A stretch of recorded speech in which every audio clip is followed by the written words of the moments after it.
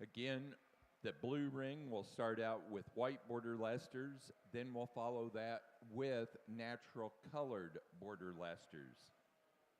The white ring, we will have the National Junior Corriedale Show. Will be our first breed in. Then we'll do fitted Hampshires, and we'll do the entire show before we go to Slick-shorn Hampshires.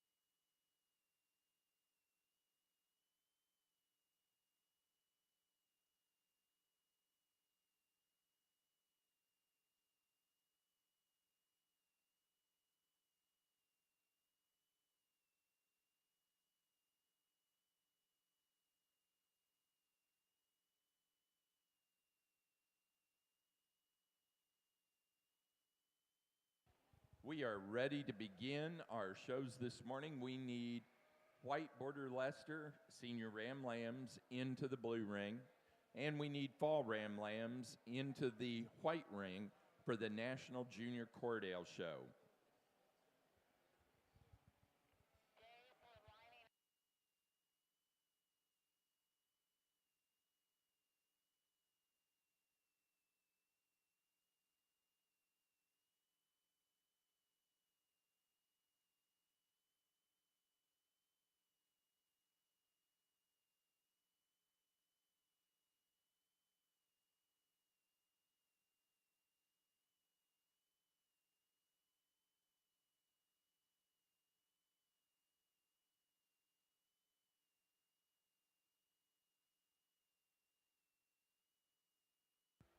Judging in the blue ring today is Justin Fritchie.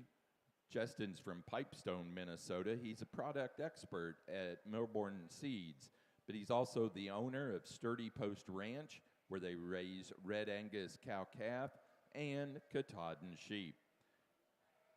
He was on the South Dakota State University livestock judging team as the high individual in both meat and animal evaluation.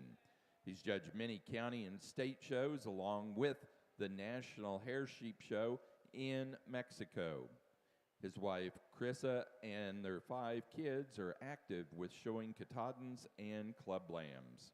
And judging in the white ring, starting out with our National Junior Corriedale Show today, is Dr. Paul Kuber of Spokane, Washington. He's the associate professor at Washington State University. He has a split appointment in extension, working as a regional livestock specialist and also the state ag science specialist for the 4-H program in Washington State. Dr. Kuber began his sheep interest as a youth exhibiting in California. He has continued as an adult exhibitor and judge at local, regional, and national shows. Dr. Kuber is also a board member and past president of the Youth for Quality Care of Animals, or YQCA. He has been part of that program since its inception that promotes food safety, animal well-being, and life skill development for youth livestock exhibitors. Let's welcome both Justin and Paul to the All-American this morning.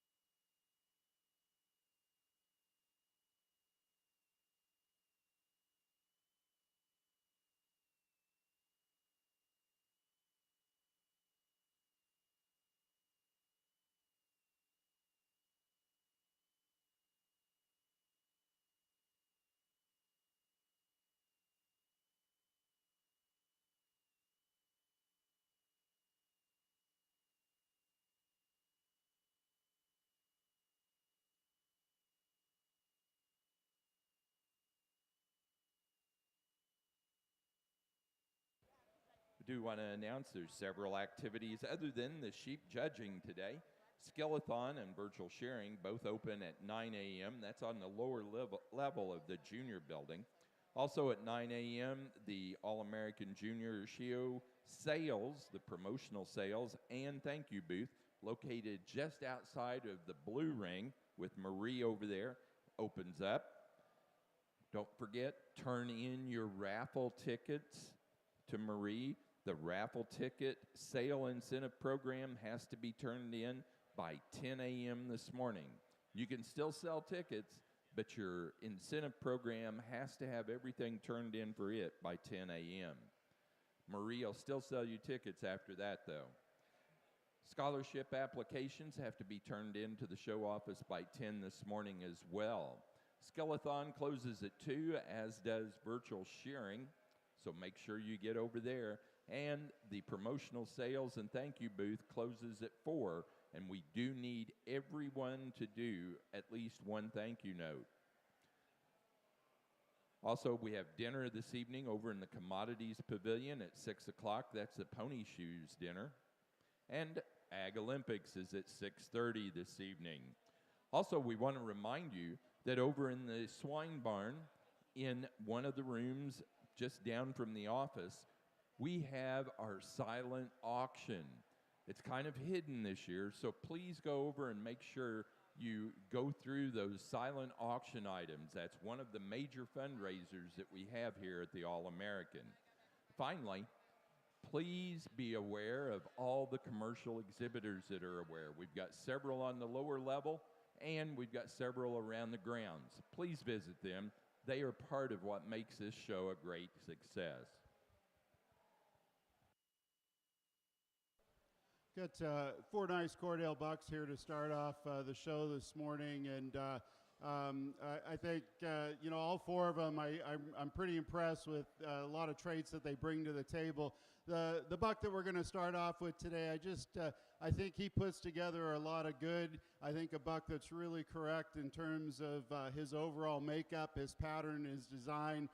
Really appreciate the way this buck handles down his top line. You evaluate his fleece, I think he's pretty consistent from front to britch, and just puts together a real nice Corriedale package there. The buck that's in second's pretty close. I think a buck that I think he's got an advantage maybe in terms of that rib shape. He's a little deeper in that forerib and deeper in that rear flank, and relative to his frame size, I think a buck that's really correct and really nicely balanced, and so it's a pretty close placing there. He's uniform in terms of his fleece as well, but 2 bucks that I think just kind of rise to the top. I really like the way he's tied into his shoulder and his front end, particularly when he's on the move compared to our buck that's in third place. Buck that's in third place might have a little more elevation there. He's got quite a bit of length down his top. I think he's just a little bit, maybe a little bit coarser in terms of that front end and his attachment up through that front end compared to our buck that's in third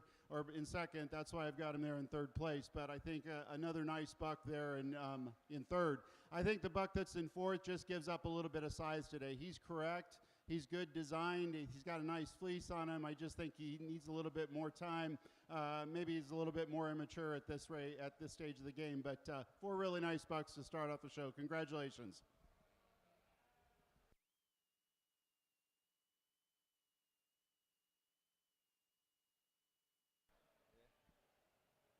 Well, good morning. Certainly a pleasure to be back and start off with the White Leicester show. We've got a class winner in this fall-born buck lamb class that I think handles this division quite well. I mean, you put this one on the move, and he really has a presence about him. Just really, really good in terms of his lines and his design. Super up on his toes and good top. Looks like a Leicester and has a fleece with some luster and character in it as well. The buck in second, here's really a long, neat package type of a sheep. Comes in a really good pattern. I love the hip and pin set on this one. Extremely high and level on of his dock. I think one of the nicer fleeced rams in the class with a really tight uniform curl to him. The buck in third, this is a pounds heavy, kind of a big burly type of a buck that maybe you'd just like to tidy up in terms of the uniformity of his fleece. Maybe just doesn't have quite that overall balance, starting to put on a little bit more condition, especially in comparison to those two in front of him. That ram in fourth here, another really long-sided individual, a buck that you maybe just like to darken up in terms of his points. You'd like to widen him out all the way through from his hip into his pin set to make that hip structure come on a little bit nicer. Then that buck that comes here in fifth, here's one again that I think in terms of breed character for Border Leicester is really, really good. I think this is a long-sided buck that can just go out and cover some ground. One that's maybe starting to be just a little heavier fronted in comparison to the rear two-thirds of his body. Maybe doesn't just tie everything together as nice of a package, but certainly a great way to start off this Leicester show this morning. Placing on the Corriedale class of fall ram lambs, first place goes to Peters 2420, Andrew Feehan, Bradner, Ohio. Second place to R&R Farms 1077, Riley Smith, Jeromesville, Ohio. Third place to Angeline, Arlington, Iowa, and 4 to Angeline. Placing on the class of white senior ram lambs for the White Border Leicester show. First to T. Johnson 0226, Kylie Oplinger, Smithville, Ohio. Second, T. Johnson 0229, Corbin Reister, Ramona, Oklahoma. Third, Josie Baird, Canfield, Ohio. 4, Mackenzie Adams, Herscher, Illinois. And 5, Brianna Moeller, Orient, Ohio.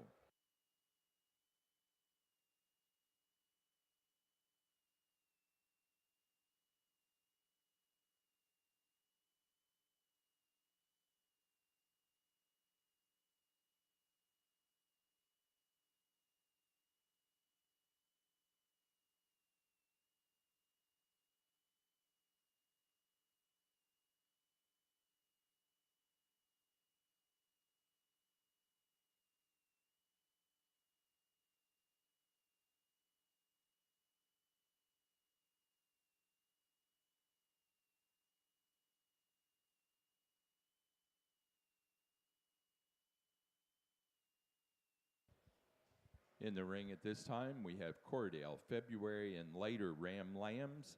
And on the white or blue ring, we have White Border Leicester, February ram lambs.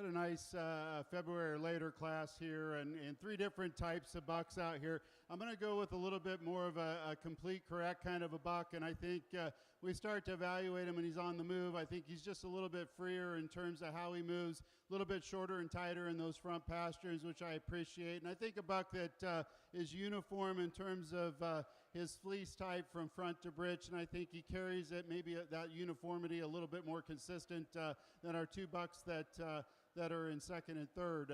A buck that I think has got some rib shape to him. He's certainly got some dimension up over his top. buck that's in second, I think he's the growthy buck in the class. I really appreciate his overall length, his extension. Just like to tighten him up a little bit in terms of his pasterns. It might be that he's fighting those exhibitors today, doesn't want to move real free, but I think a really nice pattern buck, good design buck, plenty of length up at front end and from that 13th rib back. In terms of fleece type and quality, I think pretty good from that front section to midsection. I'd like to see him just improve a little bit into that bridge. I think he has a tendency to run out just a tad. Younger buck here in third place, really correct in his makeup. I think he's a good design buck. I think he's just given up a little bit of maturity to two rams that are just ahead of him today. I like his fleece type, again, up to about his hip. I like to see him maybe just carry that a little more consistently through to his bridge. But three nice bucks. Let's give him a big round of applause.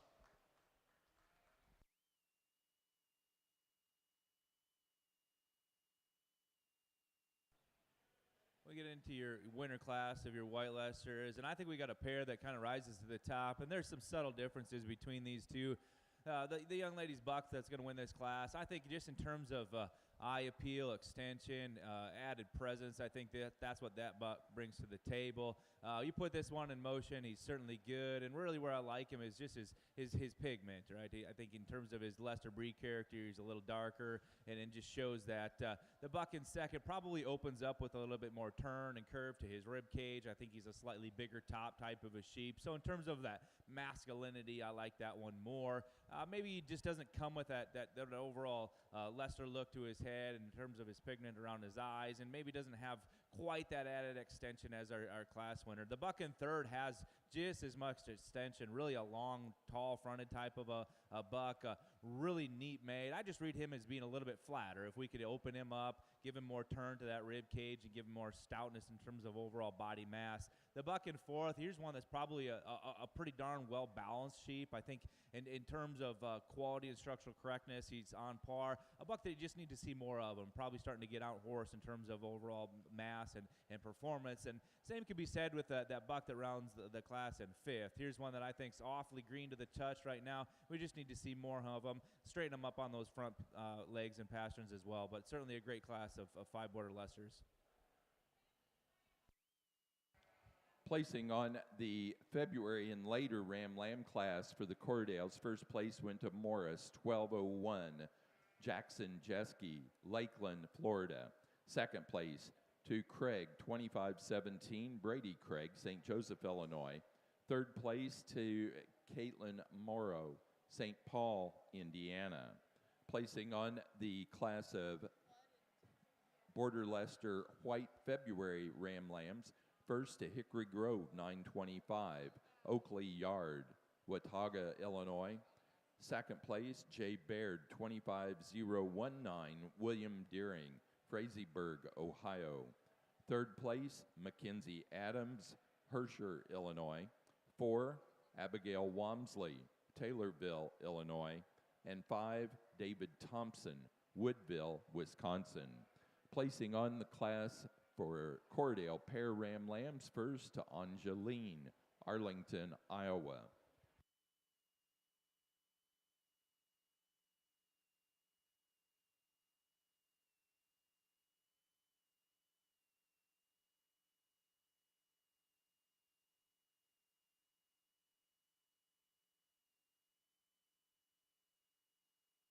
In the white ring, we're now selecting champion and reserve champion Corriedale Ram for your National Junior Corriedale Show.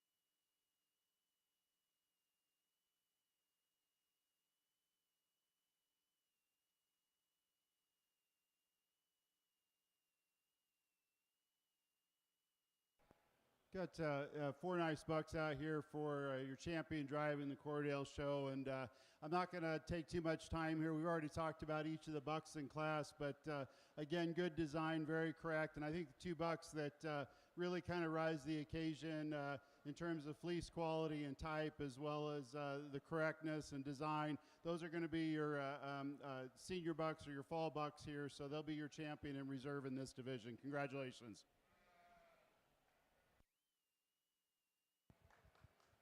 Champion ram for the National Junior Corriedale Show was first place fall ram lamb Peters 2420, Andrew Feehan, Bradner, Ohio. The reserve champion was second in that fall ram lamb class, R&R Farms 1077, Riley Smith, Jeromesville, Ohio. Now ready to move into yearling ewes.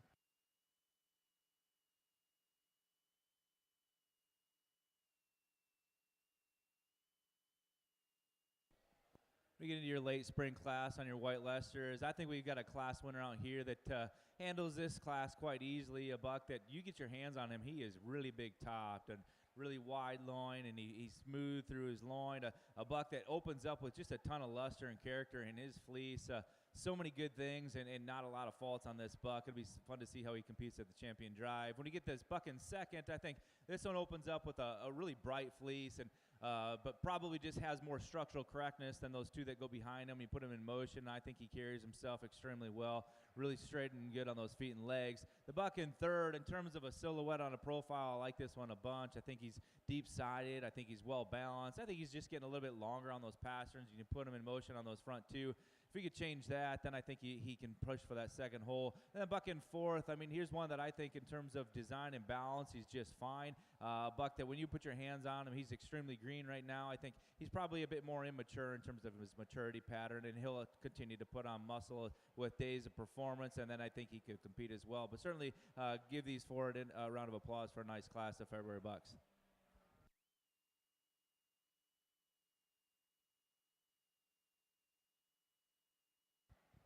Junior exhibitors, we want to remind you, if you have champion or reserve champion, ram or ewe, you do need to get an official photo over at the photo booth that's up here just outside the blue ring, that backdrop that's set up just especially for those champions. We want a photo in the photo booth, please, for the champions and reserves, rams and ewes. Placing on the class of March ram lambs and later for the white Border Leicesters, first went to M. Adams 25053, Mackenzie Adams, Hampshire, Illinois. Second to Price Walmsley 509, Abigail Walmsley, Taylorville, Illinois. Third place to Abigail Walmsley, and fourth place David Thompson, Woodville, Wisconsin.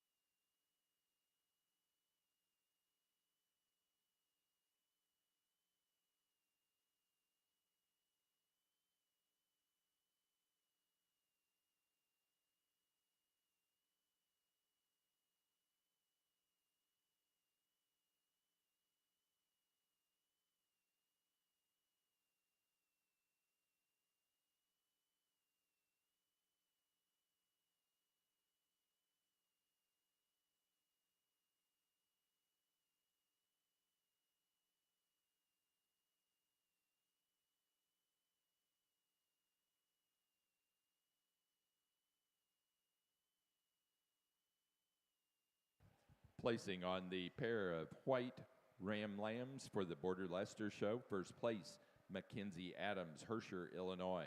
Second, Brianna Moeller, Orient, Ohio. Third, Abigail Wamsley, Taylorville, Illinois. And 4, to Drew Thomas, Bowling Green, Ohio. 5, David Thompson, Woodville, Wisconsin. Now showing for champion and reserve champion, White Border Leicester Ram.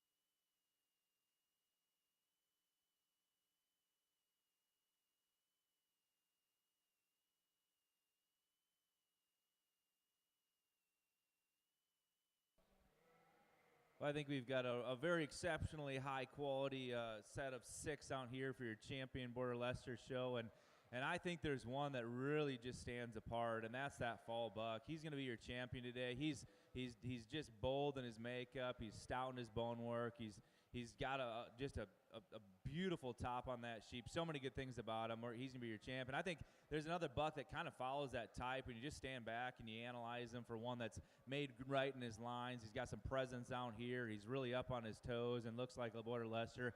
That's going to be your class winner from that early class winners. He'll be your reserve champion. Congratulations.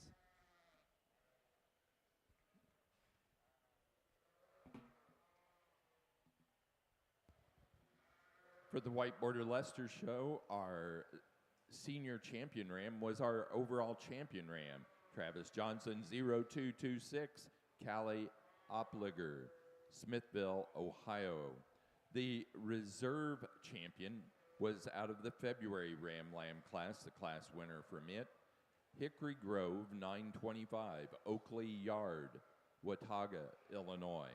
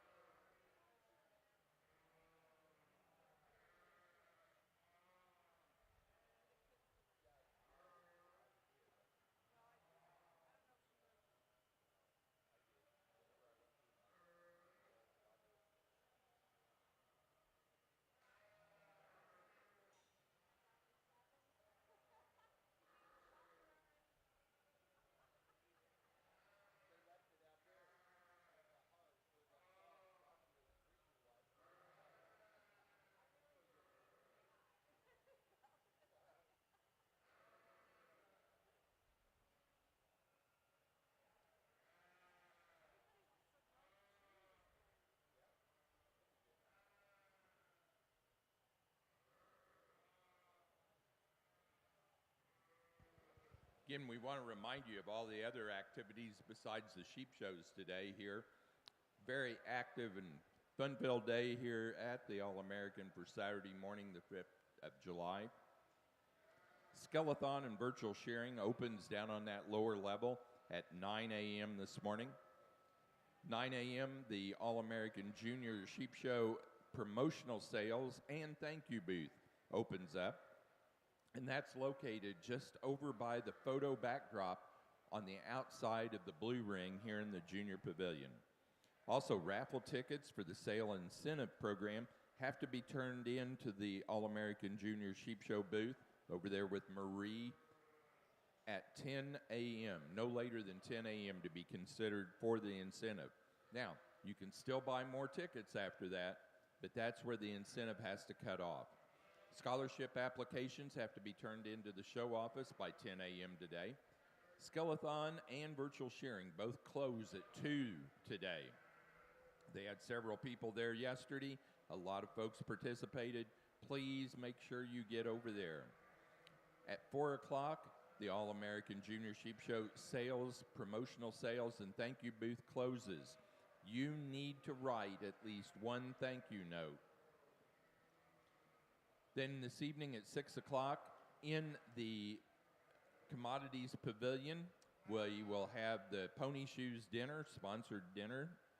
And then Ag Olympics is at 6:30 this evening. So a lot of activities today. If you have any questions about those, check some of the schedules that are posted around the grounds.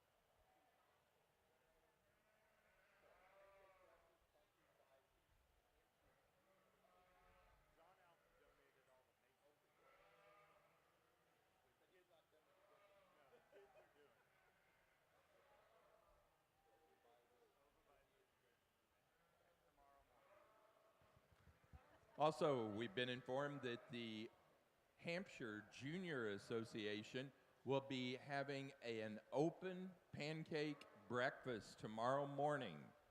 Open to all exhibitors, not just Hampshire exhibitors, but all exhibitors. And that's will be located over at the Associated Registries trailer. If you don't know where that's at, it's located up on this level, and it's where the palm trees are, the lighted palm trees. That's the Associated Registries trailer. So the Junior Hampshire Associations will be offering an pancake breakfast to all exhibitors tomorrow morning.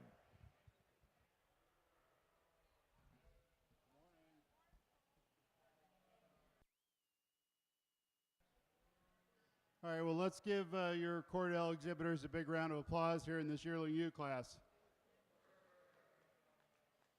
Got a nice set of females out here, and I think particularly the top three, you know, you could sort in a couple different directions, but today I think the ewe that we're going to start off with, she's got a little bit more staple length in terms of that fleece, and so you can pick up a little bit more on some of that Corriedale character from front to britch.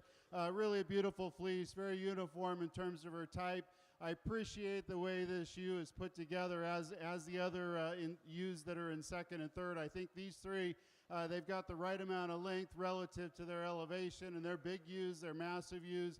they've got quite a bit of rib shape to them. I think the ewe that we're starting off with just really is a nice combination of those productive type traits, really correct in her overall makeup. I think really good topped, really good and sound in terms of her overall movement and her design. The ewe that's in second, very similar to her, maybe not quite as much character in terms of that fleece as far as the crip is concerned, but I think certainly uniform in the type of fleece that she has from front to bridge. Really bright, just a little bit shorter staple today, so harder to get a full handle there, but a ewe that's real correct in her makeup. She's good in design. Another ewe that's got a lot of rib shape, a lot of depth to that forerib, depth to that rear flank there. You get your hands on her, and she's got a pretty massive top. She's a little wider in terms of the way she tracks from behind, little square in that hip. Our ewe that's in third, I think from that hip forward, probably the longest bodied ewe up here in this class, and I think a ewe that you really appreciate in terms of her extendedness up through that front, from that 13th rib back. I'd like to see her maybe just a little bit wider in terms of the way she tracks from behind, maybe a little bit wider in that hip, but I think a real powerful ewe in terms of elevation. She's real straight and level down that top. A ewe that's in fourth place, really a nice fleece on this ewe from front to britch. I think she's correct in terms of her overall makeup. Really nice in terms of that Corriedale character. I appreciate the fact that she's got some dimension up over her top. She gives up a tick of length there from that 13th rib back. Not quite as long as the three ewes that are just ahead of her. Maybe gives up a little bit in terms of that overall presence in the ring, but a real complete, correct, very productive kind of a ewe. The ewe that's in fifth, another shorter coupled type of a ewe, but a ewe that you really like in terms of her straightness, particularly that squareness in that hip. I think a ewe that just takes, she moves pretty freely around the ring. I just like to see her maybe a little more extended. I'd also like to see maybe just a little more uniformity in terms of her fleece type. But 5 really nice ewes. Let's give them a big round of applause. Results from the National Junior Corriedale Show for their yearling U class. First place to Peters, 2403, Andrew Feehan, Bradner, Ohio. Second place, Peters, 2400, Brady Craig, St. Joseph, Illinois. Third, Brady Craig, St. Joseph, Illinois. 4, Jackson Jeske, Lakeland, Florida. And 5, Emily Mills, Ashley, Michigan.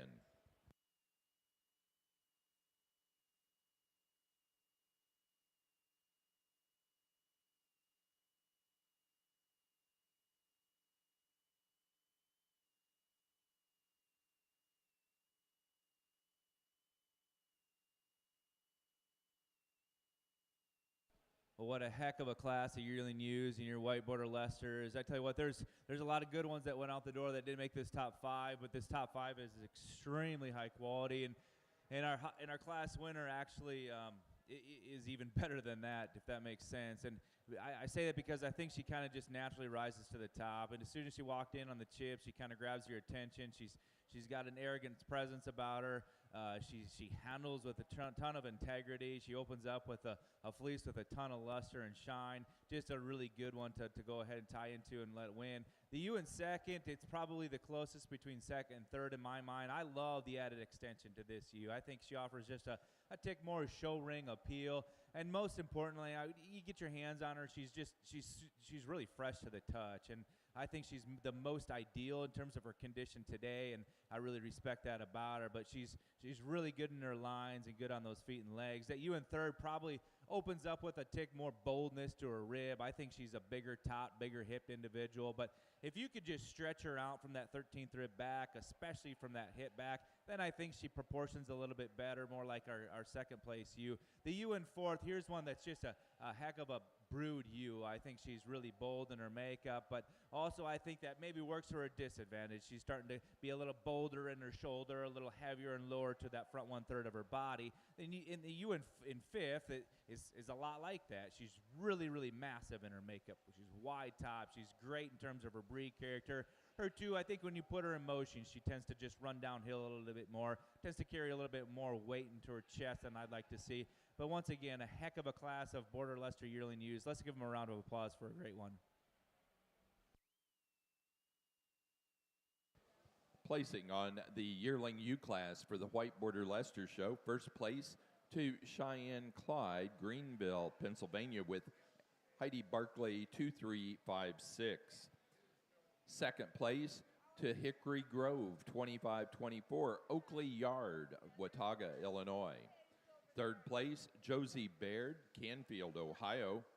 4, Brianna Moeller, Orient, Ohio. And 5, Josie Baird, Canfield, Ohio.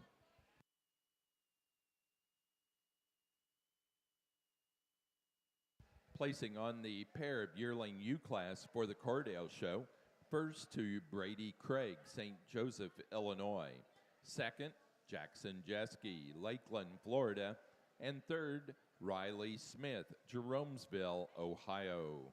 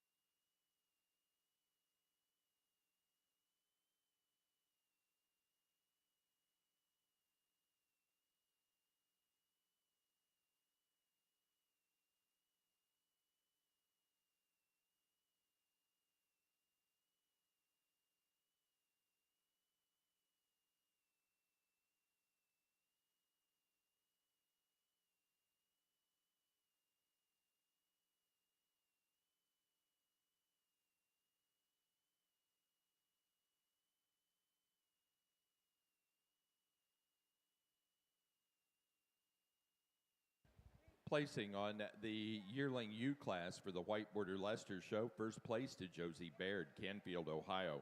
Second, Mackenzie Adams, Hampshire, Illinois. Third, David Thompson, Woodville, Wisconsin. And 4, Abigail Walmsley, Taylorville, Illinois.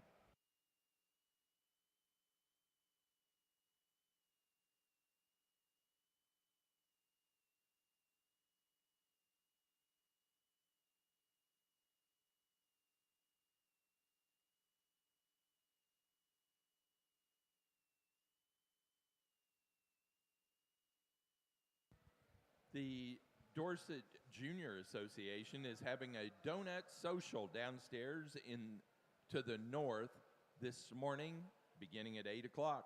Dorset Junior Association, a donut social downstairs to the north this morning at 8 a.m.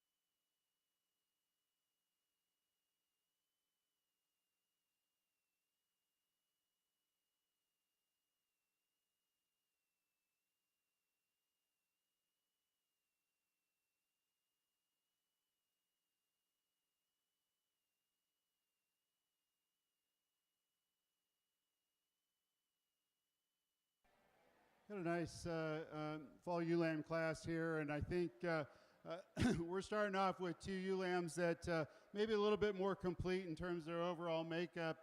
Ewes that I appreciate the way they set down at the ground. They've got some depth of forerib, depth of rear flank. I think both ewes are put together pretty similarly. The ewe that we're going to start off with today, I just really appreciate the breed type and the character. I appreciate the dimension down that top.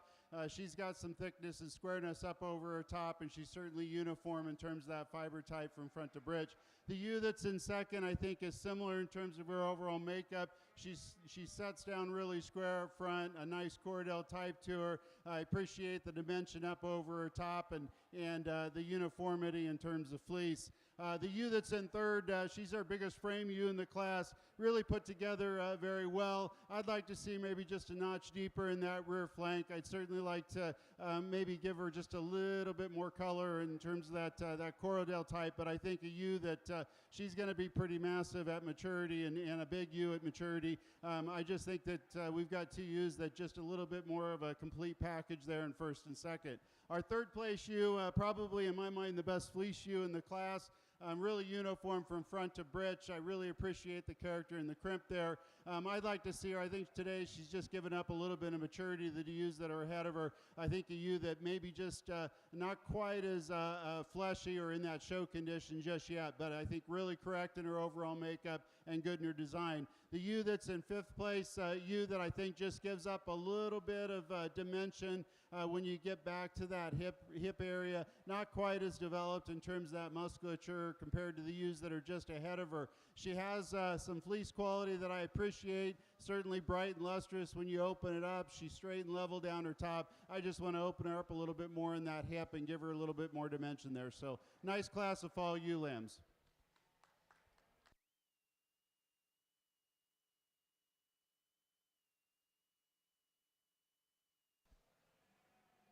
In our next class of white Border Leicesters, I think, just a really fun class to start to sort. And once again, a lot of good ones that didn't make this top five. But this class winner, I think in terms of elegance, femininity, and presence, she's where we want to be. She just strikes a pose on the profile that's hard to beat in terms of her balance from front to rear. And you open up her fleece, it's one of the wider, brighter fleeces in the classes. And really, I think that's one of the major differences that separates first from second.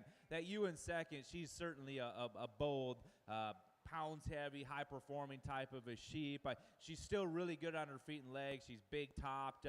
For me though, we just like to make that fleece more uniform from front to britch. I think in addition to that, I think we need to take some weight off that front 1/3 of her body, smooth her up at that point of her shoulder as well to make her balance out better. But in terms of boldness and pounds, I like that ewe a whole bunch. That ewe in third, I think in terms of basic build and design, this is the kind we want. She's extremely proportional. I love the uniformity, a depth of body that this one has. I like the breed character of her.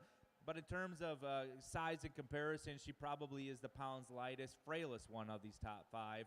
That ewe in four, here's a long-sided one, and in terms of character of fleece, this is probably my favorite in the class. I think she's really ideal in terms of that crimp, and in terms of a Border Leicester fleece is where we need to be. For me, she gets just a little bit more awkward on the move. She starts to roach her top and dip her hip.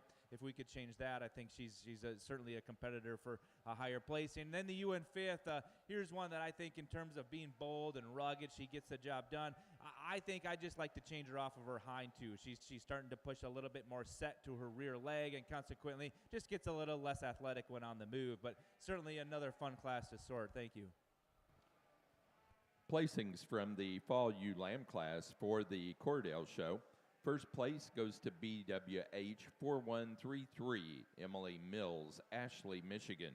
Second place to Bant 1325, Jackson Jeske, Lakeland, Florida. Third, Brady Craig, St. Joseph, Illinois. 4, Isley Wood, Indianapolis, Indiana. And 5, Angeline, Arlington, Iowa.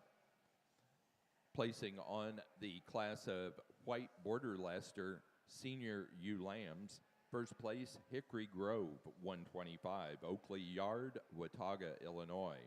Second, H. Barkley, 2447, Oliver O'Keefe, Marlborough, Connecticut.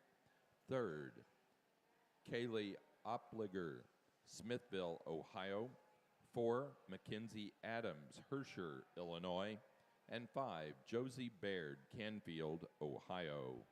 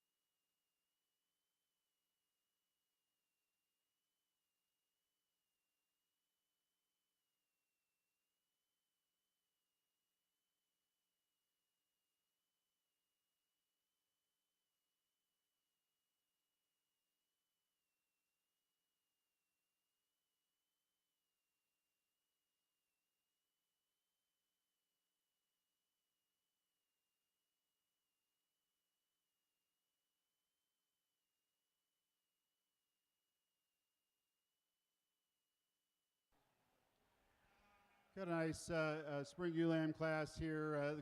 The ewe that we're going to start off with today just really has a presence in the ring.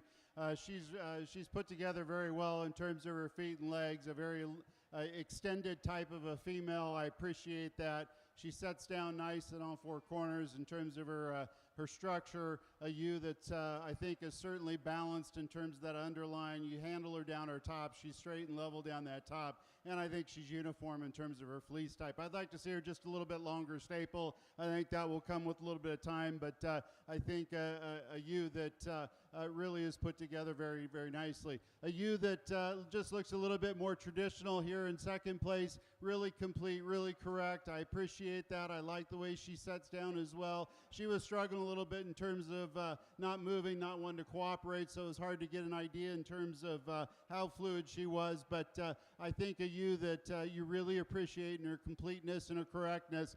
A beautiful fleece on this ewe from front to britch, and I like the way that she handles down her top line as well. So she's just put together very well, just a smaller package today compared to our first place ewe. The third place ewe, I think a ewe that you appreciate in terms of rib shape and dimension. A ewe that I think is pretty uniform and bright in terms of that fleece when you open it up. The one thing I'd like to change about her is I'd like to change that shoulder structure just a little bit. When you get your hands on her, she doesn't blend quite as neatly from that shoulder blade into that rib cage. She's a little bit rougher down her top compared to the two ewes that are just ahead of her, but a really nice ewe in terms of her fleece and her rib and her dimension there. So just a little more plain profile on that profile side than what we have on our first and second place ewes. Our fourth place ewe, another very correct ewe. I think a ewe that's put together pretty well. She gives up a little bit of length today, a little bit of rib shape. She's just not quite as far along in terms of that growth and that maturity curve. I do appreciate her fleece quality from front to bitch. I think she's pretty uniform there. The ewe that's in fifth, another good ewe, I think. She's really correct. She's long-bodied, good design. Again, maybe just not as consistent or uniform in terms of that fleece type from front to britch. So a nice ewe to round out the top five, though. Let's give these individuals a big round of applause.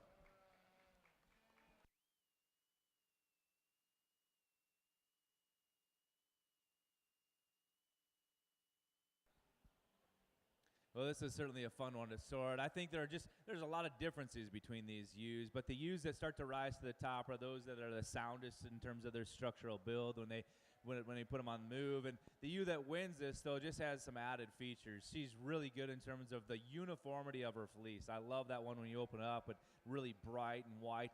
And I think in terms of character, her head and her Roman nose and her ear set are spot on for a White Leicester. She's got some added rib shape and some added width of dimension. If we could change this one, if we could just tip her back and elevate her at the top of her shoulder, she runs more uphill. I think that one becomes even more elite. But she's really, really good the way she is. That ewe in second, there's no doubt this is the best balanced, soundest structured one. I think there's just not a hole in her. Maybe that hurts her just a little bit too. I wish we could just blow her apart, give her more mass, give her more rib. If there was more of this sheep, I think she wins the class. But in terms of being sound structured and really well patterned, I love that ewe a lot. The ewe in third, I like this one when she's on the profile. Her rib shape, her chest floor, and her depth of flank are spot on. I like the breed character of this one a bunch. She, too, has a nice Roman nose and dark points and a good ear set. If we could change her hip, lift her up in her tail set and level her onto her hip, then I think she competes for that second hole. 4 and 5 are similarly made. I think they're both bold, big, pounds-heavy, production-oriented type of Leicester. The ewe in fourth probably has a square, wider hip, and she's looser in her spine. For me, when we put her in motion, I think we'd just like to pick her up off of all four pasterns. That ewe in 5, there's a little more added length in this one.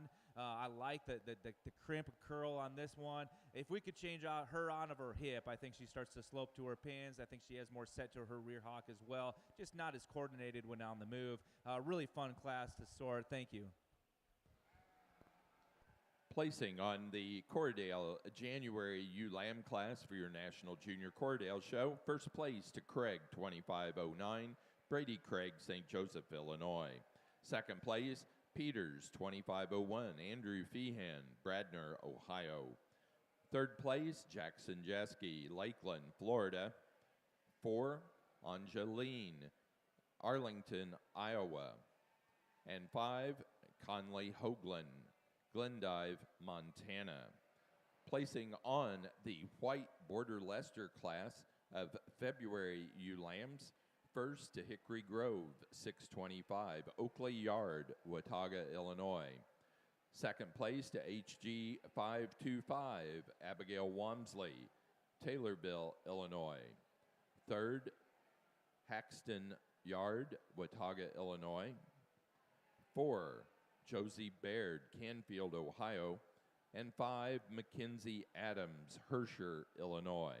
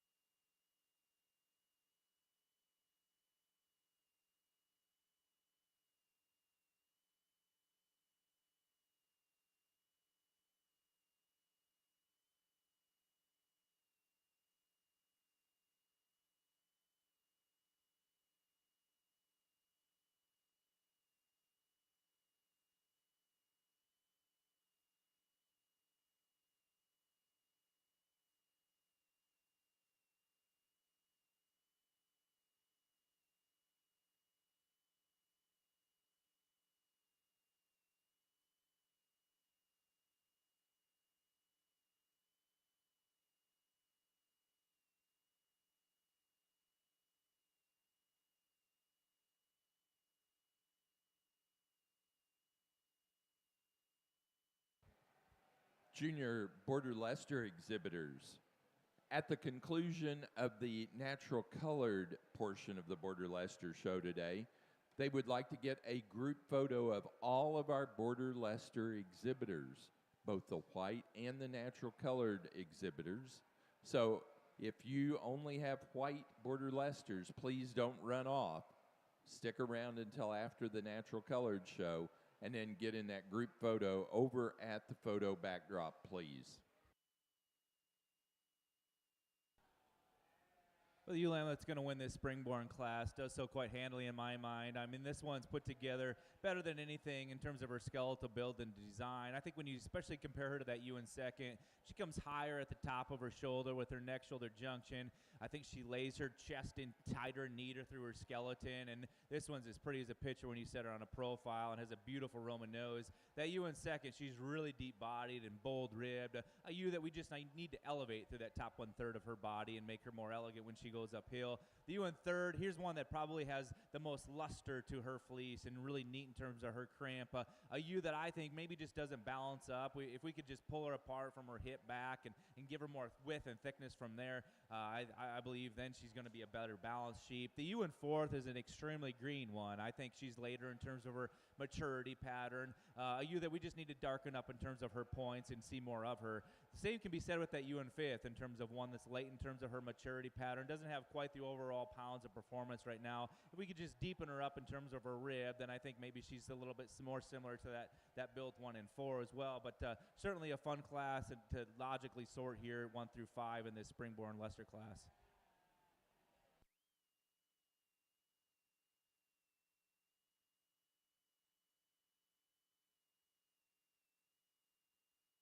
Placing on the class of March and later born ewe lambs for the White Border Leicester show, First to Hickory Grove, 2225 Oakley Yard, Watauga, Illinois. Second place to Hickory Grove, 1625 Haxton Yard, Watauga, Illinois. Third place, Mackenzie Adams, Hampshire, Illinois. 4, Abigail Walmsley, Taylorville, Illinois. And 5, David Thompson, Woodville, Wisconsin.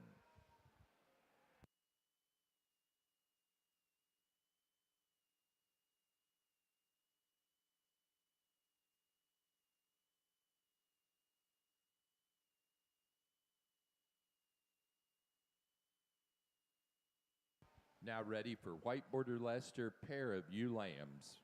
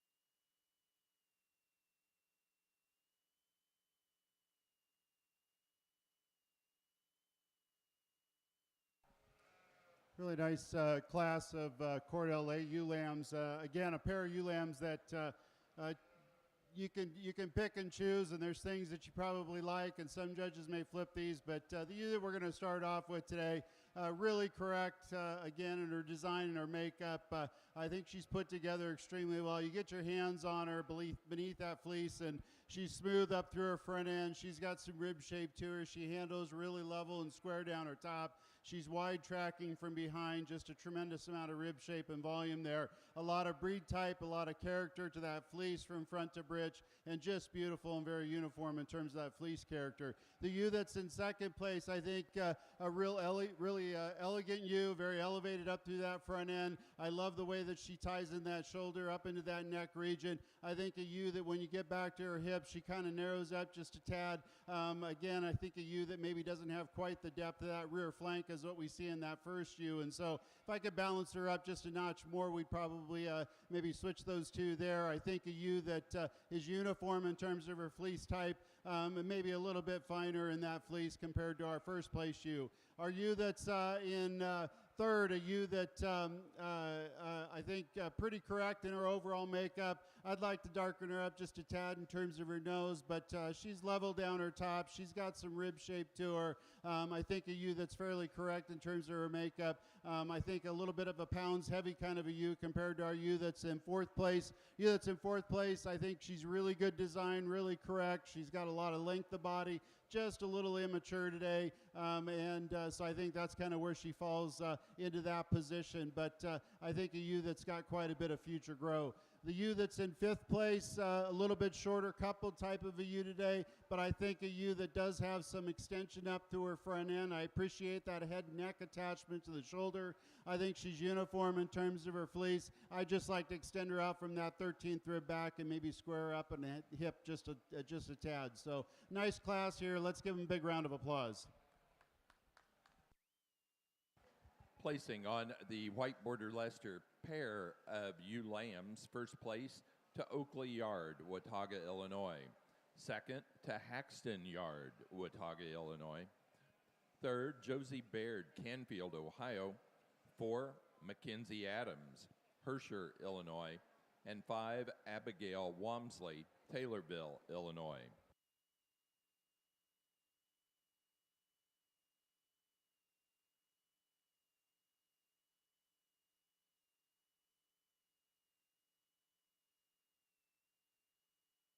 Placing on the February and later ewe lambs for the National Junior Corriedale Show. First place to Peters, 2504, Andrew Feehan, Bradner, Ohio. Second place, Brady Craig, St. Joseph, Illinois, with Craig, 2516. Third place, Jackson Jeske, Lakeland, Florida. 4, Isley Wood, Indianapolis, Indiana. And 5, Anja Lean, Arlington, Iowa.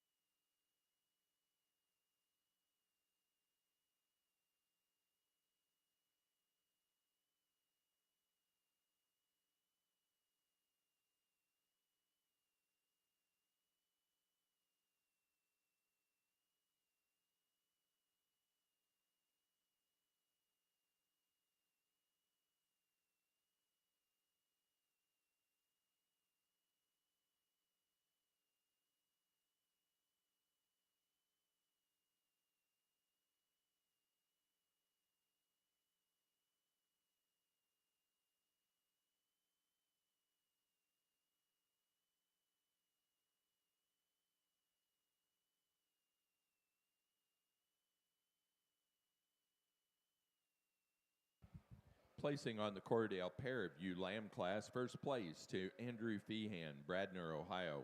Second, Brady Craig, St. Joseph, Illinois. Third place, Jackson Jeske, Lakeland, Florida. And 4, Anja Lean, Arlington, Iowa.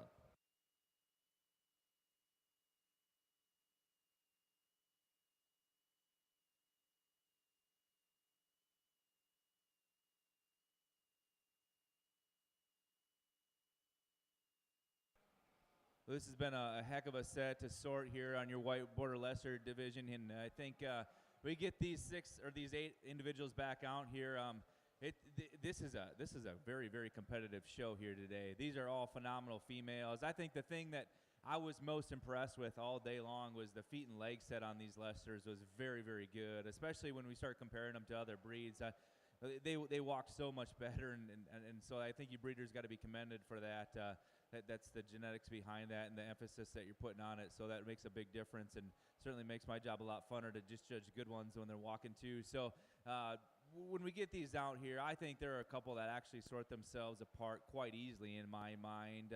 So I don't think we need to talk all of these like we did in class, but the one that just separates herself out as being an elite one with all the right pieces and looks like Leicester and has a fleece that's really good. And that's going to be your yearling ewe. She'll be your champion. I think there's one that follows that same type with elegance and presence in that ring when she hits it, and that's going to be your late spring ewe. She's going to be your reserve. Congratulations to you as well.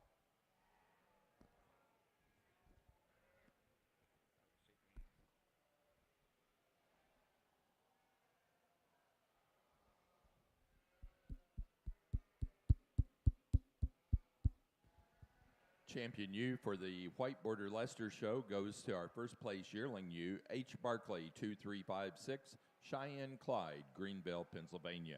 The reserve champion ewe, the first place March and later born ewe lamb class, winner Hickory Grove 2225, Oakley Yard, Watauga, Illinois. Now ready for young flock. Also, we want to remind all exhibitors that we need breed champion ram and ewe pictures as well as reserve champion Ram and you pictures over at the official backdrop from our official photographer. We know you got pictures in the ring, but we need that one over there at the photo backdrop so we can use it in promotions. Also, Corriedale exhibitors, at the conclusion of your show, they would like all Corriedale exhibitors to go over to the photo backdrop for a group photo.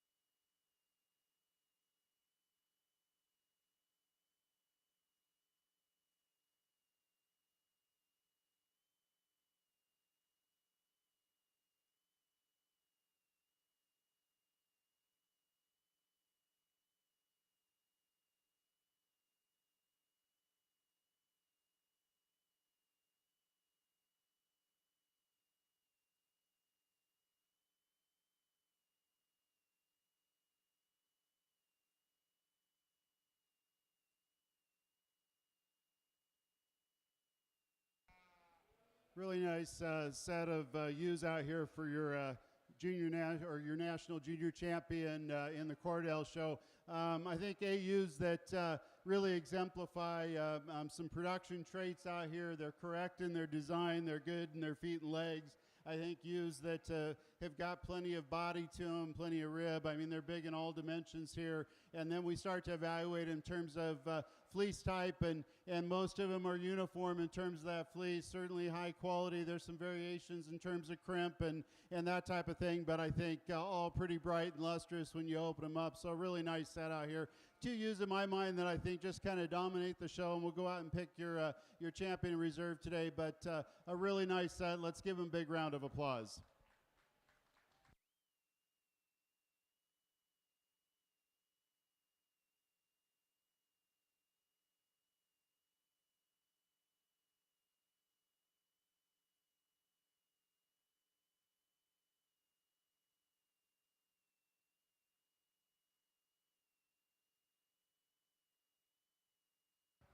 For the National Junior Corriedale Show, our champion ewe goes to first place, Yearling ewe, Peters, 2403.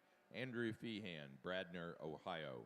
The reserve champion was second in that Yearling ewe class, Peters, 2400. Brady Craig, St. Joseph, Illinois.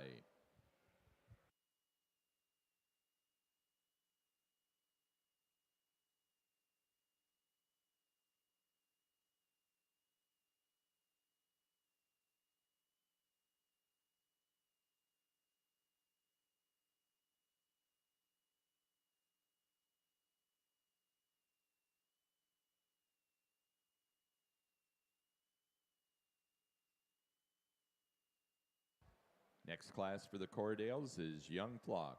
Young Flock will be your next class.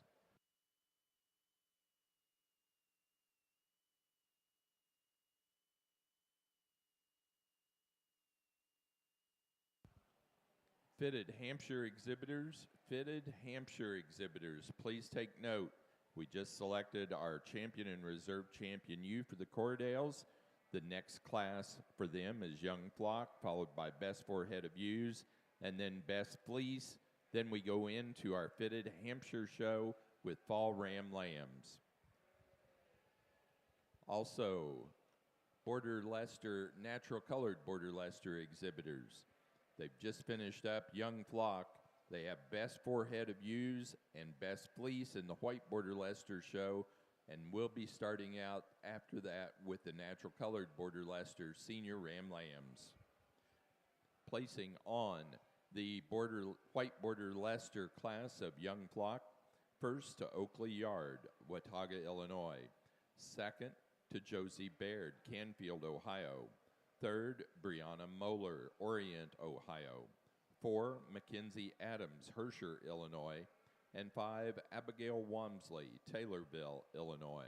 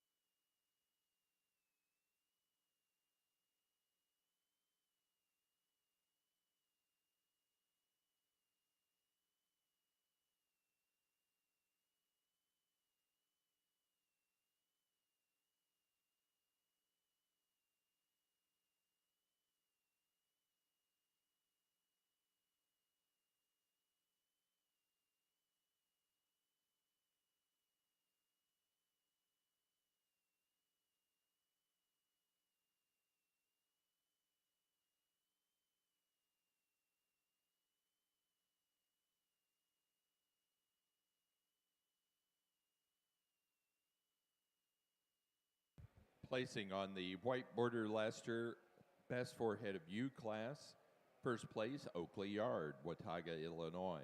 Second, Josie Baird, Canfield, Ohio. Third, Mackenzie Adams, Hampshire, Illinois. And 4, Abigail Wamsley, Taylorville, Illinois. 5, David Thompson, Woodville, Wisconsin.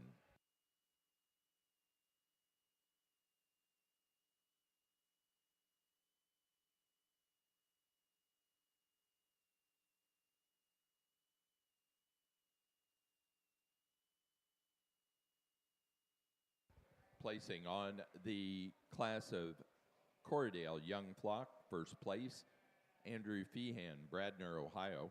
Second, Brady Craig, St. Joseph, Illinois. Third, Angeline, Arlington, Iowa. 4, Jackson Jeske, Lakeland, Florida.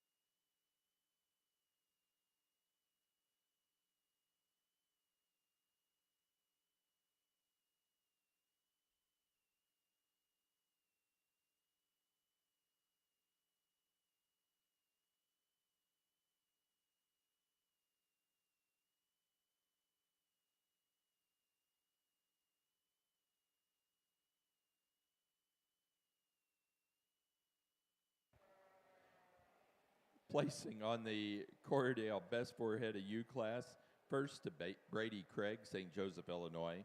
Second, Jackson Jeske, Lakeland, Florida. Third place, Angeline, Arlington, Iowa.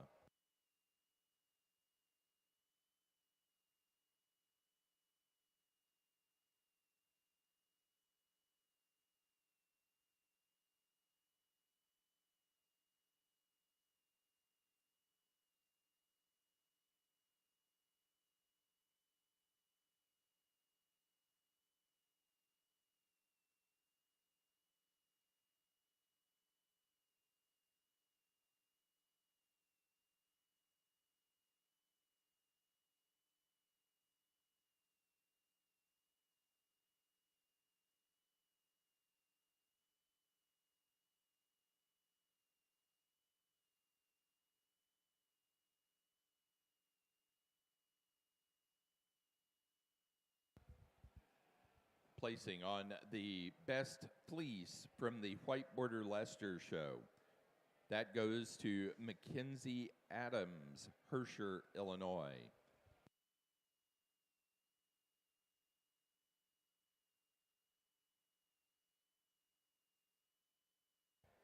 Holly?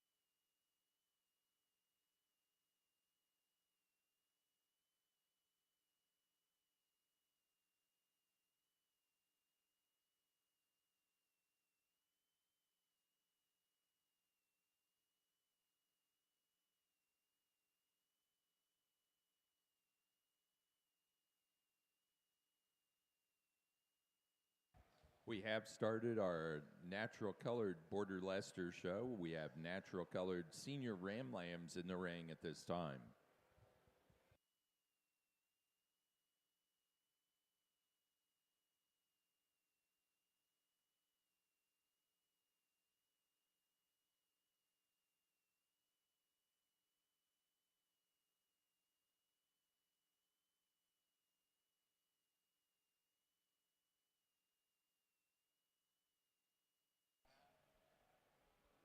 When we roll into your natural Border Leicesters, I think we've got just a nice way to start off your senior ram lambs here. I think this is a buck here that, in terms of having some body and some mass, coupled with a really well patterned ram, this is the sheep that is probably the best through the front 1/3 of his body. I think he's really good and sound on those feet and legs. If we could just pick him up in terms of his dock set, I think, and realign that hip junction, I think then we have a real elite one, but that's picking on a nice one.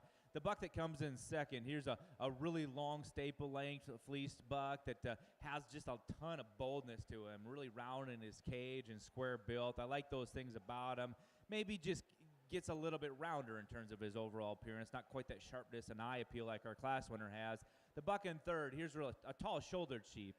Really a soft fleece to the touch and a high-quality fleece with that. A buck that I read as just being a little bit narrower at the ground, a little frailer in terms of his overall makeup. The silver ram that comes in fourth, I think this one's got a lot of character to his fleece, really neat, and actually has a decent amount of bone. I think one we just need to level up behind his shoulder, pick him up in terms of his dock set, give him a bit more balance and more eye appeal. Then the ram that rounds the class, here too, another really dark, soft fleece, a buck that has some rib. I just need to fix him on those front pasterns. If we could pick those up, then I think we could see him coming off that 5th place hole. But a great class of fall bucks.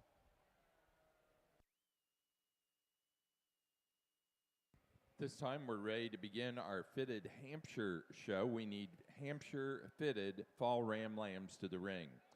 Also placing from our best fleece for the National Corriedale Junior Show, that goes to the Yearling 2403, Peters 2403, shown by Andrew Feehan, Bradner, Ohio.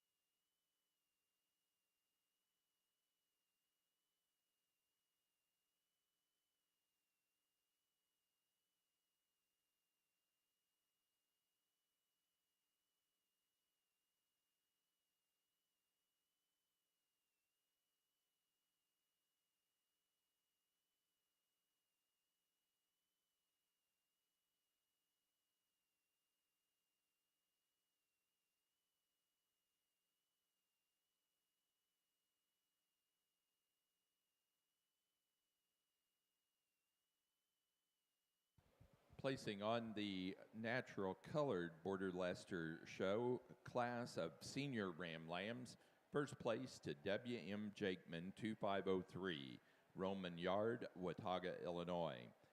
Second place to J. Baird 25012, Josie Baird, Canfield, Ohio. Third, Lauren Thompson, Woodville, Wisconsin.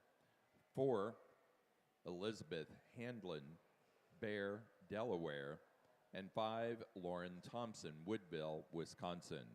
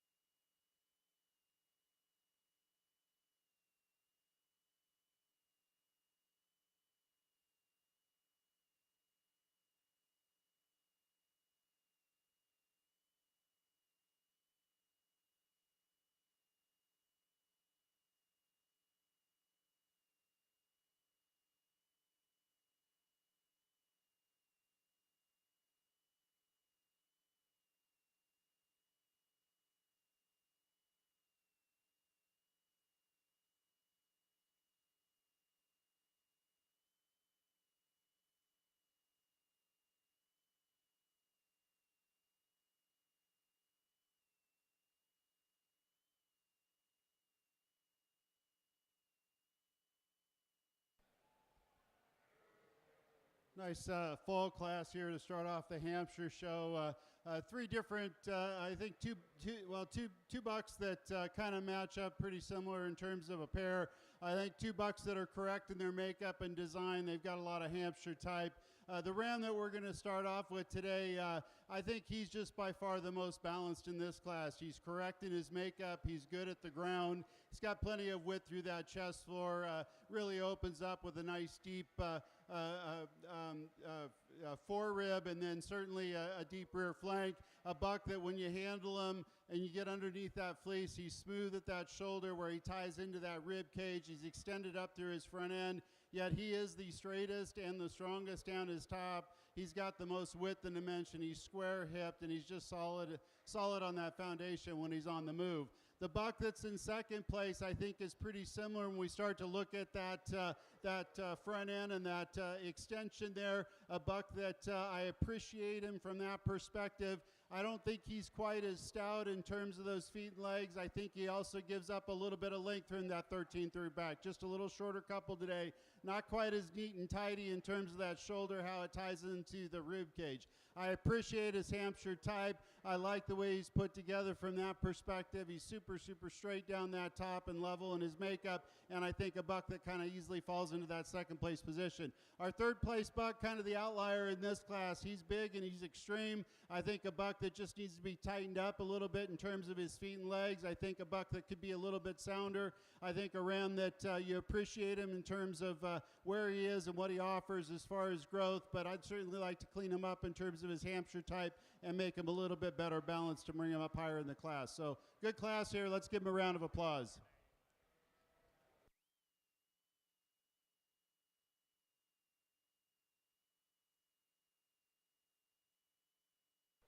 So we move on to your winter lamb class of your natural Border Leicesters. I think we've got a very close top pair between 1 and 2, and the one that wins this this class. So I think when you get this one set, boy, he's as straight as a string down his top. He opens up with a larger loin and a bigger hip, and I think when you view him from the rear, he's deeper in his twist, and I think he's more ideal in his rear hock set as well.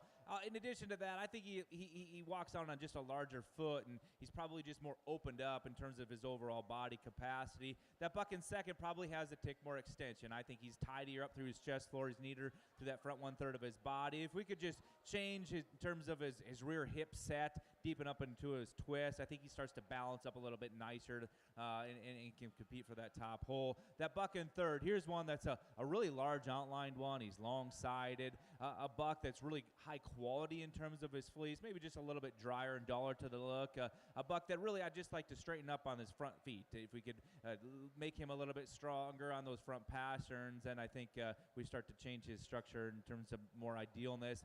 The silver buck in fourth, here's one that I think in terms of balance is pretty darn good. I think he's got some length, he's got some depth of body. For me, he needs to be flatter throughout. We need to see more turn to his rib, more added muscle and thickness. The ram that comes in 5, here's really a shiny, lustrous fleece on this buck, really soft to the touch. A buck to me that's just given too much performance. He needs to have more days on feed and be a bit more further along in terms of his maturity pattern. But certainly a great group of bucks. Let's give them a round of applause.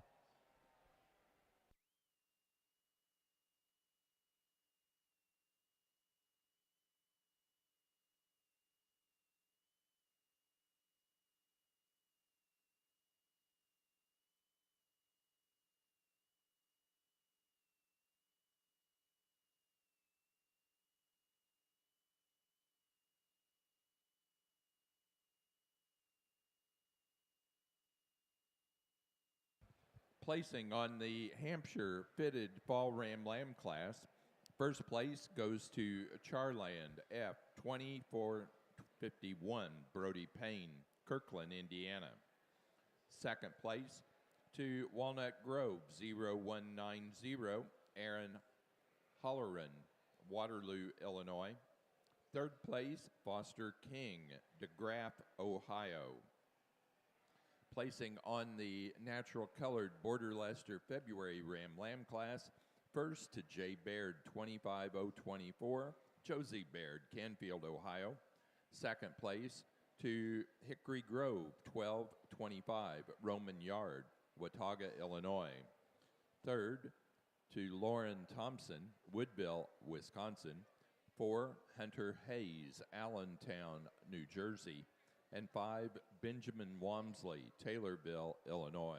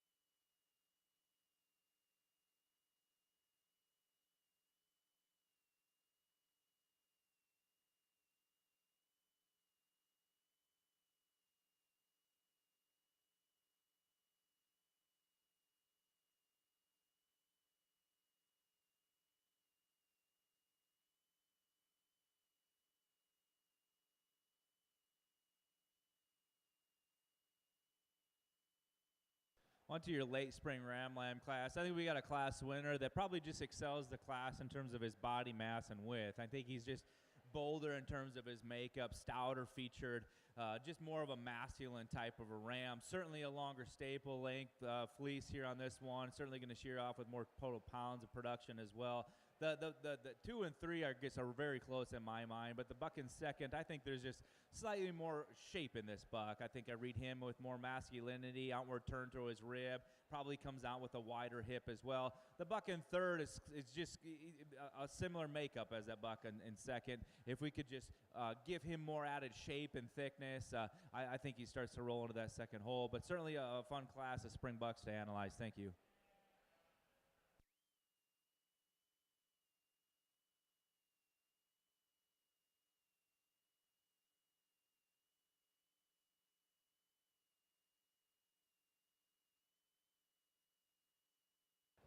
Placing on the natural colored Border Leicester March Ram Lamb class. First to Campbell, 5'7", Alyssa White, Lower Salem, Ohio. Second place, Hanlon, 2'5", Elizabeth Hanlon, Bear, Delaware. And third, Elizabeth Hanlon, Bear, Delaware.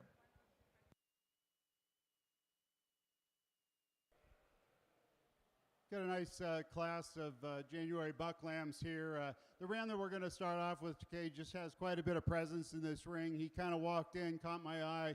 You get your hands on him, you're certainly not disappointed. He's long, he's level, he's got a tremendous amount of top in him for frame shape, and I appreciate that. He's big-footed, he's big-boned. I think a buck that shows me quite a bit of grow, and then he puts that together in a real attractive package. So some rib shape there, some design in terms of that top line, extension through that front. So a nice growthy buck to start off the class. The ram that's in second place, another long-bodied buck. You appreciate that. I like the way he ties in that shoulder into that rib cage. He's certainly long and level down his top. He's squaring that hip. He just gives up a little bit of maturity today to our first place buck.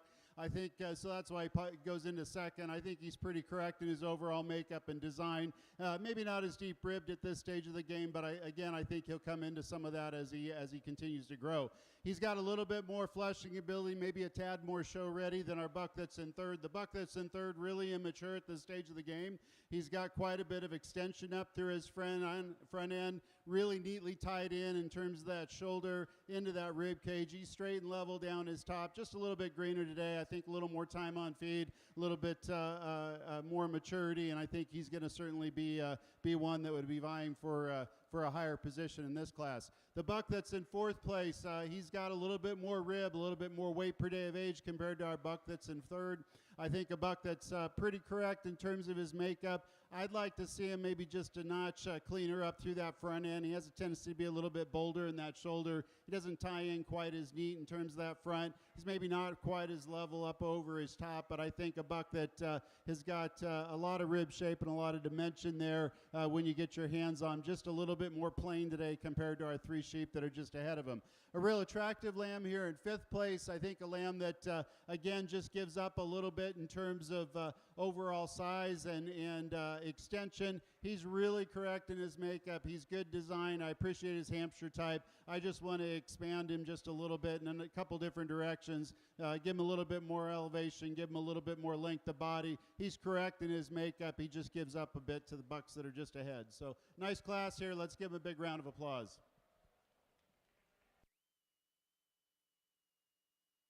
Placing on the fitted January Ram Lamb class for the Hampshire show, first to K. Person, 2512, William Taylor, Salem, Kentucky. Second place to Meyer, 2545, Kinsey Meyer, Aaronsville, Illinois. Third place, Brody Payne, Kirkland, Indiana. 4, Laney Mendenhall, Sheridan, Indiana. And 5, Conley Hoagland, Glendive, Montana. Placing on the natural colored Border Leicester class of pair Ram Lambs. First place to Josie Baird, Canfield, Ohio. Second, Roman Yard, Watauga, Illinois. Third, Lauren Thompson, Woodville, Wisconsin. 4, Alyssa White, Lower Salem, Ohio. And 5, Elizabeth Hanlon, Bear, Delaware.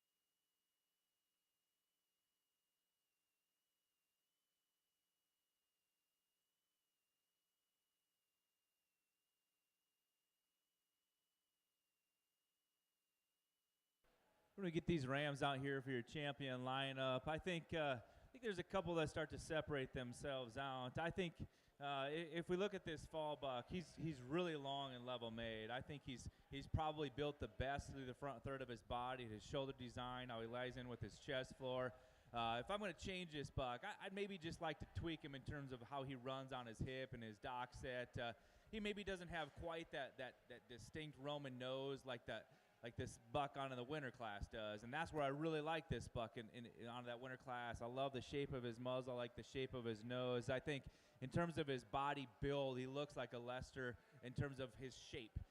In addition to that, I think he's extremely wide top, big hipped, stout featured. He's going to be your champion. We'll come back and use the faller for reserve. Congratulations.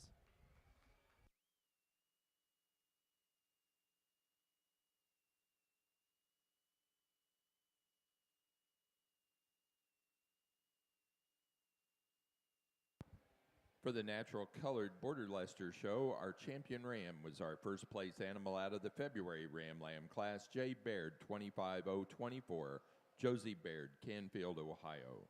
The reserve champion came from the fall or senior Ram Lamb class, W.M. Jakeman, 2503, Roman Yard, Watauga, Illinois.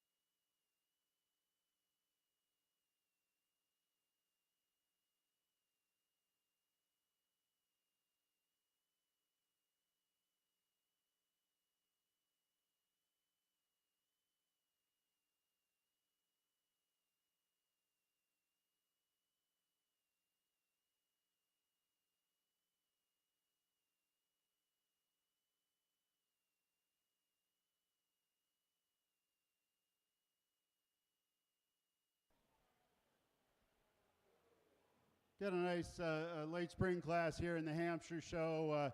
Buck that we're going to start off with, again, I think has presence in the ring, walks into the ring and certainly catches your eye. You get your hands on him, you're not disappointed. I like the way he handles up over the top of his shoulder into his rack, his loin. He squares up in that hip when you get back there. And for a young buck, he's certainly got some rib. He's got some dimension there, but he still shows me quite a bit of growth. He's got extension up through his front end. He's neatly laid in at that shoulder into that rib cage, and I think a buck that moves out extremely free and easy on the stride. The buck that's in second place, I was toying with second or third, but he's a real fresh buck. He's young and he's green, and I think a buck that's got a tremendous amount of growth. He's built on the same pattern as our first plate buck. He's just not quite there yet in terms of maturity. I like his straightness down his top. He's really, really good in terms of his feet and legs. I think he's put together extremely well. He just needs a little bit more time at that feed bunk, and I think he'll come into it. A stouter featured buck, bigger bone bucks here in third place. He's correct in his makeup. I appreciate that. I like the way he sets down on his front legs. I think a buck that might just be a little bit bolder in that shoulder, not as neatly tied in from that shoulder into that rib cage as what we see in the first and second place bucks. He's straight down his top. He's thick. He's dimensional up over his top, but I don't think I'd like to see him maybe just a little more extended, a little bit flatter and smoother in terms of that shoulder blade. Buck that is in fourth place, another very correct buck. I think he's got good Hampshire type on him. I think a buck that's level down his top. He just has a tendency to drop that neck when he's on the move. He's not quite as up-headed as the bucks that are just ahead of him, and I think maybe a little bit bolder in terms of that shoulder. Doesn't carry down that muscle pattern as low when you get to that back to that leg region is what we'd like to see. He is really correct. He's good designed. I think he does move pretty well in terms of those feet and legs. I think the buck that's in fifth place is long-bodied. He's big-boned. He's stout-featured. He just needs to tighten up a little bit in terms of those feet and legs. Not quite as nicely structured as what we have in the bucks that are just ahead of him. He's a little bit bolder in that shoulder today and rougher down that top, so I've got him in fifth place. But a nice class here. Let's give all these kids a round of applause. Placing on the February class of fitted ram lambs for the Hampshire show, first place to Meyer 2554, Kinsey Meyer, Aaronsville, Illinois. Second place, Lindo Farms 30049, Jenna Lindo, Chile, Wisconsin. Third, Kirby Joe Bacon, Greenview, Illinois. 4, Conley Hoagland, Glendive, Montana. And 5, Foster King, DeGraff, Ohio.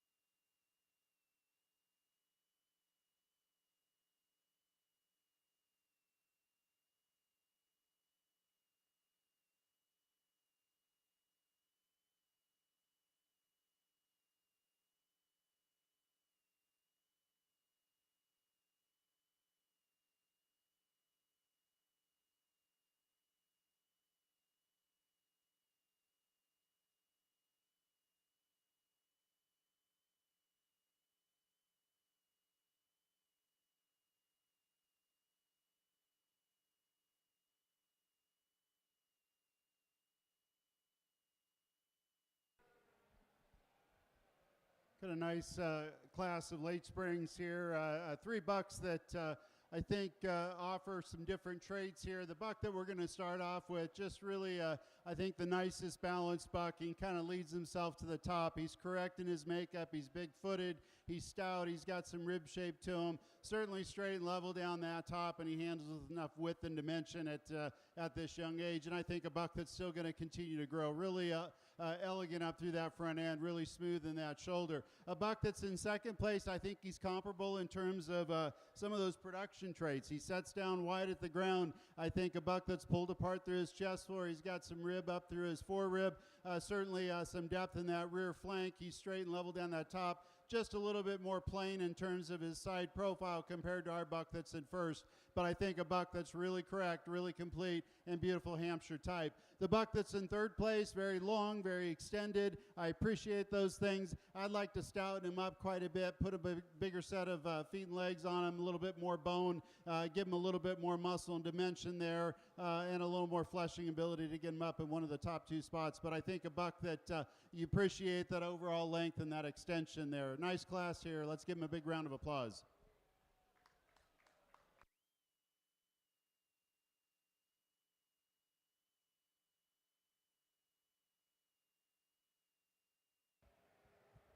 Placing on the class of March Ram Lambs for the fitted Suffolk show, or fitted Hampshire show, pardon me.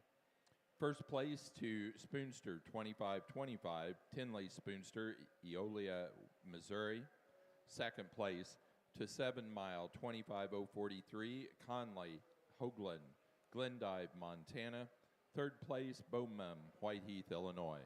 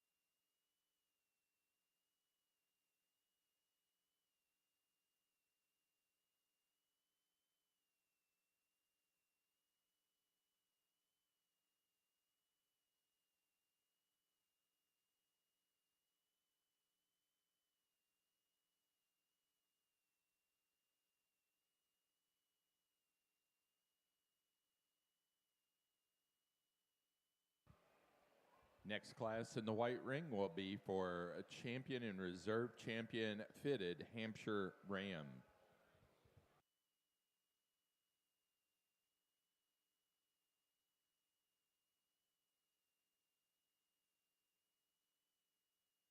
Placing on the pair Ram Lamb class for the fitted Hampshire show, first place to Kinsey Meyer, Aaronsville, Illinois.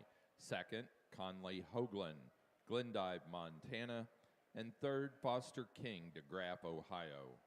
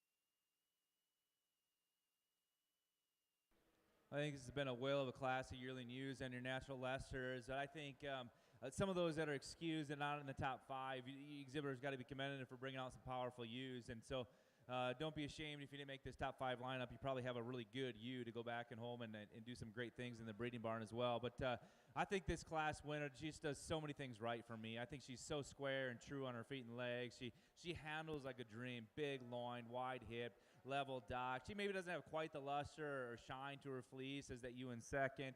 And that's maybe her advantage, that ewe is really, that ewe in second has a really bright fleece with a ton of character.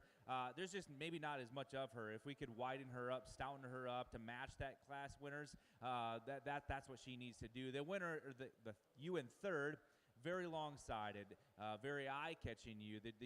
The young ladies do a tremendous job of getting this one set. I read her as being the frailest of this top 5, and she just needs to walk out on a larger foot with more circumference of bone. And probably just need to stouten her up in terms of when you get your hands down her top. She might be the narrowest loined of those 3 as well. The ewe in fourth, this is probably the pounds heaviest, biggest, burliest ewe in the class. There's a lot of this female, a super soft fleece.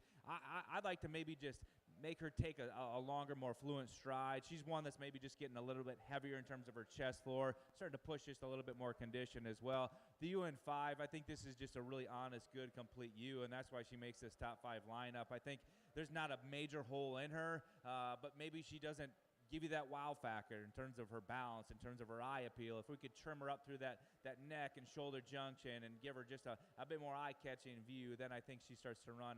But certainly, once again, a very high-quality class of yearling ewes. The exhibitors need to be commended, so thank you.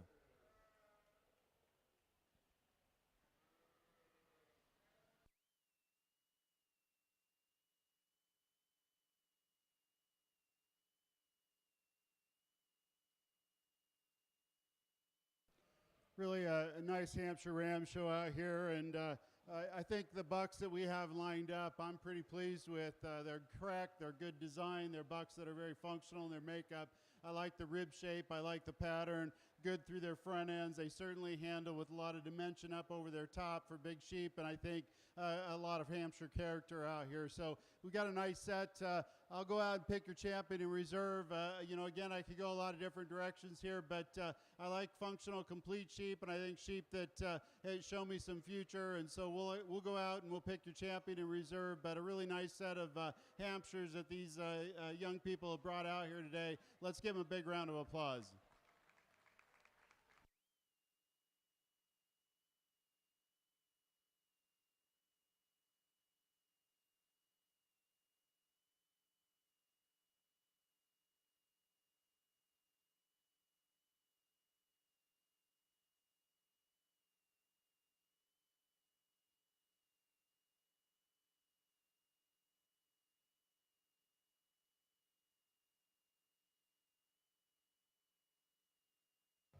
For our Hampshire show, the fitted champion Hampshire Ram goes to the first place March Ram Lamb Spoonster 2525, Tinley Spoonster, Eolia, Missouri.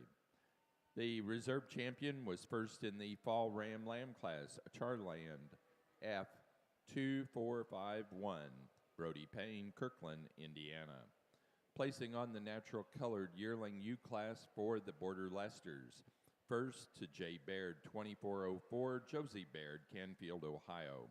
Second to Hickory Grove, 4724, Roman Yard, Watauga, Illinois. Third place to Josie Baird, Canfield, Ohio. 4, Lauren Thompson, Woodville, Wisconsin. And 5, Benjamin Walmsley, Taylorville, Illinois.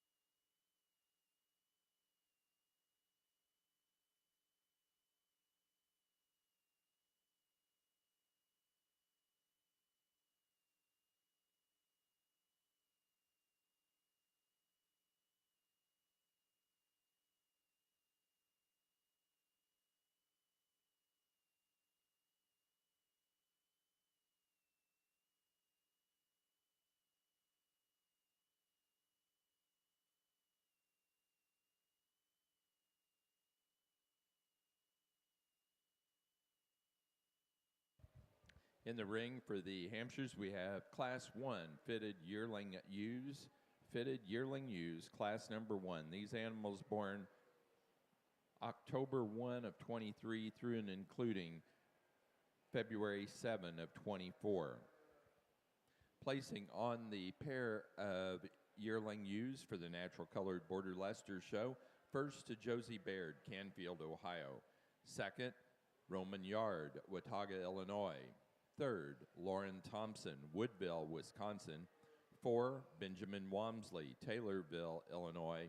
And 5, Elizabeth Hanlon, Bear, Delaware.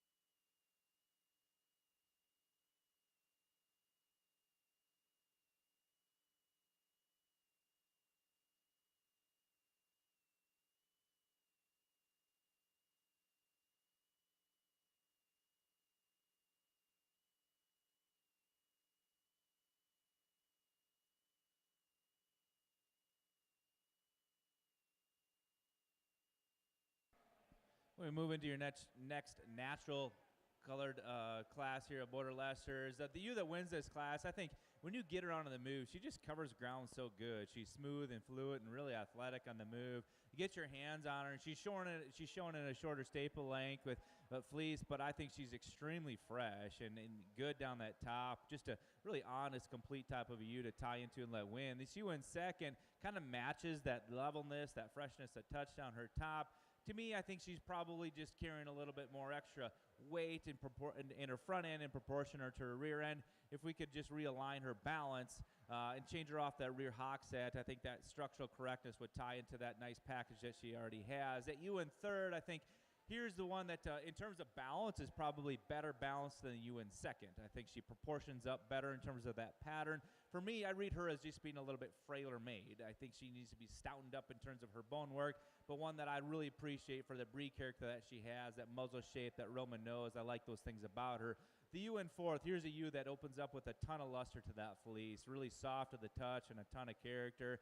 I think this one just getting a little bit flatter made. It maybe just doesn't have that overall width and dimension as the ewes that towards the front of the class. Then the ewe that rounds the class, I think this one, in terms of having a long staple length and a lot of pounds of fleece, that's where she's at. I think she's kind of a big burly type of a ewe. For me, when we put her in motion, she needs to relax her spine. We just need to realign that loin junction on her to make her more sound, but certainly a high quality class of individuals. Thank you.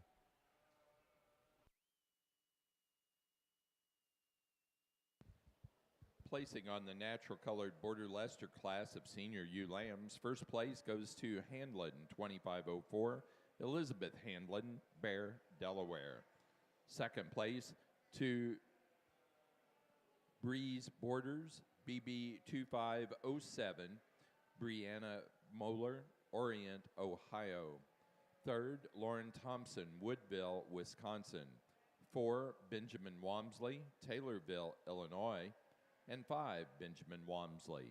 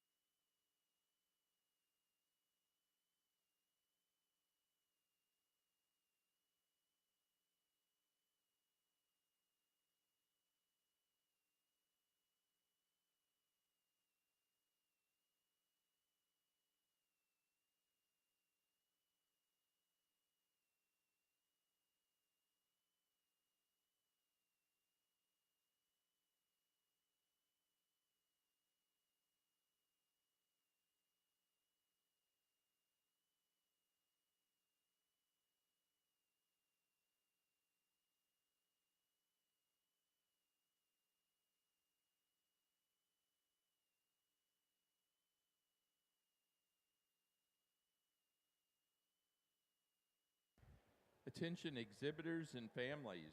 Tonight at 6 o'clock, they will be serving a free Central Illinois specialty, the hamburger pony shoe. This includes a hamburger, fries, and then cheese drizzled on top. So please plan on joining everyone at 6 o'clock at the Commodities Pavilion, which is just east of the swine barn.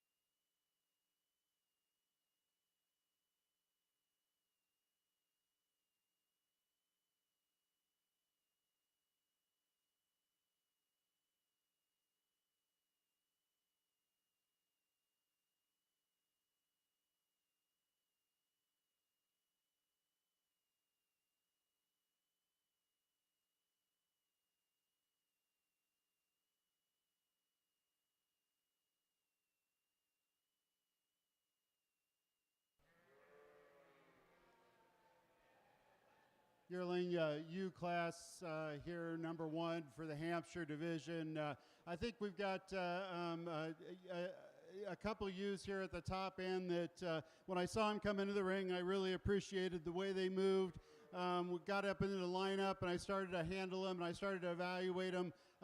They both are really good down their top. They're straight, they're level. I think they're big sheep, and they've certainly got some big dimensional things in a number of different areas, not just frame. But I think very correct in their makeup. And then when you really start to get your handle on them, the ewe that we're starting off with, she's just really attractive on that side view. I appreciate that. She's straight and level down that top. She squares up in that hip.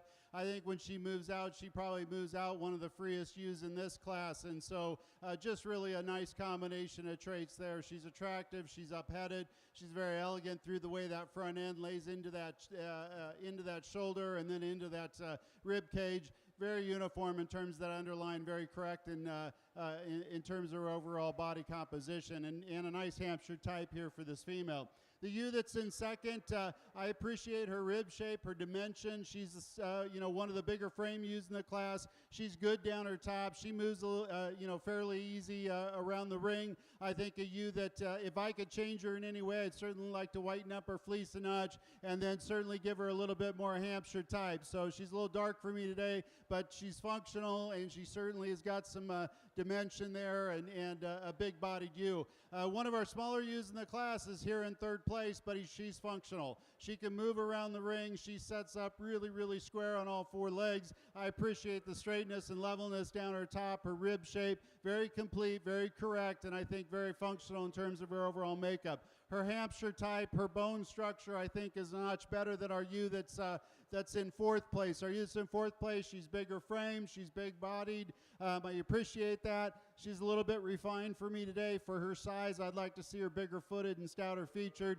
Give her a little bit more wool cap there. Same thing with the ewe that's in fifth. In terms of that Hampshire type, I want to see her bigger bone, bigger footed, a little bit more wool there. I'd also like to tighten her up through her front end. When she's on the move, she tends to open up a little bit in terms of that shoulder blade. Not quite as smooth up through that front end when she's moving around the ring, but a really nice stout ewe there in fifth place to round out the class. Let's give him a big round of applause. Placing on Class 1 fitted yearling ewes for the Hampshire show, first place goes to Mum 2409, Beau Mum, Whiteheath, Illinois. Second place to Taylor Stock 407, William Taylor, Salem, Kentucky. Third place, Jenna Lindo, Chile, Wisconsin. 4, Aaron Holleran, Waterloo, Illinois. And 5, Aaron Holleran, Waterloo, Illinois.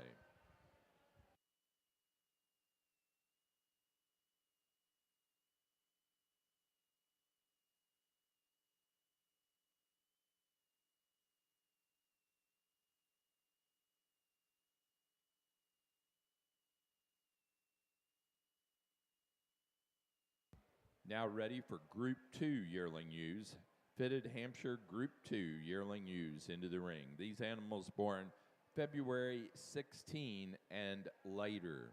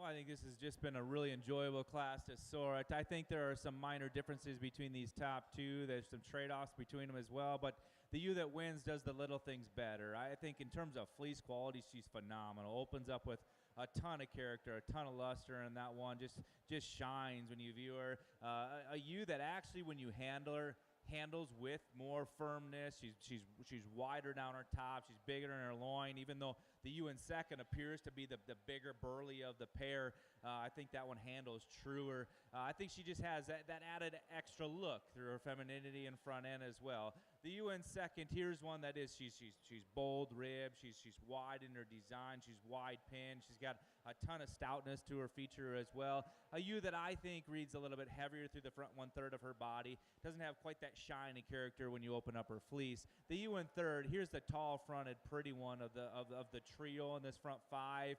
A ewe that I think is going to project out to be the largest as a yearling ewe as well. She's slightly later in terms of her maturity pattern. Today, I think she's probably the frailest made of this top 5. If we could just stouten her up, and certainly we'd just like to realign her skeleton, especially when we put her on the move. She's fighting the young man just a little bit, but we need to relax her inner loin as well. The ewe in 5, this is just a really good handling sheep, a ewe that handles with a tremendous amount of levelness, and from her hip back to her dock, she's the highest in terms of her pin set of this top 5 as well. I think she probably just doesn't balance up quite as nicely as these ewes that go in front of her. The ewe in 5, this one in terms of fleece quality is very good, extremely uniform. A ewe that I think is as sound, as balanced as any. For me, maybe we just like to trim up that front 1/3, and I don't know if it's her, if it's maybe the fit job. If we could just shave that up and extend her through that front 1/3, I think then she changes into an even nicer one. But truly just need to have more of this sheep as well for her to compete with the top 4. Very fun class. Commend you exhibitors for bringing out some awesome sheep to look at. Placings on the February-born class of natural-colored ewe lambs for the Border Leicesters. First place to Week Overlook Manor Farm, 6577, Josie Baird, Canfield, Ohio. Second place to J. Baird, 25022, Josie Baird, Canfield, Ohio. Third place, Roman Yard, Watauga, Illinois. 4, Brianna Moeller, Orient, Ohio. And 5, Alyssa White, Lower Salem, Ohio.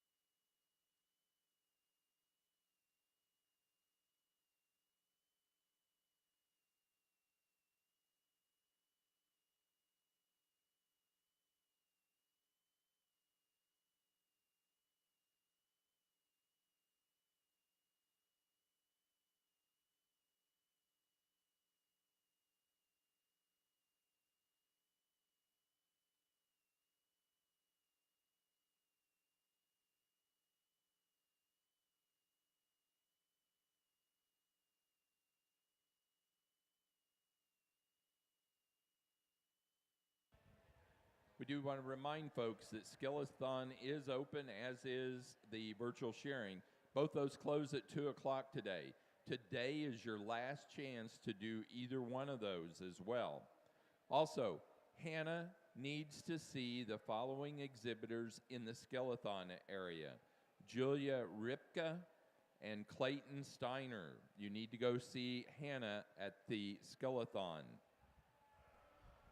When you get into your late spring ULAM class on your naturals here, I think we've got a really nice, logical place to start with a ewe that just offers a ton of femininity. She's extremely angular in terms of her lines and her skeletal build, one that still opens up with enough rib at this stage of maturity for me. Really designed perfectly well, and I like that sheep a whole bunch. The ewe in second probably just doesn't match that overall design and balance as our class winner. I think she has plenty of width and thickness to her, extremely soft fleece with a bunch of character, really a nice shine and cool curl to that one. A ewe that we just need to level up in terms of her lines. The ewe that comes here in third, kind of a big, wide, stout one that's got a lot to her. A ewe that I think when we put her in motion probably doesn't walk out with a fluent stride, gets a little bit choppy in her step. We just like to change that structurally. Then the ewe that rounds the class, actually in terms of structural build, I really appreciate. I just like to see more of her. She's obviously the greenest one in the class, and she's probably just a little bit later in terms of maturity pattern, but one you really have to appreciate in terms of just her build and structural integrity. Thank you.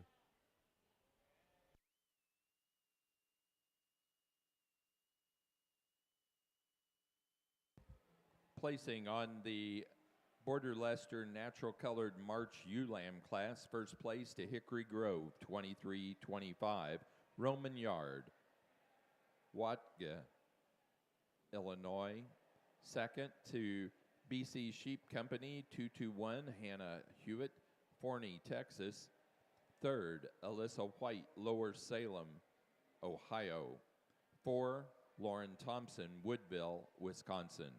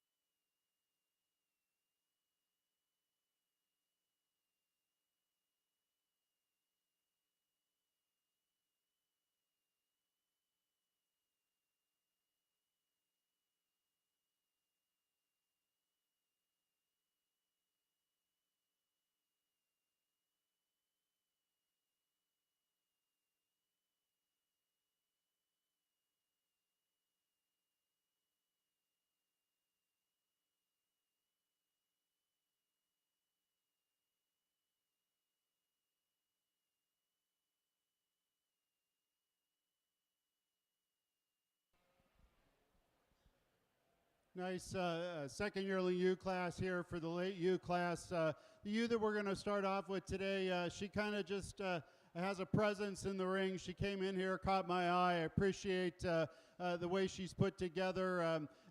There's a lot of good about her. She's big in a lot of different directions there. Very, very good in terms of the way she moves out, pretty free and easy. She's straight and level down her top. She's real deep in that forerib, deep in that rear flank, and yet she puts everything together in a beautiful package, really extended up through that front end, very attractive, and just a ewe that I think is just going to continue to bloom there. The ewe that's in second place, certainly a more immature ewe, a ewe that's very correct in her makeup, good in her design. There's a lot of Hampshire type there. She's straight down her top. She's level and square in that hip. I like the way she moves out, really functional in terms of her movement. She just gives up a little bit today in terms of maturity to our ewe that's in first there. Maybe not quite as much mass, but very correct in her makeup and design. Another very correct ewe is the ewe that's in third place. A little bit more, maybe not quite as extended from that 13th rib back as our two ewes that are just ahead of her. I like her rib shape. I like her Hampshire type. I think she's certainly got some bone under her and some fleece on those legs, and I appreciate that, but really square hipped. I think really level, particularly when she's on the move, and I think a nice ewe that falls in the third position. A bigger frame ewe that's here in fourth place. She's certainly taller at the shoulder. She's got some rib shape to her. She handles with some thickness over her top. I'd like to extend her out from that 13th rib back and give her some length to match with that elevation. I'd also like to set her down with bigger feet, more bone, and certainly more type in terms of that those legs, but I think a ewe that certainly has the ribs. She has got the capacity. I'd like to balance her up just a notch and extend her out just a bit. The ewe that's in fifth place, really long-bodied, very elevated. I think she's pretty correct in her makeup from that hip forward. I appreciate her overall extension and length. She has a tendency to narrow and drop just a little bit in that tail set. Tracks a little bit narrower from behind compared to the ewes that are just ahead of her, but certainly a ewe that you appreciate in terms of that front end. Very elegant in terms of the way she lays in neat from that shoulder into that rib cage. A lot of extension up through that front end and a lot of Hampshire types. So nice class here, some divergent types, but a good set of ewes. Let's give them a big round of applause. Placing on the natural colored Border Leicester pair ewe lamb class, first place to Josie Baird, Canfield, Ohio. Second, Roman Yard, Watauga, Illinois. Third, Elizabeth Hanlon, Bear, Delaware. 4, Alyssa White, Lower Salem, Ohio. And 5, Benjamin Walmsley, Taylorville, Illinois. We do want to let our fitted Suffolk exhibitors know we're selecting our champion and reserve champion ewe for the natural colored Border Leicesters. They still have young flock, best forehead, and best fleece, but fitted Suffix for your National Suffolk Junior Show. We will start with fitted fall ram lambs. Please be ready and you'll be in the blue ring. Placing on the Hampshire Class 2 fitted yearling ewes. First, Spoonster 2440, Tinley Spoonster, Eolia, Missouri. Second place, Charland Farms 2927, Brody Payne, Kirkland, Indiana. Third place, Conley Hoagland, Glendive, Montana. 4, Beaumont, Whiteheath, Illinois. And 5, Kinsey Meyer, Aaronsville, Illinois.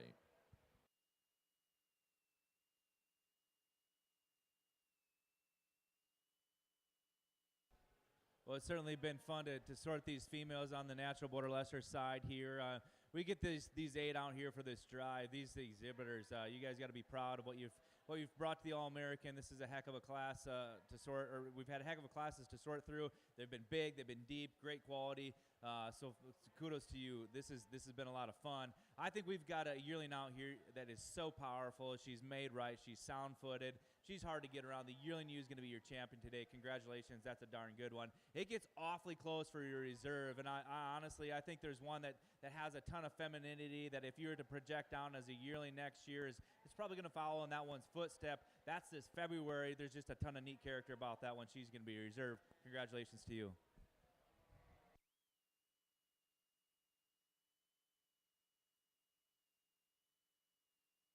For our natural colored Border Leicester show, our champion U goes to first place Yearling U, J. Baird, 2404, Josie Baird, Canfield, Ohio. The reserve champion was first place February U Lamb, Week, Overlook Manor Farm, 6577, also Josie Baird, Canfield, Ohio.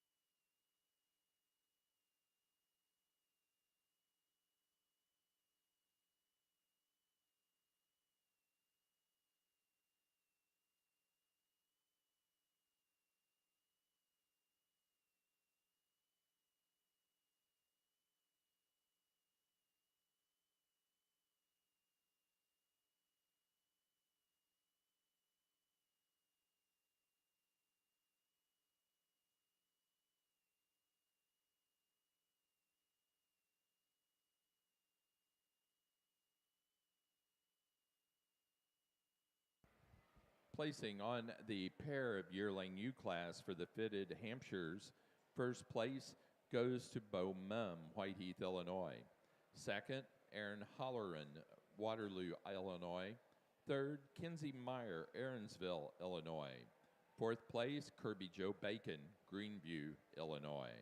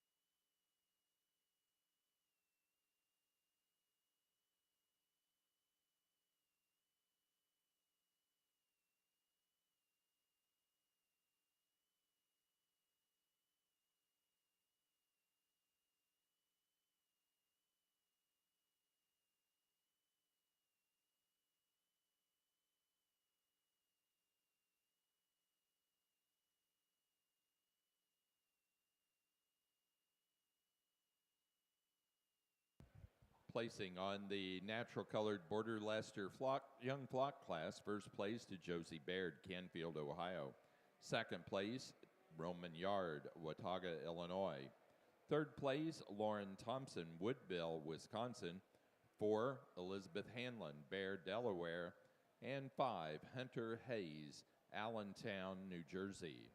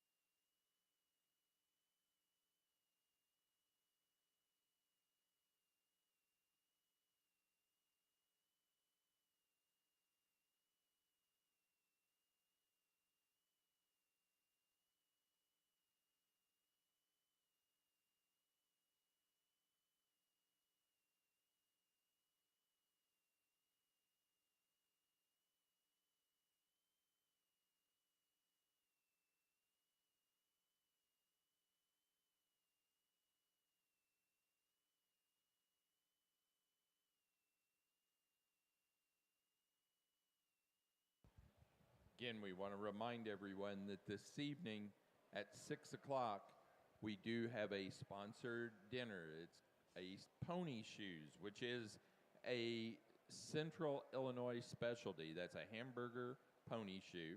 This includes hamburger fries and cheese drizzled on top. So plan on joining folks at 6 o'clock at the Commodities Pavilion, which is just east of the swine barn, for that activity. Also, at 6:30, we will have Ag Olympics. Now, Ag Olympics is going to be held on the only level spot on the fairgrounds other than at the track, and that's just just west of here, over near the Orr building, which you can see the big glass building if you look to my right. That's going to be where they have the Ag Olympics this evening at 6:30.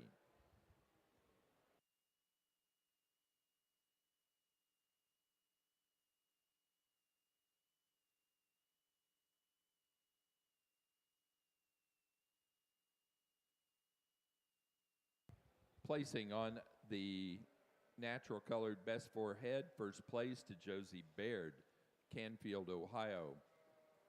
Second place to Roman Yard, Watauga, Illinois. Third, Lauren Thompson, Woodville, Wisconsin.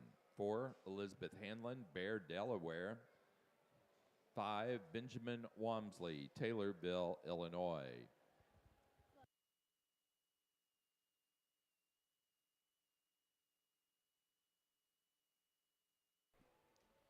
Got a really nice fall ewe lamb class here. Ewe lamb that we're going to start off with today. I think you know, she's a nice a nice combination of traits. She's big in a lot of different dimensions there. I appreciate that. I like the way that she's got a nice straight top in her. She's got some rib shape to her, maybe an advantage, added advantage in terms of a little bit of growth and future there over our ewe lamb that's in second place, but both really high quality, big bodied kind of females, very correct in their makeup and their design. The ewe that's in second place, really correct in her makeup. She's good down her top. I appreciate that. Not quite as long-bodied compared to the lamb that's in first place, but I think really, really correct. Very level down her top. Excellent Hampshire breed type, as is the ewe that's in third place. Probably the most immature ewe in the class, at least out of the top 5 lineup. She's really correct in her design, good in her type, super, super good in terms of that move. The lamb that's in fourth place, biggest frame lamb in the class, and I appreciate that. From a growth perspective, really long and level down that top. I just like to open her up in her hip just a notch more, maybe smooth her up in terms of how her shoulder lays into that rib cage. She tends to be a little bit more open at the top of that shoulder and doesn't blend quite as neatly in terms of that front end as the 3 ewes that are just ahead of her. But very, very straight and level down that top. And again, I think a ewe that's got a tremendous future. The ewe that's in 5th place really extended up through that front end. I think a really nicely fronted type ewe. I appreciate that. I just want to see her stouter featured, bigger boned, a little bit more Hampshire type there in terms of that bone structure and that wool. I'd like to see her longer bodied from that 13th rib back. She tends to be just a little bit lighter muscled, maybe a little bit more tucked up in that rear flank. Nice class here. Let's give them a big round of applause. Placing on the fitted fall ewe lamb class for the Hampshire show, first place goes to Held 24-5008, Aaron Holleran, Waterloo, Illinois. Second place to Charland F2464, Henry Nielsen, Alexandria, South Dakota. Third, Brody Payne, Kirkland, Indiana. 4, William Taylor, Salem, Kentucky. And 5, Conley Hoagland, Glendive, Montana.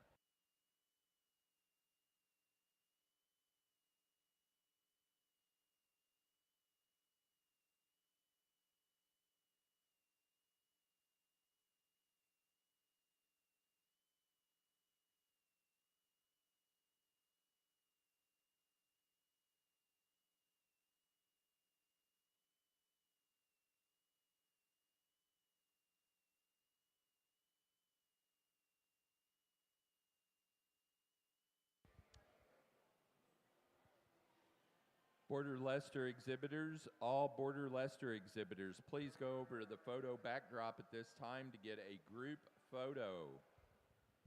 What you got? That one? Fleece, but only one kid gave me their card because Richard was not slacking, so I'll have to take it off.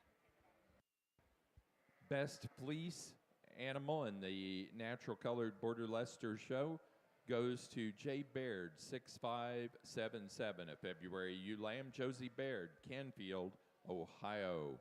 That does conclude our natural colored Border Leicester show.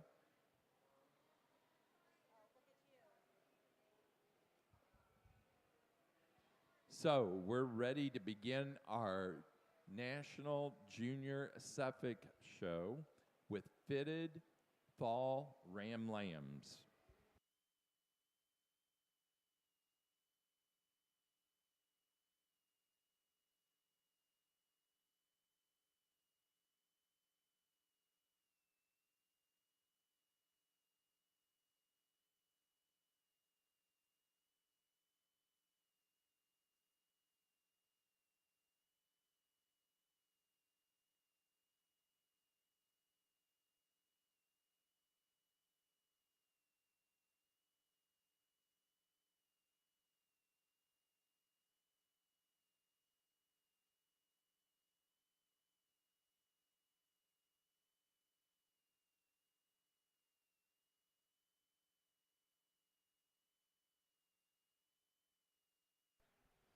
Got a really nice class here for senior champion, the 2 yearling U classes and the fall class, and And I think you get to the top end of these classes, and I think they're correct sheep. They're good moving type sheep that have got some rib and some dimension when you handle them up over their top. You know, obviously there's some differences in terms of maturity today, but I think all ewes that deserve to be out here, and again, really good in terms of that overall Hampshire type and the overall look here. We'll go out and congratulate your champion and reserve here in the senior, and then we'll move on to the junior classes.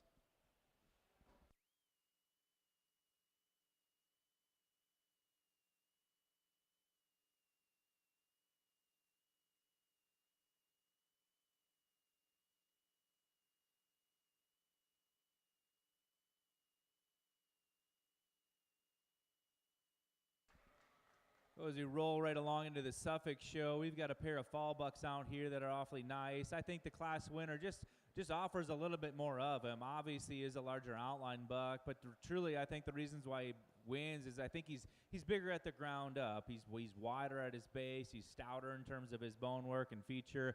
I think his top line handles with a little bit more levelness, especially right behind his shoulder. That buck that comes in second, I think there's a little bit more outward turn to his rib cage, and I appreciate that about him. I think on the go, maybe he has a little bit more set to his rear hock and tends to drop his pins on the move, but one that you really have to appreciate for being a compact, thick buck that offers a ton of thickness and good. Congratulations for two nice bucks.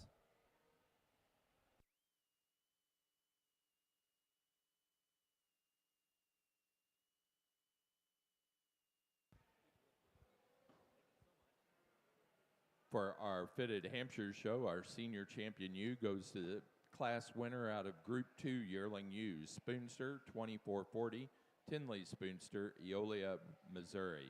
The reserve senior champion was the class winner of the fall ewe lamb class, held 24-5008, Aaron Holleran, Waterloo, Illinois. For the Suffolk show and your national junior Suffolk show and the fall ram lambs, and this is fitted division, first place goes to Arbanek 2448, Olivia Starr, Cameron, Wisconsin. Second place to Mountain Man Farm 77, Dallas Bergman, Wadesville, Indiana.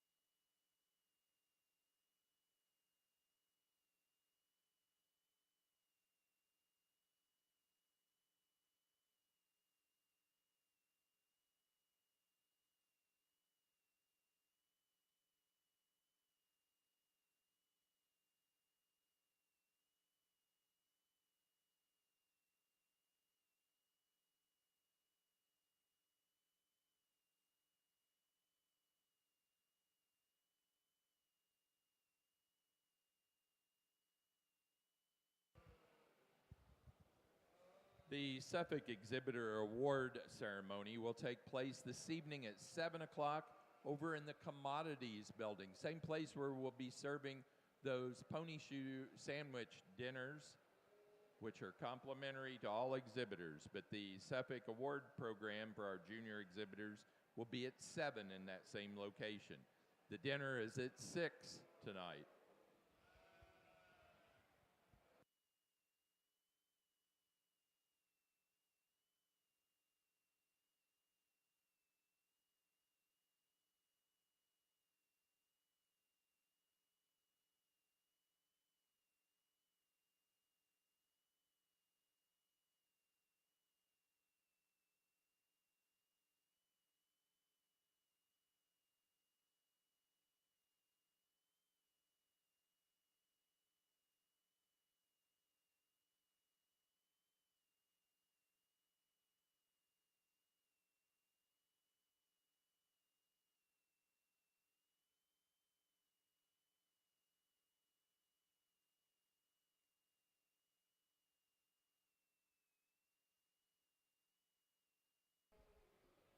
I'd say maybe just a bit of a challenging pair to sort these top two, but I think we found the most athletic and soundest structured buck in the class winner today. I think he just offers so much flexibility off of both ends, and he still stands on a really large foot with a ton of circumference of bone.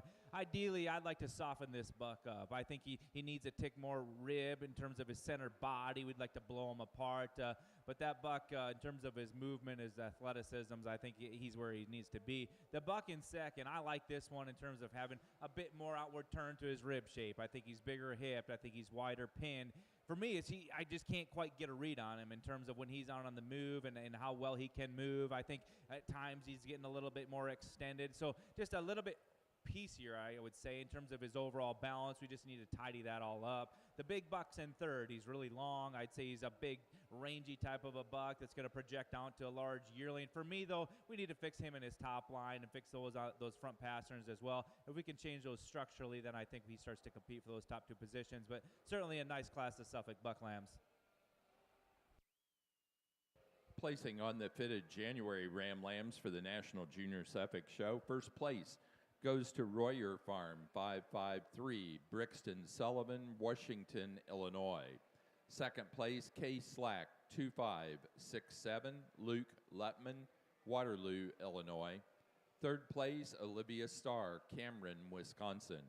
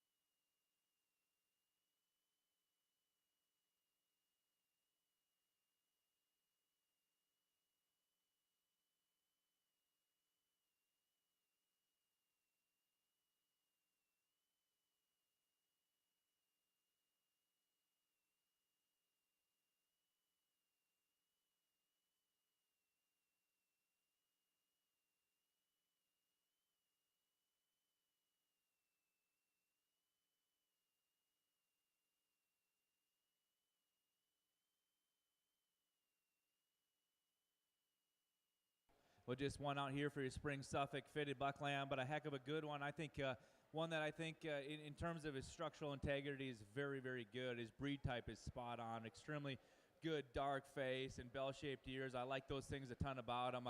It'll be interesting when you compare him for your champion drive, but let's give him a round of applause for bringing on a nice spring buck.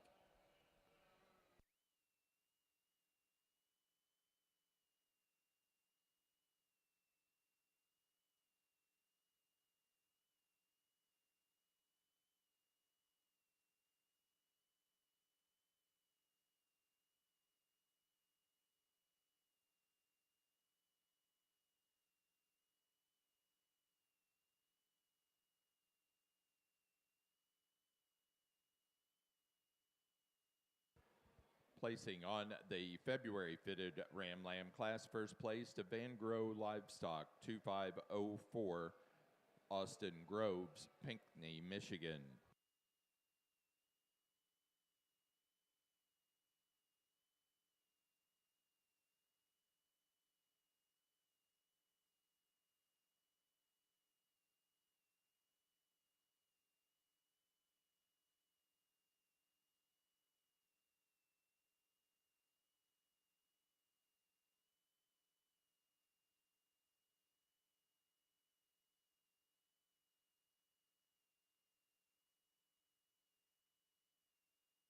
When your late spring buck lamb class, we've got a really fresh handling, level design type of a buck, certainly extremely green at this stage in terms of his maturity pattern. One I think is just going to continue to mature and add some muscle and shape and dimension as he puts on some weight and thickness. But one you really like for his levelness of lines and in terms of his structural design as well. So thanks for bringing on a nice one.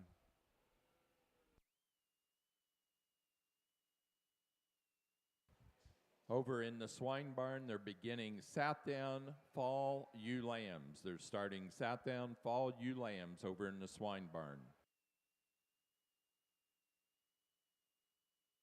Placing on the fitted March Ram Lamb class for the Suffix, first place to 4 J's and a T, 25-23, Madeline Miller, Wauseon, Ohio.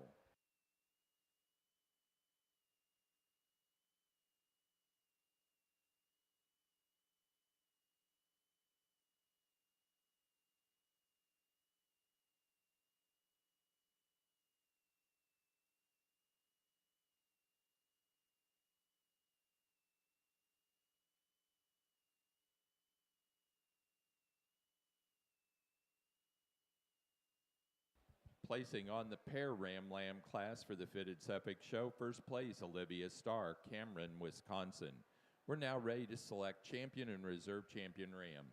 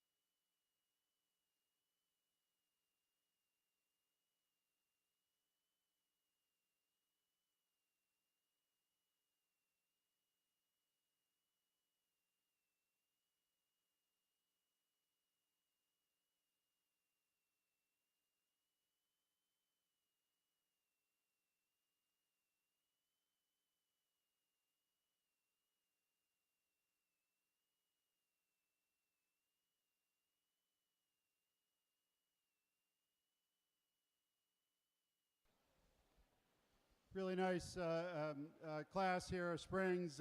Ewe lamb that we're going to start off with, I think just shows me quite a bit of immaturity today. I think a ewe lamb that when you evaluate her, she's fresh. She's got some correctness to her and some design. She's straight and level down her top. I really like the way she lays in that shoulder. It's very neatly tied in to her neck. certainly tied into that rib cage. She's level in terms of her overall structure, and I think she shows me some future grow. Really attractive, fresh type of ewe lamb there in first place. Ewe lamb that's in second, very long-bodied. I appreciate that. I appreciate her Hampshire type and character about her. I think a ewe lamb that she's still relatively smooth up over that shoulder, just a little bit wider at the top of the shoulder. I think a ewe lamb that might just be a little bit more mature at this stage of the game. I like her length of body, I like her correctness and her design, and I think she's a pretty stout-featured kind of a female. The ewe lamb that's in third place, again, another very extended ewe lamb, a ewe lamb that shows me quite a bit of future grow, a little bit more refined in terms of that bone structure today compared to the two lambs that are just ahead of her. She's a little bit bolder in that shoulder placement as well, and so I'd like to maybe just tighten her up a notch there. She looks real elegant up through that front end. You get your hands on her through that wool, and she tends to be a little bit less smooth in terms of how that shoulder blade lays into the rib cage. Really level in terms of her design and structure. The ewe lamb that's in fourth place, another ewe lamb that you appreciate in terms of her elevation, her length down her top, really good. I'd like to just change her when you get back to that hip region, widen her up just a notch, give her a little bit more width when she's on the travel from behind, but I think a long-bodied, a long-type ewe there in fourth place. In fifth place, we've got a ewe lamb here that has been fighting the exhibitors. She's real fresh. She's real young. I appreciate that. I like her correctness, her design when she's out on the move and she's cooperating, but I think she just wants to go back to the pen right now, so she's not holding it together. But a nice class here. Let's give them a round of applause.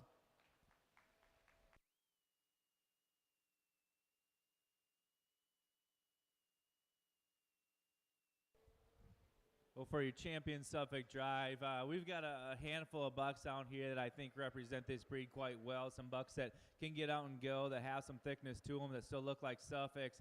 I think they're this fall buck out here, in terms of being a large outlined one, he's got a ton of length of body, handles with a tremendous amount of length from that 13th rib back, and on the move, I think he's still very, very good. And so for a sheep with that much length and frame, and to be able to move that good and have some width at his base and still move out on a large foot, I think that's an awfully nice one. This January buck, or the early winter class, I love how dark he is at his points. I love the shape of his muzzle and his head. This one's so good on the move, and I love those things about him. He handles like a dream. He's presented extremely well, very, very athletic and smooth in his movement. This February buck, this is one that I appreciate the depth of body of this one, a buck that I think is probably going to weigh up as much as anything out here in terms of projecting them as a yearling buck, a buck that maybe we just like to fix structurally in terms of his spine, laying that into his skeleton nicer. This March buck, or the late spring buck, boy, he's super good in terms of being really level in his line, right in his angles. He's a buck that's maybe not quite over masculine into his design right now, and that's maybe just all immaturity right now. But I think the buck that puts the best things together and the coolest package is going to be your fall buck. He'll be your champion. We're going to come back and use your first place winner for reserve. Congratulations.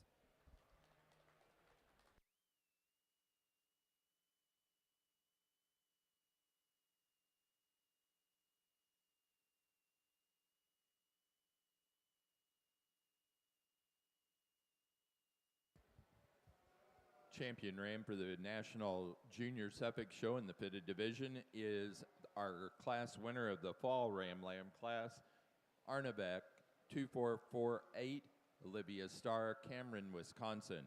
The reserve champion goes to the first place January Ram Lamb, Royer Farm 553, Brixton Sullivan, Washington, Illinois.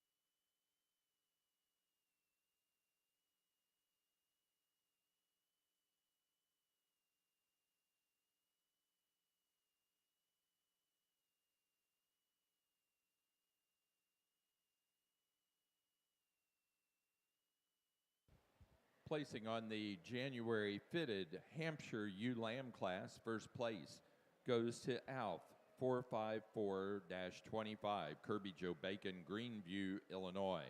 Second place to Meyer 2546, Kinsey Meyer, Aaronsville, Illinois.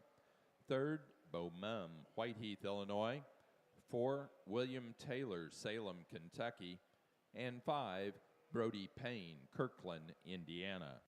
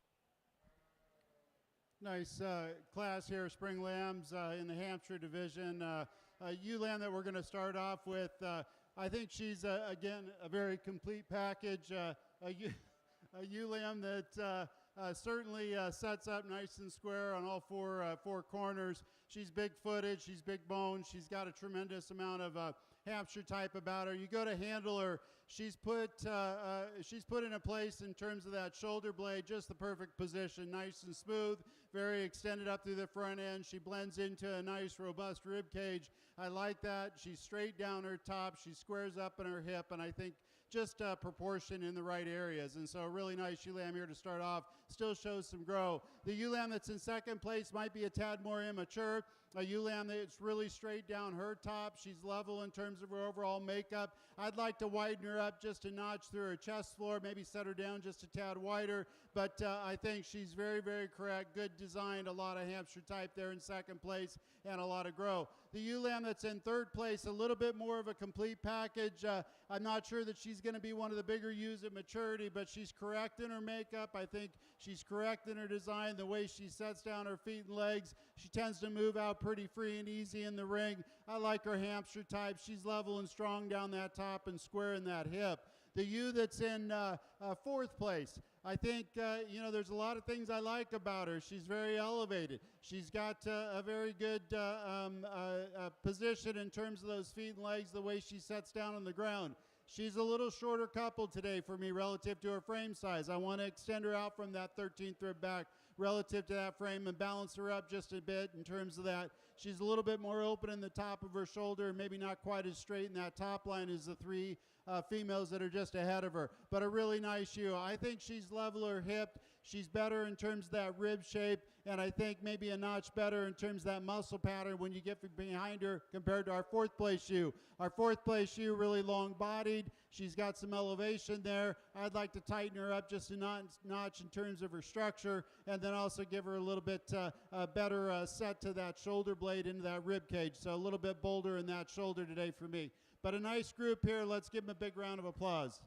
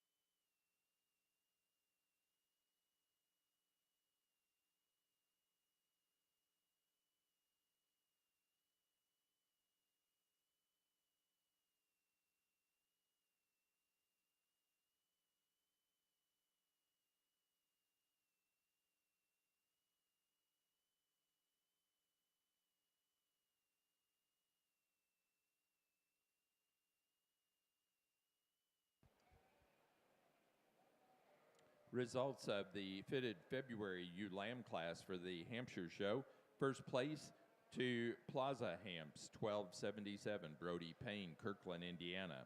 Second place, Nob Hill, 2527, Kirby Joe Bacon, Greenview, Illinois. Third, Conley Hoagland, Glendive, Montana. 4, Kinsey Meyer, Aaronsville, Illinois. And 5, Bo Mum, Whiteheath, Illinois.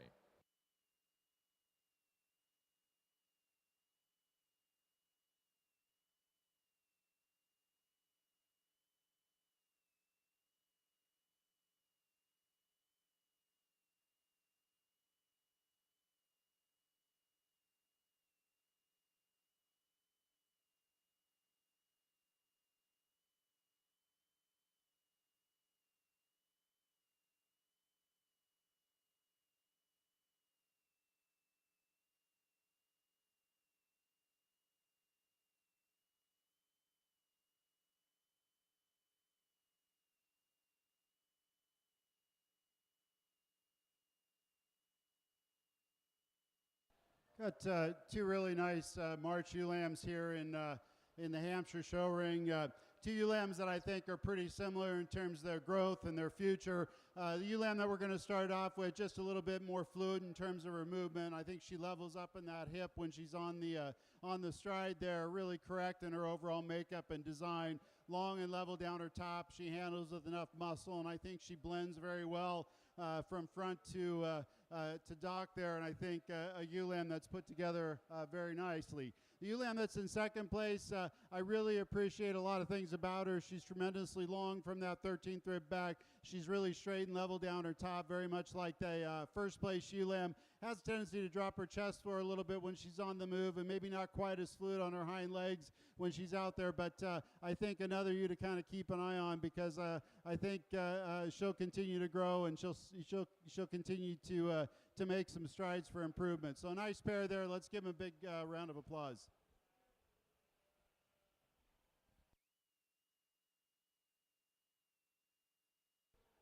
Well, what a fantastic set of yearling ewes to set the female side in motion here. And I'll be honest, the ewe that wins this class, she didn't grab my attention right away, but the longer this drive went on, the more she grows on me, and that's because just how sound structured this one is. I mean, she is better than anything else in the class in terms of her movement. She sets her feet and legs so perfectly on the move, in motion, or on standing still.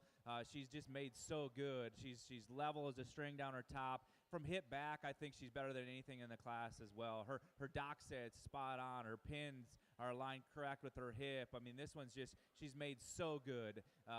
Those complete ones that are that sound structured and that feminine made are the type that I like, and so we just got to go ahead and let her win. The ewe in second, I think there's just more of this sheep, and certainly really tall at the point of her shoulder, really big topped and bold hip. For me, we could just realign that front 1/3 of her body, let her neck come out higher at the top of her shoulder. That's what's going to change her to make her better. The ewe in third, another big barrel type of a sheep, certainly a pounds heavy, rugged type of a female. I think this one reads like a brood Suffolk ewe more than anything in the class. However, I also think she's just getting a little straighter fronted. I'd like to slightly move that angularity of her shoulder back into her skeleton. She's getting a little over on her front end. That ewe in fourth, this is another one who's big-footed, stout, rugged, a ewe that's got a big old wide hip in her. For me, though, her too, we're starting to lean more weight to the front 1/3 of her body in comparison to the back 2/3. If we could realign that, and when we put this one in motion, we need to relax her spine when she goes out on the move as well. The ewe in fifth, I really appreciate this one for being probably the freshest to the touch. I think she's more ideal in terms of her condition today. I like her head in terms of her breed character. One that I just like to deepen up in terms of her rib shape, loosen her up in her flank, and just widen her out in terms of her overall width and build as well. But a fantastic class of yearling ewes. Thanks for bringing on an awesome set. Placing on the March and later born fitted ewe lambs for the Hampshire show, first place to 7 mile 25049 Conley Hoagland, Glendive, Montana. Second place to Mum 2587 Beaumum, Whiteheath, Illinois. Placing on the yearling ewe class for the fitted Suffolk show, first place goes to Van Grow Livestock 1361 Austin Groves, Pinckney, Michigan. Second place, Royer Farm 531 Brixton Sullivan, Washington, Illinois. Third, Austin Groves, Pinckney, Michigan. 4, Brixton Sullivan, Washington, Illinois. And 5, Ruthie Bivens, Manhattan, Illinois.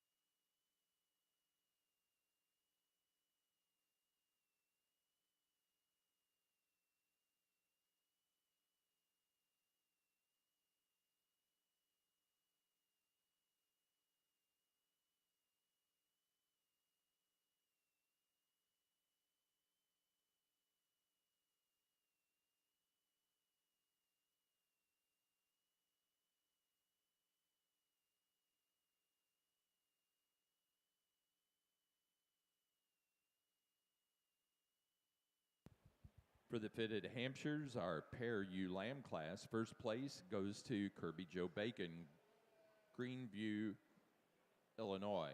Second place, Kinsey Meyer, Aaronsville, Illinois. Third, Conley Hoagland, Glendive, Montana. 4, Bo Mem, Whiteheath, Illinois. And 5, William Taylor, Salem, Kentucky. Placing on the class of fitted yearling ewe pair, first for the Suffolk show. First place, Austin Groves, Pinckney, Michigan. Second place, Brixton Sullivan, Washington, Illinois.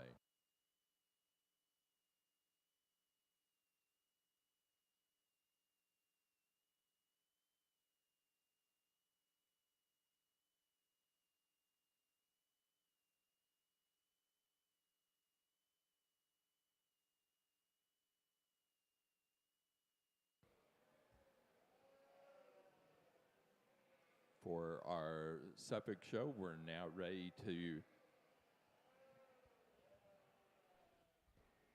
show early fall ewe lambs. All right, over in the Hampshire ring here, we've got a nice set of ewes out here for junior champion. Again, correct, good design ewes, very feminine, their overall makeup. I think when you get your hands on them, they've got some body, they've got some rib shape. I think there's certainly going to be some production traits, and they certainly got quite a future ahead of them. So a real nice set of females out here. We'll congratulate your champion in reserve, and then we'll move on to that grand champion ewe overall.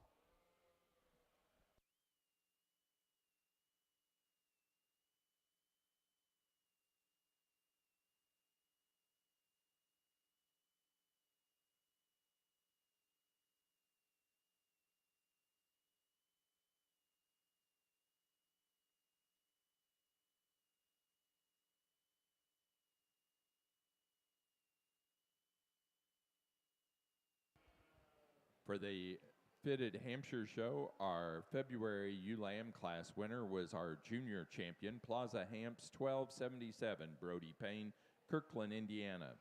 The January ewe lamb class winner, Alf 45425, Kirby Joe Bacon, Greenview, Illinois, will be our reserve junior champion. Now ready to show for overall grand and reserve grand champion fitted ewe for the Hampshire show. Following the class that's in the ring in our National Junior Suffolk show, we have early fall ewe lambs. The next class will be senior champion and reserve senior champion ewe.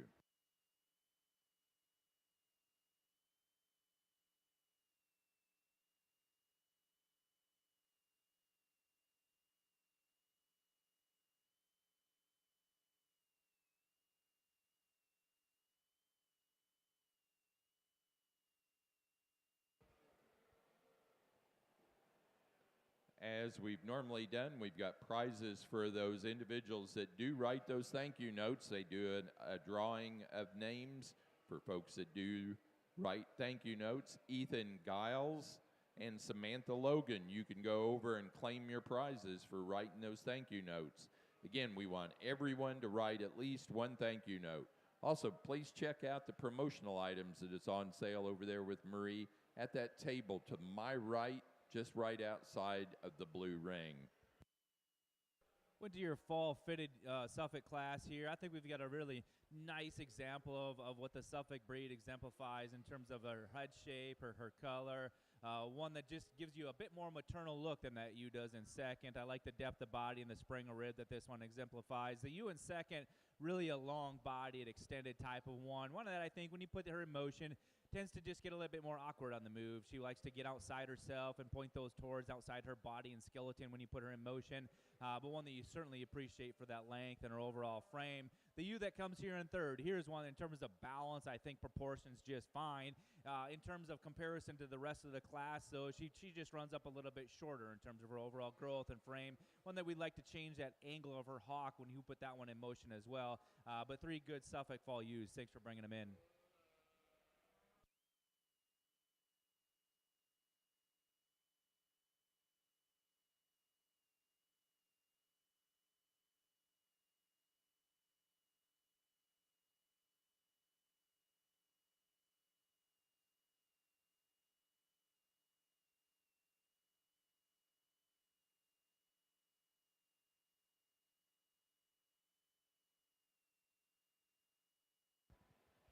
Results from the early fall ewe lamb class for the National Junior Suffolk Show in the fitted division. first to Arnebeck, 2453, Olivia Starr, Cameron, Wisconsin. Second place to DBMS D2435, Jacob Lindo, Chile, Wisconsin. And third place, Dallas Bergman, Wadesville, Indiana.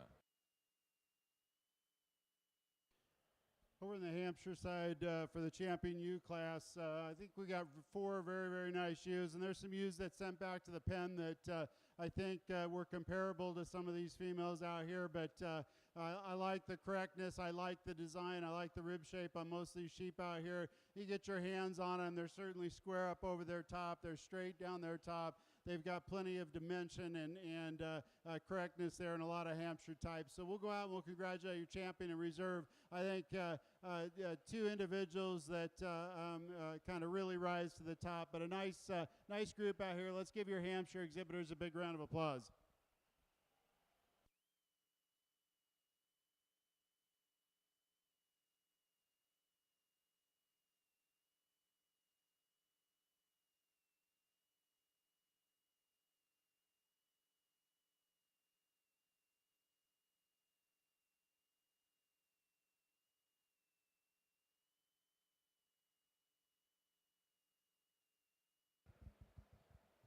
In the fitted division of our Hampshire show, our grand champion ewe is our senior champion ewe. Out of the Class 2 yearling ewe, Spoonster 24-40, Tinley Spoonster, Eolia, Missouri. The reserve grand is our junior champion from the February ewe lamb class, Plaza Hamps 1277, Brody Payne, Kirkland, Indiana. Now ready for fitted Hampshire young flock.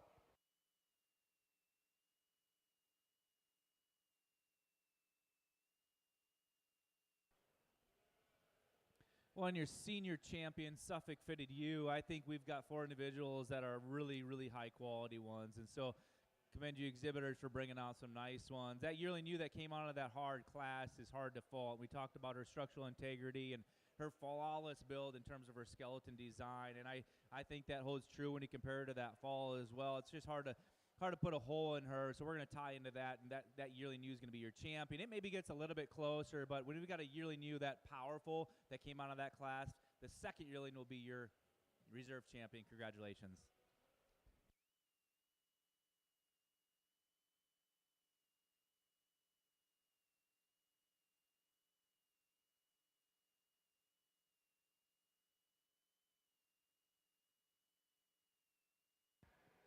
In our National Junior Suffolk Show in the fitted division, our grand champion ewe is our first place yearling ewe, Van Grow Livestock 1361, Austin Groves, Pinckney, Michigan. The reserve grand champion goes to the second place yearling ewe, Royer Farm 531, Brixton Sullivan, Washington, Illinois.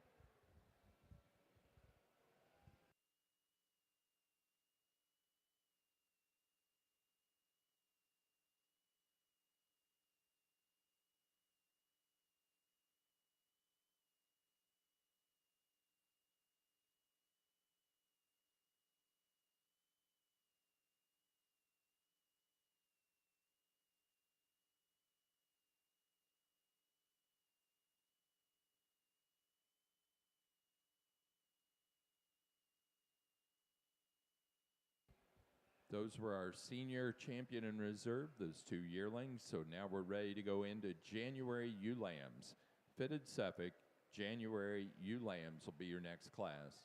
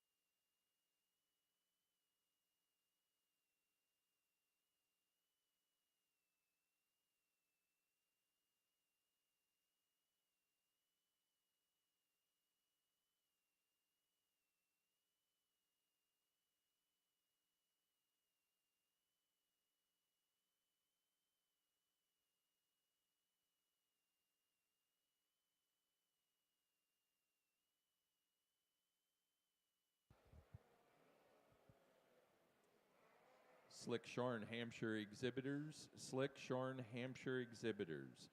We're currently finishing the fitted Hampshire young flock class. We have best forehead of ewes, and then we'll go right into the Slick-shorn Hampshire show with fall ram lambs.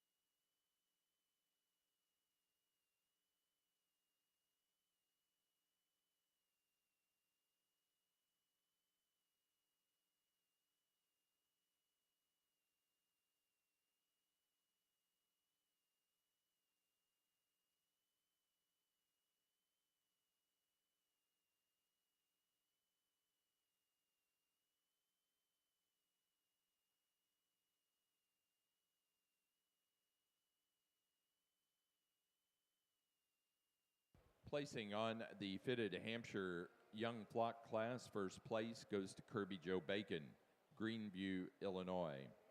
Second place to Kinsey Meyer, Aaronsville, Illinois. Third, William Taylor, Salem, Kentucky. 4, Bo Mum, Whiteheath, Illinois.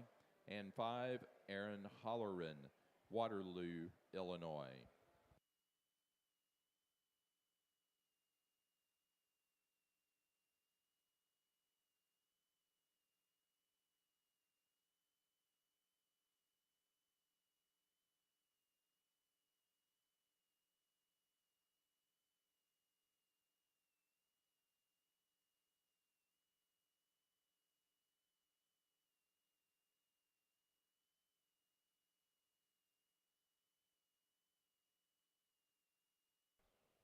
We get into your junior U's here. I think this is a class that there's a lot of give and take, to be quite frank with you. I think it's a little bit hard to sort, but I think the one that needs to win, though, is still going to be the soundest structured individual in the class. That's really why she just continued to gravitate her way towards the top. I mean, this one's feet and legs are better than anything in the class. Ideally, I'd like to just stretch this one out. I don't think she just blows you away with her shouldering presence. I think we'd like to smooth her up at the point of her shoulder, lengthen her out, extend her up to make her just a flashier shouldering ewe. But because of her structural integrity and the way that skeleton's built, I want to use that type and let her win. The ewe that comes here in second, really a pounds-heavy, deep body type of a sheep.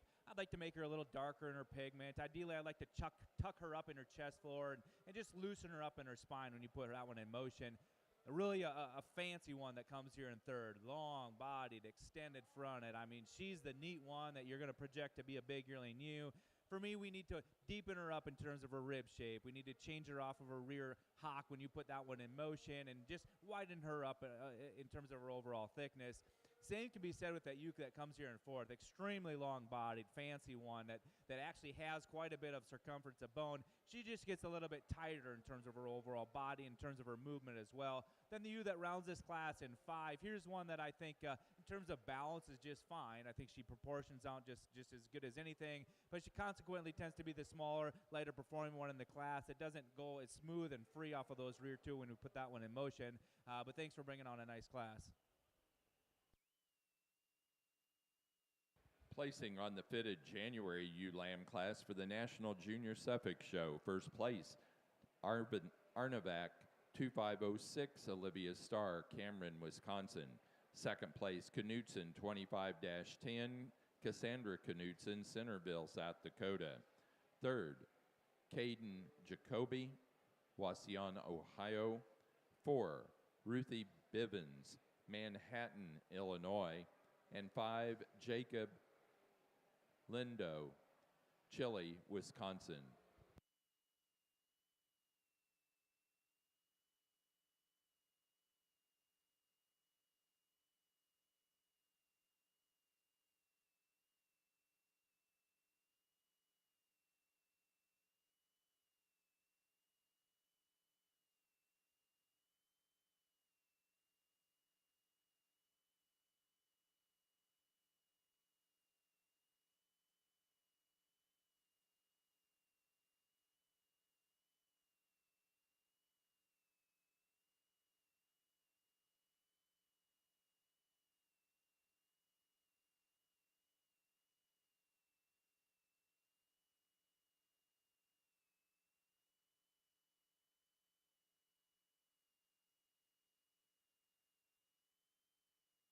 placing on the best forehead of ewes for the fitted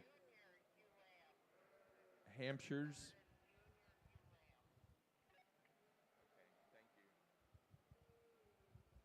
First place goes to Bo Mum, Whiteheath, Illinois. Second place, Kirby Joe Bacon, Greenview, Illinois.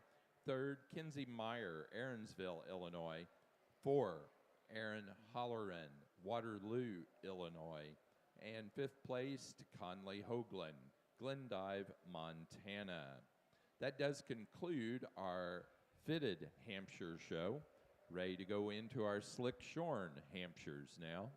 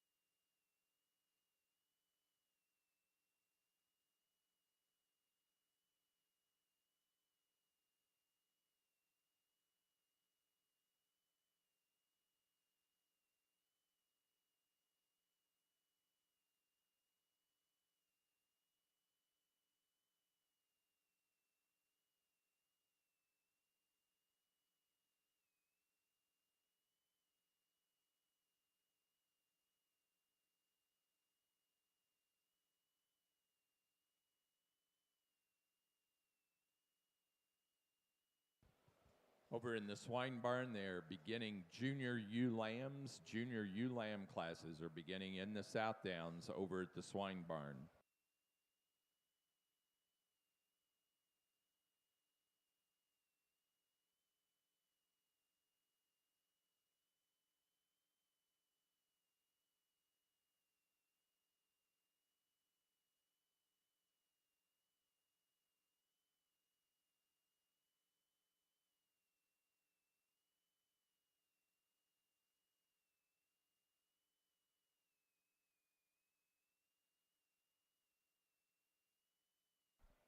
Well, this is a nice class with a lot of quality all the way from top to bottom, and I think we've got a class winner that just kind of logically sorts herself to the top. I mean, here's one that in terms of her skeletal build, her spine and way it lies with her, the rest of her skeleton is spot on. In motion, I like this one the best, and that's really why she wins. You'd maybe like to tuck up that chest floor ever so slightly into her heart a little bit cleaner and tidier, but that's being pretty critical. The ewe that comes here in second, in terms of breed character and look of a Suffolk, I really appreciate that one. I like that head shape a whole bunch on her. Her nice bright white fleece on that one as well. One that I think maybe just gets a little bit lazier when you put this one in motion. She tends to break just a little bit in her hip-loin junction. Doesn't tie everything together quite as neat and tidy as our class winner. A really big frame, long body one that comes in third. And I know that this one's still got a ton of future growth potential. She's big-footed.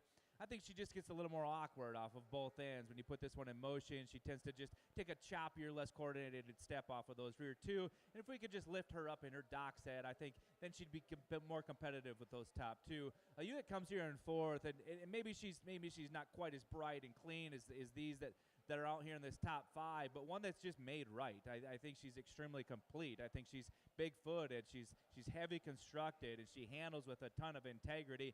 Just doesn't have quite the overall show ring presence to compete with those 3 in front of her.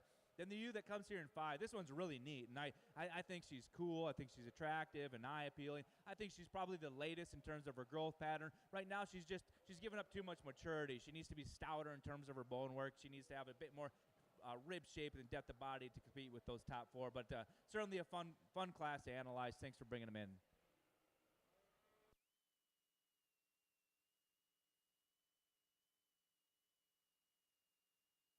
Placing on that fitted February ewe lamb class for the National Junior Suffolk Show, first place to Knutson, 2533, Cassandra Knutson, Centerville, South Dakota. Second was Brixton Sullivan, Washington, Illinois, with WHS 2501. Third place, Austin Groves, Pinckney, Michigan. Fourth place, Jacob Lindo, Chile, Wisconsin. And fifth place, Ellery Miller, Wauseon, Ohio.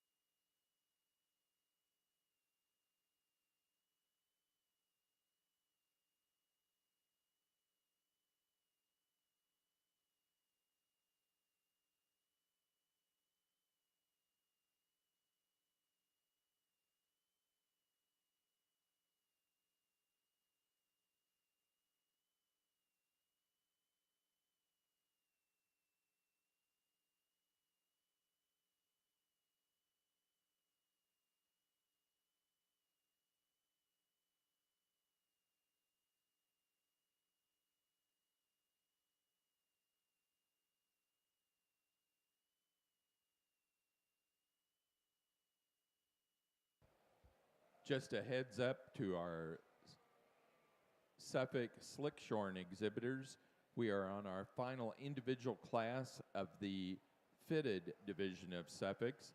March ewe lambs are in the ring being evaluated. We'll have a pair of ewe lamb class, then select junior champion in reserve, followed by grand in reserve, then young flock and best 4 head. But just giving you a heads up on timing.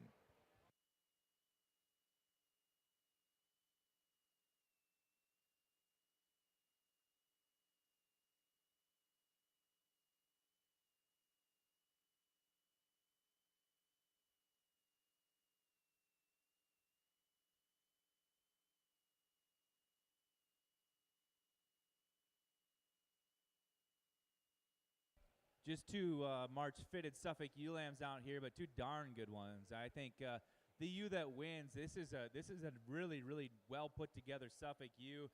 Beautiful Suffolk head on this one. She gives you a perfect silhouette from the side profile. Still walks good enough in my mind, and stands square and true on those feet and legs. Adequate amount of bone. I like that one a whole bunch. The ewe that comes here in second, she's really fresh, and I'd say she's just a little bit later in terms of her maturity pattern, but one that's, in terms of her build and design, structural integrity, she's really good. Just can't quite compete with that overall mass and build and frame of that first place ewe. A very high quality pair of March ewe lambs. Thank you.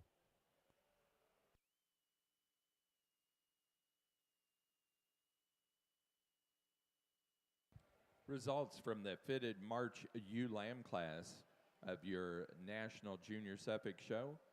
First place, Bangro Livestock 2505, Austin Groves, Pinckney, Michigan. Second place, 4 J's and a T 2519, Madeline Miller, Wauseon, Ohio. Now ready for a pair of ewe lambs.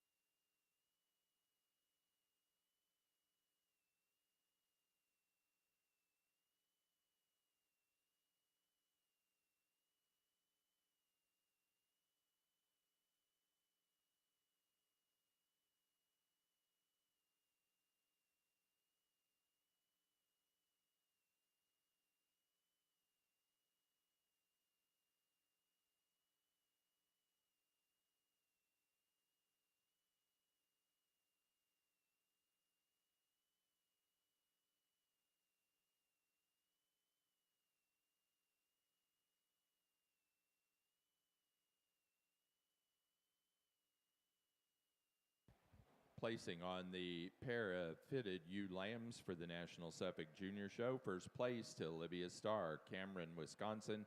Second place to Austin Groves, Pinckney, Michigan.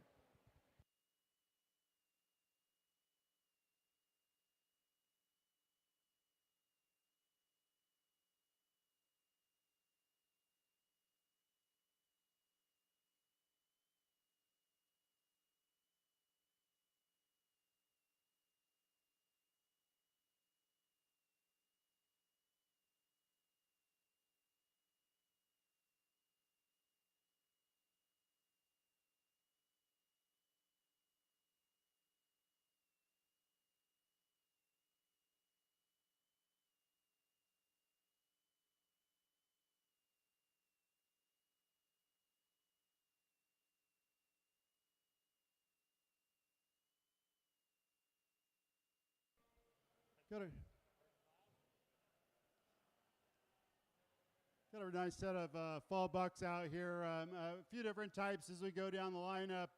The 2 bucks that I pulled up into the top of this class here, really I think exemplify a lot of Hampshire character and type, and I think kind of the right type of structure and design that we're looking for. Both very correct in their makeup. I think bucks that set up real square on all 4 corners. The buck that we're going to start off with today, just a firm handling buck, a buck that's straight and level down his top. He's square in that dock region. He tracks off really wide from behind, handles with the right kind of balance of muscle and design, and so I think the right kind of sheep to move into that top position. Very smooth in terms of his shoulder and his front end and the way he lays into that rib cage. Certainly a lot of rib shape there, and I think a tremendous amount of muscle to go with that. Put together in a very attractive package. He's up-fronted, up-headed, and I think a really nice buck to start.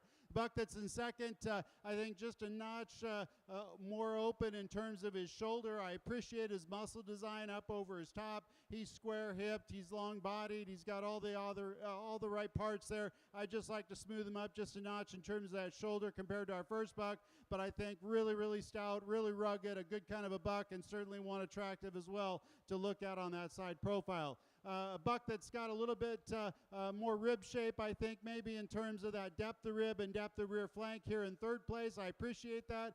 I think a buck that's really level up over his top. He handles really wide up over his top. He's deep in his loins, square in his hip. I think he's got an advantage over the fourth place buck in terms of that musculature up over his top. Not quite as heavy boned or big footed today as the bucks that are just ahead of him, but I think a nicely balanced buck in third position. Fourth place buck, I think really attractive on that side profile. I like the extension up through the front end. He lays in neat to his shoulder. He's straight and level down his top. Gives up a little bit of width and dimension in that loin, maybe not quite as deep in terms of that loin edge as compared to the bucks that are just ahead of him, but I think a real young, fresh kind of a buck there in that fourth place position. Big, stout, rugged kind of buck here in fourth place. He's got a lot of bone. He's got a lot of dimension there. He's a little bit bolder and more open in that shoulder today for me. He's got a little bit more maturity, so that's probably what's reading to a few more pounds today. I like his dimension up over his top, his length of body, but I just like to maybe clean him up a notch in terms of that front end and that shoulder to get him higher in the class. So nice class here. Let's give him a big round of applause.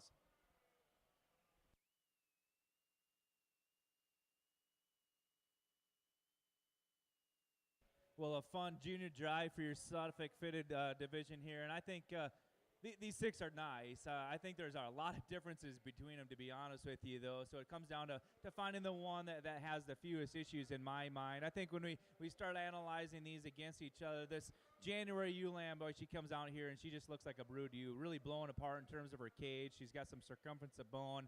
I think she's made really good, and she's one of the soundest females out here. I'd really like to just smoothen her up and flatten her out at the point of her shoulder, maybe just give her a little more elevation out the front 1/3 of her body. But in terms of doing a lot of the basic things right, she gets it done. That February ewe, this is the one that I think if you're projecting them out as yearlings, she's going to go on and be a really large framed one. She's extremely long bodied, handles with just as much length from that 13th rib back as it appears, and I think she's super fancy. She's the show ewe out here. Honestly, I'd like to just soften her up in terms of her cage right now, give her just a tick more added width and dimension to that one. That comes out of that March class, I think as far as a silhouette with balance and dimension, I think she gets it done really well. I think she's made the most correct in terms of her cage and her depth of body from her chest floor into her flank. I like the balance she has. I love the Suffolk breed character on her. We're going to use the March for your champion. We're going to come back for the February for reserve. Congratulations.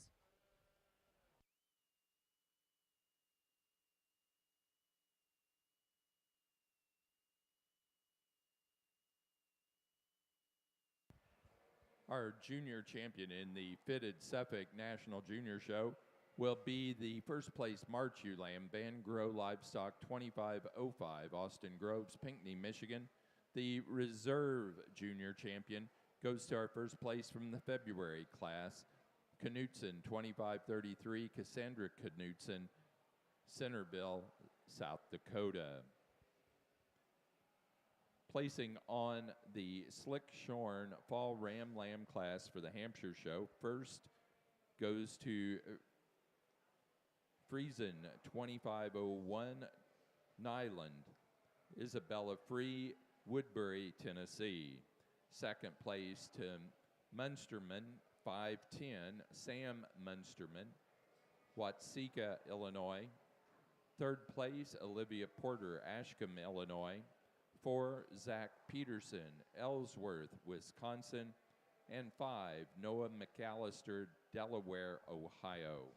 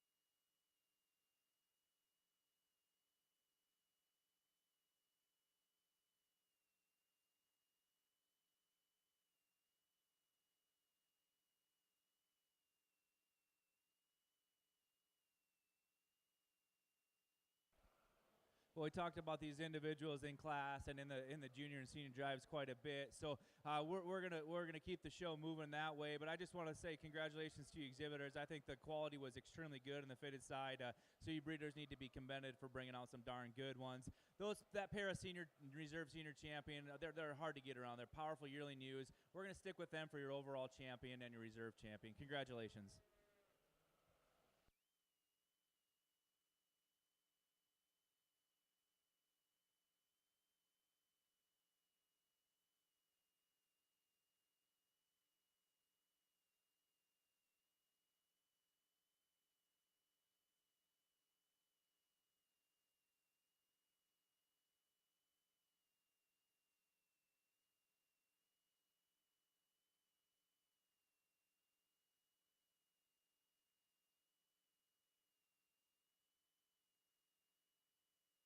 For our fitted National Suffolk show, our grand champion ewe goes to our first place yearling ewe, which was our senior champion ewe, Van Grow Livestock, 1361, Austin Groves, Pinckney, Michigan. The reserve grand champion was second in that yearling class, was the reserve senior champion ewe, Royer Farm, 531, Brixton Sullivan, Washington, Illinois.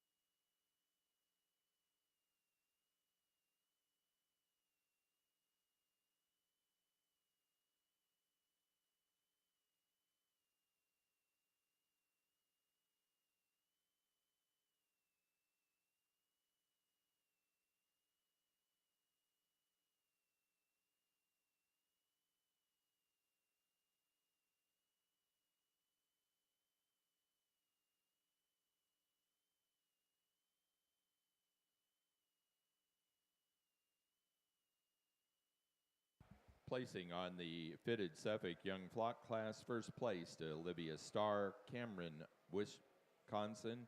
Second place, Austin Groves, Pinckney, Michigan.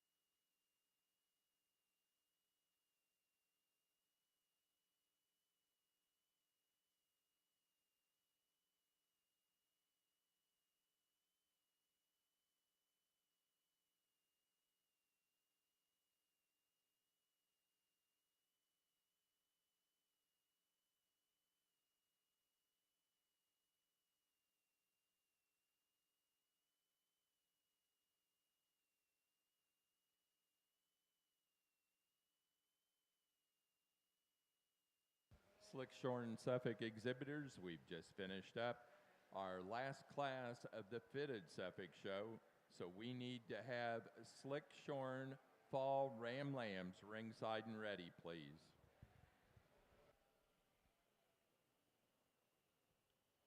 Got a really nice class of January bucks here. The bucks that we're going to start off with, I think the two top bucks kind of caught my eye when they came into the ring.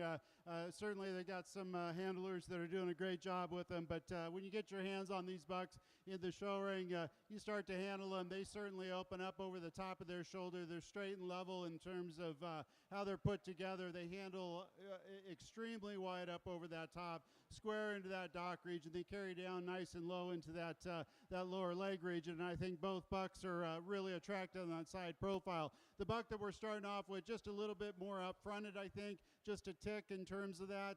I think a buck that just has a little bit more attractiveness from that standpoint, and maybe just a notch more product. The buck that's in second, a solid buck. He's got a lot of dimension there, a lot of muscle expression, really correct, really nice in terms of his Hampshire type.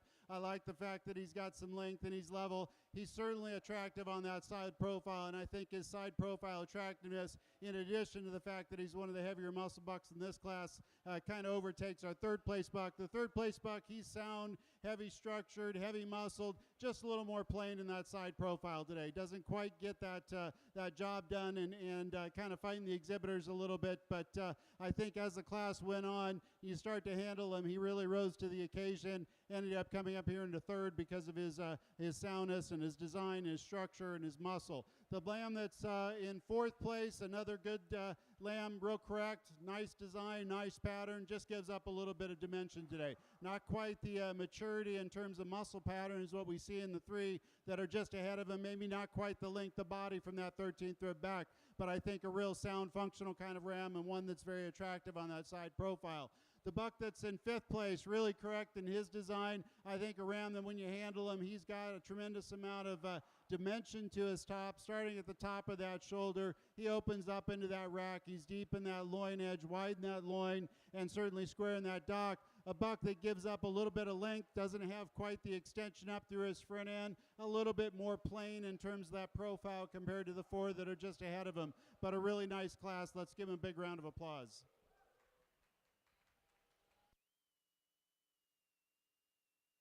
Results from the best four head of ewes for the National Junior Suffolk Show in the fitted division. First to Austin Groves, Pinckney, Michigan. Second place to Jacob Lindo, Chile, Wisconsin.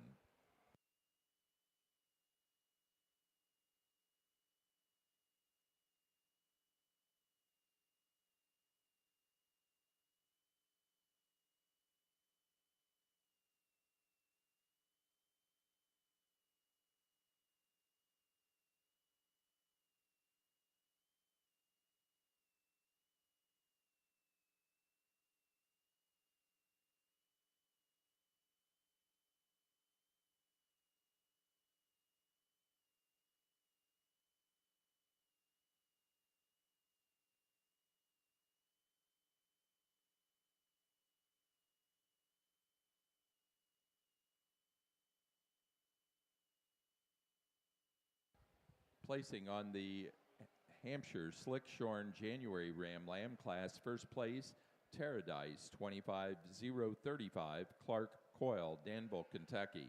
Second place, Ellerbrock 7675, Maylee Adams, Bonnie, Illinois. Third place, Ross Doyle, Pleasant Hill, Illinois. Fourth place, Ty Thorson, Columbus, Wisconsin. And five, Urban Sweeterman, Arcanum, Ohio. Well, we get started with the slick-sheared side of the Suffix. I think we've got a very close place in between first and second. I think their body shape and style is just slightly different. We're going to use the one who just offers a little bit more width and circumference to his overall skeleton. He's just a little boxier built type of a sheep. And I think really where I like him better is probably from his hip back. He just comes down a little square from his pins, offers a little bit more true shape to that leg. I like the buck's breed character in second better. I think he's darker about his points. I like the shape of his muzzle. I think he's a little bit smoother when you put this one in motion. Probably just doesn't open up with as much center body mass as that one in first. Doesn't have that overall shape to his leg as that buck lamb in first does, but a sound structured, good moving one in second. The bluer buck that comes here in third, a lot of depth aside to this one. I think he's chock full of muscle. A buck that reads just a little bit frailer in terms of his bone work, a little bit rounder in terms of his overall appearance, but certainly good slick-sheared fall bucks to start off this division.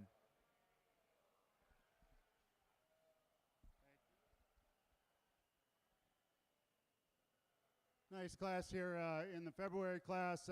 Buckland that we're going to start off with, I think he just pulls it together in a real complete package. Very correct in his makeup, good in his design. I think a buck that travels off pretty smooth. What I really like about him is the way he lays in from that shoulder into the rib cage and the shoulder into the neck region. He's got a nice blend there. He certainly handles the smoothest. He's certainly got the straightest top in him, and when you get your hands on him, he's by far the heaviest muscle down his top into his loin and his hip. Certainly carries that down into his hock region of that leg. The lamb that's in second place, I think a lamb that you appreciate in terms of straightness of lines. He's certainly long and level up over his top. I think a lamb that is really fresh in his appearance. I'd like to maybe give him a little bit more extension from that 13th rib back and a little bit more dimension to get him up higher, and then also to smooth up that shoulder just a tick. Lamb that's in third place, another lamb that you like in terms of his top line. He's straight, he's level, he's got some muscle there. Doesn't carry his muscle pattern down as low into that hock region. Maybe not quite as wide in terms of his base width at the ground, but I think another nice lamb that's real correct in his makeup. I love the rib shape on this animal, so nice class here. Let's give him a round of applause.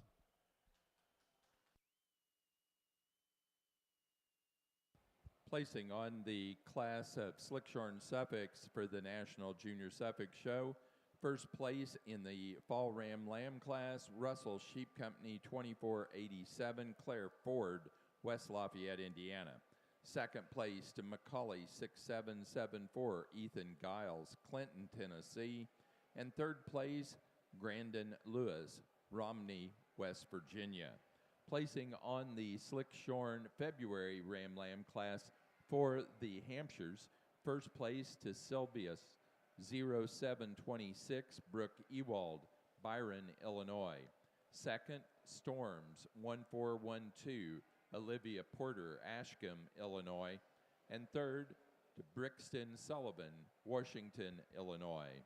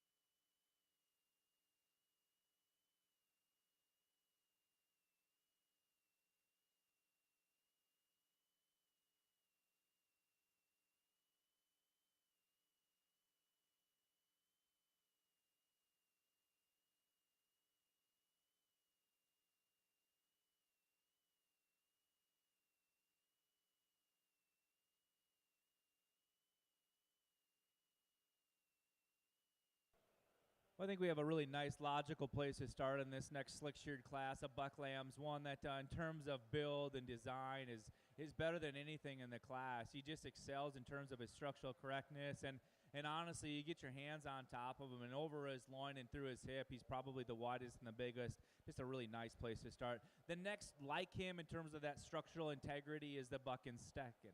I think he's really true and level in his lines. I think he stands extremely square and true on all four corners. Maybe he just doesn't have the overall rib, mass, and width as that class winner. The buck that's probably as wide as anything in the class and has just a whole bunch of circumference of bone is the young man's buck in third. I mean, this thing is really raw and rugged in terms of his bone work. I think he's just going to get out and cover ewes and do a great job of it. He's probably just not as well balanced. I'd like to pick him up off of those front pasterns a little bit, smooth him up in terms of his blade. The buck that comes in fourth, this is a deep-bodied, soft-sided one. I think this is one that probably can just get out and be a low-maintenance type of a buck. And I'd like here, too, I'd like to smooth him up. I think he gets a little rougher in terms of his line, doesn't balance up from front to rear quite as nicely. The pounds-heavy, production-oriented buck comes in 5, and this guy, in terms of pounds of production, will get the job done as a terminal sire. But here's a buck that, off of each end, I think lacks the athleticism, probably gets a little bit softer on all four pasterns. If we could pick those up and change the angle of his hawk, I think he'd be truer and better designed. But certainly a fun class to analyze. Thanks for bringing him in.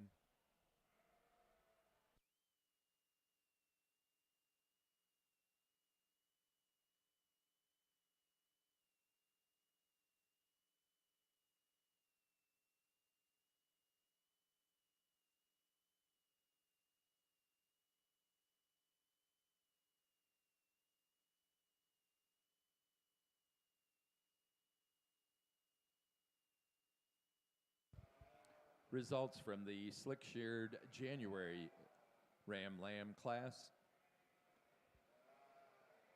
First place to A.J. Harris, Jacksonville, Illinois, with Harris 25.028. Second to 6.470, Carly Abeld, Hope, Kansas. Third place, Drew McMillan, Ashton, Illinois. 4, Allie Hoover, Washington, Pennsylvania. And 5, Ella McMillan, Ashton, Illinois.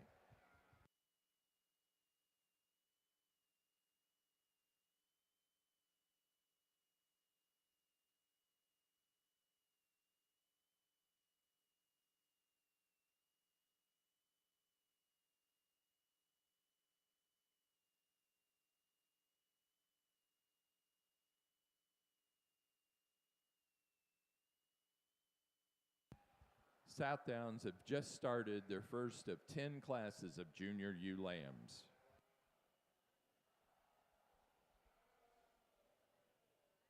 Nice class of buck lambs here that we've got in the Hampshire ring. 2 bucks that we're starting at the top of this class, very, very comparable. Definitely a pair, very correct in their makeup, good design type sheep. I think sheep that stride off pretty easily, high-headed, bucks that you really appreciate when you get your hands on them. They just they open up at the top of their shoulder. They've got quite a bit of dimension into their rack and their loin, and certainly into their hip structure. The buck that we're going to start off with, I think, is just a tad bit longer bodied when you get your hands on him. He's a little bit smoother at the point of the shoulder, and I think he handles a little bit smoother from the top of that shoulder into the top of that rack.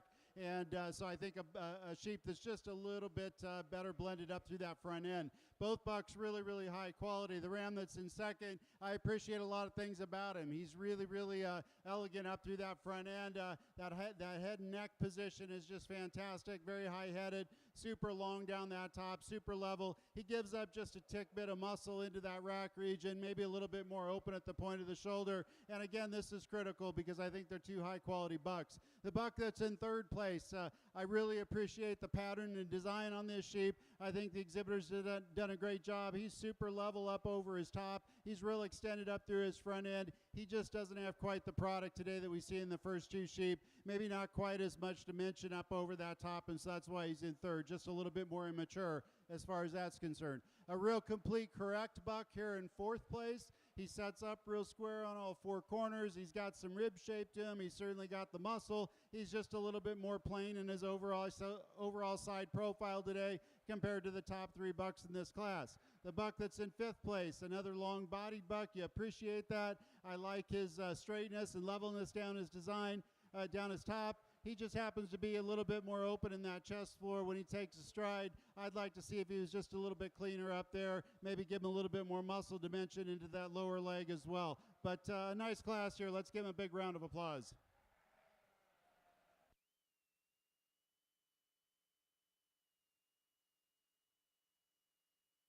We need the following exhibitors to return to the skillathon area: Thomas Wallace and Charlie Schramer.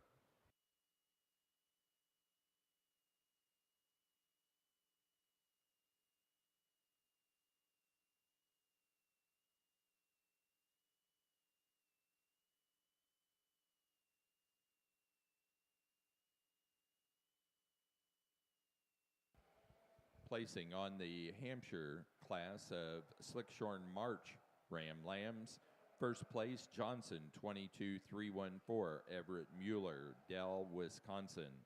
Second place, Paradise, 25,066, Clark Coyle, Danville, Kentucky. Third, Nash Johnson, Delavan, Wisconsin. 4, Allie Winters, Cahokia, Missouri. And 5 to Isabella Free, Woodbury, Tennessee.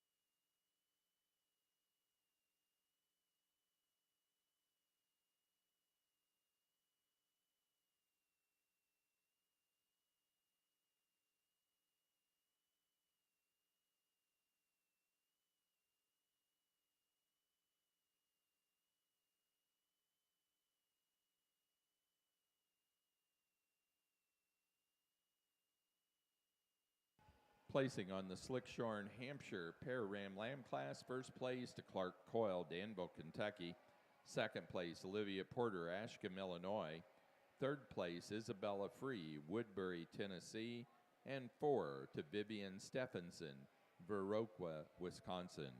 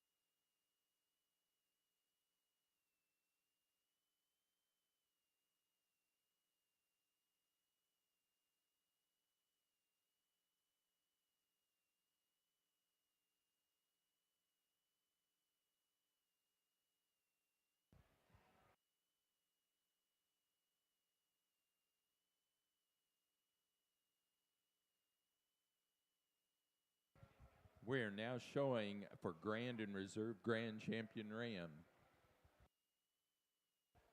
Again, we want to remind folks about the promotional table and also the area where you can write thank you notes. It's right over to the right of me, over near the photo backdrop area. There's a table set up there. All kids need to write at least one thank you note. Well, this is a really fun class to sort. I think it's awfully close between these top two, but the more I look, the more I handle, the more I analyze this class winner, I think he offers just the most true natural thickness, and especially in comparison to that ram in second, where he wins out is from his hip and his pins back. I think he has more width all the way through his pins. I think he's deeper through his twist, and he pushes more stifle on the move. I don't think he floats quite as nicely when you put this one in motion as the buck does in second. I don't think his front end's quite as smooth at the point of his shoulder as that buck in second. But in terms of true product and thickness and having some stoutness and heaviness of construction, I like this buck a whole bunch. The buck in second, we talked about that smooth shoulder, how sound he is on the move. I think I like his depth of body a whole bunch. If we could just widen him out through his pins, give him a little bit more natural thickness and fill out his leg through that lower leg, then I think that one's the winner, but that's where we'd like to tweak that buck. The buck in third, here, once again, another sound-structured individual. I like the way he lays his spine into his skeleton. I think this one probably runs just a little bit shallower and harder in terms of his rib shape. In comparison to those top two. A big framey buck that comes here in fourth relative to those in the rest of this class. I think this buck, in terms of just being smoother and better balanced, we'd like to just trim everything up and make everything blend a little bit nicer up through his chest floor, in through his blade. If we could smooth that up, I think he's going to have a more eye-appealing look. The young man's buck that comes here in five, I think this one's build is exceptionally good. I think his chest floor, his shoulder is designed correct. I think his depth of flank and body is very, very high level. For me, we just got to pick him up off of those rear pasterns. If we could do that, I think we could actually start sliding this one up even higher, but we need to change that about him. Certainly a fun class to analyze. Let's give him a hand.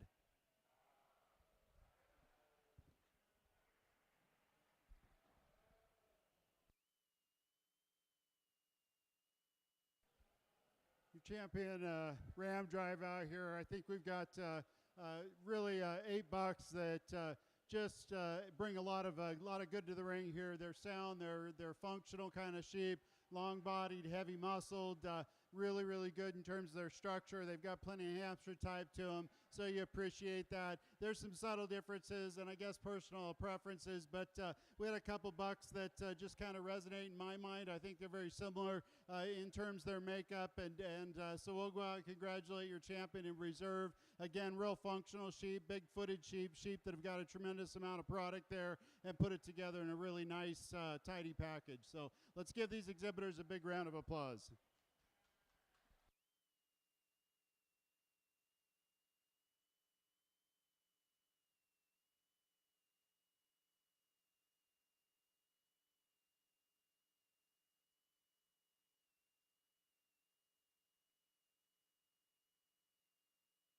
For our Slick-shorn Hampshire show, our champion ram went to the Slick-shorn January Ram Lamb, Paradise 25035, Clark Coyle, Danville, Kentucky.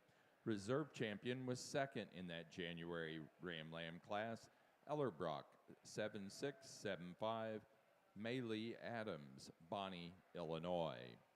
Placing on the Slick-shorn February Ram Lamb class for the National Junior Suffix Show, first place goes to LR Suffix 24263, Lily Rowe, St. Ansgar, Iowa. Second place to Howe Farms 2570, Bo Howe, Danforth, Illinois. Third to Colton Abelt, Hope, Kansas. 4, Allie Hoover, Washington, Pennsylvania. And 5, Urban Sweeterman, Arcanum, Ohio.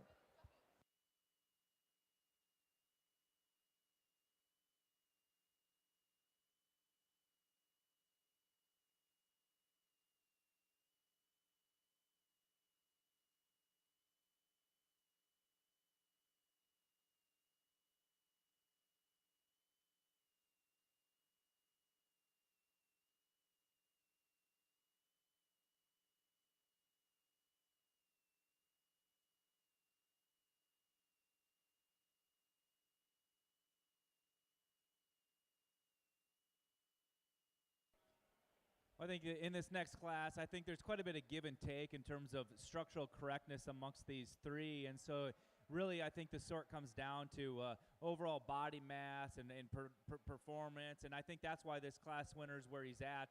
He's the long body, big outline buck, and I think he has a big foot with a lot of circumference of bone. Ideally, we'd change that rear set to his hawk and pick him up off those rear pasterns. The buck that comes here in second, an expressively muscled one that handles with a lot of freshness to the touch, and he's really good hided. One that I think when you put this one in motion, he probably gets outside himself just a little bit. And on the profile, he shortens up from forerib to flank just ever so slightly in comparison to that class winner. The buck in third actually probably sets those feet more true and square than the other two in class, but you get your hands on him, and he probably is the lightest muscled of the trio, and one that we just need to see more meat, more muscle as a Suffolk buck in this trio. But certainly a good class of buck lambs for us to analyze. Thanks for bringing them in.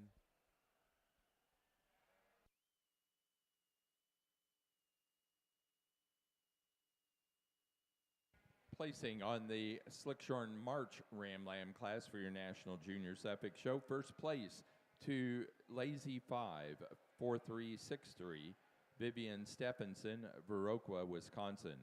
Second place to Brian Suffix, BL07, Jenna Bushong, Crawfordsville, Indiana.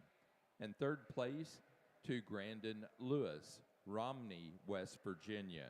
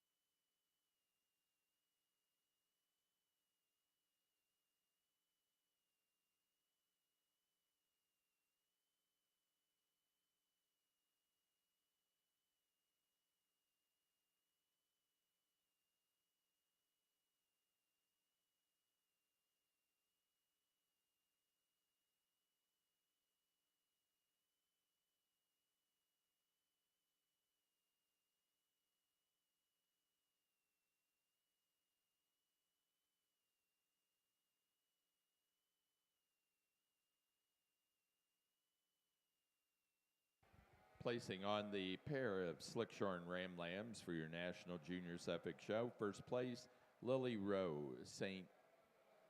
Ansgar, Iowa. Second place, Allie Hoover, Washington, Pennsylvania. Third place, Jenna Bushong, Crawfordsville, Indiana. And four, Grandin Lewis, Romney, West Virginia.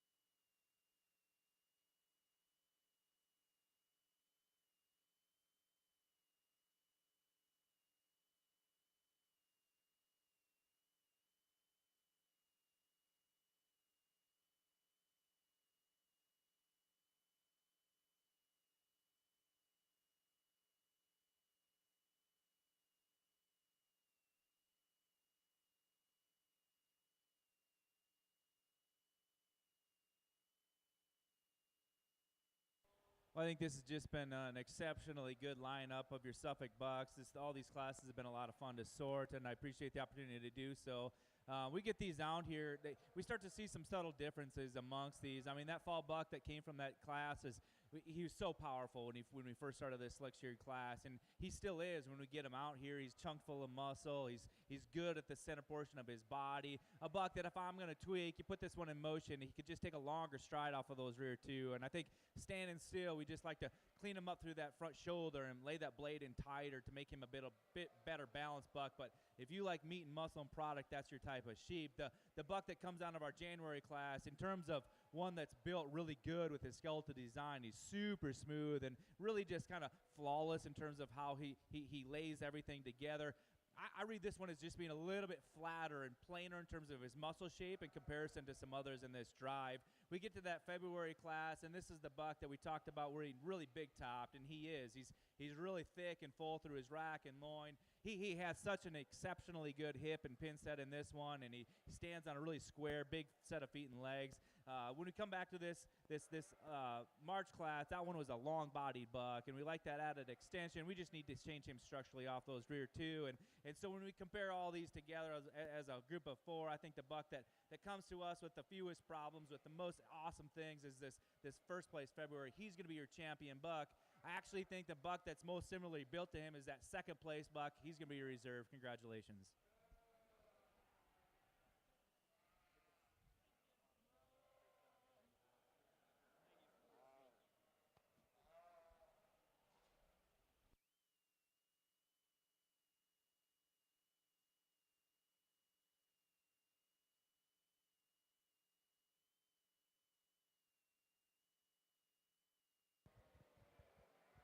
For our National Junior Suffolk show, our champion ram in the Slick-shorn division goes to our first place out of the February Ram Lamb class, LR Suffix 24263, Lily Rowe, St. Ansgar, Iowa. The reserve champion to the second place animal out of that class, Howe Farms 2570, Bo Howe, Danforth, Illinois.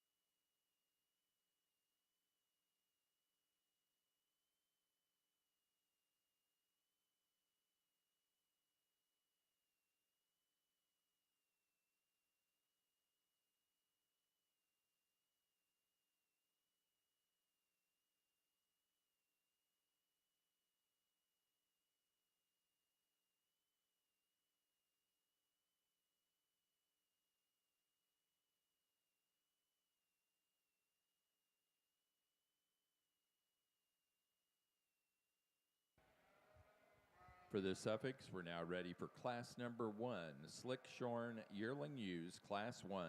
These animals born September 1 of 23 through and including the 28th day of January of 24.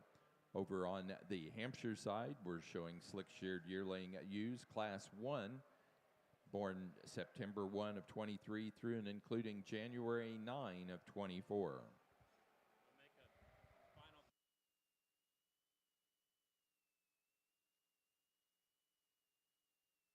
In the makeup area at the end of the Hampshire ring, at the end of the white ring, we need class number 2, Slick-shorn Yearling Ewes, to report in. Class 2 Slick-shorn Yearling ewes should report in now. Those are animals born January 10 through and including February 10 of 24.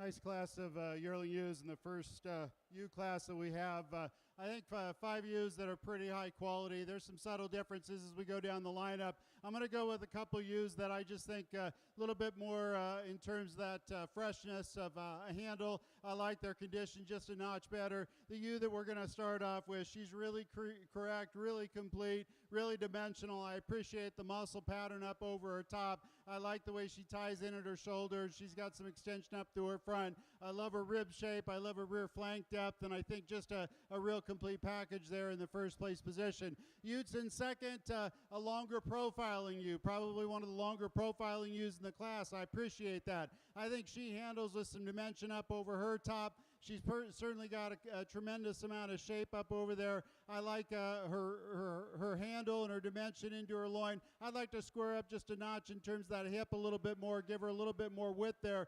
But I like her cover and I like her condition today, and I think a nice ewe there in second place. The third place ewe, she's stout and she's rugged. She's got a lot of rib shape there. A little bit softer than handle today. I'd like to maybe just lean her up a tad. I like her levelness down her top, her dimension there. She certainly opens up on her hip, maybe a notch more than the second place ewe, but certainly like to lean her up just a tick. The ewe that's in fourth place, another very elegant ewe. I love her front end. She's pretty up through that front end. She's straight and level down her top. She gives up a little bit of length when you get back to that rump structure. She's also, again, a little bit softer to that handle, and so that's why I've got her there in fourth. The ewe that's in fifth place, really long-bodied ewe, a ewe that's pretty nice in terms of that pattern. I think she handles pretty true in terms of her muscle shape and design. Not quite as much rib shape today as the two ewes that are just ahead of her. Not quite as much dimension there as far as muscle, so she kind of logically falls into that fifth place position. But a nice class here. Let's give them a round of applause.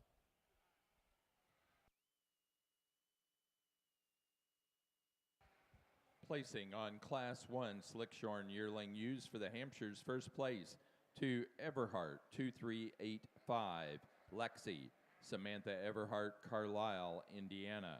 Second place, Westlake 2465, Noah McAllister, Delaware, Ohio. Third, Levi Willman, Hartford City, Indiana.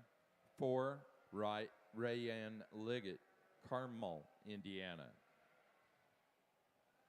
And 5, Sam Munsterman, Watseka, Illinois.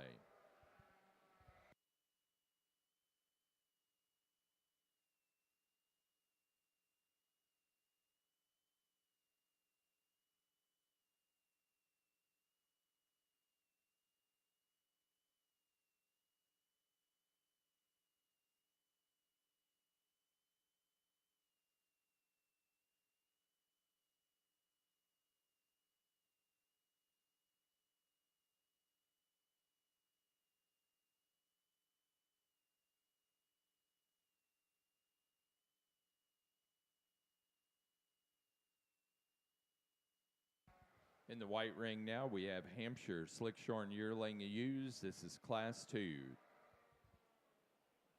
These animals born 1/10 through 2/10 of 24.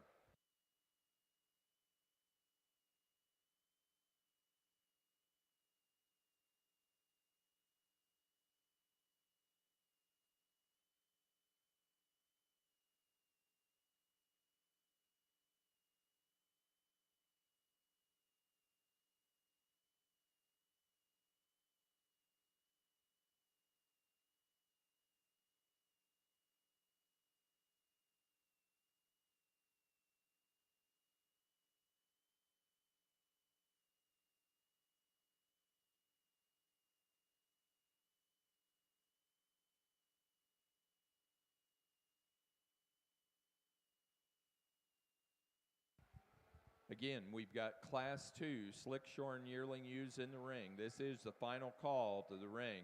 We're still missing 2 exhibitors.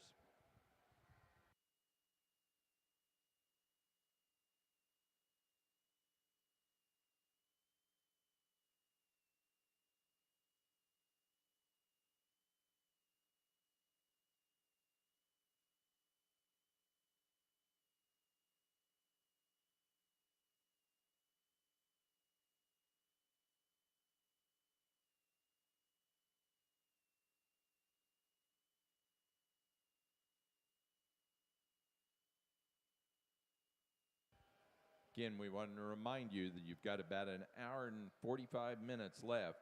If you have not been through Skillathon or the virtual sharing, they will shut down today at 2.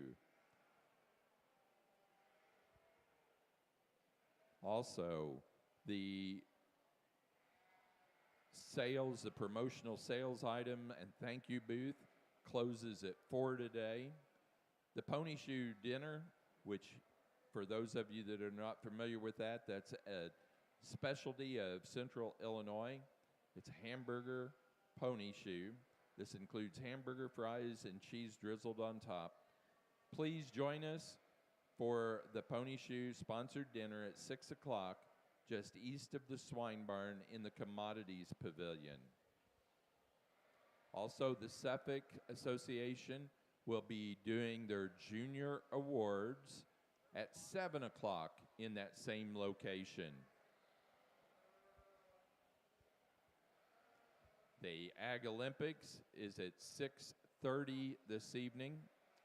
6:30 this evening, Ag Olympics, and it's over here in the flatter lawn area near the Ore Building. That'd be to my right, to the west of this pavilion.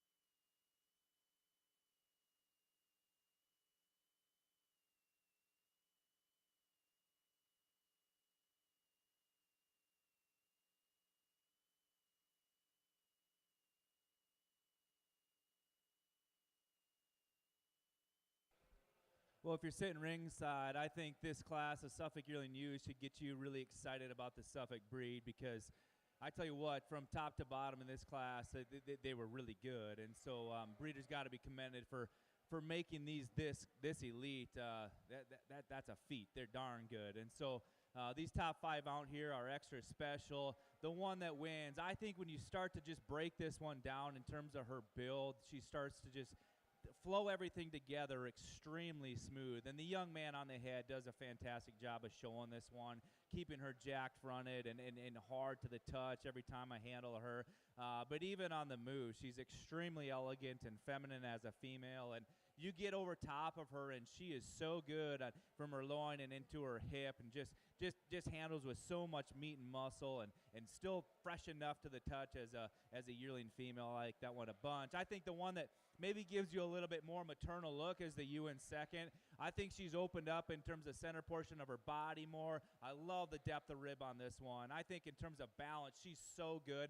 I don't think she's quite as sharp in terms of her angles. I don't think she's as crisp in terms of her balance and how her eye appeal all flows together like our class winner.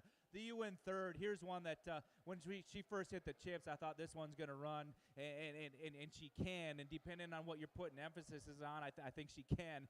She's deep-bodied, she's bold-ribbed, she's sound-structured. For me, I just read her as maybe just a little bit deeper chested, and I don't think her front end comes to the top part of her skeleton quite as nicely, especially in comparison to that class winner.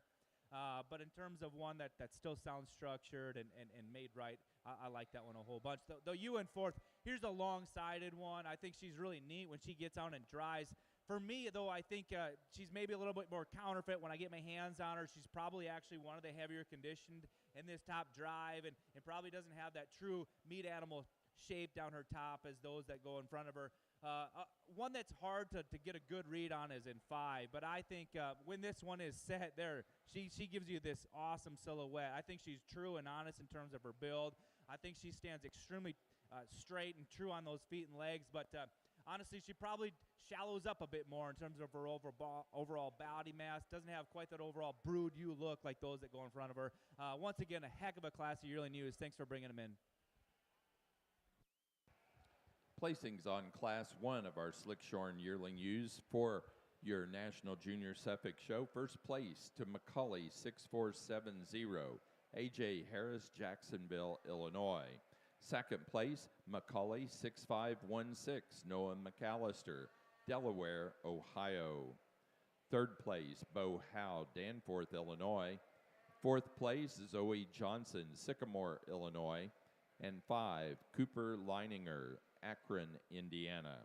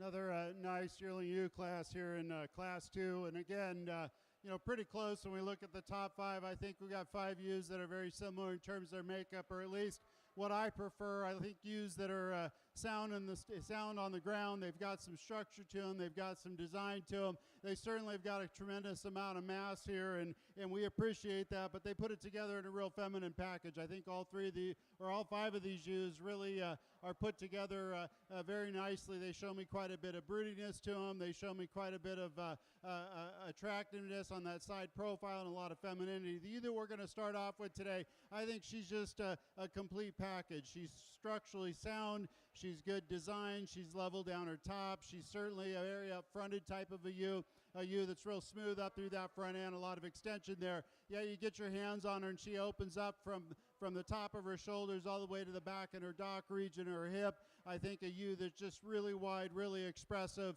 a lot of rib shape there, and she puts it together in an attractive package. The ewe that's in second place, I think pretty similar in terms of that, from that hip forward. A ewe that I'd like to see just tie down maybe a notch lower in terms of that muscle pattern into a hock region like our first place ewe. A real sound structured type of a female that I appreciate the way she's built through her chest floor and through her shoulder, and the way she lays into that rib cage with that shoulder blade. So just a really nice ewe there. The ewe that's in third place, she's big, she's stout, she's a rugged kind of a ewe that's maybe a little bit more open at the point of her shoulder compared to the 2 ewes that are just ahead of her. I think if we could clean her up just a notch there, we'd move her up. She's really certainly knocking on the door, and it's just fine-tuning her a little bit. But I love her hip, I love her rib shape and dimension there, a pretty solid ewe. The ewe that's in fourth place, a long-bodied ewe, a ewe that handles with a tremendous amount of muscle up over her top.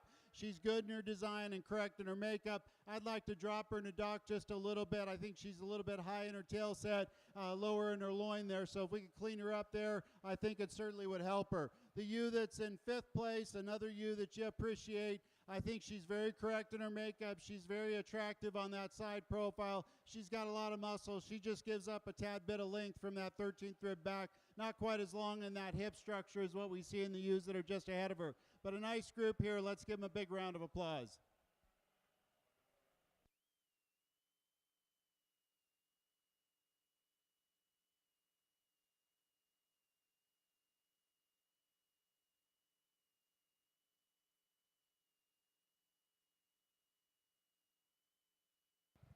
Placing on class number 2 of our Slick-shorn yearling ewes for the Hampshire show. First place goes to Ellerbrock 9162, Kendall Ellerbrock, Atkinson, Illinois. Second place, Johnson 2517, Gavin Foff, Norwalk, Wisconsin. Third, Emma Lease, Plant City, Florida. 4, Clark Coyle, Danville, Kentucky. And 5, Wyatt Nixon, Delavan, Wisconsin.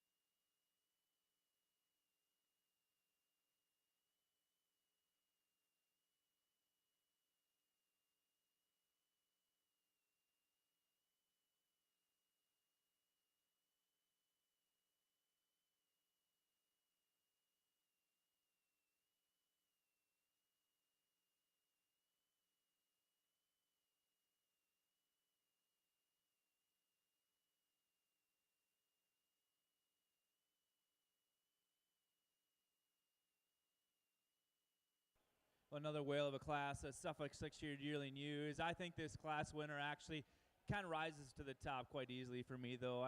In terms of giving you a maternal look, coupled with having plenty of meat and muscle, this one's so good. And in motion, she's flawless, and that's really why we welcome that second time, and she just clearly needs to be at the top of the class. That ewe that comes in second, I think is close between second and third. the UN second's really fresh, and I think she's the most ideal in terms of her condition today, and I think she probably offers just a little bit more frame size and growth, and she's not quite as compact in her build, and I like the flexibility off of both ends that she offers. I like the breed character that she brings to the table. All those little things kind of just gravitate her to that second hole. Ideally, maybe we just like to soften her up in terms of her overall body. And in comparison to that UN third, she doesn't have quite that overall expression of muscle. That's truly that UN third's advantage. She's super big top, and she is really expressive to the touch. She's really good and thin-hided. A ewe that's big boned, she probably just gets a little bit piecey, a little bit choppier in terms of how her skeleton all ties together in terms of balance. The UN fourth, this one too, I think when you get her set and she gives you that profile, I think she's right in terms of her balance from front to rear with her uniformity, a depth of body. She's big topped. For me, though, I think we need to relax her in her spine. When you put this one in motion, she gets a little less coordinated off of both ends. The UN fifth, certainly a different speed on this one. I think she's got a bit more terminal look, and there's no doubt she's the big-butted, deep-twisted one in the class. A ewe that, for me, I'd just like to give her more of a maternal look. I'd like to soften her up in terms of her rib shape, give her a bit more brood ewe type of a look when we get that soft flank and we add some capacity to her. But if you like terminal sheep with muscle, that's your kind there. Certainly a fun class to analyze. Thanks for bringing them in.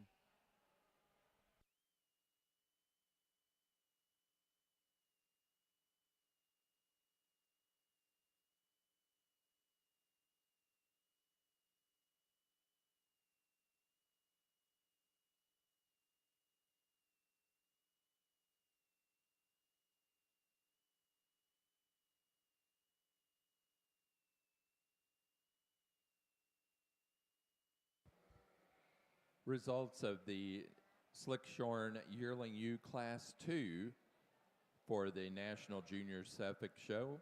First place goes to Harris Livestock, 24227, Clayton Heisey, Lebanon, Pennsylvania. Second place to McCulley, 6609, Clayton Heisey, Lebanon, Pennsylvania. Third, A.J. Harris, Jacksonville, Illinois. 4, Lily Rowe, St. Ansgar, Iowa. And 5, Brinley Cruel, Evansville, Wisconsin.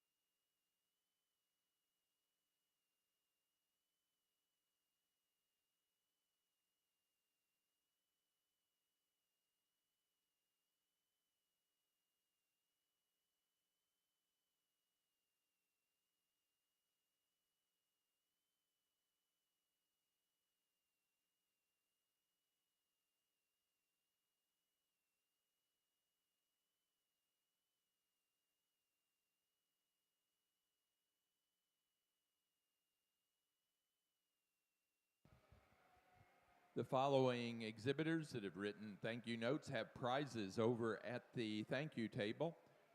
Brentley LeFou, Whitley Corey, James Davis, and Quincy Langerdorfer.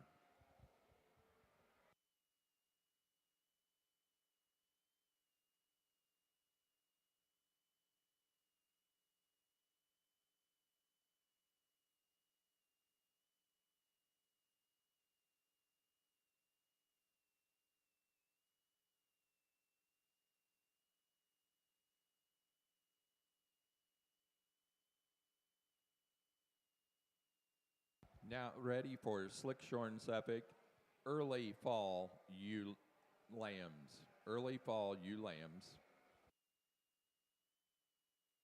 Placing on the pair of Slick-shorn yearling ewes, first place goes to Clayton High-C, Lebanon, Pennsylvania.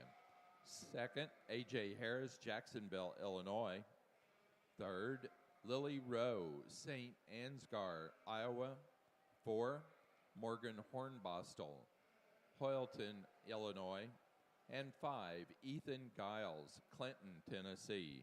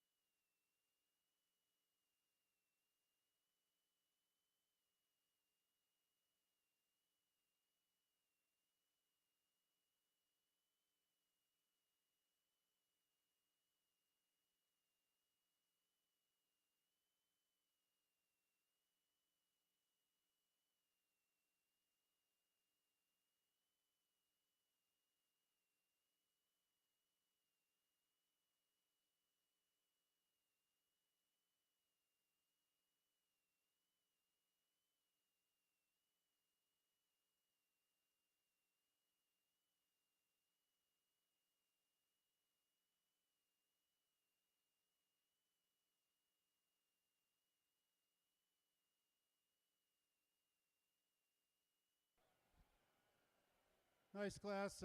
Again, a yearling ewes here as we get to the third class. The three ewes that up at the top end of this class I think are pretty comparable when we start to evaluate front end. I think all three of them are up fronted. There's certainly a high-headed kind of sheep. I think sheep that really put together a lot of quality as you go down that down through that trio. They're certainly exceptional in terms of their overall side profile look. Ewe that we're going to start off with today, just really a stout-featured kind of a ewe that's got a tremendous amount of rib shape to her. I think she opens up through her chest floor. She's got some depth of her forerib, depth of rear flank.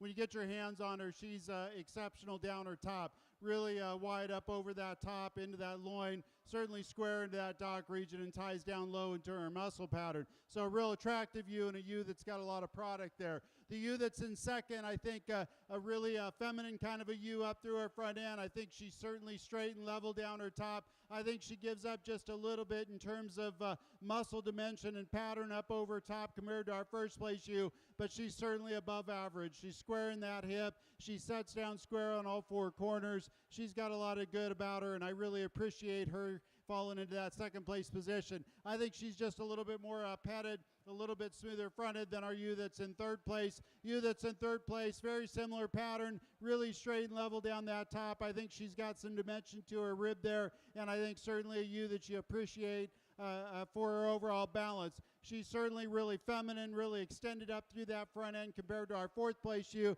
Fourth place ewe, she's solid, she's sound, she's good in terms of her structure. She's got a lot of dimension there. I just want to elevate her a little bit through that chest floor. I want to lift her up in terms of that neck and give her a little bit more presence in the ring on that side profile and extend her out just a notch. The ewe that's in fifth place, another ewe that you appreciate in terms of dimension. She handles with a tremendous amount of muscle up over her top. I want to see her a little bit more attractive on that side profile, extend her out from that 13th rib back just a bit, and we'll get her up higher in the class. But a nice class here. Let's give them a big round of applause.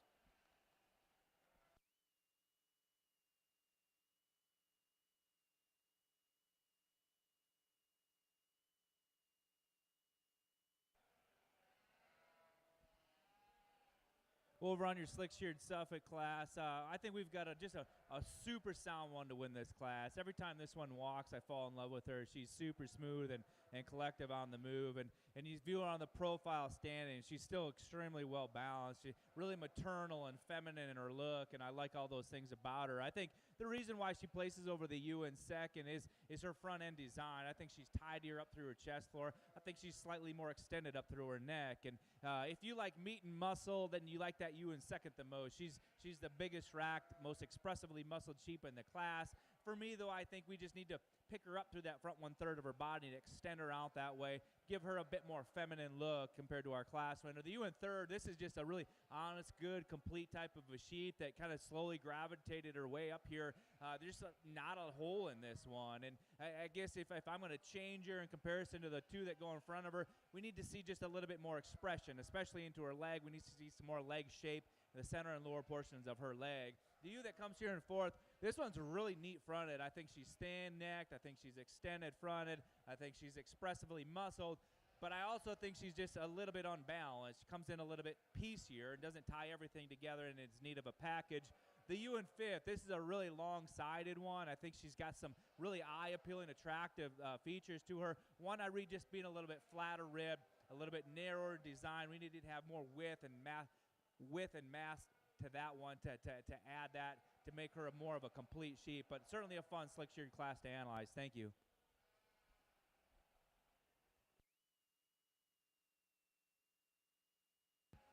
Placing on the third class of yearling ewes for our Slick-shorn Hampshire show, first place goes to Ellerbrock 20422, Cole Ellerbrock, Atkinson, Illinois. Second place to Wheaton 24161, Jackson Ritter, Fortville, Indiana. Third to Jackson Ritter, Fortville, Indiana. 4, Samantha Everhart, Carlisle, Indiana. And 5 to Adeline Foff, Norwalk, Wisconsin. Placing on the Suffolk class of Slick-shorn Early Fall Ewe Lambs for your National Junior Suffolk show. First place to Russell Sheep Company, 2439, Caitlin Ford. West Lafayette, Indiana. Second place to Harris, 24184, A.J. Harris, Jacksonville, Illinois. Third place, Mackenzie Hornbostel, Hoyleton, Illinois. Fourth place, Brody Boyd, Latonia, Ohio. And 5 to Grandin Lewis, Romney, West Virginia.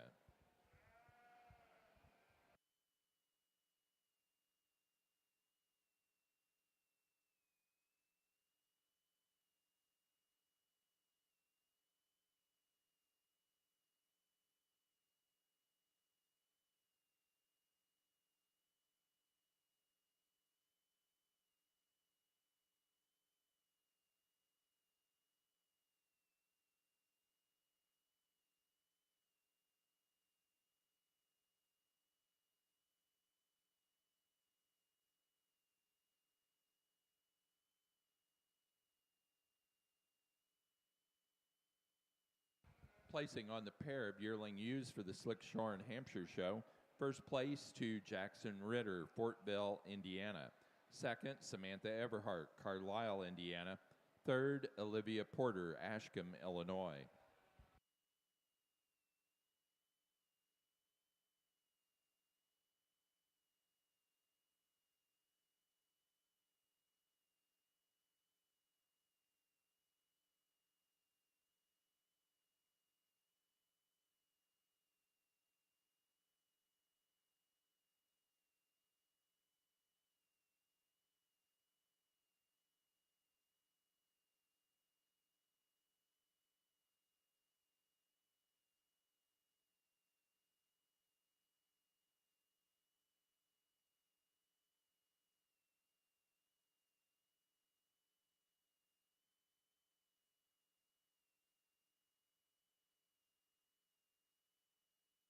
Just three late falls out here, but we've got an exceptional one to win. You talk about one that just floats when she hits the chips, and you get your hands on her, and she's as big as anything in terms of her top shape and her rack shape.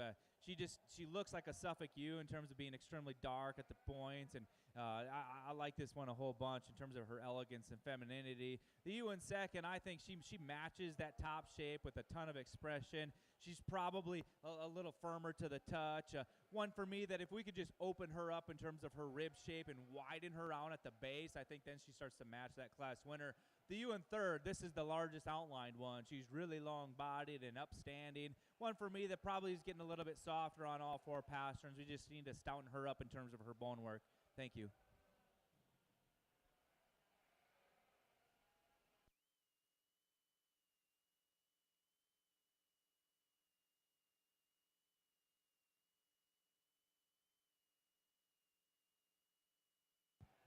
Placing on the class of late fall ewe lambs in the Slick-shorn Suffolk show for your National Junior show.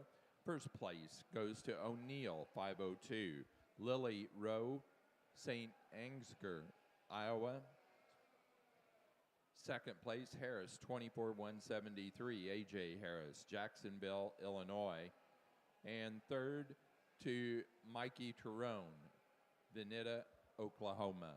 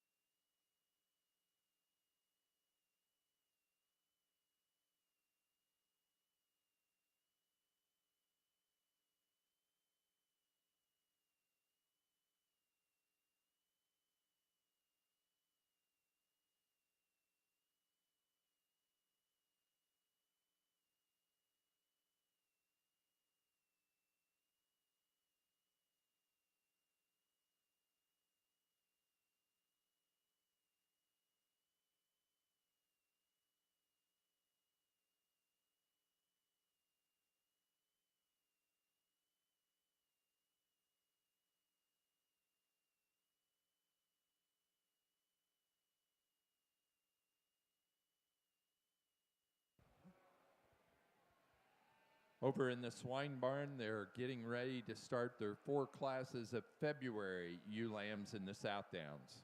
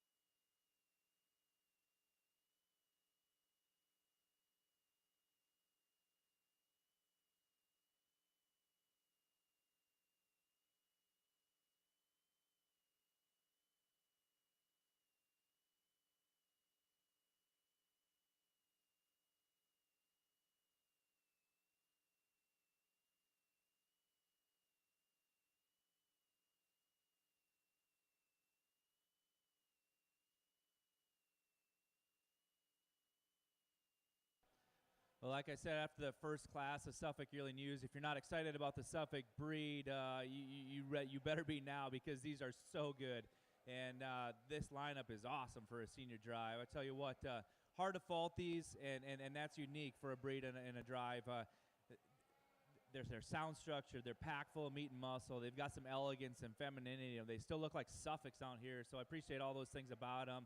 With that said, we've talked about them as individuals. I'm going to shake the hand of your champion and then your reserve, but let's put our hands together for a heck of a drive here. Let's hear a round of applause.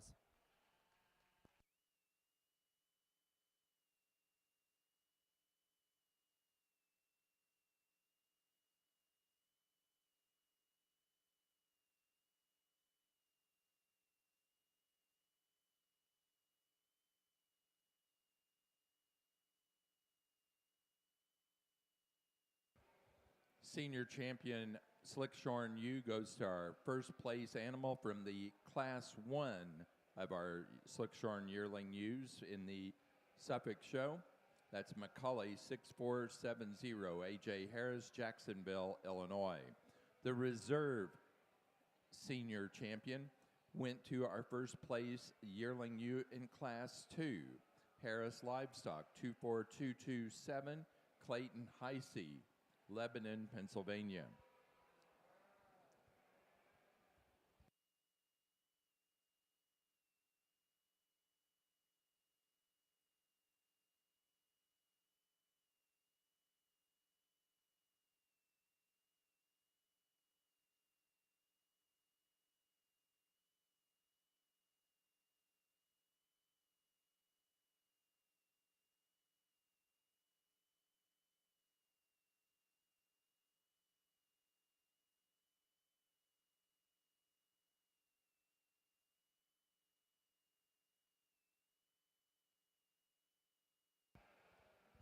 In the Suffolk ring, we're now showing Slick-shorn January ewe lambs.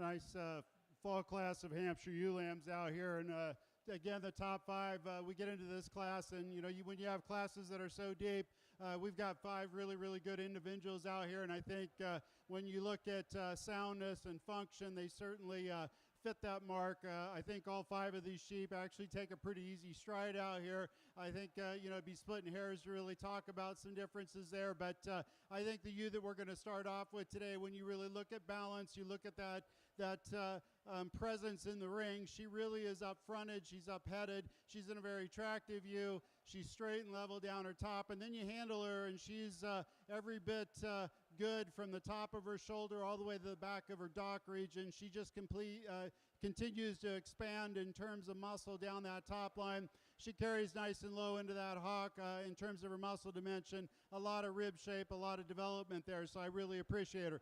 A tad more expressive, a tad more dimensional in terms of muscle in that top ewe over our second place ewe. Our second place ewe, really beautiful pattern. She's straight line, she's beautiful fronted. I think the young lady's done a great job in terms of presenting her. I like it every time I go to handle her. Not quite as massive in terms of that muscle pattern, not quite as dimensional as what we see in that first ewe, but I think she's every bit above average. She's certainly big-footed and stout-featured. She sets down wide at the ground, has got a lot of width through her chest floor. I love the depth in her rear flank and the way she's put together, very productive in her overall structure. A lot more extension, a lot more elevation through that front end. Our ewe lamb that's in third place, very muscular, very dimensional, a lot of rib shape there. I appreciate that. I like the way she sets down nice and square. I just like to extend her out through that neck just a tad and extend her from that 13th rib back just a tad compared to our top 2 ewe lambs. She's really correct. She's really dimensional, and I think a lot of judges would like her. I think a level top,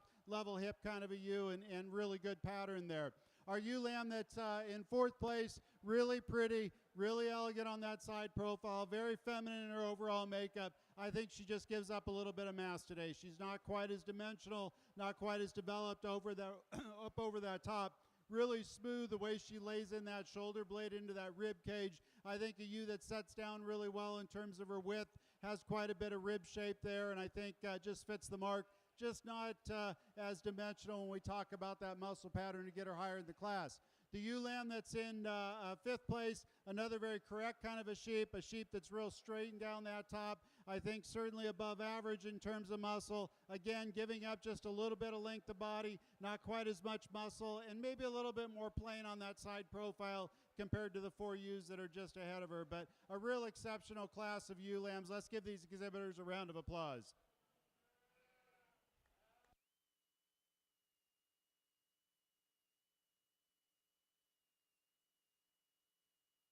But certainly a lot of differences in this junior class here. I think the one that wins, though, when you put this one in motion, you just kind of certainly fall in love with her. She holds her skeleton in balance so well, and she's probably best aligned through that front 1/3 of her body. She's super fresh to the touch. I think this is one that's just going to continue to develop and add muscle.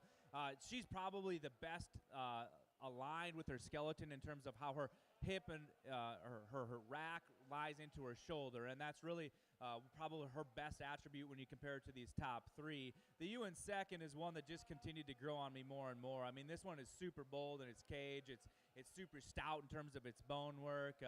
She's aligned perfectly good in terms of how structurally built she is, and she's got plenty of meat and muscle. She's not the most expressively muscled one in the class, and that's where that ewe in third has the advantage. The ewe in third is the biggest rack sheep in the class by far. I think she's got a lot of class and elegance. When I get my hands on her, though, I think she just falls a little bit narrower, especially from her hip to her pins. You don't see quite that outward shape to her leg. Tends to be a little bit flatter in terms of her muscle shape when you view her from the rear. But you certainly love in terms of her eye appeal out here in the ring. The ewe in fourth is kind of a big, broody type of a ewe. She's big-barreled. She's long-bodied, kind of a pounds-heavied one. We need to change the angle to her rear hock. We need to pick her up off those rear pasterns. The ewe in fifth, here's another just a really solid, complete type of a ewe. She's her too. She's got brood ewe written all over her, and I think in terms of a production-oriented type of a sheep, that is her. For me, we probably need to blend that shoulder in better to her chest floor. We need to give her just a little bit more eye appeal in class to compete higher in the class today, but certainly a fun one to analyze. Thanks. Placing on the Slick-shorn Hampshire class of fall ewe lambs, first place to Grinstead Brothers Sheep, 2507, Owen Grinstead, Sheridan, Indiana. Second place, Everhart, 2452, Samantha Everhart, Carlisle, Indiana. Third place, Clark Coyle, Danville, Kentucky. 4, Olivia Porter, Ashcombe, Illinois. And 5 to Bentley Hammerstead, Fort Atkinson, Wisconsin.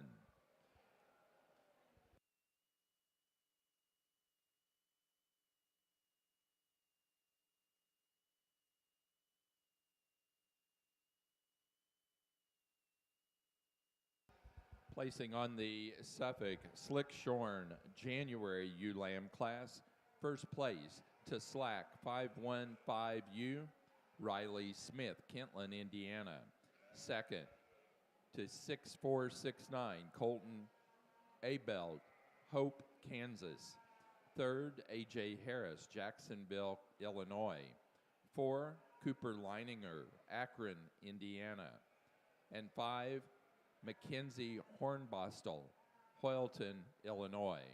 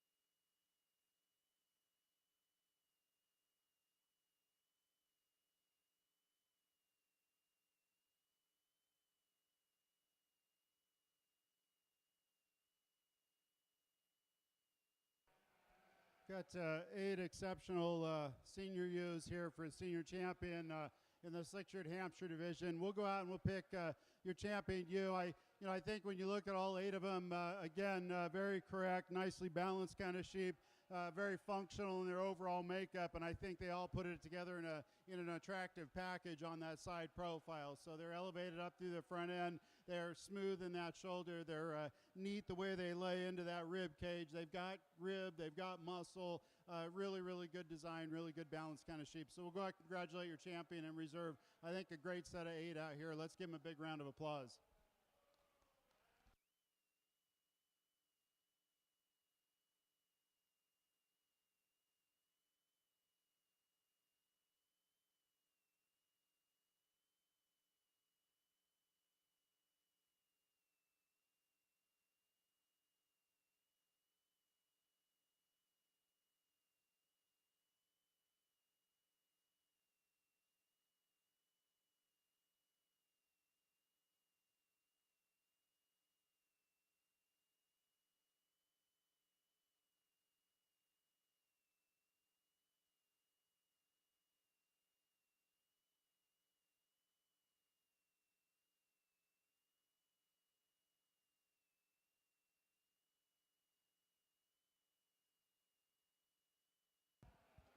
For our Slick-shorn Hampshire division, our senior champion went to the Class 2 Yearling ewe winner, Ellerbrock 9162, Kendall Ellerbrock, Atkinson, Illinois.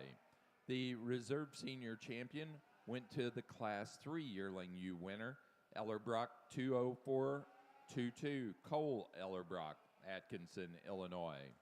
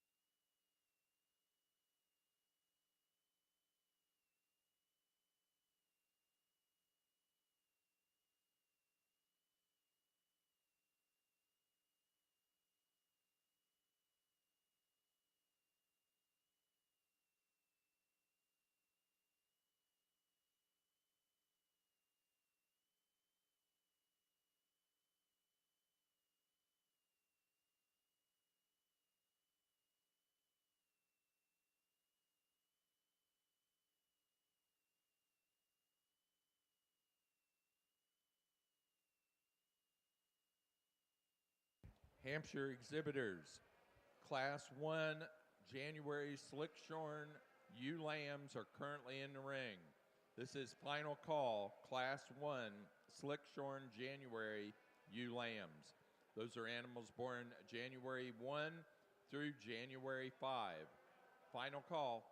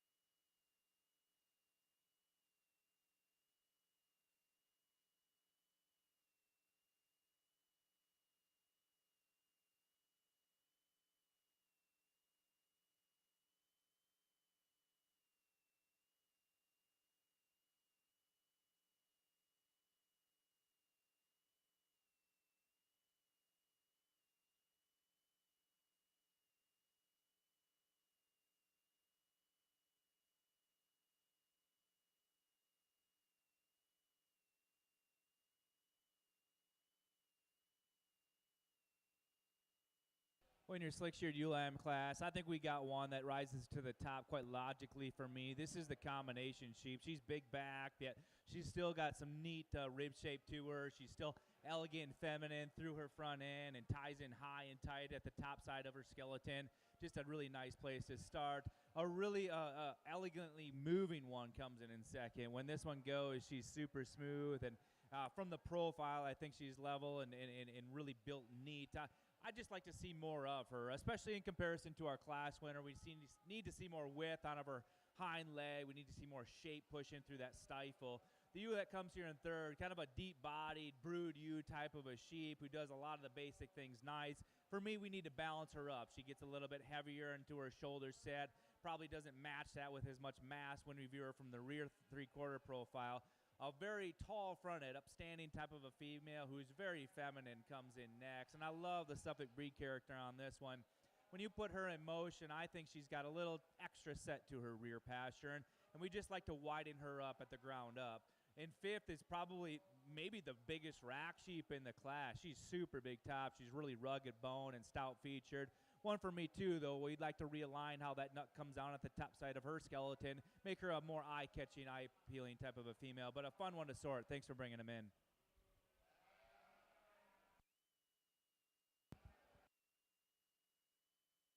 Placing on the February ewe lamb class, Slick-shorn for the National Junior Suffolk Show. First place, To Harris 25064.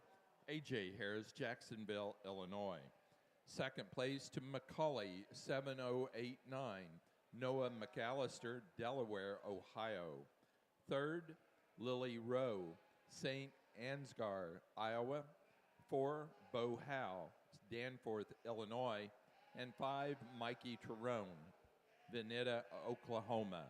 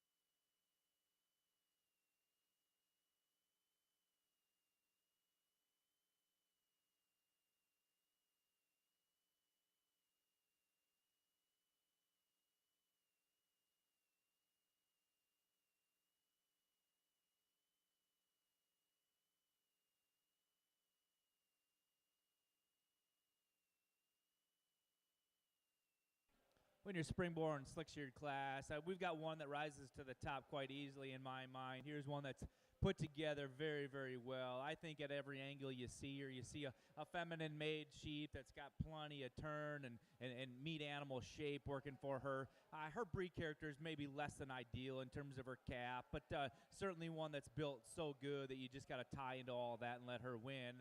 The second place ewe is a larger outlined one that I think in terms of touch and feel is might be the best in the class. She's really expressively muscled. She's still open enough in her rib. I think she just gets a little bit flatter and plainer, though, when you view her from that rear, and maybe just doesn't open up with quite the eye appeal and the showing presence as that first place winner does. The third place ewe, here's a big rack sheep, and I like the outward turn to the upper portion of her rib shape. Where we need to change her is from her hip back. She gets a little bit flatter, lighter muscled in her leg. In the fourth place hole is one that's got a lot of depth of body. That she's sound structured. She sets those feet square and true, but she's also just a little bit bolder shouldered, gets a little bit flatter in terms of her muscle shape. A large outline one comes fifth, and I think if you like them big and you want some added grow, this one can do that for you. For me, though, she just gets too piecey in terms of her front 1/3 with her rear 1/3. She needs to blend that all together and take a longer, more fluent stride and go, but certainly a fun class to sort here.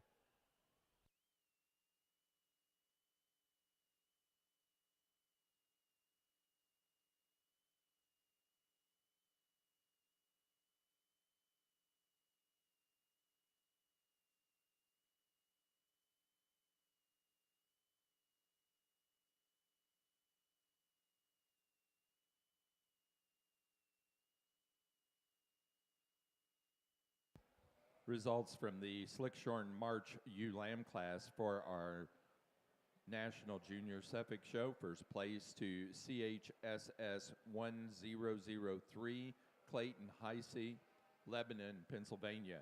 Second place, Maple Leaf 2526, Allie Hoover, Washington, Pennsylvania. Third, Mikey Terone, Veneta, Oklahoma. 4, Grandin Lewis, Romney, West Virginia.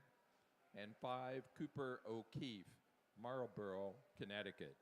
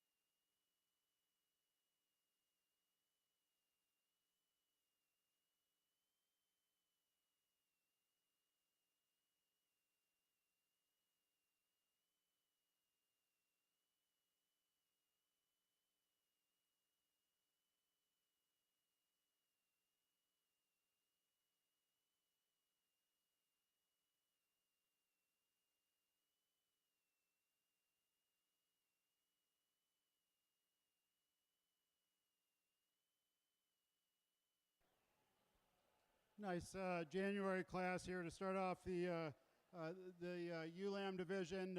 January ewe lamb that we're going to start off with today just really, again, has a presence in the ring. I think a ewe that stands out. She's elevated up through that front end.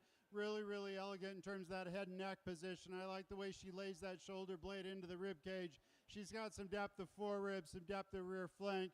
Long and straight and level down her top. She moves off extremely free and easy, and I think a ewe that's just put together extremely well. You put your hands on her, and she's got the right amount of muscle for a female, and I think certainly a ewe lamb that you're really going to want to watch throughout this season. The ewe that's in second, a little bit more of a compact package, quite a bit of muscle expression in this ewe. I appreciate that. I like the dimension. I like the stoutness in terms of that muscle pattern up over her top. You get into her lower leg, and she carries that down nice and low. She's not quite as angular up through that front end or elevated up through that front end, but I think a ewe lamb that's put together very well and very complete in terms of her overall package. So another nice female there in second place. I think she's got maybe a little bit more of an up-fronted approach compared to our lamb that's in third place. Lamb that's in third place, really a long-bodied ewe lamb, a ewe lamb that you appreciate in terms of her rib shape.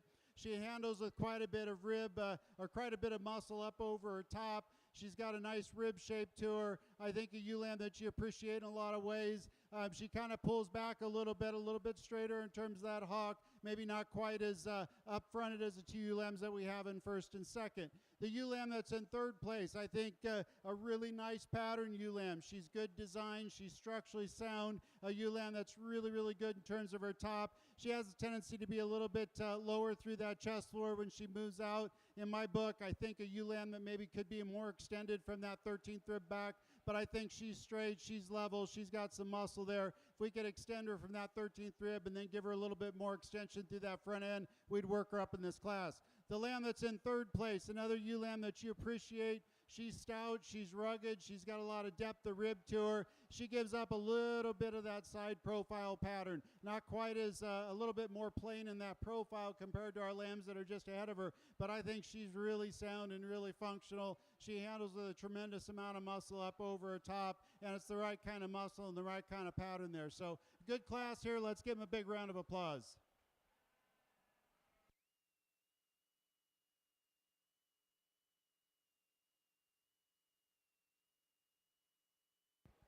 Ag Olympics posted, or pairings have been posted. Ag Olympics information has been posted back on the back wall behind the behind the show ring bleachers toward the outside of the building. So that'd be on the south end.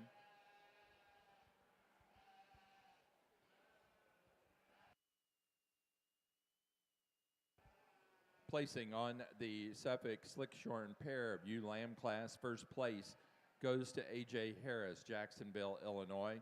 Second, Colton Abelt, Hope, Kansas. Third, Lily Rowe, St. Ansgar, Iowa. 4, Mikey Terone, Bonetta, Oklahoma. And 5, Mackenzie Hornbostel, Hoyleton, Illinois.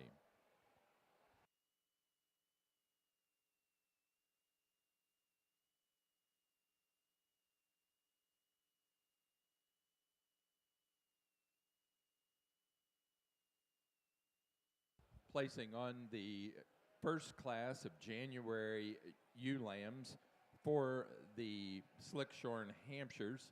First place goes to Hogger 25006, Riggin Klotz, Richmond, Indiana. Second place, All-Star 2507, Lily Williamson, Elwood, Indiana. Third, Noah McAllister, Delaware, Ohio. 4, Clark Coyle, Danville, Kentucky. And 5, Samantha Everhart, Carlisle, Indiana.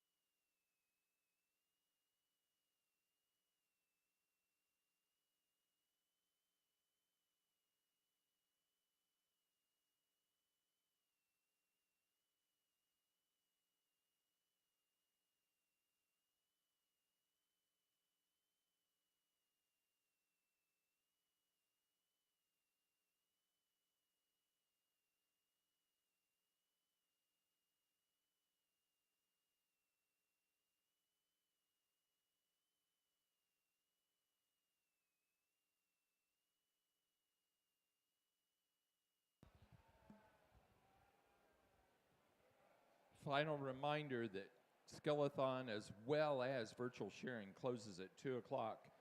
After 2 o'clock, the Skillathon answers will be posted for about an hour so you can go back through, see how you did, and then learn for next year.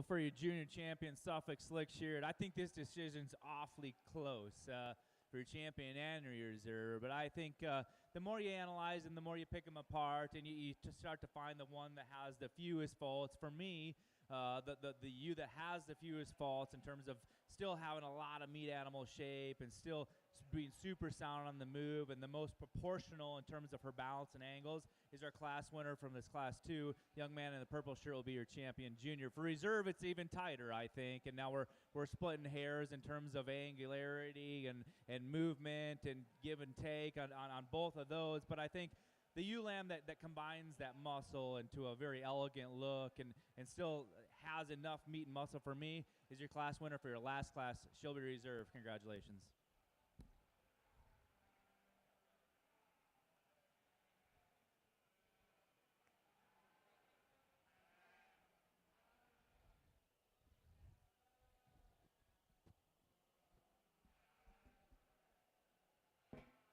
For our Slick-shorn Suffolk show, our junior champion was out of the February ewe lamb class.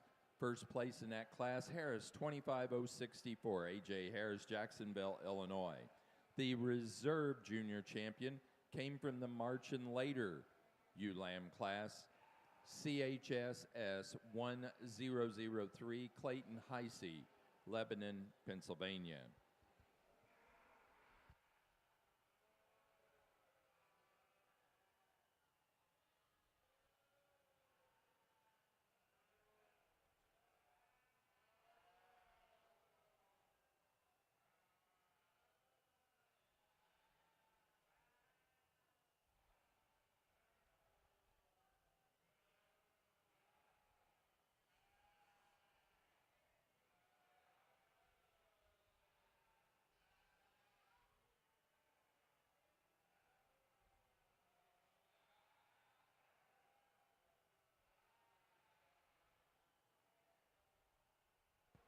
In our Slick-shorn Suffolk ring, we're now ready to show for Grand and Reserve Grand Champion ewe.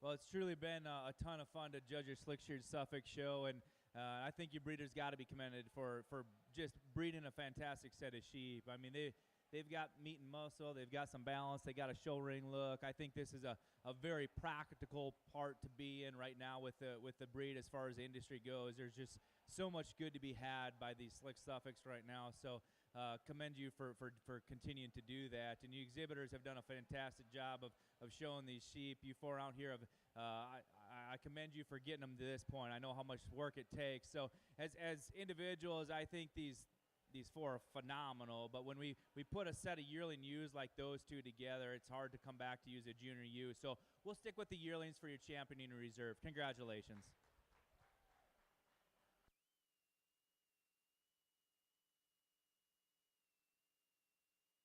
For our Slick-shorn Suffolk show and your National Junior Suffolk show, our grand champion goes to the senior champion ewe out of class number 1 yearling ewes, Macaulay 6470, AJ Harris, Jacksonville, Illinois.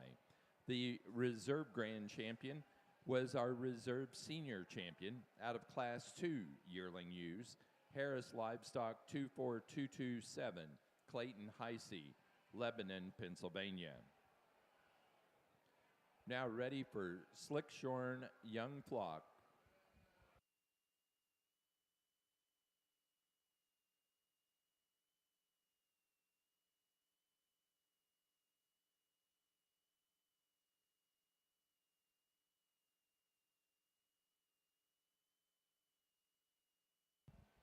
Attention, white Cotswold exhibitors.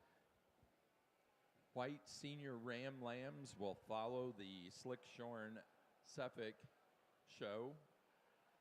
We just finished selecting grand and reserve grand champion ewe. We have a young flock class, a best 4 head of ewe class, and a single class of market lambs before we're ready for the white senior ram lambs for the Cotswolds.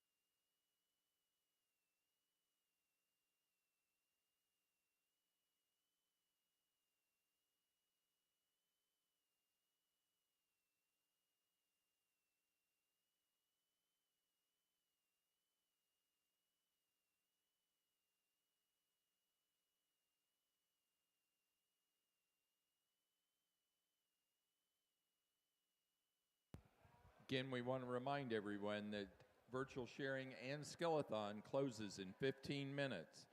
And as we said earlier, on that Skeleton, after 2 p.m., the answers to the Skeleton will be posted for about an hour, so you can go back through and see how you did to learn for next year.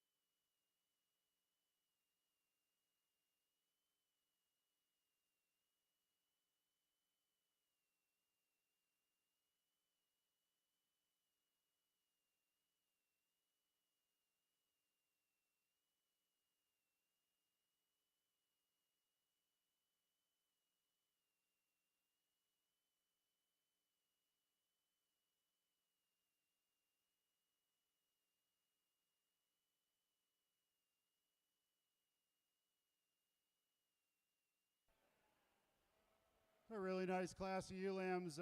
Again, 5 that I think kind of rose to the top.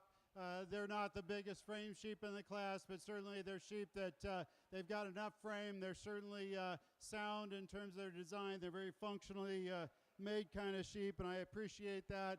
The ewe lamb that we're going to start off with today, really, the top 3 are pretty similar in terms of muscle. They're pretty similar in terms of makeup. The top ewe lamb she's got more extension from that 13th rib back. She's long and level in that hip, really extended, very feminine up through her front end. Just really a tremendous amount of Hampshire type and a really pretty beautiful ewe on that side profile, and one of the heavier muscled sheep in the class. And so I think she's got a combination of femininity, balance, and design and product. And so a really good kind of sheep right there to start this class off with.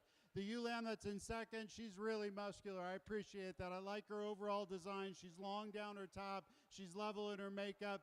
I think she gives up just a little bit of that upfrontedness that we see in the first place ewe lamb. But again, we're just picking hairs there. She's solid. She's sound at the ground. She stands wide. She's got a wide chest floor, a big rib, a deep rear flank, and I think a ewe that just moves off pretty free and easy. The ewe that's in third place, I think a ewe that you really, really have to recognize in terms of that depth, a rib, that robust rib shape that she has, that deep rear flank. She's very, very dimensional up over her top, a little bit more open in terms of that shoulder structure compared to the 2 ewes that are just ahead of her, and maybe a little bit more plain in that side profile. But again, as far as function, design, and profitability, she's going to be a real good, productive kind of female as she continues to grow. The ewe lamb that's in fourth place, really like the style and the balance in this ewe lamb. She's up-headed, she's up-fronted. I think she may even be a tick more than our third place ewe lamb, but she's not a long enough bodied sheep for me. I'd like to see her more extended from that 13th rib back. She kind of shortens up a little bit,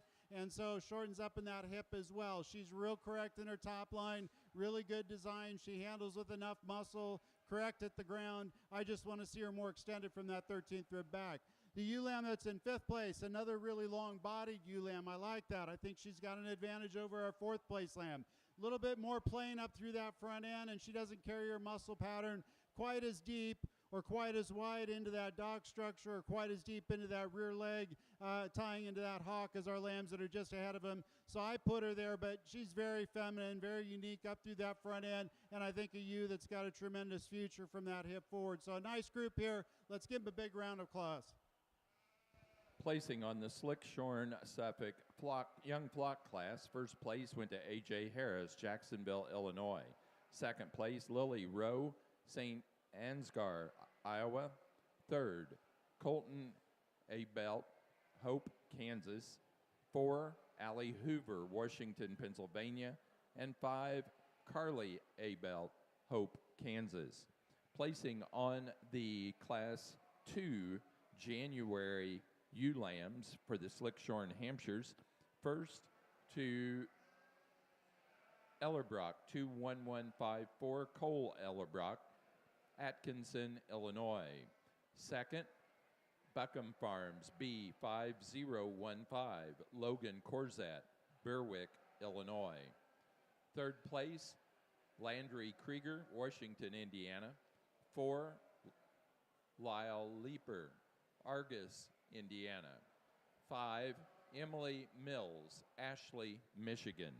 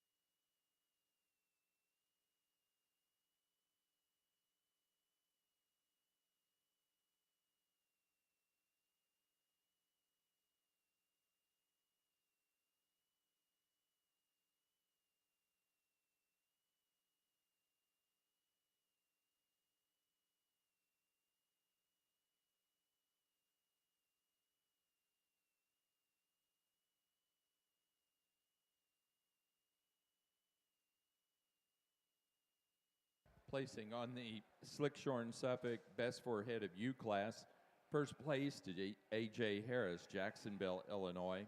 Second, Lily Rowe, St. Ansgar, Iowa. Third place, Allie Hoover, Washington, Pennsylvania.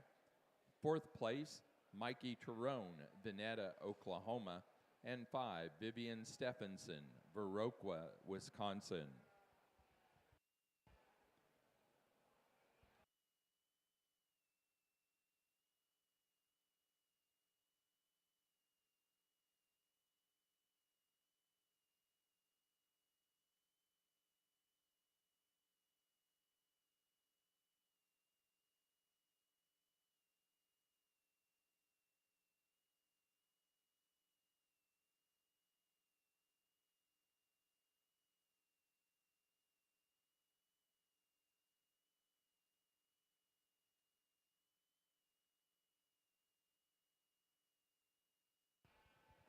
Cotswold exhibitors, Cotswold exhibitors. We are on our final class, the Market Lamb class of the Slick-shorn Suffix.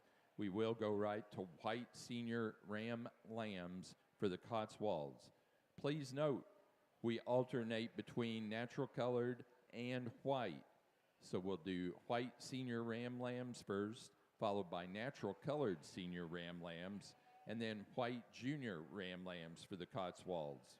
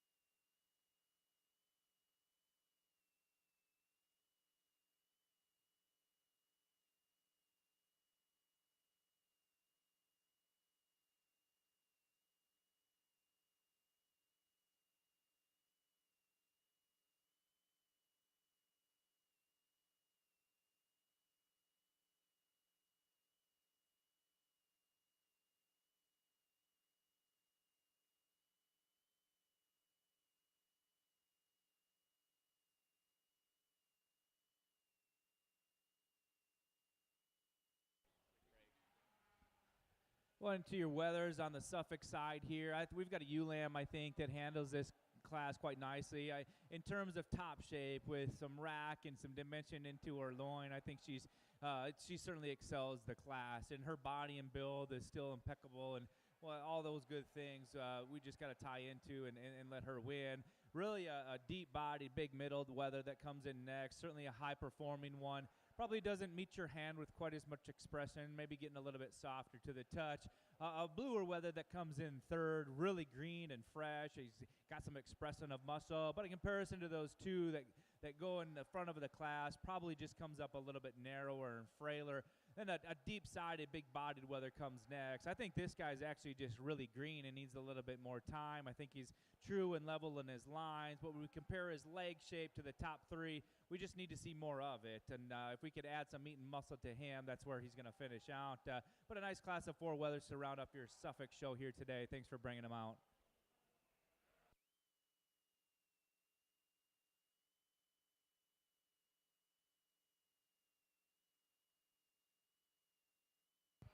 Placing on the Slick-shorn Suffolk Market Lamb class, first place goes to Harris 25046, A.J. Harris, Jacksonville, Illinois, with a lamb weighing 121. Second to Mackenzie Hornbostel, Hoyleton, Illinois, with M&M 2420, lamb weighing 150. Third, Josie Dillard, Claremore, Oklahoma. And 4, Grandin Lewis, Romney, West Virginia. That does conclude our Slick-shorn Suffix. We're going to take just a brief break so we can let the judge get a little bit of relaxation, and then we'll start in with the Cottses.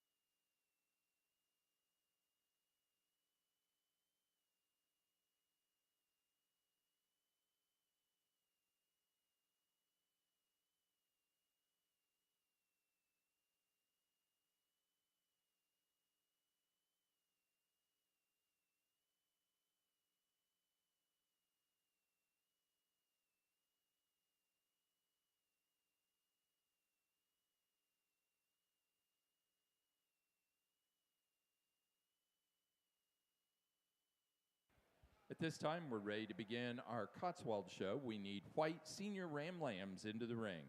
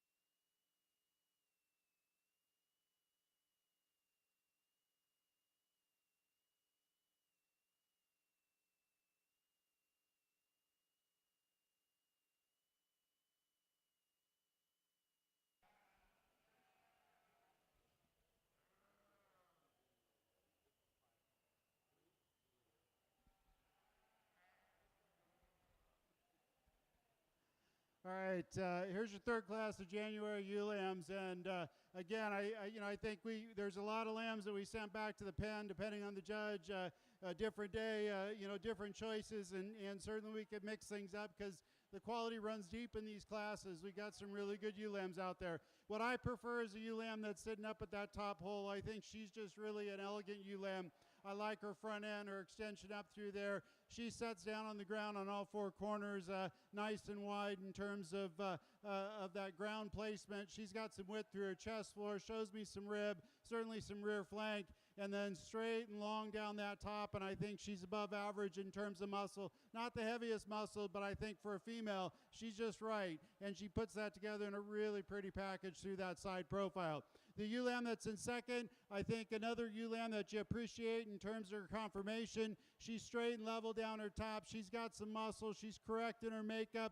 I'd like to see her maybe just a little bit more extended up through that front end, maybe a little bit more elevated. But I think a ewe lamb that's really, really comparable to our first place ewe lamb in this class. Really good design, very nicely balanced. She is maybe a smoother shoulder, flatter shoulder type of a ewe. Ties into her rib cage maybe a notch better than what we have here in the third place ewe. The third place ewe, extremely good in terms of that body type. She's really thick up over the top of her shoulder. She carries back that thickness into her rack and into her loin, into her hip structure. I think she's solid on the ground. She moves off pretty free. Just a little bit more plain package today. Not quite as attractive up through that front end as the two that are just ahead of her. If we can improve that, I think that certainly would move her up. I think she's got more length of body. I think she's got more dimension when we start to look at that top line than our ewe lamb that's in fourth place. Ewe lamb that's in fourth place, I think she's pretty fronted. I just like to stretch her out a notch, particularly when we get back into that dock region. So she shortens up just a little bit compared to the lambs that are just ahead of her, but I think she's a real good sheep there, and the young lady's done a great job showing her. The lamb that's in fifth place, I think a really attractive ewe lamb. Again, very pretty up through that front end. She's real straight and level down that top. She handles with a lot of width and dimension up over her top, but she's just a little bit shorter coupled, a little bit shorter in that loin compared to the four that are just ahead of her. And so that's why I've got her where she's at. But I do like her pattern. I like her design. So a nice class here. Let's give them a big round of applause.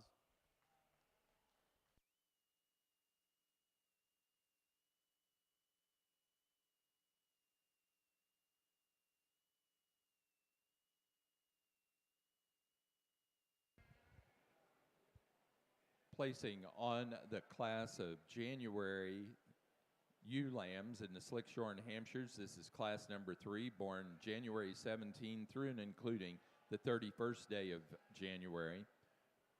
First place goes to Wheaton, 25067, Jackson Ritter, Fortville, Indiana.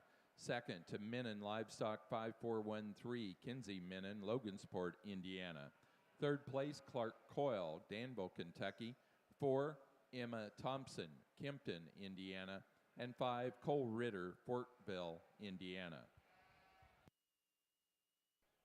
Well, as you start off your Cotswold division here, we've got the fall rams out here that I think we've got one that kind of handles the class in terms of being really masculine in his build. He's certainly the pounds-heavy, production-oriented type of a sheep out here, but with that comes some added length, and he sets square and true on all four corners. I think he's adequate and good enough in terms of his fleece here today as well. The buck in second, and I guess maybe the hard decision of the class today is between second and third, just because they are so similar in their type. I think two bucks that open up with a really uniform, bright fleece. I think they're two bucks that have they're just really square built. They're balanced in terms of the rib shape. Second over third, I think when you view him from the rear, he comes out slightly higher out of his dock. He's probably has just a little bit more width throughout at every angle you view him in.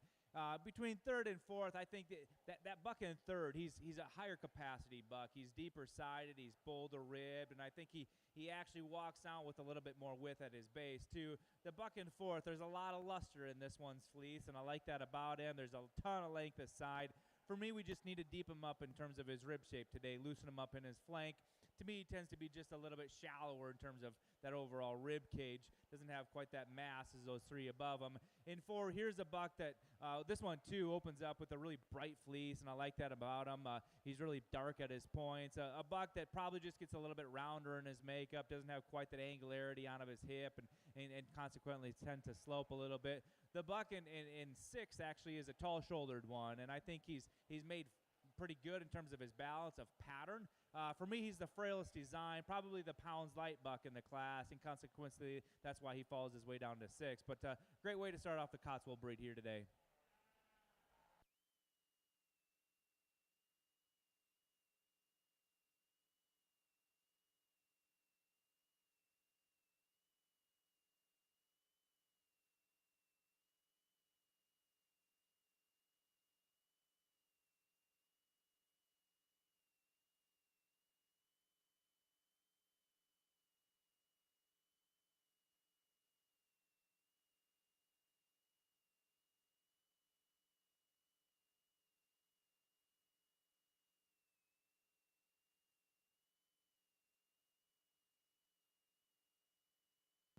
Placing on the white senior ram lambs for the Cotswold show.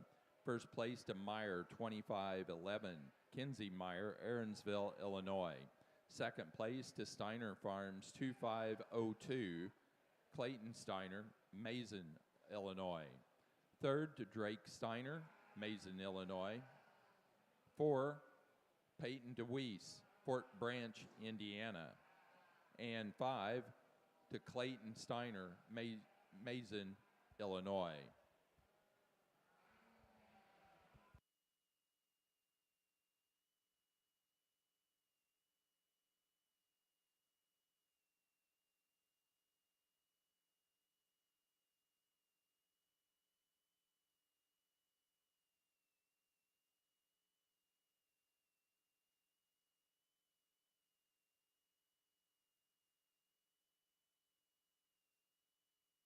Well, just one natural colored fall born for your Cotswold, but one that I think when you set him, he's really good on the profile. He's long-bodied, he's level designed. I think he opens up with a ton of luster to his fleece with a neat curl and crimp. One that maybe if you're going to change, you could pick him up on those front pasterns ever so slightly and give him a shot more substance. But that's being pretty critical of a nice fall born buck. Thanks for bringing him in. Placing on the natural colored junior ram lamb,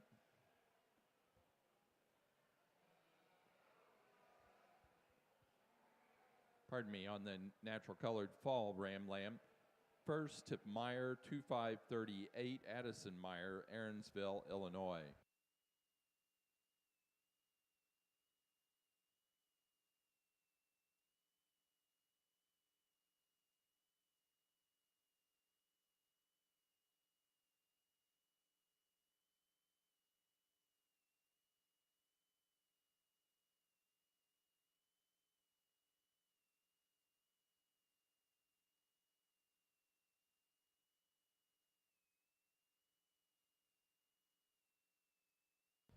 For the Cotswolds, we're currently showing white junior ram lambs, Cotswold white junior ram lambs.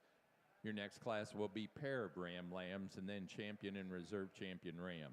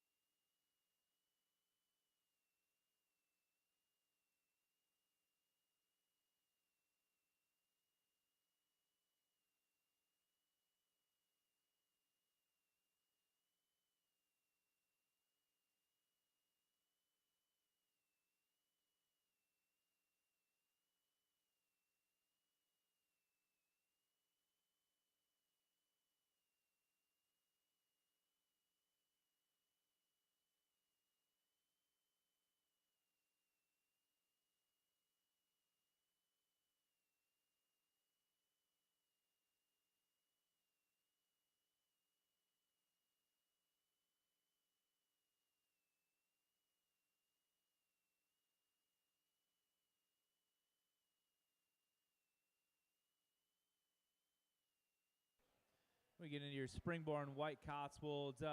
Two quite different bucks in terms of their maturity pattern at this stage of the game. But the buck we're going to lead off with is one that is further along. He's certainly heavier muscled, wider construction. He's got more internal capacity. Yet he's still good in terms of having a bright white fleece when you open that one up. The young girl's Cotswold that comes in second.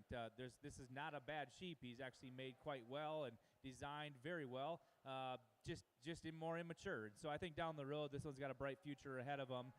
Certainly a fun pair to analyze and talk. Thanks for bringing him in. Placing on the white junior ram lamb class for the Cotswolds, first place to Meyer 2551, Kinsey Meyer, Aaronsville, Illinois. Second place to LAM 2518, Hadley Mendenhall, Sheridan, Indiana. Now ready for a pair of ram lambs.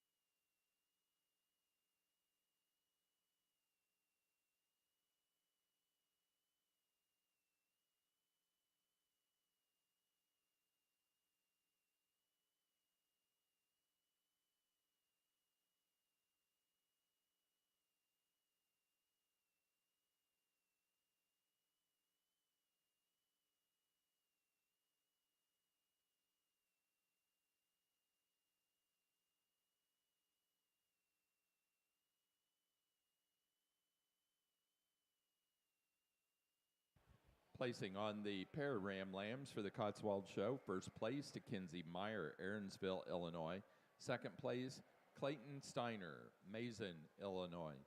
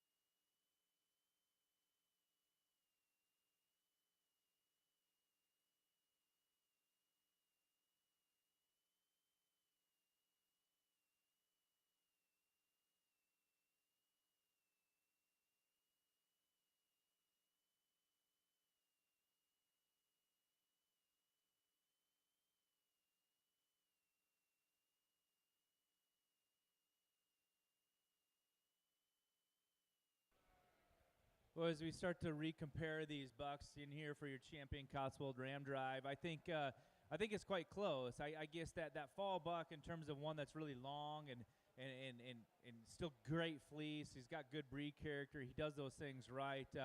For me, I guess you'd maybe pick him up right behind his shoulder. I don't know if he balances up quite as nicely with as much depth of rib as these other two bucks. Maybe you'd like to square him up off of those rear legs, but he does some things very well. That black buck, like we said in class, he's long, he's level, but for me, we need to correct him on those front pasterns. And this spring buck, I guess in terms of balance of proportions and angles, I think he's the best. I think he ties down of the top side of his shoulder very, very good, and he lays that blade in flat to his skeleton. You open up his fleece, and it's bright with a nice curl to it, and his breed character is really cool. So for me, he's a very complete buck who's got some added features and some extra eye appeal. He's going to be your champion today, where fall buck's going to be reserved. Congratulations.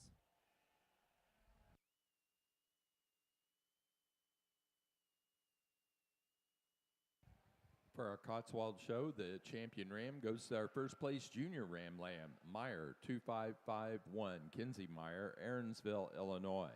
The reserve champion to our first place senior ram lamb, Meyer 2511, Kinsey Meyer, Aaronsville, Illinois. Next class is white yearling ewes.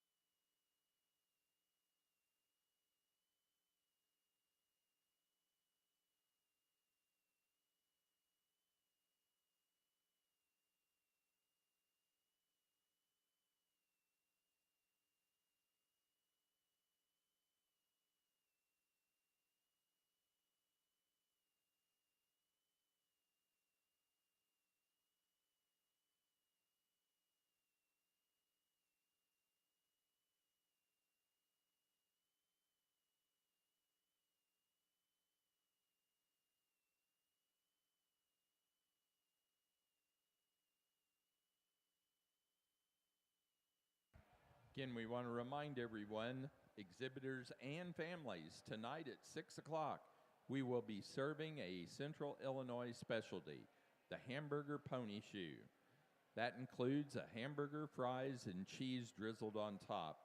Please plan on joining everyone at 6 o'clock in the Commodities Pavilion just east of the swine barn. Then, later, we'll do the Ag Olympics over here close to the Orb building, which is to my right, or the west area of this barn.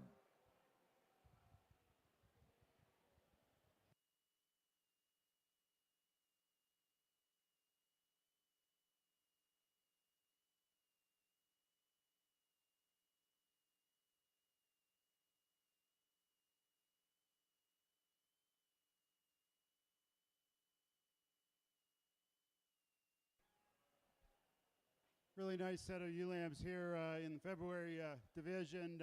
We've got 5 ewe lambs that really kind of measure up. Again, very similar in terms of their makeup. The ewe that really sorts herself to the top, though, again, I think with the least amount of effort up through that front end and neck, she just really runs uphill. I really like the extension, the side profile, and then I go to get my hands on her, and I'm not disappointed. She handles with the right kind of muscle down her top. She opens up and progressively gets wider back into her dock region. She carries it down nice and low into that hock region in the leg. A ewe that's got a lot of depth of forerib, depth of rear flank, love her rib shape, love her style and her balance, and I think a ewe that just really measures up in terms of attractiveness on that side profile with all those quality traits. The ewe that's in second, she might be a tad heavier muscled up over her top today.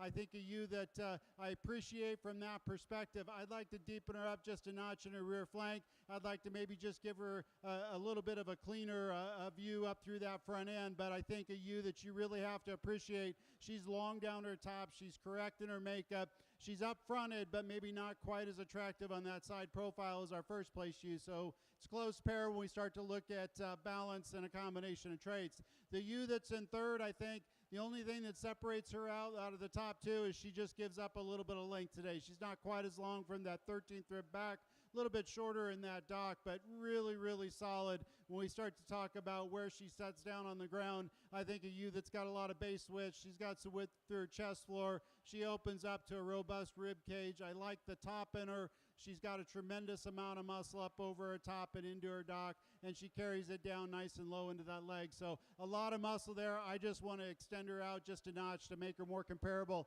to the top two ewes.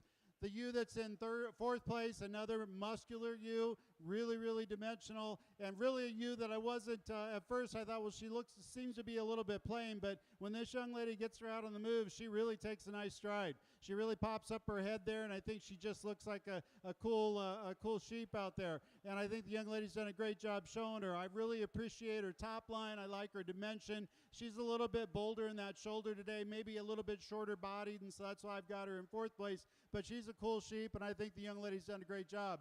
The sheep that's in fifth place, a sheep that I think is just pretty solid. Every time I looked to that animal, every time I went to handle it, she had muscle, she's got ribs, she's got shape. I think she's balanced to a high degree. She's just a little bit more plain today compared to the lambs that are just ahead of her. And again, we're splitting hairs here. I think she's high quality. She sets down on the ground the way she's supposed to. She moves the way she's supposed to. I think she's going to be a solid kind of brood ewe as she matures, but just not quite as attractive as the ewes that are just ahead of her. Nice class here. Let's give them a round of applause. Placing on class number 1 of our February ewe lambs for the Slick-shorn Hampshire show. First place goes to Menon Livestock 5430, Kinsey Menon, Logansport, Indiana. Second to AAA 0105, Sophia Hurst, Fillmore, Indiana. Third, Caden Lake, Norwich, Ohio. 4, Braylon Slack, North Manchester, Indiana.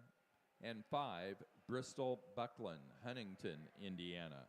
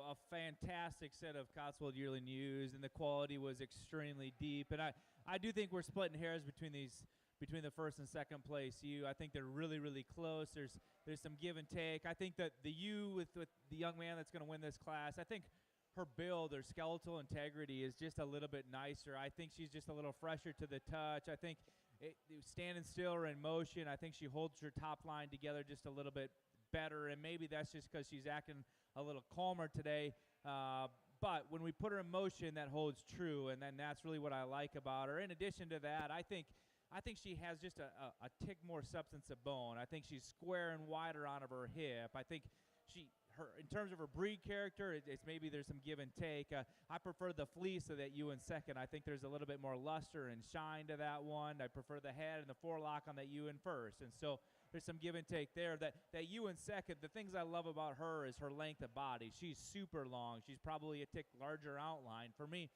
I read her as not having quite the width from her pins back as that ewe in first. And so from the three-quarter angle, I think we have more dimension from that first place ewe. But that's being awfully critical on that ewe in second. A high-quality pair to start with. The ewe in third is just a complete one. One that doesn't have a fault on her, but she doesn't just blow you away with anything either. If you could have more outward turn to her rib shape, if you could blow her apart in terms of her overall skeletal design, that's what needs to happen to her to fall into those top two places.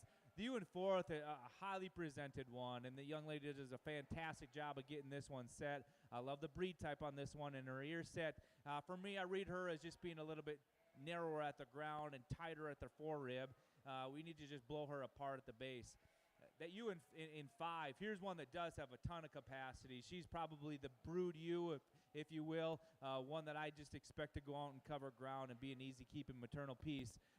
1, 2 that's probably getting a little bit heavier fronted, a little lower at the base of her chest floor. Doesn't have quite that show ring appeal and balance. Certainly a high-quality Cotswold ewes. Let's put our hands together for congratulating them.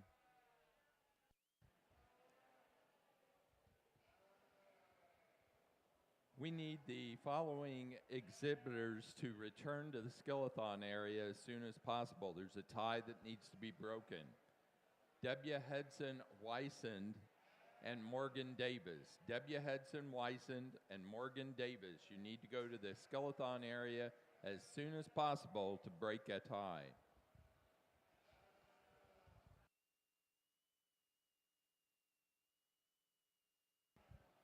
Placing on the class of white yearling ewes for the Cotswold Show.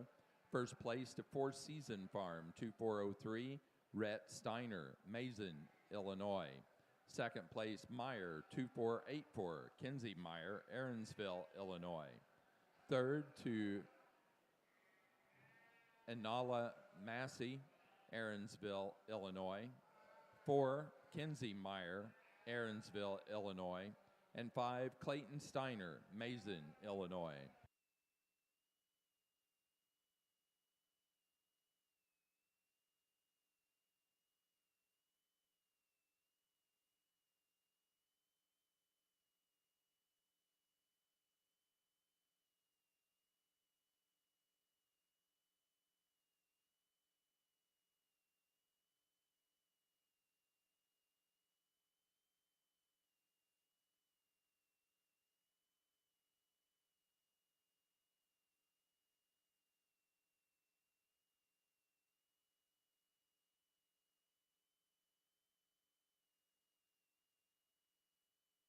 Placing on the pair of yearling ewes for the Cotswolds, first place to Kinsey Meyer, Aaronsville, Illinois. Second, Clayton Steiner, Mason, Illinois. And third to Allie Boyd, Latonia, Ohio.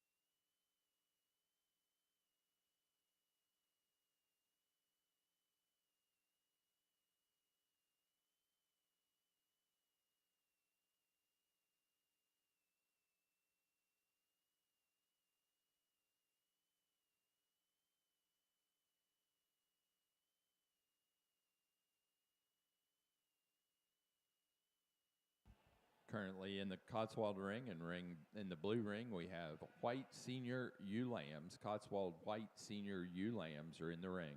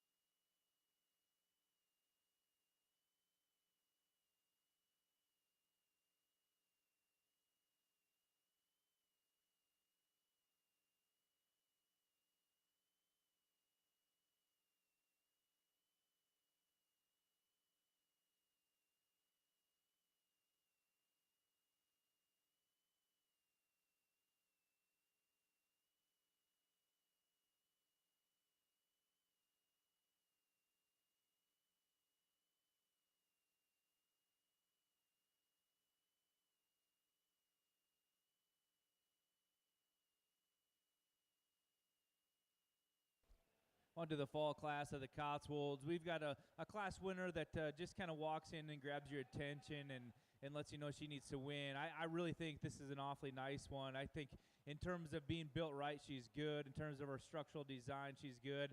Extremely bright uniform fleece on this Cotswold with great breed character. The young man's ewe that comes in second, it's probably the closest between second and third. I think their type is very similar, but the one in second, I think on the move, this one, she tends to walk uphill just a little bit better. I think she's more extended up to the front one third. There's probably just a tick more of that one. The ewe in third, here's one that in terms of just a nice, neat pattern, she's really good. I think she's balanced really well. Like I mentioned earlier, she's probably one that tends to just run downhill a little bit. We like to jack up that front end and make her taller at the point of the shoulder. The ewe in fourth, here's one that in terms of crimp and curl is really neat. She's long in terms of her forelock. I think she's dark at her points for her Cotswold, and I appreciate those things about her. That's why she runs her way up into fourth. And fifth, here's one that opens up with a brighter fleece, but this one's probably getting to be the shallower body, narrowest made one in the class, and that's why it finds its way into the fifth hole. But a nice class to start off for your fall lambs here in your Cotswold breed.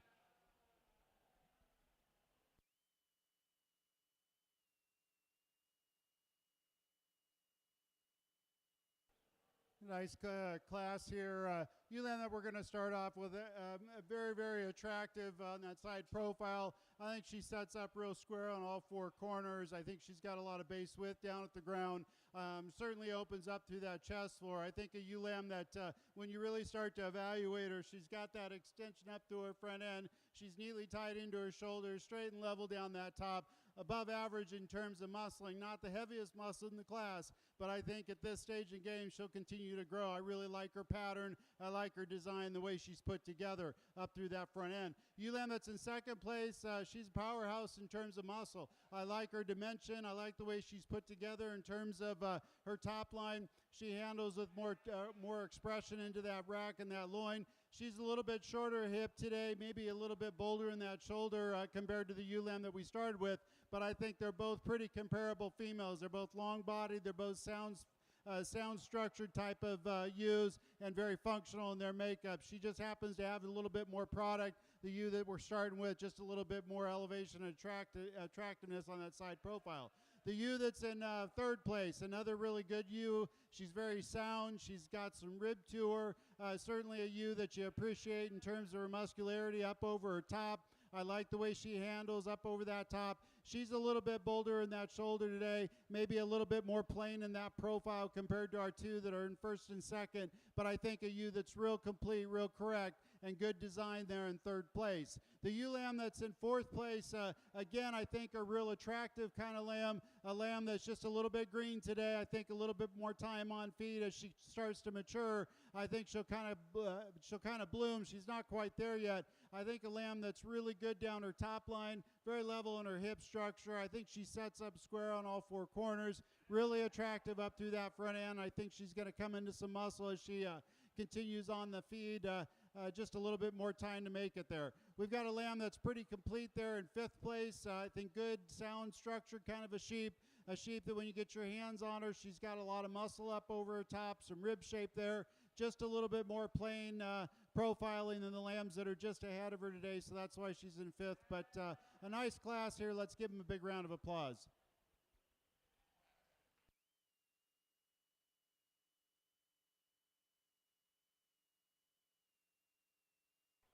Only one for your natural colored Cotswold, but one that's quite good. I really respect this one in terms of how she sets square on all four corners. You handle her, and she's really level down her top. She opens up with a ton of luster to that silver fleece. I really like that one a bunch.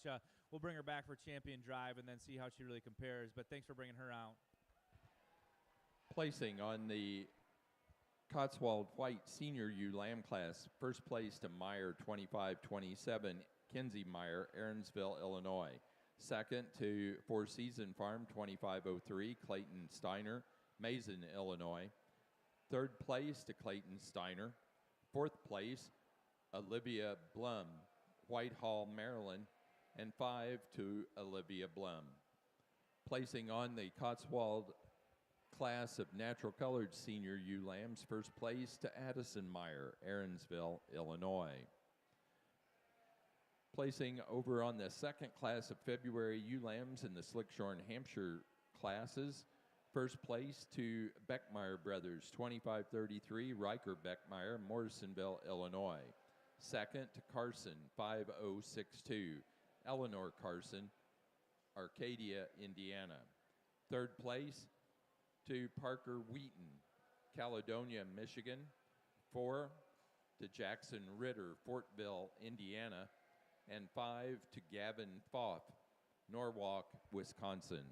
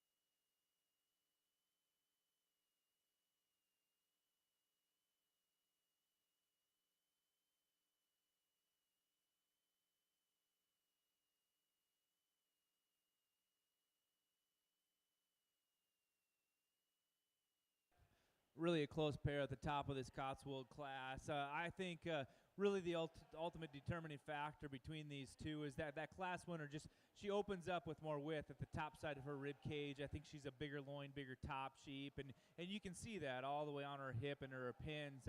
There's no doubt that ewe in second offers just a little bit extra length and maybe just a little bit extra class. When she first came in the ring, I thought this might be the one to use, but if you could just widen her up, and maybe that's part of her immaturity, I think down the road this one's going to be awfully good, but certainly a high-quality pair with a lot of excellence between the both of those. The ewe in third is a really big, powerful type of a sheep. I think she's probably the pounds-heavy ewe in the class.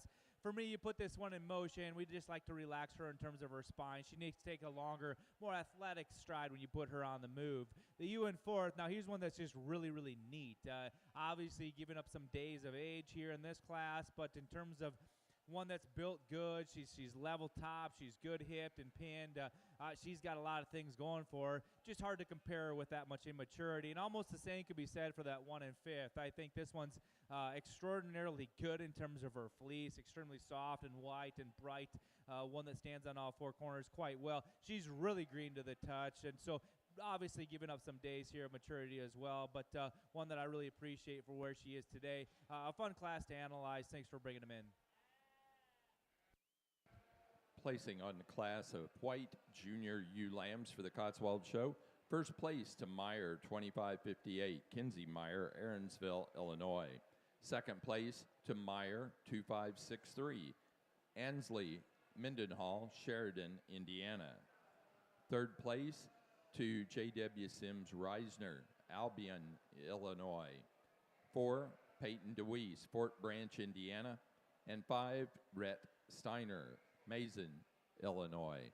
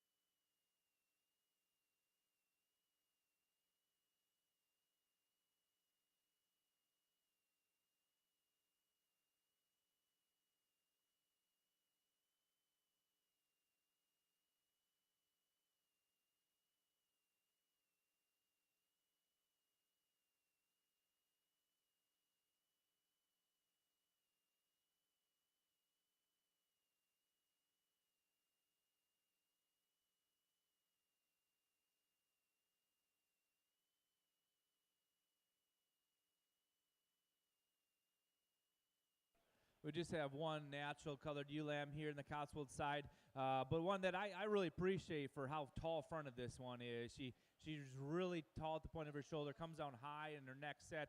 She's opened up in terms of the center portion of her body, super good on those feet and legs. Maybe you could just tie in her blade a little bit neater, make her stronger out that behind her shoulder and level her down her top, but there's a lot of nice things about that one that we really appreciate. Thanks for bringing her in.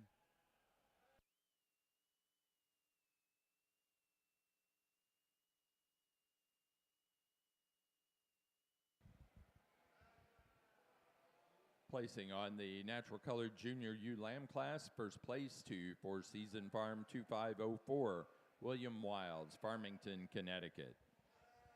Now bringing into the ring, pair of ewe lambs.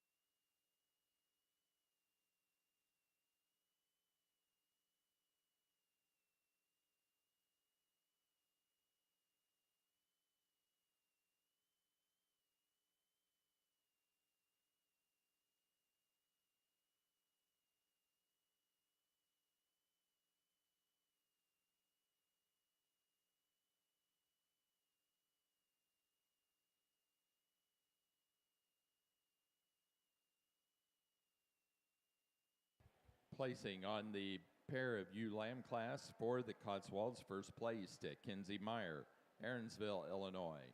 Second, Clayton Steiner, Mason, Illinois. Third, Ansley Mendenhall, Sheridan, Indiana. And 4, Olivia Blum, Whitehall, Maryland.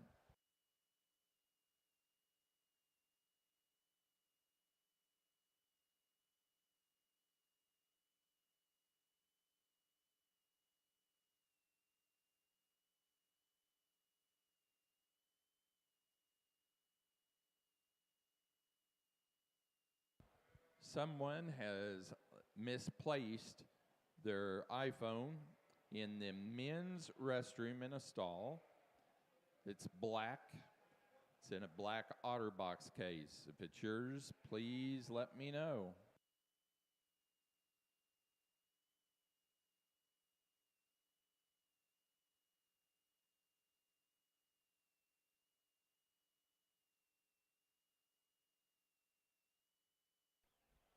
Nice class of March ewe lambs here. And again, as we sort down through these, I think I've got 5 ewes that are very similar in terms of what they bring to the ring. There's some subtle differences. The ewe that we're going to start off with here, I think she's got an advantage up through that front end. Again, I just really an attractive female up through that front end. She's high-headed. She's up-fronted. She moves off correctly on all 4 corners. And I think a ewe that when she's at the when she's being driven, I mean, just really has a nice look to her. I like that front end. I like the straightness of her top line.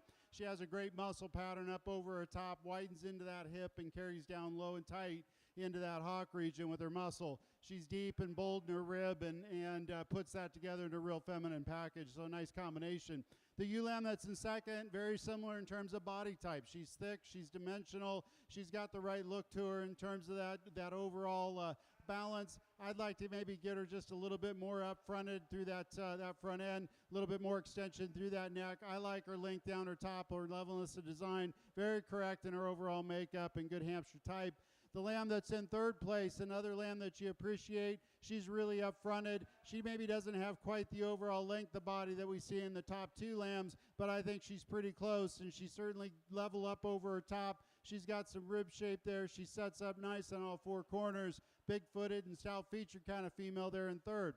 A ewe lamb that's in fourth place, I think a little bit of a immature package there when you start to evaluate her. I think she's got some good pieces to her. I like her top line. I think she's certainly got plenty of muscle relative to her frame size. I think she's put together real well in terms of rim shape. I think she gives up just a little bit of overall extension to be able to get up higher in the class, and maybe not quite the overall development of that rib at this point, but I think she'll come into it as she continues to grow. She's a real correct, really good design kind of a female there in fourth.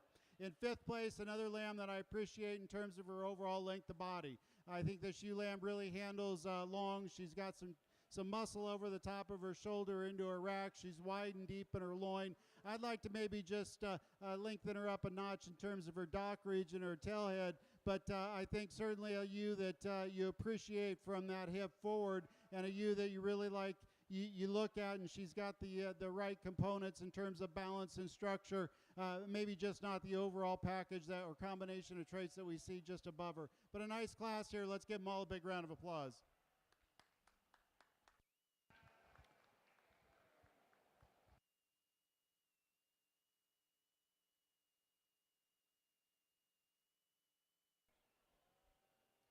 Well, the female side has been really fun to analyze on the Cotswold breed, and I think the exhibitors ought to be proud of what's out here for this lineup. There's some darn good sheep out here, and they're certainly fun to look through.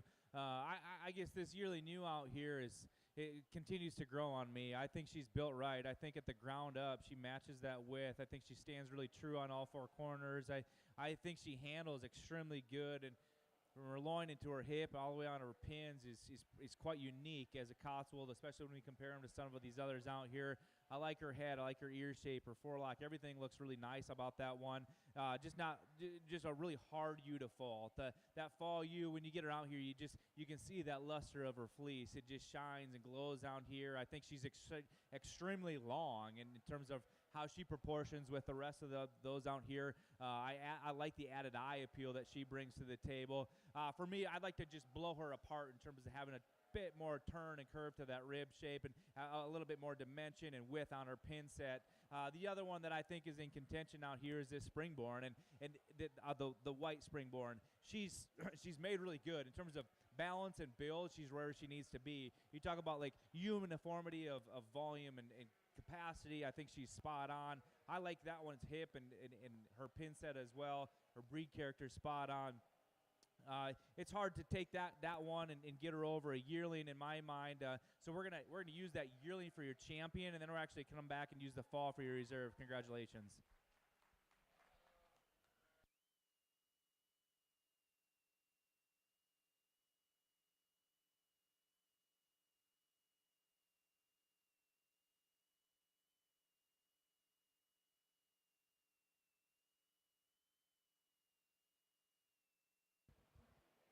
For our Cotswold show, our champion ewe came out of the Yearling ewe class in the white division for Season Farm 2403, Rhett Steiner, Mason, Illinois. The reserve champion was out of the white senior ewe lamb class, Meyer 2527, Kinsey Meyer, Aaronsville, Illinois. Placing on the March and later born ewe lambs in the Slick-shorn Hampshire show, first place goes to Ellerbrock 9606, Kendall Ellerbrock, Atkinson, Illinois. Second place to AC 23-031, Clark Coyle, Danville, Kentucky. Third, Jude Parker, Franklin, Indiana. 4, Garrett Might, Avalon, Wisconsin. And 5, Abigail Mattingly, Murray, Kentucky.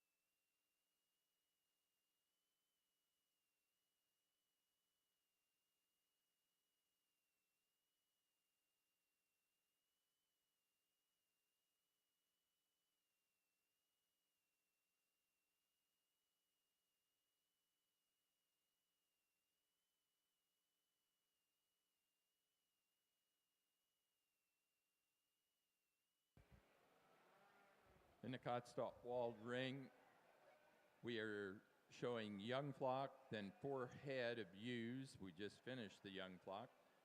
Best 4 head of ewes, and then we'll do a white best fleece followed by a natural colored best fleece.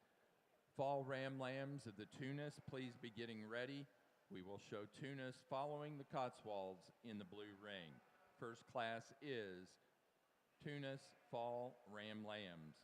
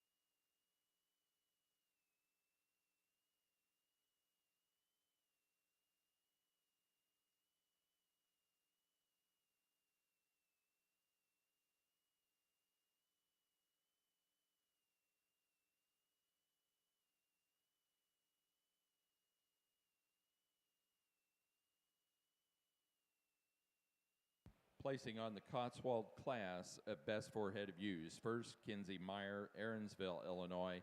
Second place, Clayton Steiner, Mason, Illinois. Now ready for white best fleece.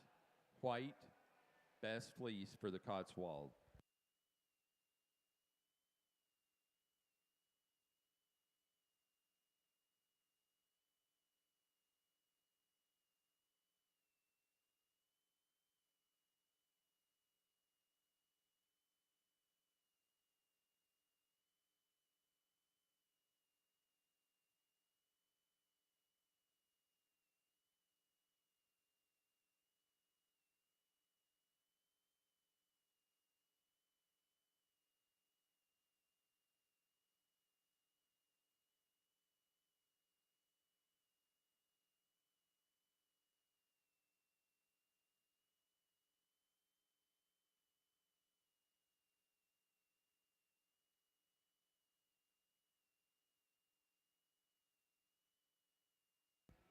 We've just finished the Slick-shorn Hampshire pair of ewe lambs. We now need to show for junior champion and reserve junior champion Slick-shorn Hampshire. So we need the first and second place animals of the previous 3 January classes, the previous 2 February classes, and the March class. Placing on the pair of Slick-shorn ewe lambs for the Hampshires. First, to Jackson Ritter, Fortville, Indiana. Second, Clark Coyle, Danville, Kentucky. Third, Samantha Everhart, Carlisle, Indiana. 4, Bristol Buckland, Huntington, Indiana. And 5, to Olivia Mashing, Odell, Illinois.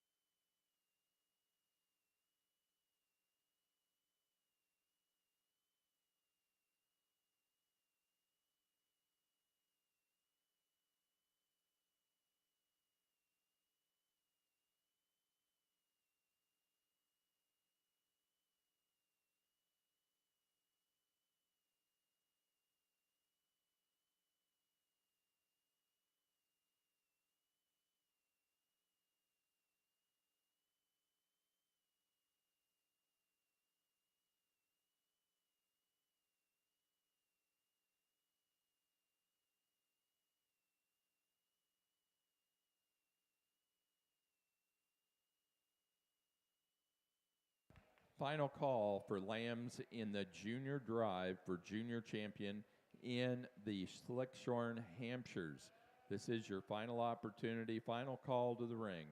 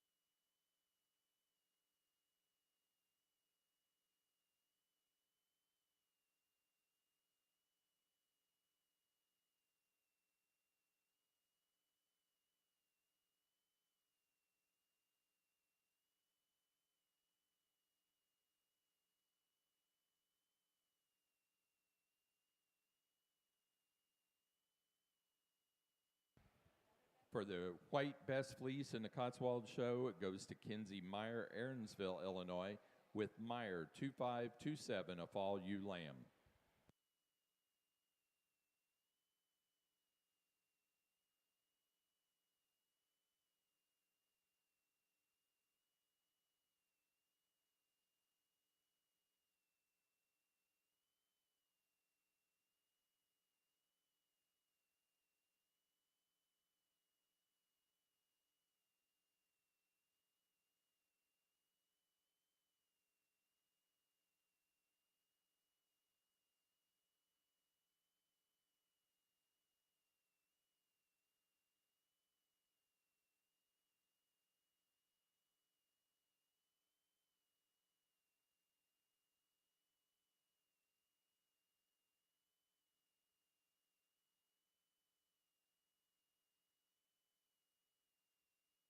We have 4 more exhibitors that have gotten prizes for writing thank you notes are Grace DeFries, Avery Joyer, Kendra Ream, and Megan Inbody.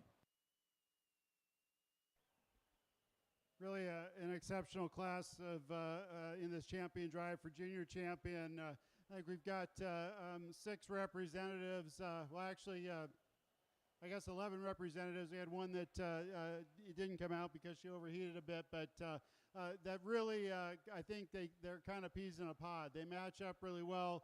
They're correct design sheep. They're sheep that have got some pattern. And then you get your hands on them, you're not disappointed. They're above average in terms of muscle. They've got the right muscle shape. They're not extreme by any stretch of the imagination, but they certainly have plenty of it. And they put that together in a really, really nice package. So we've got 2 individuals just kind of stand out in my mind. I think all of these individuals out here are exceptional sheep, but there's 2 that just really kind of resonate with my thoughts today. And so we'll go out and we'll pick your champion and reserve. You guys have brought out a really good set, and we'll get to that grand champion class here in a second. Let's give them a round of applause.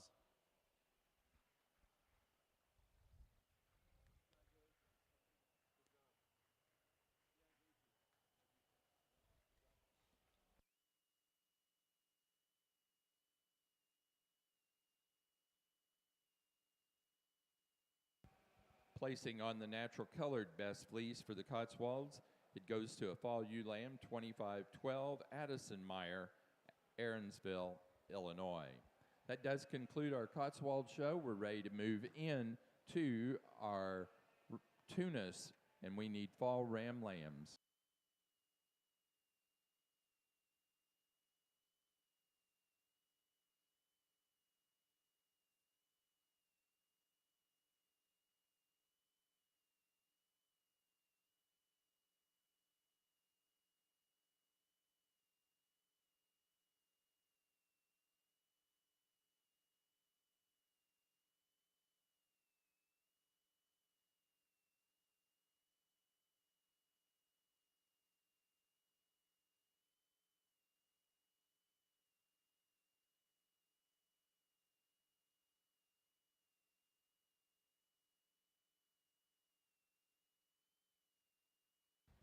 For our Slick-shorn Hampshire show, our junior champion went to Class 1 January ewe lamb winner, Hogger 25006, Regan Klotz, Richmond, Indiana. The reserve junior champion went to our Class 2 January class winner, Ellerbrock 21154, Cole Ellerbrock, Atkinson, Illinois. Now ready to show for grand and reserve grand.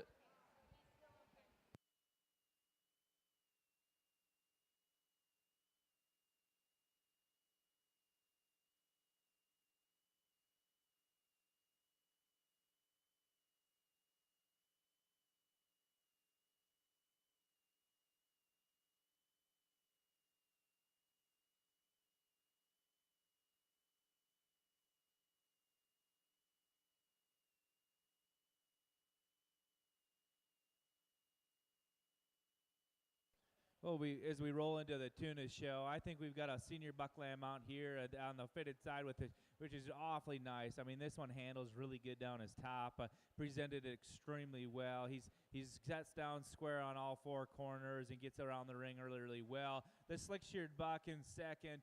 Here's one that I think has some length aside. I think he comes out high at the point of his shoulder. One that I think we'd just like to change down his top line. We could strengthen him up behind his shoulder, give him a bit more natural thickness when you view him from the rear into his leg. But certainly a great way to start off the Tunis show here today. Placing on the Fall Ram Lamb class for the Tunis, first place goes to Mum 24137, Mum, Whiteheath, Illinois. Second to MJM Family Farm 2439, Jacoby Mag, Ottawa, Ohio.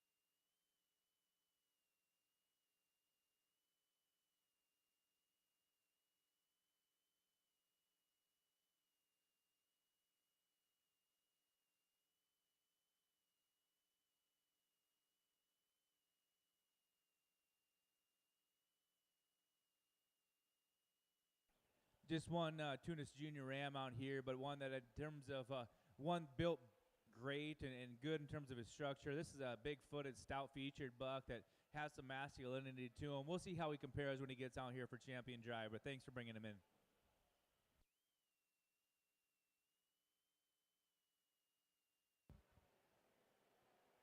Results of the January Ram Lamb class for your National Junior Tunis show. First place to T&J Farm 25008, Mum, Whiteheath, Illinois.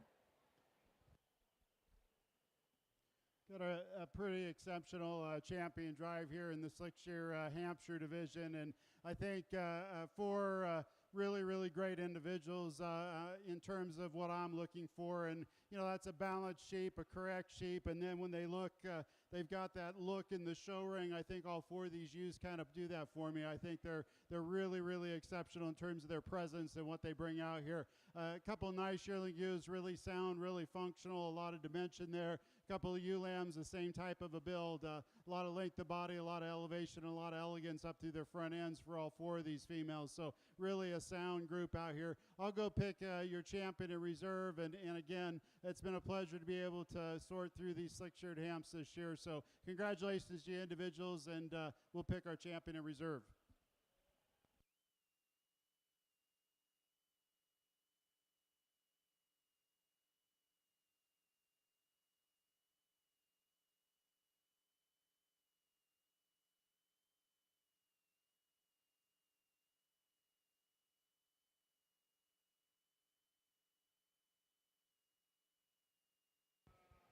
Champion ewe overall for the Slick-shorn Hampshire show was our senior champion. The senior champion was out of Class 2 of the Yearling ewes, Ellerbrock 9162, Kendall Ellerbrock, Atkinson, Illinois.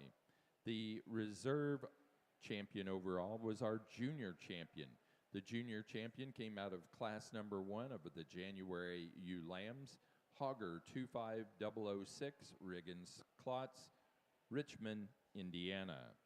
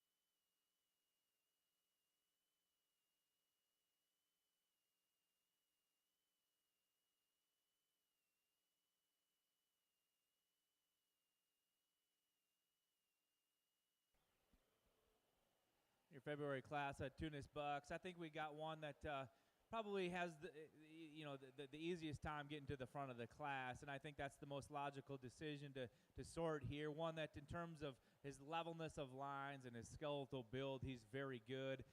The best when you put this one on the move, and the best in terms of his handle here today. The buck in second, this is a big-bodied buck that's really open in terms of the center portion of his body. For me, we just need to realign his top side of his skeleton. He needs to blend in that loin better into his rack, and he needs to realign that shoulder. If we could change him structurally, that's where he needs to be fixed. The buck in third, here's one that I think actually is more sound. I think he's more complete. I think he tracks actually a little bit truer and square. For me, he's probably actually the lowest performing buck out here, probably just giving up some pounds of performance and average daily gain compared to the rest of those. Then the buck that comes in here in fourth, really a tall shouldered, up-fronted one. He stands tall on those toes, and I like those things about him. I just read him as probably being the narrower base one of the four out here. We just like to blow him apart and give him more width and dimension to compete here. But a fun class is sort of your Tunis drive here today.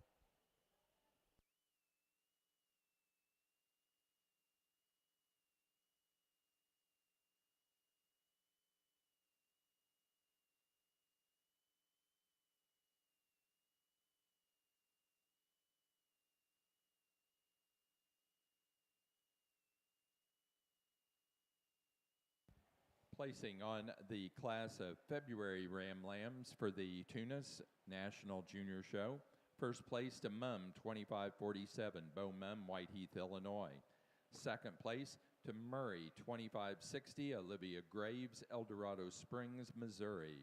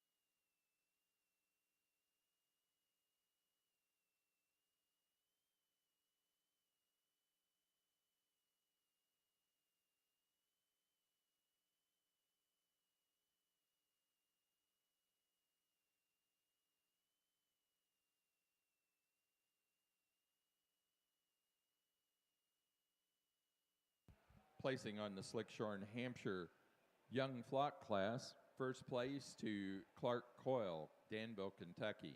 Second, Olivia Porter, Ashcombe, Illinois. Third, Noah McAllister, Delaware, Ohio. 4, Micah Haig, Jordan, Montana. And 5, to Maylee Adams, Bonnie, Illinois.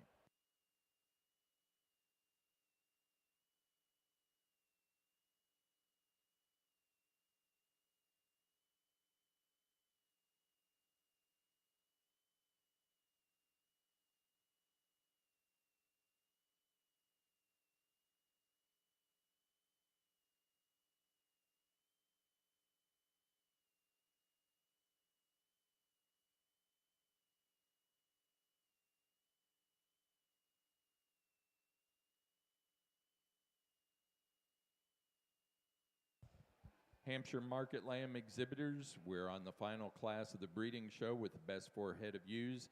We'd like to have market lambs in class number 1, class 1 market lambs for Hampshires, weighing between 88 and 111 pounds to the makeup area now. Class 1 market lambs for the Hampshires to the makeup area now.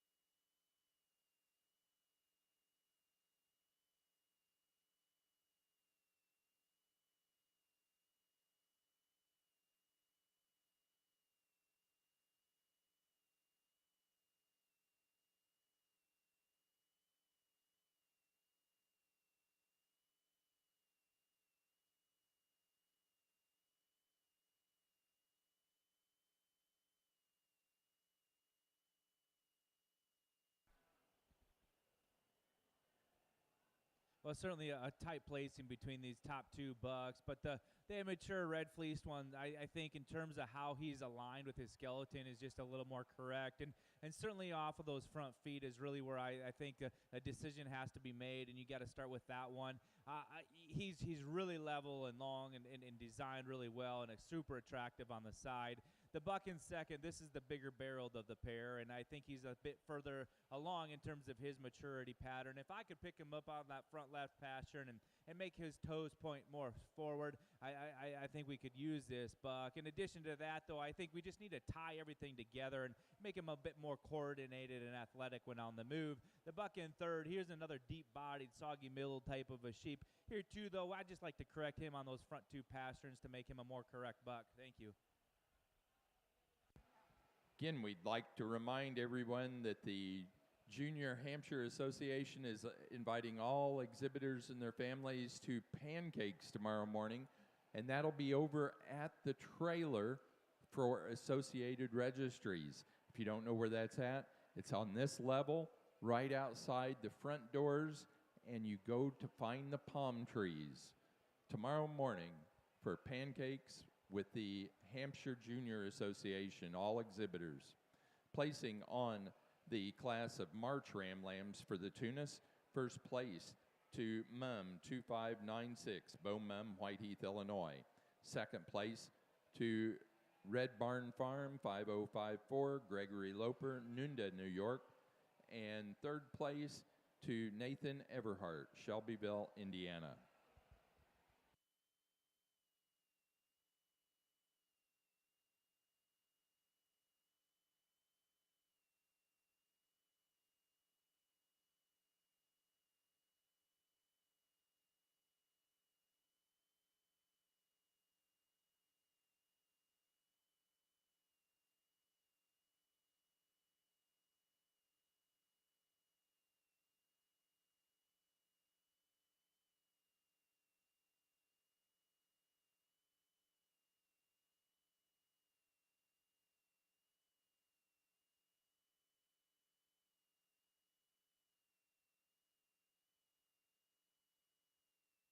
Placing on the Slick-shorn Hampshire best 4 head of ewes, first place to Jackson Ritter, Fortville, Indiana. Second place, Clark Coyle, Danville, Kentucky. Third, Samantha Everhart, Carlisle, Indiana. And 4 to Olivia Porter, Ashcombe, Illinois.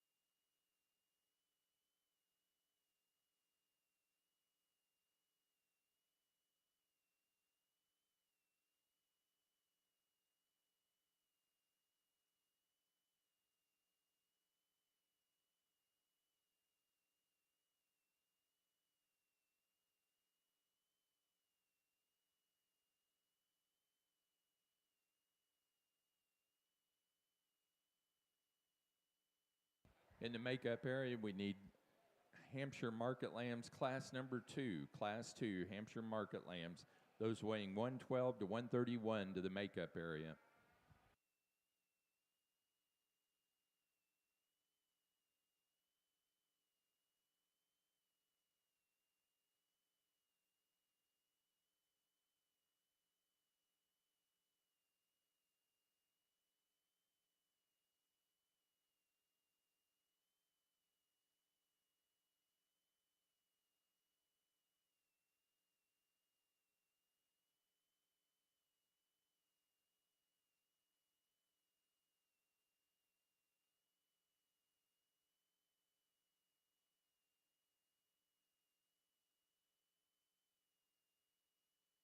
We have a wide age range for your Slick-shorn Tunis buck lambs out here, and so there's definitely some differences of maturity and performance out here right now. But I think the buck lamb that needs to win is the young man's in the first place hole. He's really good on the move, and that's really why I like him to find his way up to the top. He holds his skeleton together the best. He's super smooth made, really a well-balanced, good-footed individual. The buck that comes in second, I like this one in terms of his depth of body. I think he's really pulled apart in his rib cage. I think he's a fairly thick-made ram in terms of having some top shape. For me, we just like to pick him up on his front pasterns to make him more structurally correct to compete with that class winner. The buck in third, the pounds heavy, most mature ram in the class, and you love those things about him from a production standpoint. For me, I just like to shallow him up in terms of his chest floor. He's getting a little bit heavier fronted and doesn't quite match that with enough muscle or width and, from the three-quarter view. The young lady's ram that comes here in the fourth hole, here's one that I think in terms of angularity is right. For me, he just reads a little flatter and narrower. We need to just stouten that buck up, deepen him up in terms of his flank. And the one that comes in fifth, here's a really long-sided one. He's probably going to mature into a larger outline one. He needs to be leveler designed, pick him up behind his shoulder, smoothing him out in terms of a balance standpoint. But a fun class of slick-shorn ones to sort here. Thanks for bringing him in. Placing on the Slick-shorn Ram Lamb class for the National Junior Tuna Show. First place to Creekside Tunas 2511, K. Joseph, Columbus, Ohio. Second place to MJM Family Farm 2513, Jacoby Mag, Ottawa, Ohio. Third place, Autumn Piazza, Wilmington, Delaware. Fourth place, Jacoby Mag, Ottawa, Ohio. And 5 to Kaylee O'Neill, Columbus, Ohio.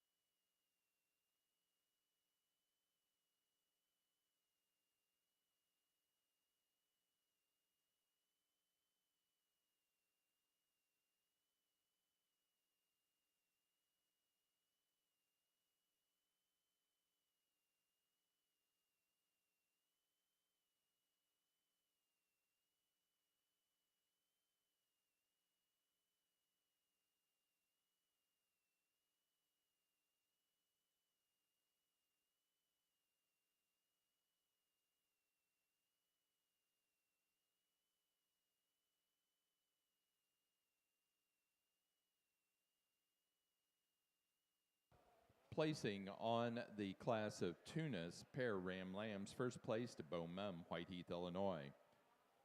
Second place to Jacoby Mag, Ottawa, Ohio. Third to J.C. Coors, New Holland, Illinois.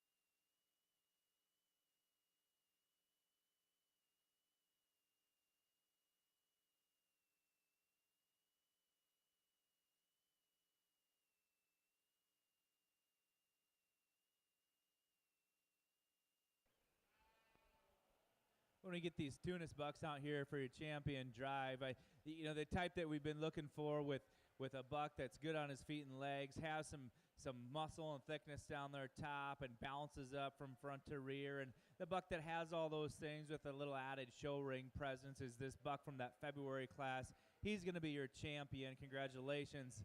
I think it's awfully close for your February then, and I think the fall buck and the March buck are both in contention, but I think the buck that has a great skeletal build and it balances very, very well and is strong on those feet and legs is the March buck. He's going to be reserved. Congratulations.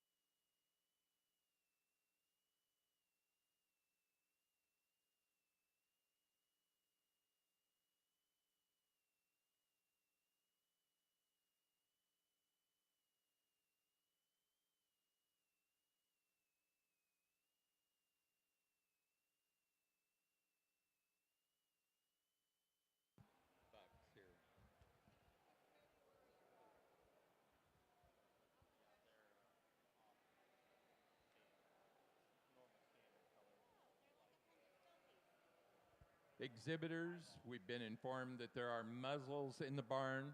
You need to realize our rules and requirements require no muzzles at all on any animals, and water must be in front of all animals at all times.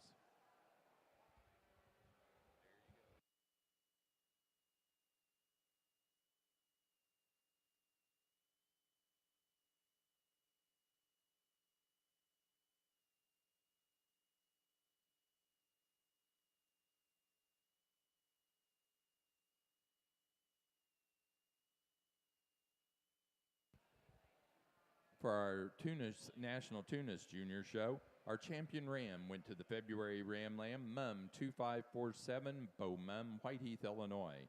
The reserve champion to the March Ram Lamb, Mum 2596, also Bow Mum, Whiteheath, Illinois.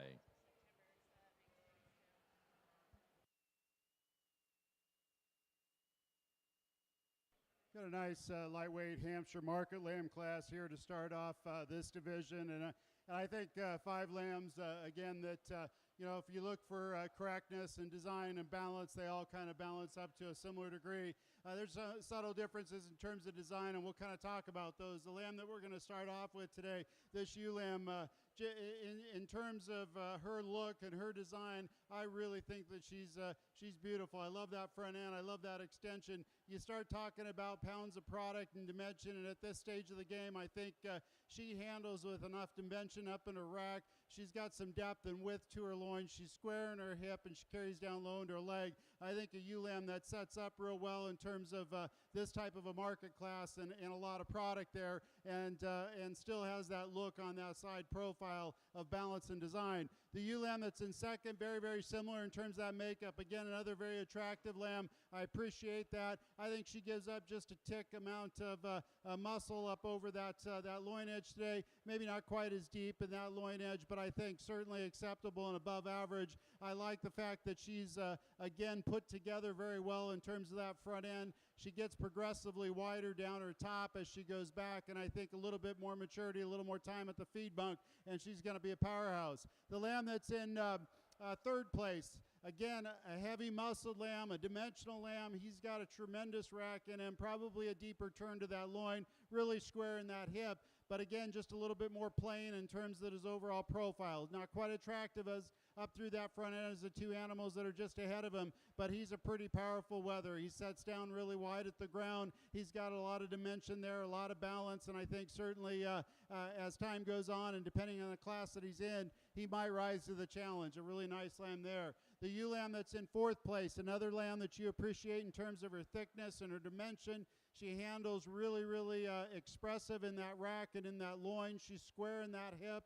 She ties in low into that hock with that muscle pattern. She gives up a little bit of length to body today. She's not as long in the loin area as the 3 lambs that are just ahead of her, and that's what kind of took her out of the top 3 there, but really correct in her makeup and good design. The lamb that's in 5th place, again, another lamb that you appreciate. She's really elegant up through her front end. She's set up square in terms of her feet and legs, a lot of base width at the ground, pulled apart through her chest floor. She's got some depth of forerib and depth of rear flank. I really appreciate those things. Again, I'd like to just maybe see a notch more muscle and expression up over her top to get her a little bit higher in this class, but really a tremendous market lamb class for this first run in the division. Congratulations.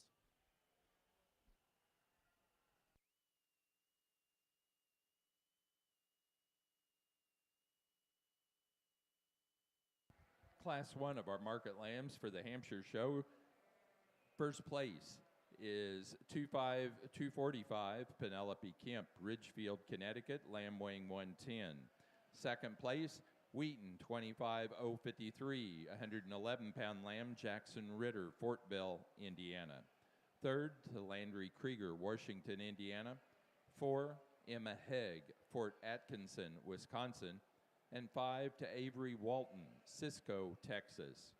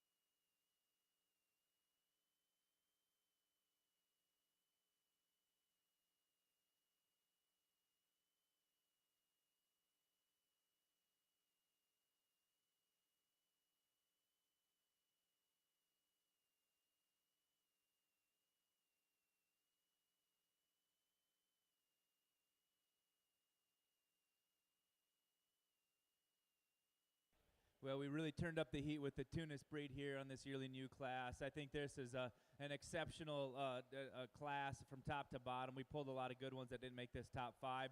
I'll be the first to admit we're splitting hairs between these first 3, and I think depending on the day and the look they give you, I think we could sort these differently, to be honest with you. But the young man that needs to win this class today, I think in terms of her balance and proportions, she's spot on. I think she's probably, in comparison to that UN second especially, just a little bit tidier through the front 1/3 of her body. I think she blends her blade better. I think her neck is a slightly more extended. I think she is taller at the point of her shoulder.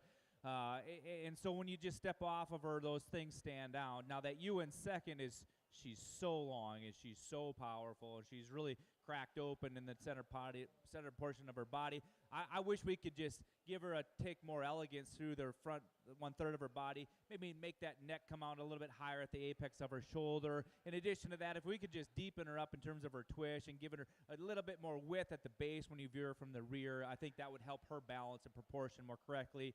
But that's just being awfully critical on a very, very nice Tunis Yearling ewe. The UN third, she's built a lot like her class winner, where she's really tall, fronted. She blends extremely well in terms of her balance, but I read her as just being a little bit flatter, and especially when you get over top of her and you start to handle her, she doesn't handle with quite as much thickness as either of those two ewes that go in front of her, and that's really why she slides down to that 3rd hole. A super good complete one comes here in 4th. In relation to those that are in the top 3, she starts to shorten up from forerib to flank, and we just need to extend her out, and we need to see more of her to compete higher. The ewe in 5th, this one at a profile is really good. She's super level design. I read her as just being a little bit frailer in terms of her overall makeup. We need to stouten her up in terms of her bone work. But like I said earlier, a fun class, exceptional good quality. Thank you for bringing out some great Tunis Yearling ewes for us to look at.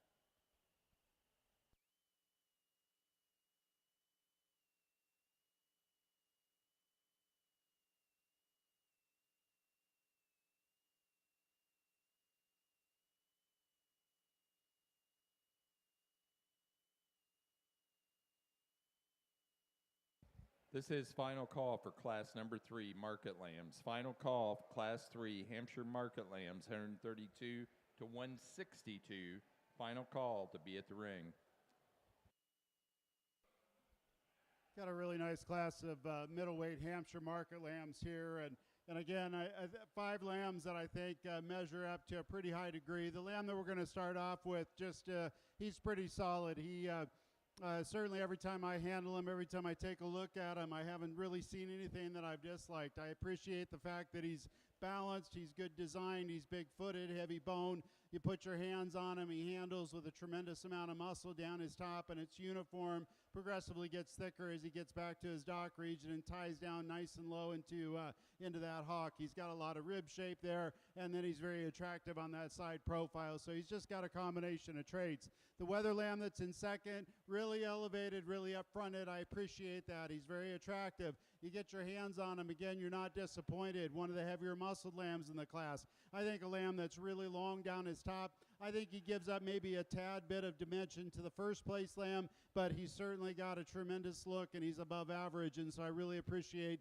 the combined traits there. The lamb that's in 3rd place, very heavy muscled, very stout. He's rugged in terms of his overall makeup and design. I think a lamb that when you get your hands on him, he opens up in his rack. He's got a nice deep twist to his loin. He's got some dimension in his dock, and he carries down low in his leg. I appreciate that. I like the rib shape there. He's a little bit more open at the point of the shoulder than the 2 lambs that are just ahead of him, but I think in terms of what he brings to carcass traits, he certainly has got those put together extremely well. The lamb that's in 4th place, another lamb that I appreciate in terms of muscle, a lot of rib shape in this lamb, depth in forerib, depth in the rear flank. I think a lamb that when you get your hands on him, he's plenty thick up over his top. Gives up a little bit of length today. He's not quite as long-sided as the 3 lambs that are just ahead of him, and so that's why I've got him where he's at. But I think he's a really nice lamb in terms of his overall shape and his carcass conformation there. A lamb that's certainly going to have a shapely carcass. The lamb that's in 5th place, really correct, really complete. I think she's a good sheep just all around. I appreciate the way she handles. She's firm. She's got some muscle and dimension up over her top. She's not the most expressively muscled when you get your hands on her, but she's certainly above average. Really correct in her overall design. Maybe just a little bit plainer profiling on that side profile compared to the lambs that are just ahead of her, but I think a really nice lamb to round out the top 5. Let's give them a big round of applause. Over in the swine barn, they have begun the Dorset Advantage classes. Dorset Advantage classes. They've just called the first ram lamb class in. Placing on the yearling U class for the Tunis, first place goes to Mum 2456, Bow Mum, Whiteheath, Illinois. Second place to Red Barn Farm 0476, Gregory Loper, Nunda, New York. Third, Gregory Loper.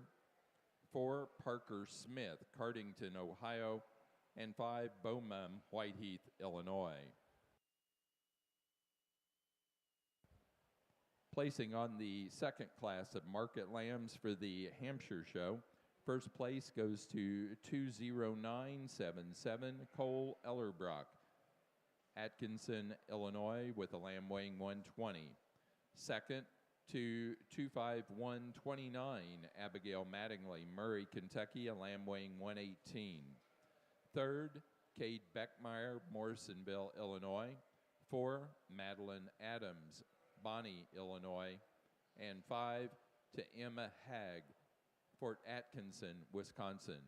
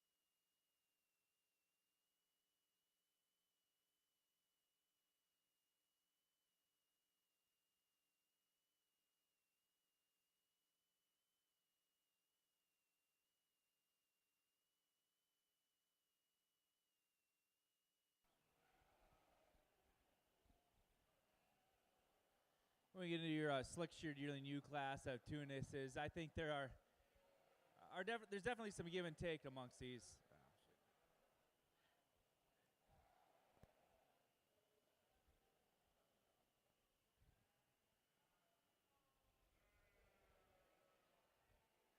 The young lady's Yearling ewe that's going to win this class, so I think she's the combination ewe. I think this is a ewe that stands out on a large circumference of bone. She's kind of stout-featured. She's opened up in terms of her cage, yet she's still probably one of the better designed ewes in the class.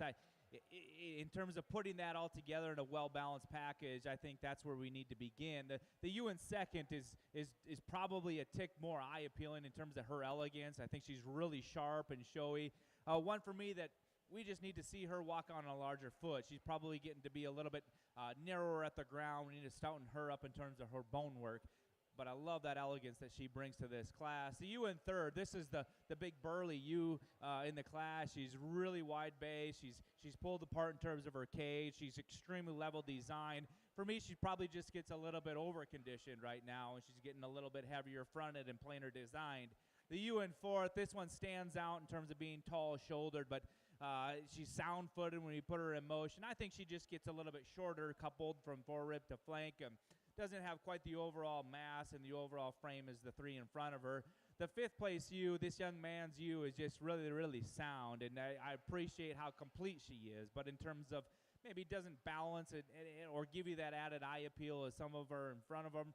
If we could just give her a little bit more shape to her hip pins and into her leg, give her a little bit added proportion, I think that one balances up a little bit better. But certainly a nice class of Slick-shorn Yearling Tunis ewes.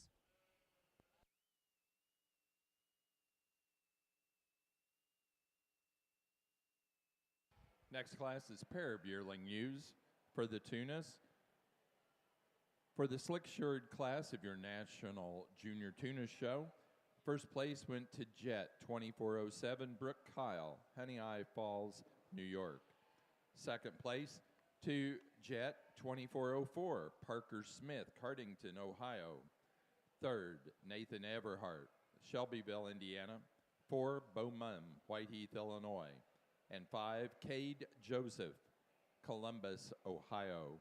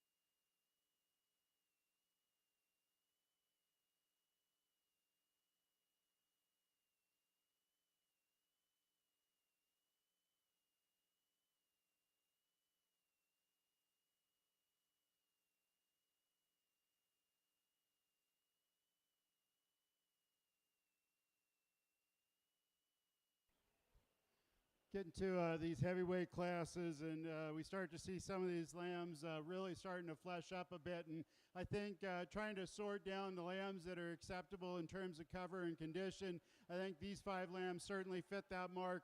I think lambs that are also correct in their design and their overall makeup. And granted, there's differences between them, but you know, trying to sort through a class and figure out how to get up to the point where we've got lambs that we're going to be happy with those carcasses. We're going to be happy with what they present or show in the show ring. And I think we've got 5 individuals here that kind of rise to that occasion. The lamb that we're going to start off with, really a lamb that when he walked in the ring kind of caught my eye. He's attractive.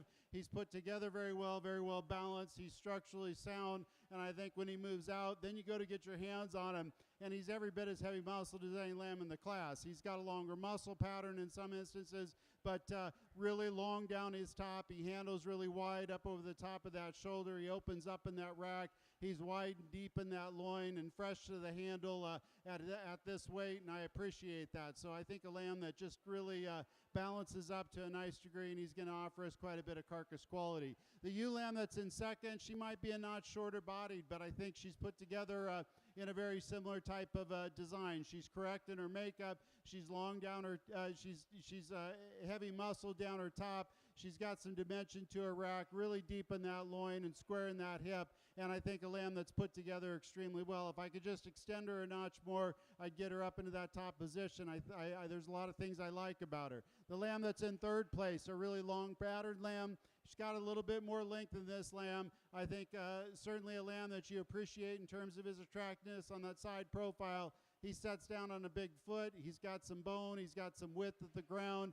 I like him in terms of what he brings to the table as far as muscle. He's not overly expressive, though. He loses a little bit of that expression compared to the lambs that are just ahead of him. He's got the muscle there, but he's just not extreme in terms of that muscle. I think a lamb that handles really, really good in terms of his cover and his finish, and so he fits into that position right there. The lamb that's in fourth place, another correct lamb, balanced lamb, a wether that you really appreciate in terms of his rib shape and dimension. You get your hands on him, he really opens up in the top of that rack. He's wide in that loin, deep in that loin edge. A little bit bolder in the shoulder today, maybe not quite as clean up through that front end as the lambs that are just ahead of him, but I think a nice lamb to round out the fourth position.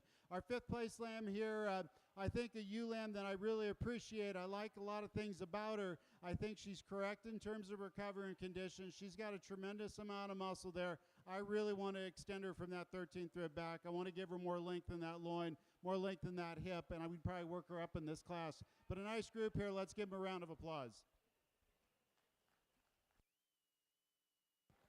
Placing on the Tunis pair of yearling ewes for your National Junior Tunis Show. First place to Gregory Loper, Nunda, New York. Second place, Bo Mum, Whiteheath, Illinois. Third place, Parker Smith, Cardington, Ohio. Fourth place, Jacoby Mag, Ottawa, Ohio. And 5 to Autumn Piazza, Wilmington, Delaware.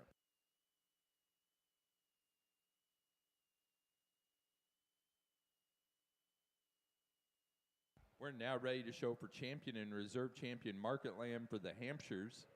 So we'll need the first, second place animals of those previous 3 classes back in the ring at this time. Placing on the heavyweight class 3 market lambs for the Hampshires, first place goes to tag 2510, 150-pound lamb, Keena Bowden, Hartford, Wisconsin. Second place to 25030, 139-pound lamb, Frankie Travis, Jamestown, Ohio. Third, Reed Carson, Colchester, Illinois. 4, Marie DeRochers, Palestine, Texas. And 5, Frankie Travis, Jamestown, Ohio.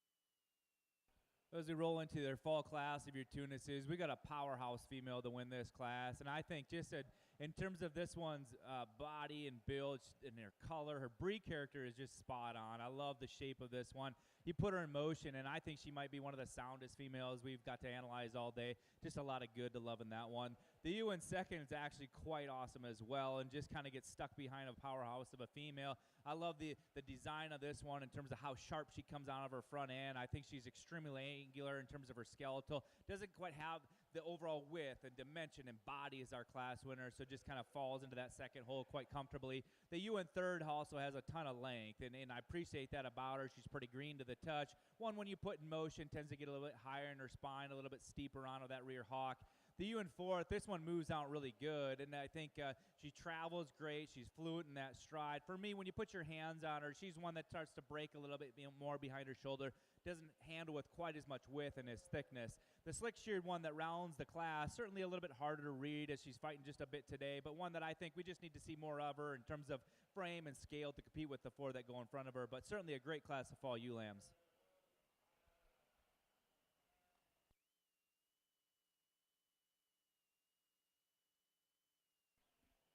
Nice class of, or the champion drive for the market lambs here, and I think 6 individuals that really balance up to a pretty high degree. They're correct in their makeup. They're really good design. They're pretty patterned lambs, and then when you get your hands on them, they've got a tremendous amount of product and certainly provide a shapely carcass once they get to that end point. So a real good group here. Let's give them a big round of applause. We'll go out and pick your champion and reserve lamb. I think we've got a couple individuals that kind of fit the mark today.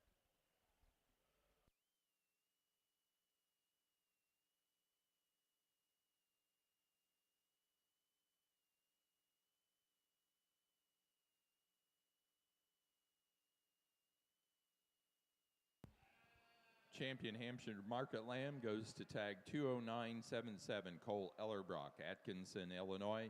The lamb weighing 120. The reserve champion came out of Class 3, 2510, Keena Bowden, Hartford, Wisconsin. That lamb weighing 150. That does conclude our Hampshire show. Give us just a few minutes to reset the ring before we go on to White Romneys.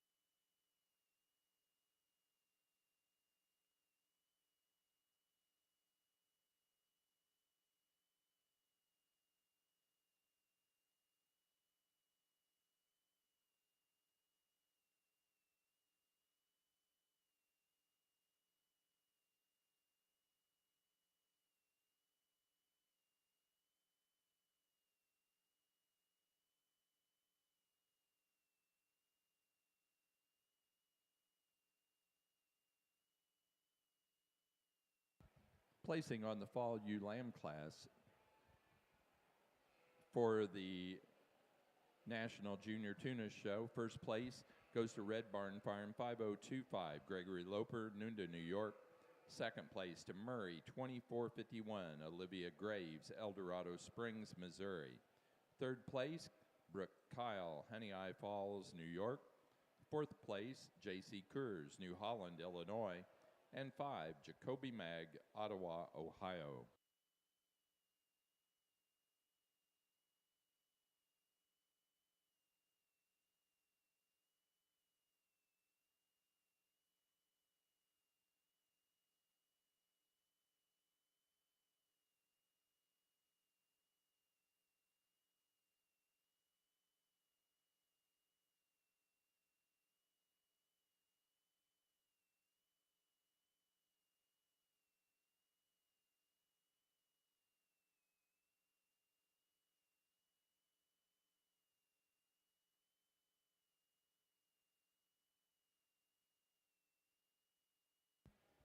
In the ring, we now have White Romney. White Romney Senior Ram Lambs is what's in the ring.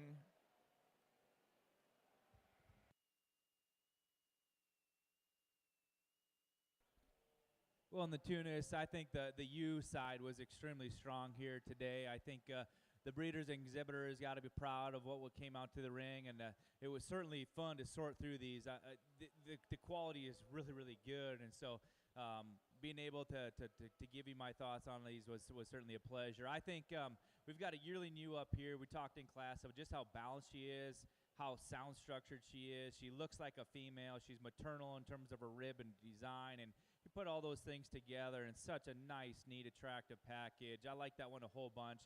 We're gonna use her for your champion today. Congratulations, that's a heck of a female. It's awfully close between that second yearling ewe and this fall for reserve. I think the one that in my mind has that same structural integrity and the same balance from forerib to flank and that gives us that maternal look is going to be this fall. She'll be your reserve champion. Congratulations.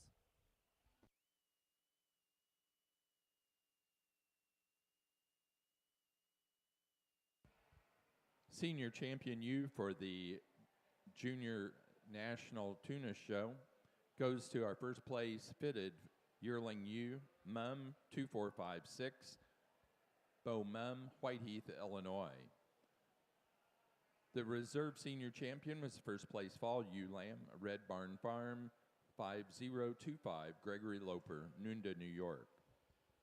Now ready for January ewe lambs.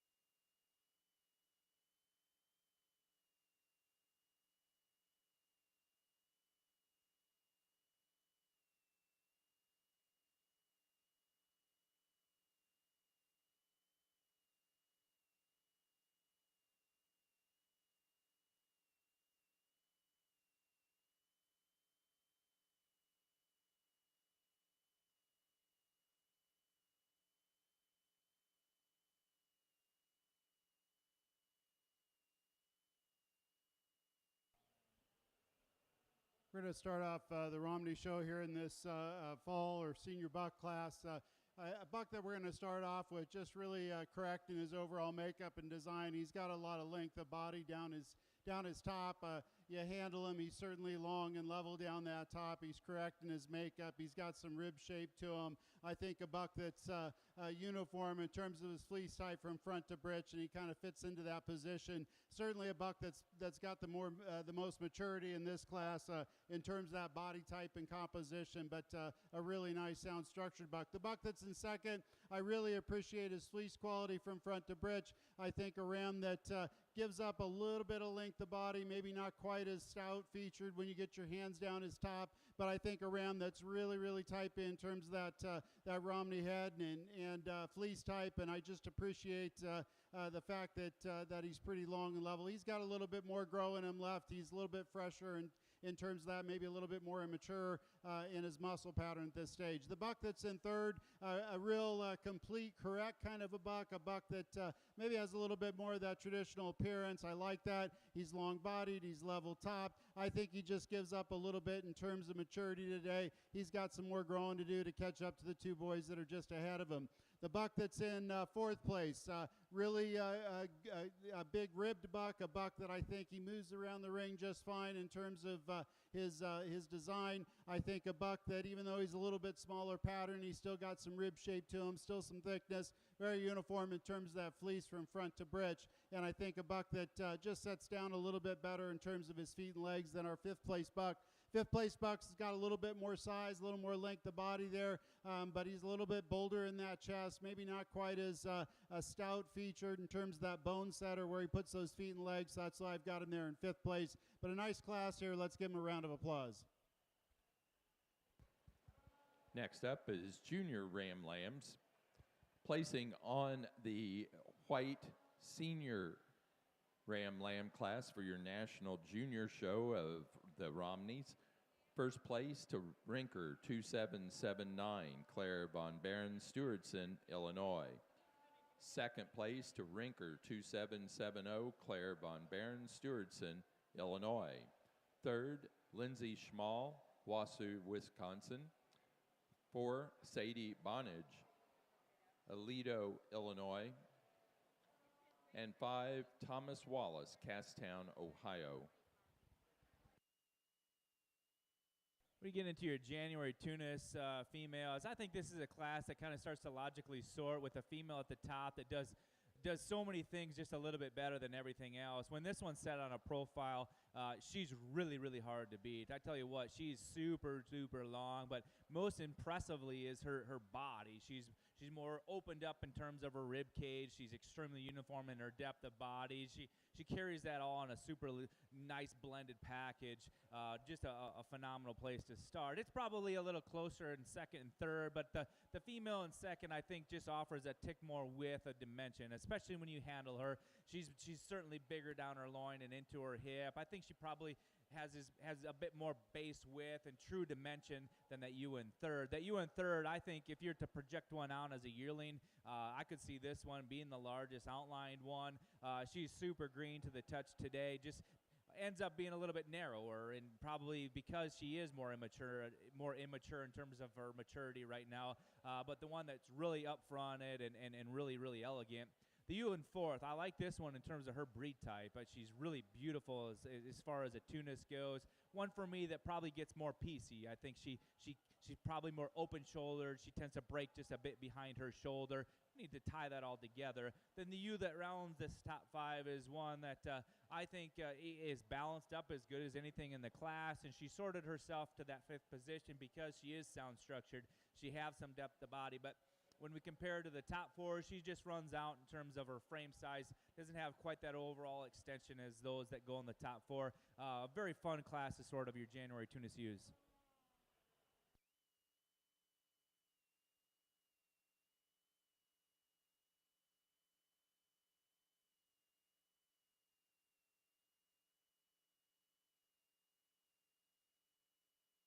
Placing on the January ewe lamb class for your national junior Tunis show, first place to Jet 2543, Parker Smith, Cardington, Ohio.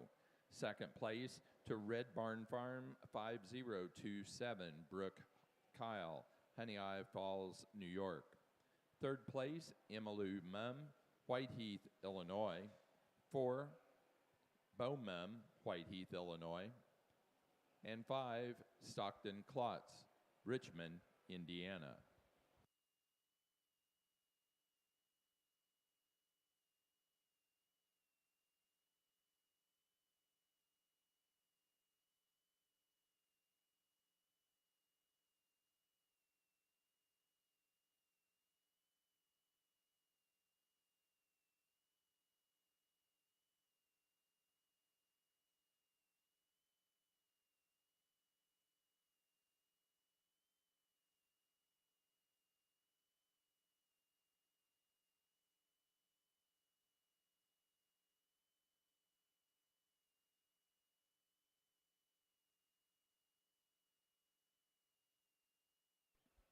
Got 3 entries here in the late-born buck lamb class for the White Romneys. My three lambs that, they're just really immature at this stage of the game, but the buck that we're going to start with, he's a little bit straighter down his top today. He's certainly got a little bit more depth of forerib and depth of rear flank, and you go to evaluate his fleece, he's pretty uniform from front to breech at this stage, so I think a nice complete ram there that we're starting with. The buck that's in second's got a lot of extension up through his front end. He's certainly a little bit more elevated in terms of that height.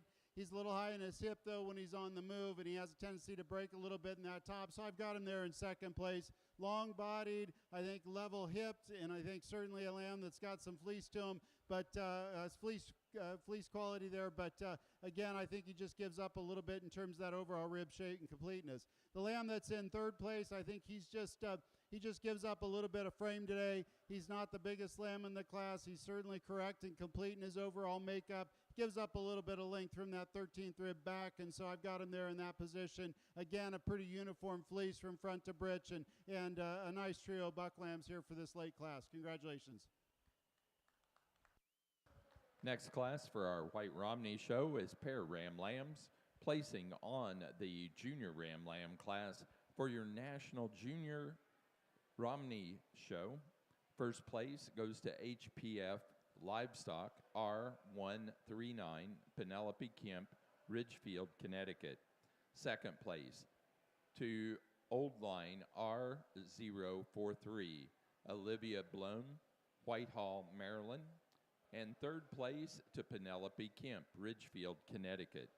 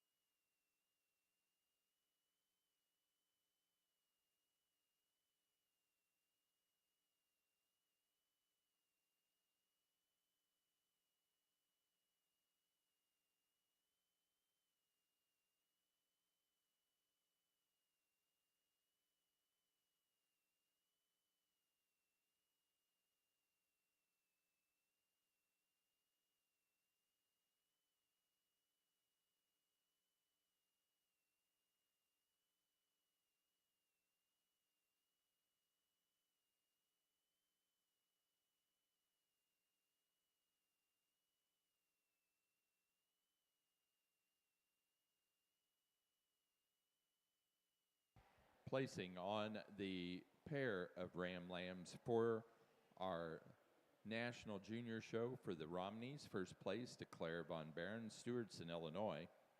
Second place to Penelope Kemp, Ridgefield, Connecticut.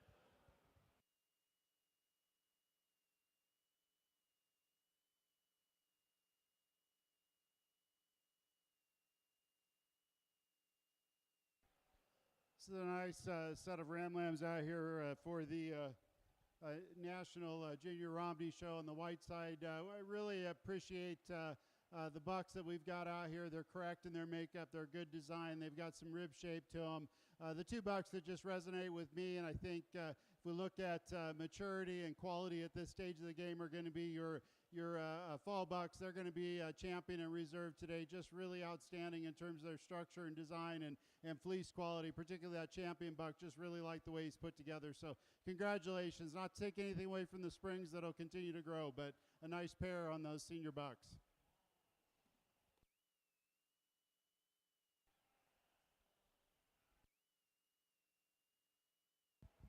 Champion ram for the White Romney National Junior Show goes to our first place senior ram lamb, Rinker 2779, Claire Von Baron, Stewartson, Illinois.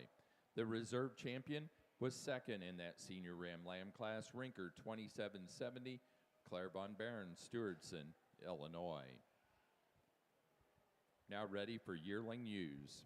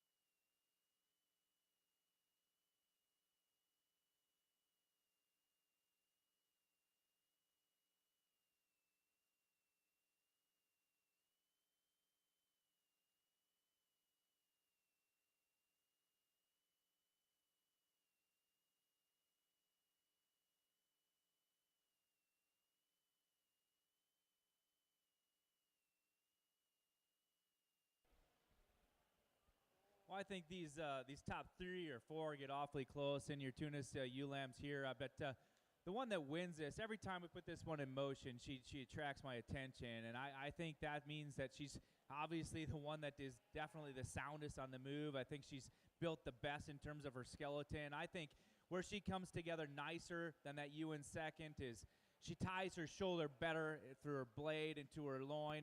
That top line stays leveler when on the move. And I think she still opens up with enough rib shape. She's really deep-bodied and loose in terms of her flank. I think that balance from forerib to flank is unique for her as a ewe lamb as well. That ewe lamb in second, I think she's a bigger top ewe. I think she's wider base. I think she's stouter featured, but probably just doesn't blend quite as smooth and nice as that ewe in first in terms of her skeleton design and structure. The ewe in third, here's one that I think she's really tall-shouldered and tall-fronted and neat-made, and I like the outlook for this one projected as a yearling ewe. For me, she probably shortens up from forerib to flank. I think she's probably one of the lower docked ones in this top 5 as well. So those two falls just kind of find her way down into that third hole. The ewe lamb in fourth, here's a really deep-sided one, and I think she's got a ton of mass and production bred into her. Here's one we just need to pick up on her pasterns and make her stronger on those. But in terms of one that's built with some power and some punch, she's got it.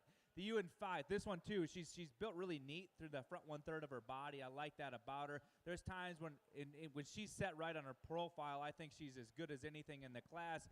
We need to fix her from her hip back. I think she tends to taper in terms of her leg. Doesn't have quite enough base width when you view her from the rear as well. Certainly a fun class of ewe lambs for sorting. Thanks for bringing them in.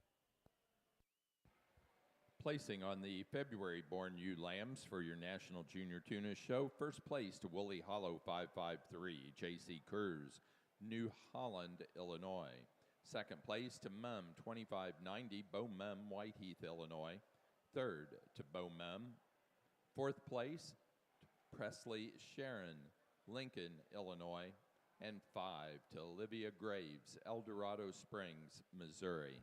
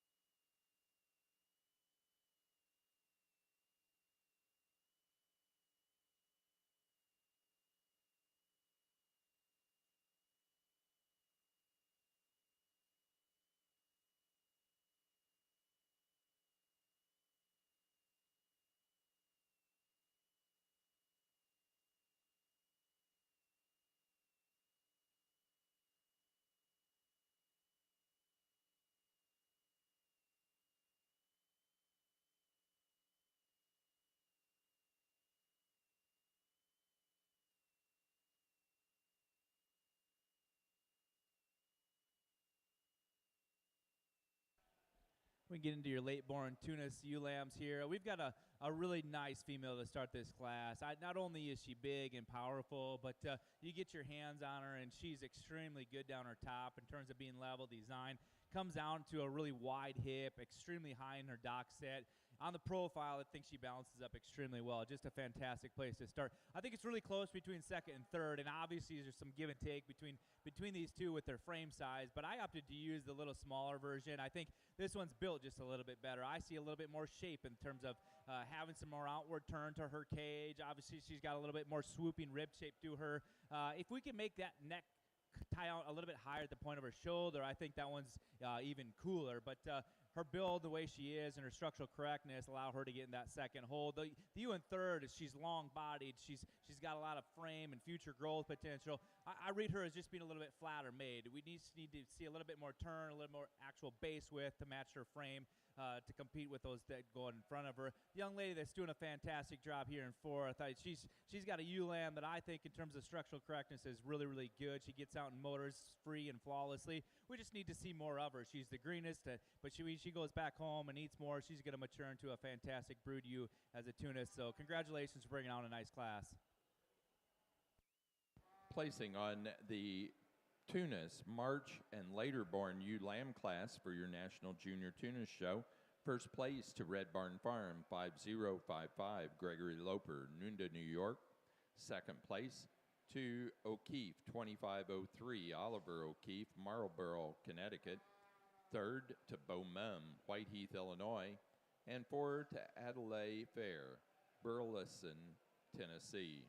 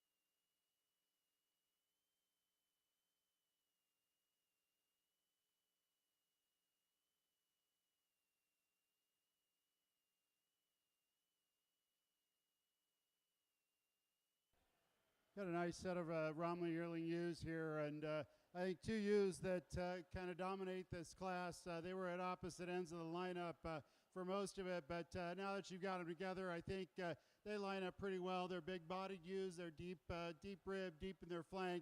Ewes that when you handle them, they handle really dimensional up over their top, and I appreciate that. The ewe that we're starting off with, I think she's just a tick more balanced in the way she pulls herself together. She's square on all four corners. She's level in her hip structure. She carries down low in terms of that muscle pattern. I really appreciate the fleece that she's got on her from front to britch, just really uniform, bright and lustrous, and certainly soft to the handle from front to bridge. So a really nice ewe there to start off the class. Very balanced, very elegant up through that front end. The ewe that's in second, I think she's got that similar type of elegance up through her front end. She ties in neat with her shoulders. She's got some extension up through her neck. She's got that depth of forerib, depth of rear flank. I appreciate her when I handle her down her top. When we get to the back end of her, I don't know that she widens up quite as well as that first place ewe. She's a little bit more refined in her feature, doesn't set down on as big a bone or a big a foot as what we see in that first place ewe, but a really nice ewe there in second place. She's long down her top. I think a ewe that's got quite a bit of rib, as mentioned, and very uniform in terms of her fleece type and character. The ewe that's in third place, a ewe that I think you appreciate her Romney type. You like the way she's put together. She's very balanced. She's extremely good in terms of her feet and legs. I like the way she handles down her top. Very smooth down that top. She's got a little more length than our fourth place ewe. She gives up a little bit of elevation and size to our two ewes that are in first and second, but she's real complete, real correct, and a nice looking female there in third place. The ewe that's in fourth place, I really like this ewe. I appreciate her fleece from front to britch. She really handles great up over her top. She's got a lot of muscle there. She's wide in her loin. She's wide in her hip structure, so really balanced. I just like to extend her out from her 13th rib back, give her a little bit more length in that dock and hip region. But I think a real nice ewe, very correct, very complete, and certainly deserving of being in the top 5 here. The ewe that's in fourth place, another ewe that you appreciate in terms of that rib shape. She's really bold and sprung in that rib, that forerib, deep in that rear flank. You get your hands on her. She's wide up over her top. Not quite as straight topped as the 4 ewes that are just ahead of her. Maybe not quite as neatly tied in with her shoulder blade into her rib cage, but a ewe that's really, really good in terms of that rib. Very uniform in terms of that fleece. If we could kind of clean her up a little bit in terms of her feet and legs as well, I think we'd move her up a little higher in the class. But a nice group of ewes here. Let's give them a big round of applause.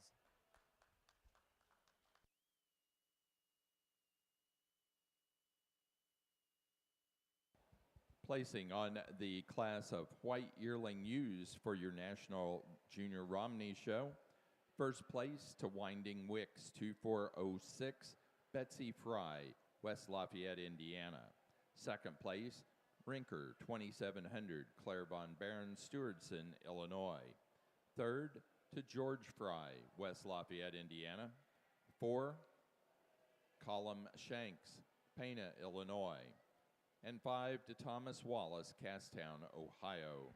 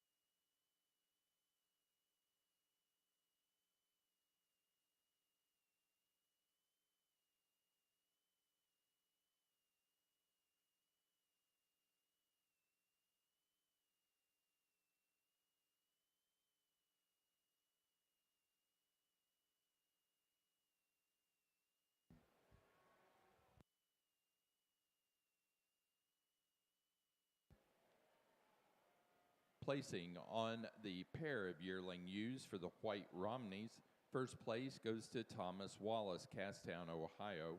Second, Penelope Kemp, Ridgefield, Connecticut. And third, Olivia Blum, Whitehall, Maryland. Now ready for senior ewe lambs.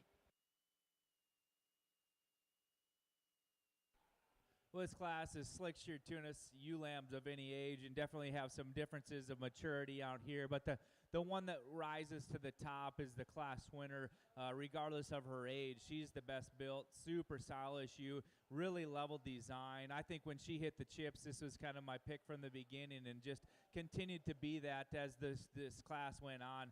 Ties everything together in such a complete, attractive package. The ewe lamb in second is a really big bone, rugged appearing one. I think she's got a lot of turn and curve to her rib cage. I think as a maternal breeding piece, this one's going to be a fantastic brood. You probably just doesn't bring that added length and style as our class winner has. The ewe in third, this one here too is really tall-shouldered. She's extremely feminine. For me, she probably just doesn't quite take that long, fluent stride. If we can relax her spine on the move, just loosen her up in her overall skeletal build.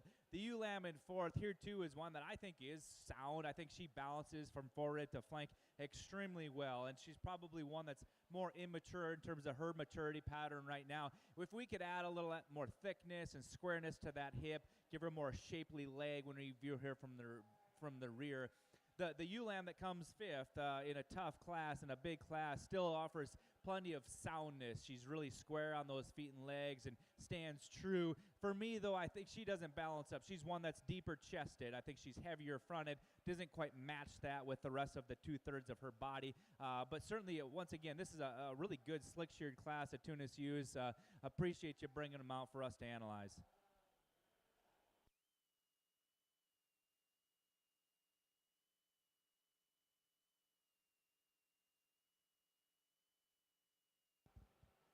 Placing on the Slick-shorn ewe lamb class for the Tunis, first place goes to Jet 2540, Parker Smith, Cardington, Ohio.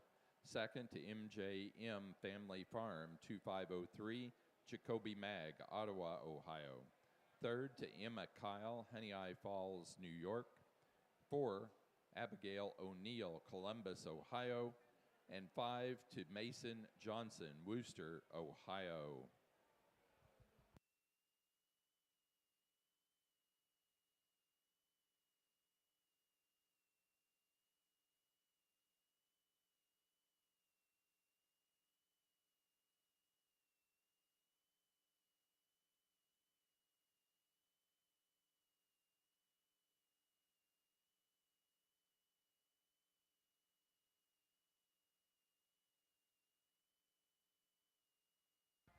I want to take a moment and just introduce our two judges that's been working here in the junior pavilion today.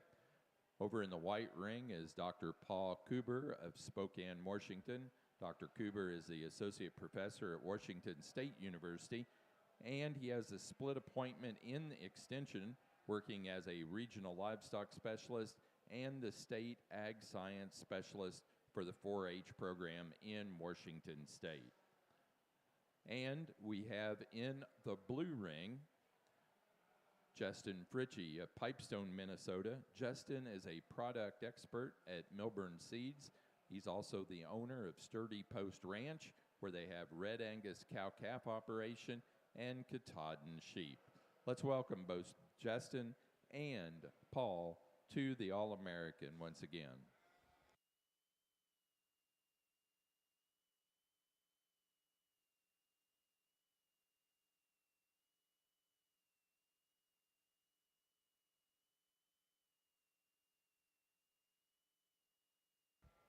And don't forget, at 6 o'clock tonight, we will be serving a Central Illinois specialty.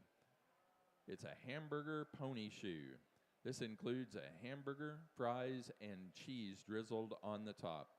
Please plan on joining us at 6 p.m. at the Commodities Pavilion, which is just east of the swine barn.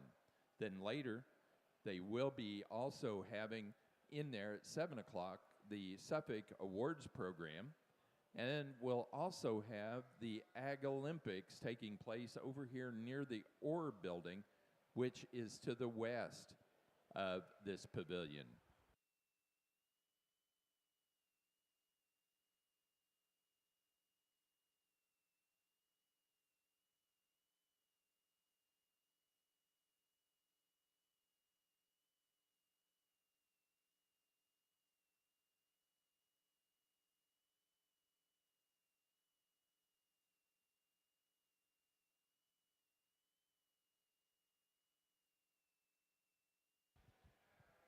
In the blue ring, our next class will be for Junior Champion and Reserve Junior Champion U for your National Junior Tunis Show.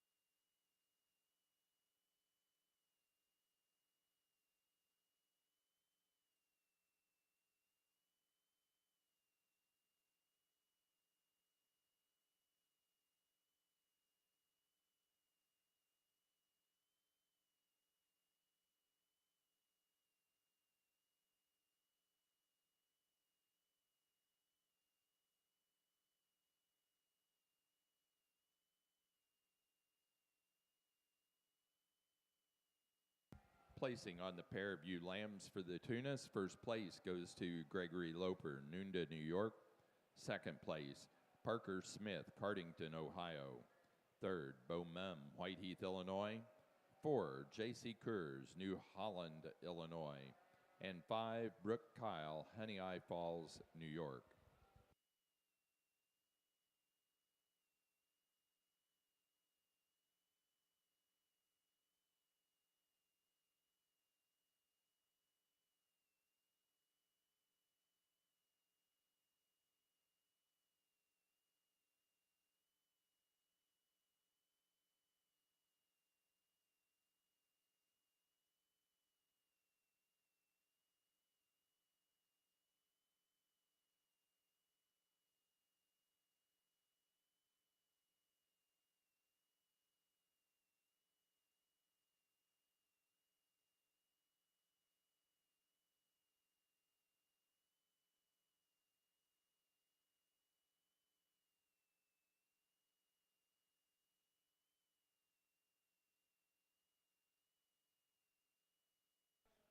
What a fun drive for your junior champion here. We start off with this January ewe, and she get her back out here, and she just as impressive as she was in class. She's so opened up in terms of her cage, but yet so elegant and extended through that front 1/3 of the body. Young lady does a fantastic job of just sticking this one and giving you a fantastic look every time you're on her. The February ewe, this one, in terms of being complete and sound and built right, just gets it done. Maybe not quite that added show ring appearance like that January ewe in front of her has, but one that you just really appreciate for being built really, really good. That February ewe, I think she matches that same type as our January in terms of being elegantly built through that front 1/3 of her body. She stands up on her toes. She handles like a dream down her top. She's really good out of her hip. Just a lot of neat pieces. And then we get down to this slick-sheared one, and I tell you what, this one, in terms of a slick-sheared Tunis, is as good as anything I've seen. She's super smooth, really correct, really, really level designed, and to the touch, she handles with some freshness and some muscle. I like that one a whole bunch. So with that said, I think it's really close. A lot of awesome pieces. The one that I think is the most unique is your January. She'll be your champion. The February, or the March in front of me here is going to be reserved. Congratulations to you both.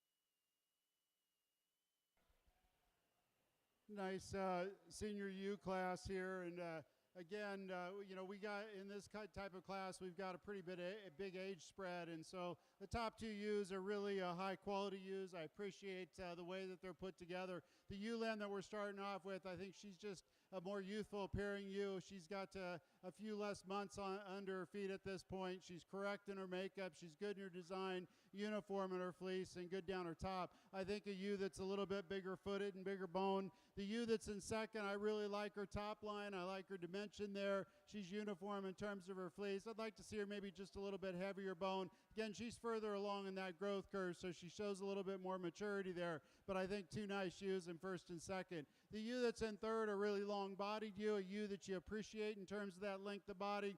I like the uniformity and fleece from front to bridge. but a ewe that just kind of doesn't balance up quite as well in that hip structure when she's on the move compared to the two ewes that are in first and second. The ewe that's in fourth, another ewe that's very correct and very complete in her makeup. She's got some extension up through her front end. I appreciate that. A ewe that just doesn't have quite the overall length of body that we see in the ewes that are just ahead of her. Maybe not quite as much development in terms of body capacity and muscle at this stage of the game. A very nice ewe in terms of that overall fleece and the attractiveness up through the front end. The ewe that's in fifth place, a ewe that's very correct in her makeup.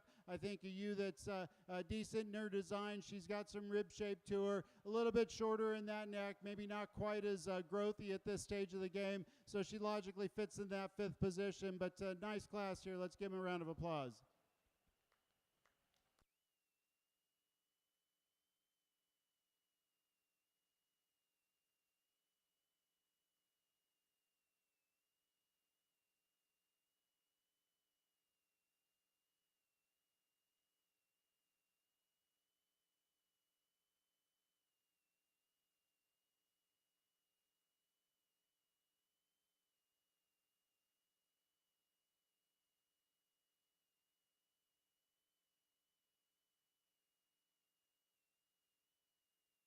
Junior champion ewe for the National Junior Tunis Show went to our first place January ewe lamb, Jet 2543 Parker Smith, Cardington, Ohio.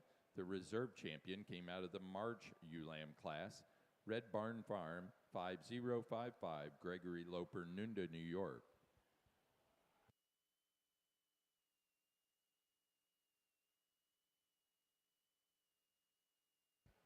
Placing on the White Romney class of senior ewe lambs for your National Junior Show. First place to Winding Wicks 2501, Thomas Wallace, Castown, Ohio. Second place, Winding Wicks 2451, Claire Von Barron, Stewardson, Illinois. Third, Lindsay Schmall, Wausau, Wisconsin. 4, Lindsay Schmall. And 5, to Sadie Bonage, Aledo, Illinois.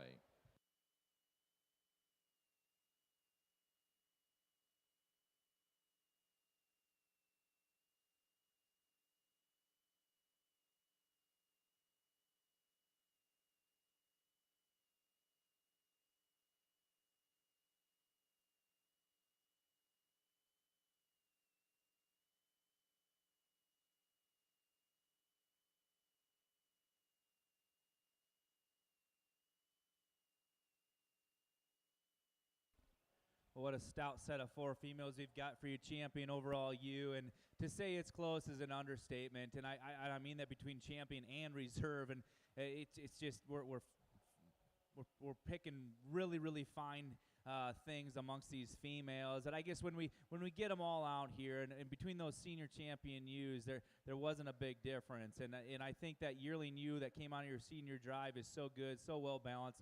We've got to use that yearling ewe for your champion. Congratulations to her. When I handle between that fall and that January, I think it becomes apparent that the one that has just a tick more added thickness and trueness down her top is that fall ewe. We're going to stick your reserve senior champion for your reserve overall. Congratulations.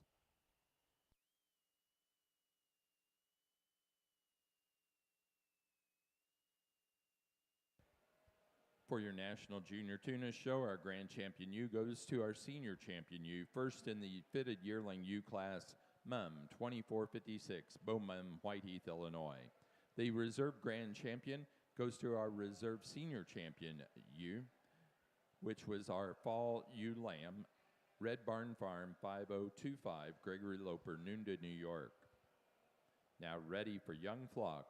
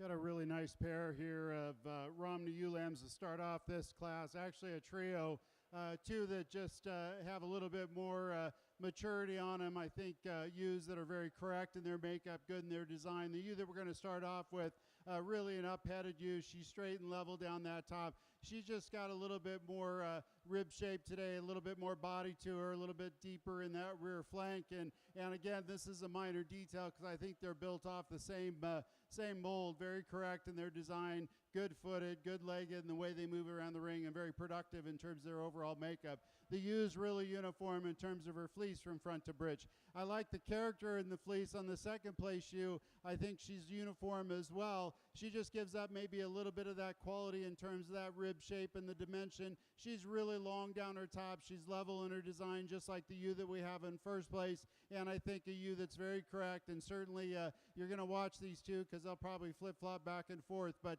a nice pair there to start the show off with. The third place ewe, extremely good. I like her length of body. I like her pattern. I like her design. I think she's just a little bit immature today compared to the ewes that are just ahead of her. So as the summer goes on, I think she's going to continue to grow. I like her fleece type and her character. She might be giving up a little bit of length of body, but she's real correct in her makeup, and she's real attractive on that side profile. The ewe that's in fourth place, I think she's stout, she's functional, she's got rib shape to her. She's just not quite as clean up through that front end, not straight down that top line, and so she ends up there in that fourth place position based off of balance reasons. The ewe that's in fifth, really, I think a correct ewe, a ewe that gives up a little bit of maturity today, a ewe that's got some length of body, but again, just not quite that weight per day of age that we like to see. A little bit more time on feed, a little bit more time this summer showing, and I think she'll kind of come into her own. But real correct in her makeup and design. I'd just like to see more of her. So nice class here. Let's give them a big round of applause. Placing on the young flock for the National Junior Tunas Show, first to Gregory Loper, Nunda, New York. Second, Bo Mem, Whiteheath, Illinois. Third, J.C. Kurz, New Holland, Illinois. 4, Jacoby Mag, Ottawa, Ohio. And 5 to Autumn Piazza, Wilmington, Delaware. Placing on the best 4 head of ewes for the Tunis, first to Gregory Loper, Nunda, New York. Second, Bo Mem, Whiteheath, Illinois. Third, Parker Smith, Cardington, Ohio. 4, Jacoby Mag, Ottawa, Ohio. And 5, Autumn Piazza, Wilmington, Delaware. Placing on the White Romney Junior Ewe Lamb class, first to Winding Wicks, 2509, George Fry, West Lafayette, Indiana. Second to Winding Wicks, 2513, Thomas Wallace, Castown, Ohio. Third place, Olivia Blum, Whitehall, Maryland. 4, Lindsay Schmall, Wausau, Wisconsin. And 5 to Lexi Williams, Bells, Tennessee.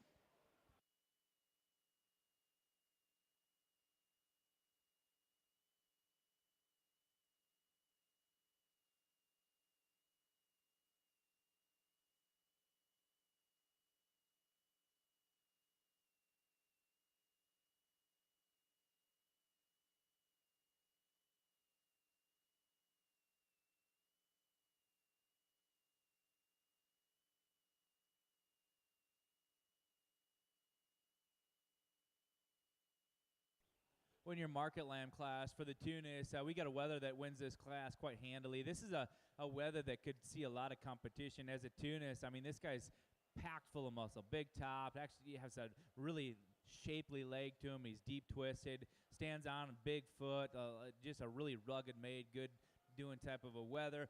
A little close between second and third. Really comes down to ewe lamb in second just being a tick more market ready. I mean, this one is certainly carrying a tick more condition, but more importantly, just has more muscle. She's bigger topped and has a more shapely leg. The ewe lamb that comes here in third, one that's just pretty green right now. I think she just needs a little bit more time and days on feed with some maturity to fill in that muscle. But a great way to end the Tunis show. Congratulations. Placing on the market lamb class for our Tunis at your National Junior Tunis Show, first place to 2501, Mason Johnson, Wooster, Ohio, with a lamb weighing 126 pounds. Second place to 2505, Jacoby Mag, Ottawa, Ohio, that lamb weighing 98. Third place, Madeline Mag, Ottawa, Ohio.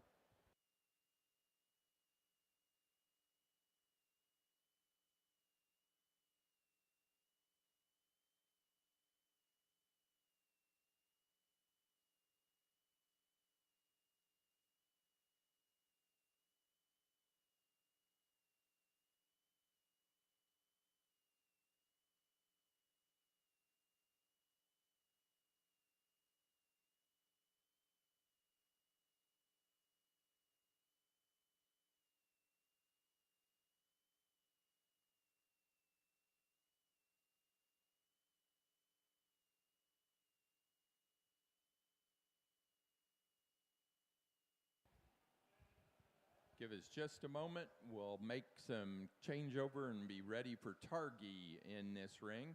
We have January Ram Lambs. That'll be our first class of Targhee is January Ram Lambs. Also, we have a special announcement to make. That special announcement is the Valet Blacknose will move to the blue ring following the Targhee show.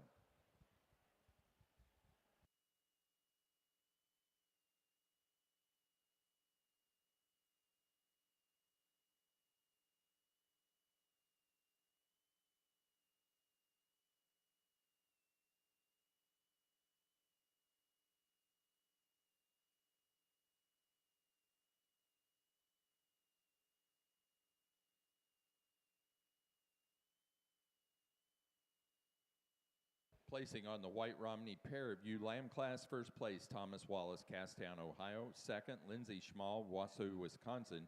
And third, Olivia Blum, Whitehall, Maryland.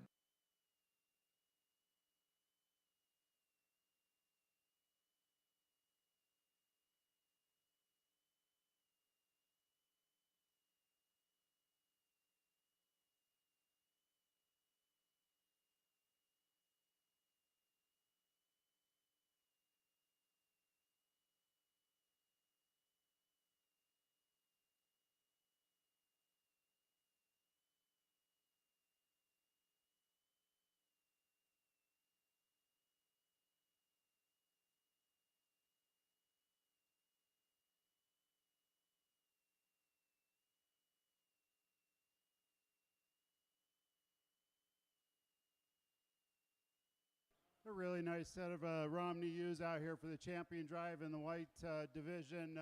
We'll go out and we'll congratulate your champion in reserve. Again, looking for sheep that really correct in their design. They're good balanced. They move well, and I think these 6 individuals have certainly done that in this class. You start to evaluate them, or you look at them in terms of fleece quality and type. They're all uniform. There's differences in terms of character and differences in terms of crimp, but uniformity from front to breech is really kind of a key thing in this setup, and I think all six kind of hit that mark. We'll congratulate your champion in reserve here. I think 2 ewes that just are powerhouses. They'll continue to do well, I think, all summer long, and a nice show here, you guys. So let's give them a big round of applause.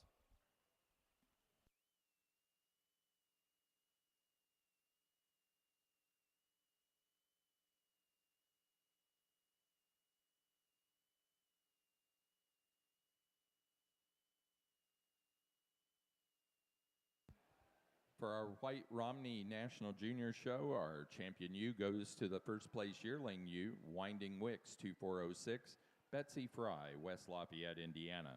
The reserve champion to our second place yearling ewe, Rinker 2700, Claire Von Baron, Stewardson, Illinois.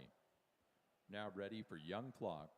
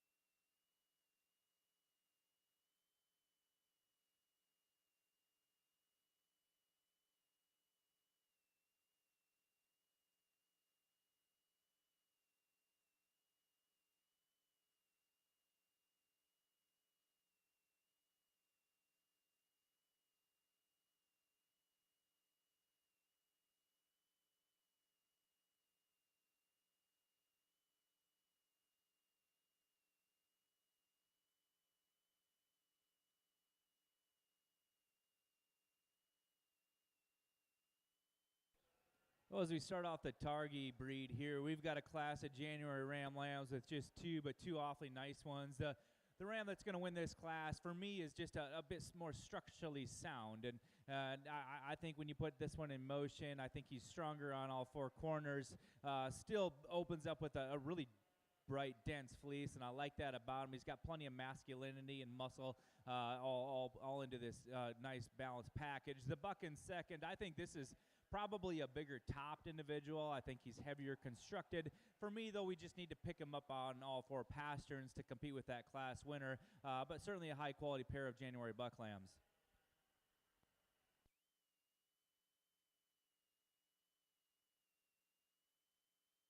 Placing on the January ram lambs for the Targhee show, first place goes to Raisler, 0156. Michaelia Raisler, Manawa, Wisconsin.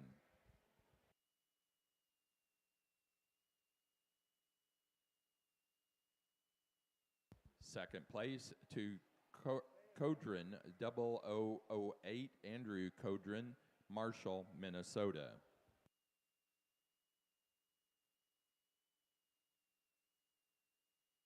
Placing on the White Romney Young Flock class, first place, Thomas Wallace, Castown, Ohio. Second place, Lindsay Schmall, Wausau, Wisconsin. Third to Olivia Blum, Whitehall, Maryland.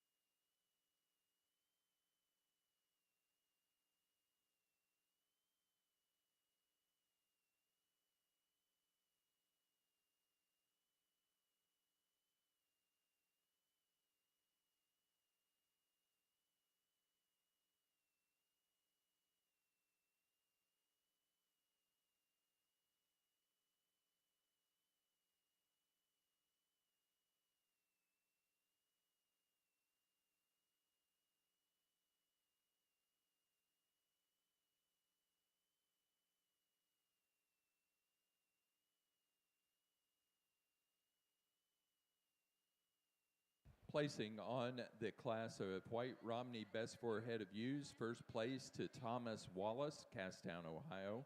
Second place to Lindsay Schmall, Wausau, Wisconsin. Third to Olivia Blum, Whitehall, Maryland.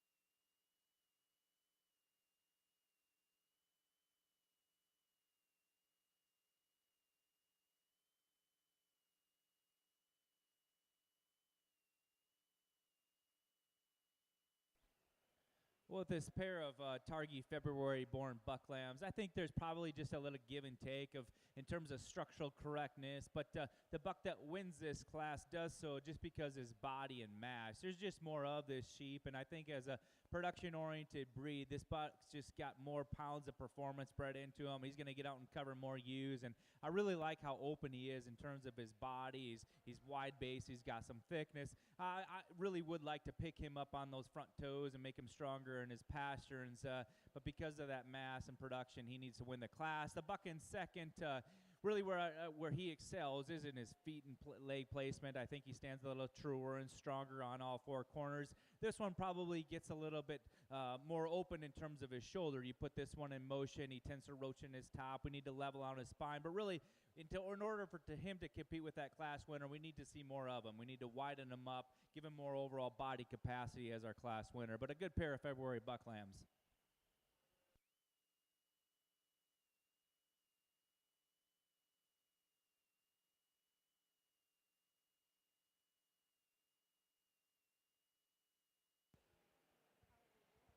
Placing on the February Ram Lamb class for the Targhee, first place to Kudrin 0013, August Kudrin, Marshall, Minnesota. Second place to Raisler 0164, Michaela Raisler, Manawa, Wisconsin.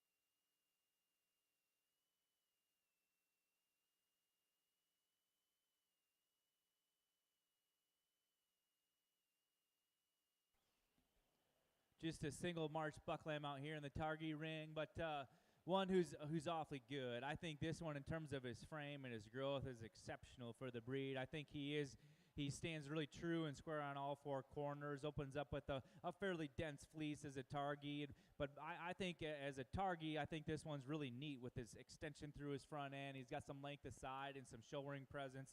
It'll be fun to see when he competes for your champion overall drive. But give her a hand for bringing on a nice March buck lamb. Placing on the March and later born Ram Lambs for the Targhee, first place to Kudrin 0014, Annabelle Kudrin, Marshall, Minnesota. We are now ready for pair of Ram Lambs.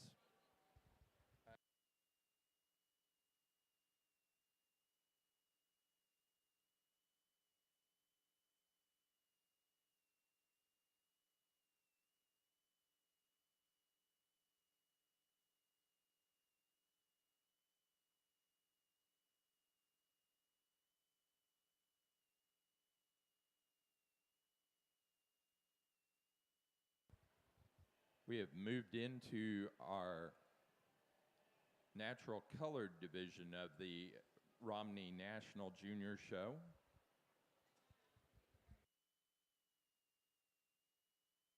We need natural colored senior Ram Lambs to the ring, please.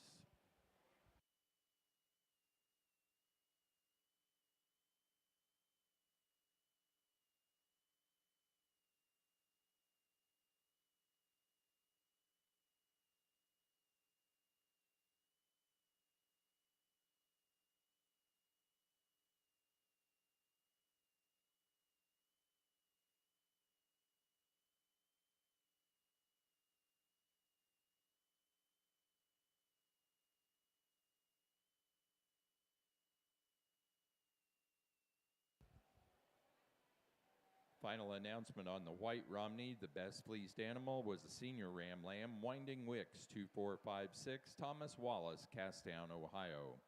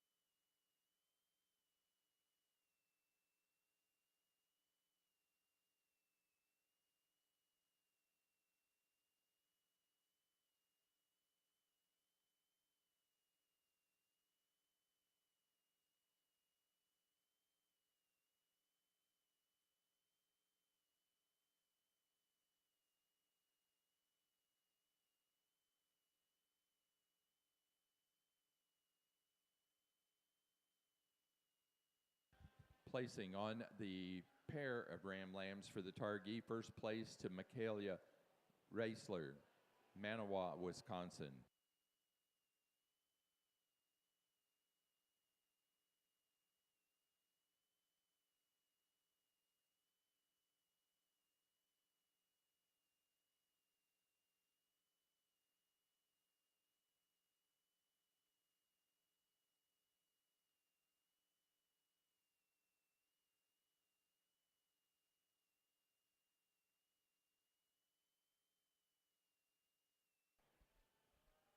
want to get these individuals back out here for your champion Targhee Ram here. I think there's one individual that's probably just a bit more unique in terms of his build as a Targhee, in terms of being up-fronted, having a bit more outward frame and future growth potential to him, yet he's still stout in terms of his bone work and build. That's the March Lamb, and he's going to be your champion. We're going to follow it up with your January. That January buck's going to be reserved. He's got a lot of body and mass and substance to him. Congratulations to both of you.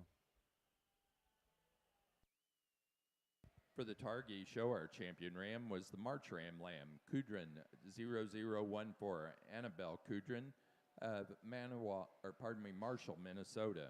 The reserve champion was the first place in the January Ram Lamb class, Raisler 0156, Michaela Raisler, Manawa, Wisconsin.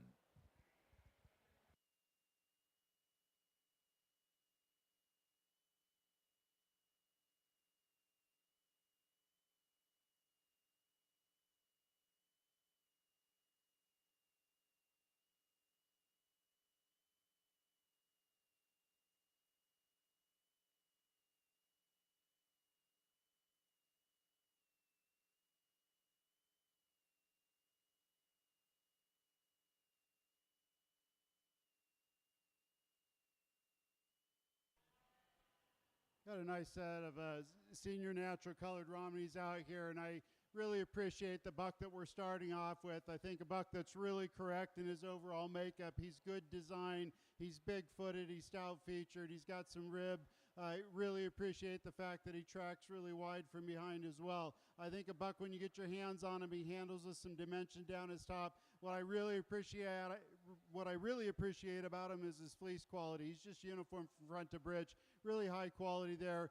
Opens up. He's got a lot of crimp in terms of, or the type of character that we see in a Romney. I think really uniform in terms of that fleece, very soft to the touch. It's just a nice buck to fall into that position. The ram that's in second place, a real long-bodied ram, a ram that I think you appreciate in terms of his straightness down his top. I think he sets up square in all four corners. Doesn't have quite the rib shape that we see in that first buck. Maybe not the uniformity in fleece, but I think a nice buck to fall into that second place position. The buck that's in third, he's a little bit off in terms of his hip today compared to the two bucks that are just ahead of him. A real long-bodied buck, a buck that's he's big-footed, big bone. I think a buck that's uniform in terms of his fleece type. I just like to widen him up in terms of his hip structure just a little bit.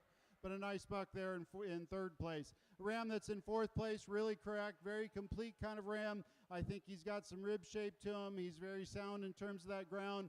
I appreciate the way he moves off. I just like to extend him out from that 13th rib back a notch and give him a little bit more uniformity in terms of his fleece type. Nice class here. Let's give him a big round of applause.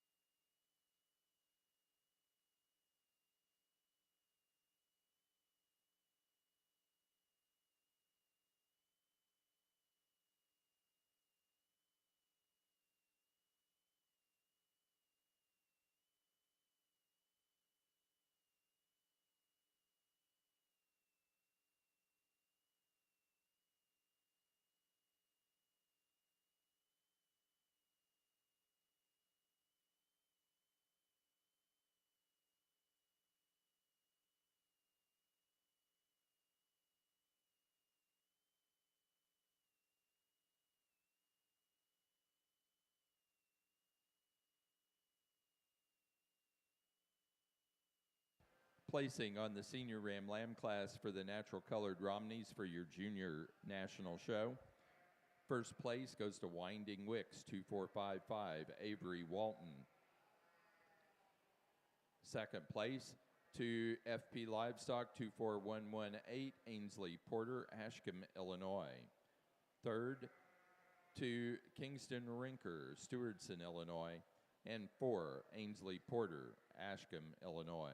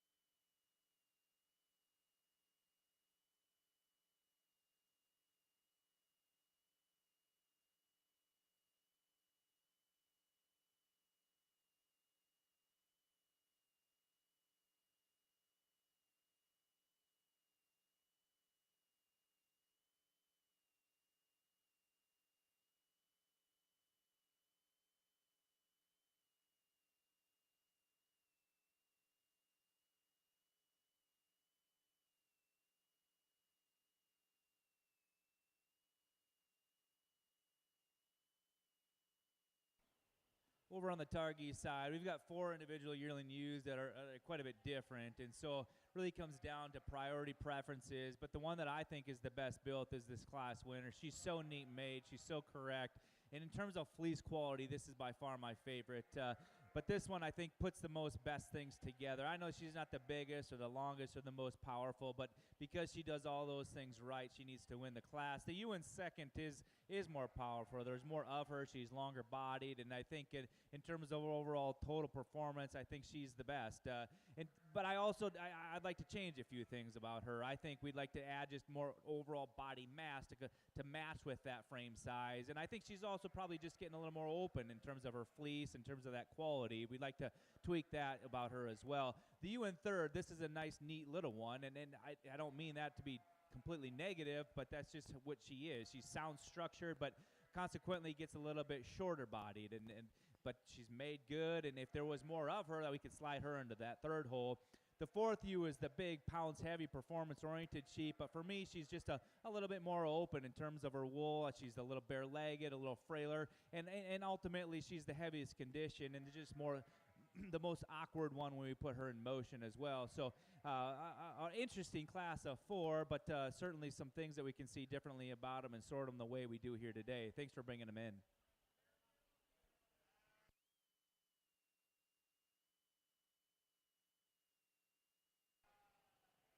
Got a nice class of spring buck lambs here, and really 2 buck lambs that kind of sort themselves to the top, and this one buck that we're starting with, just really a flashy buck. I really appreciate his overall look, his pattern, his design. A buck that moves off extremely well in terms of his feet and legs, really a smooth stride.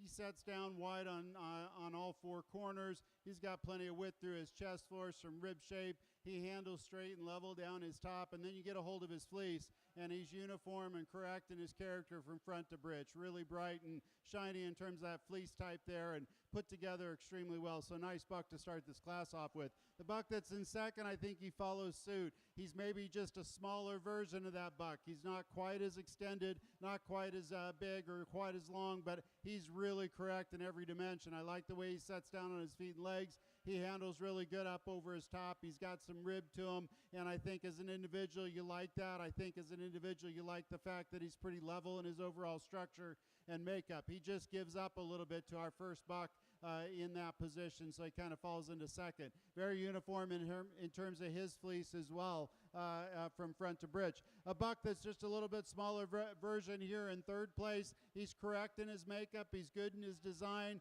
Maybe not quite as uniform in terms of his fleece type from front to bridge at this stage.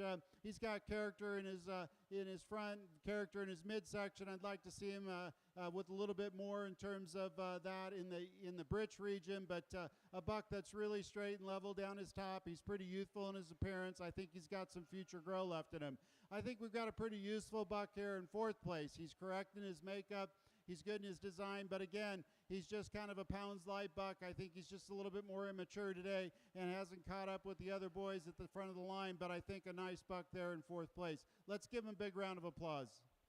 Placings on the yearling U class for the Targhees. First place to Kudrin 0003, Annabelle Kudrin, Marshall, Minnesota. Second place to Beestrom 3496, Michaela Reisler, Manawa, Wisconsin. Third place to Annabelle Kudrin, Marshall, Minnesota. And 4 to Michaela Reisler, Manawa, Wisconsin.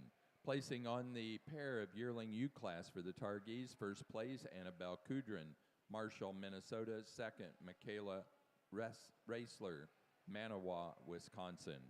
Placing on the class of natural colored junior ram lambs for the National Junior Romney Show, first place to Doty Sheep Farm 181, Jaden Slutz, Maple Park, Illinois. Second place to Chatterbrook 2501, Kenneth Briggs, Deerfield, New Hampshire. Third place, Kingston Rinker, Stewartson, Illinois. And 4, Brooke Hershey, Wooster, Ohio.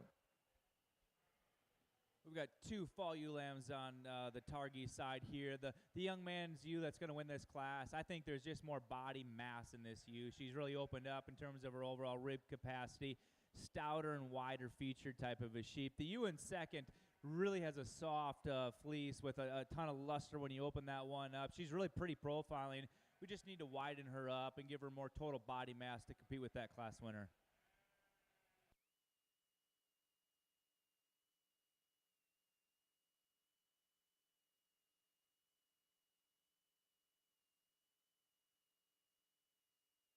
For the Targhees, placing on the fall ewe lamb class, first place to Beestrom 4512, Annabelle Kudrin, Marshall, Minnesota. Second place to Beestrom 4511, also Annabelle Kudrin.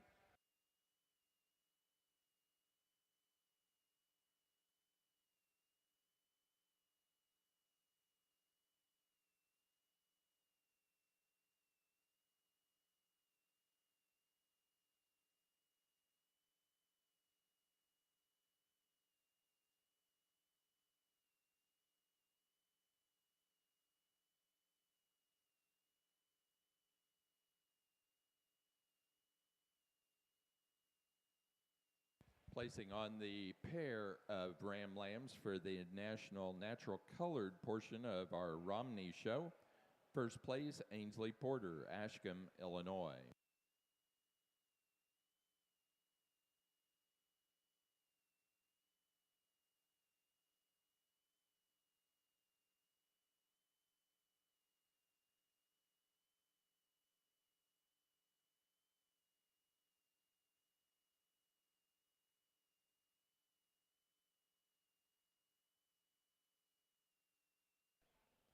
For your senior champion ewe for a Targhee division, I think the decision is quite easy to just go ahead and use that really neat made yearling ewe as your champion. And then the one that's closely behind her is that reserve, or the second place yearling ewe. She'll be your reserve senior champion. Congratulations. Thank you.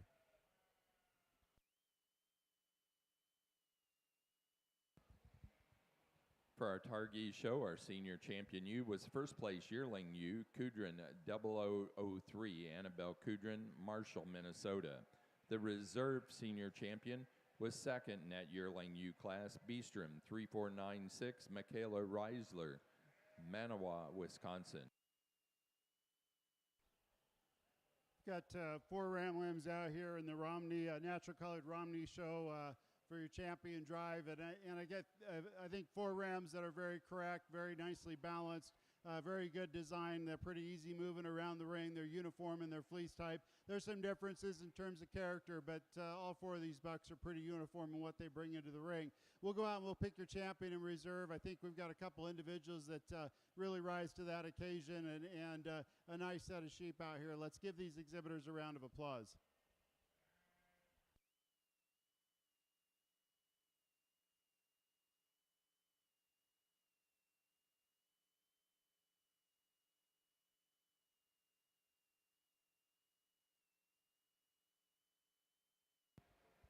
For your National Junior show of the Natural Colored Romney, our champion ram goes to our first place senior ram lamb, Winding Wicks 2455, Avery Walton. The reserve champion is our junior ram lamb class winner, Doty Sheep Farm 181, Jaden Slutz, Maple Park, Illinois.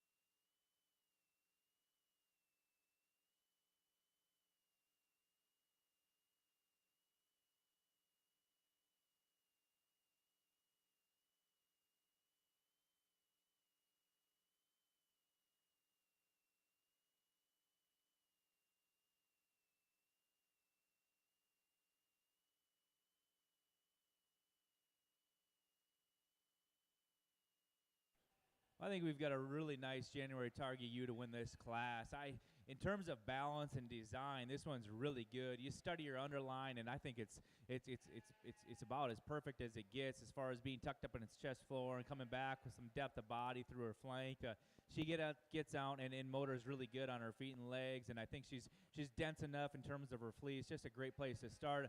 A little more immature female comes in that second hole, but you really have to appreciate her for being up-fronted. I think she lays her blade in extremely well into the base of her skeleton. I think she's designed good enough. Just gives up some pounds of production to our class winner today.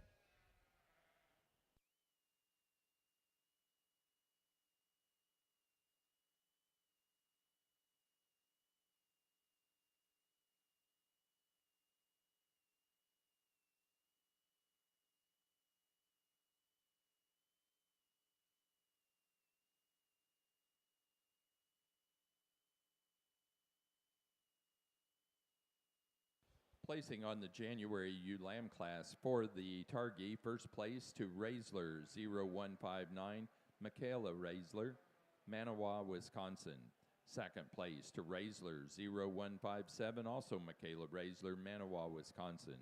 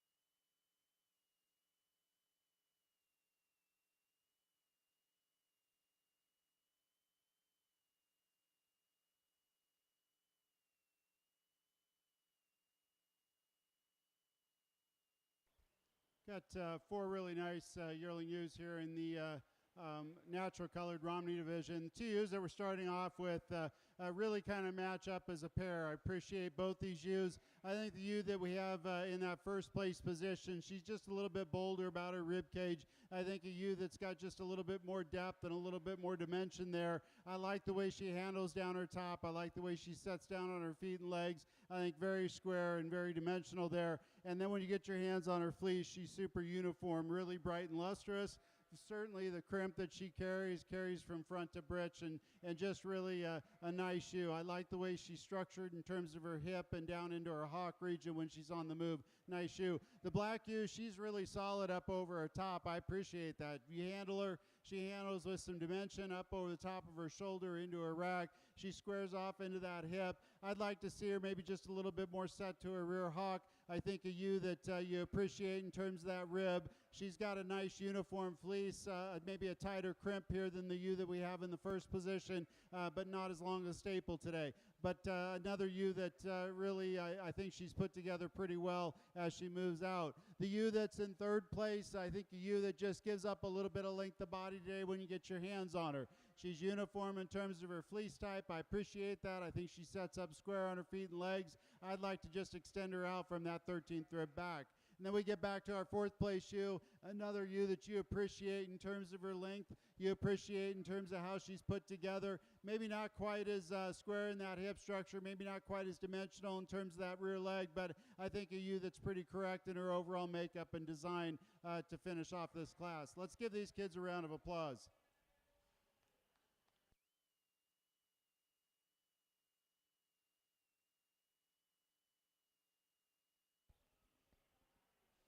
I think we got a fairly close place in between this first and second place ewe on here. I like the more rugged appearing ewe in first. I think she just walks down on a larger foot. I think she's wider at the ground and at the base of her cage. I think she's got more turn to that rib cage. Certainly we like to just level her out from her hip into her rump structure, but in terms of that overall width and mass, I think that's the place to start. The ewe in second, when she's standing and gives you this profile picture, I think she's a better profiling, more eye-appealing ewe. I think she is leveler down her top. We just like to stouten her up. I think at the ground she's just a tick narrower at the base and maybe doesn't quite have that overall circumference of bone as that class winner, nor the denseness of fleece. The ewe in third, I think she just kind of gets a bit more piecey in terms of her makeup. She's a bit more open in terms of her shoulder design. Consequently, tends to be a little bit higher in her loin, doesn't just blend everything together as nice of a balanced package as the two in front of her do. But certainly a nice class of trio of ewe lambs here for us to analyze. Placing on the natural colored yearling ewe class for the National Romney Junior Show, first place to Winding Wicks, 2448, George Fry, West Lafayette, Indiana. Second place to Winding Wicks, 2357, Kingston Rinker, Stewartson, Illinois. Third place, Elizabeth Briggs, Deerfield, New Hampshire. And fourth place to Penelope Kemp, Ridgefield, Connecticut. Placing on the class of February ewe lambs for the Targhees, first place to Kudrin, 0011, Annabelle Kudrin, Marshall, Minnesota. Second place to Raisler, 0163, Michaela Raisler, Manawa, Wisconsin. Third place to Michaela Raisler, Manawa, Wisconsin.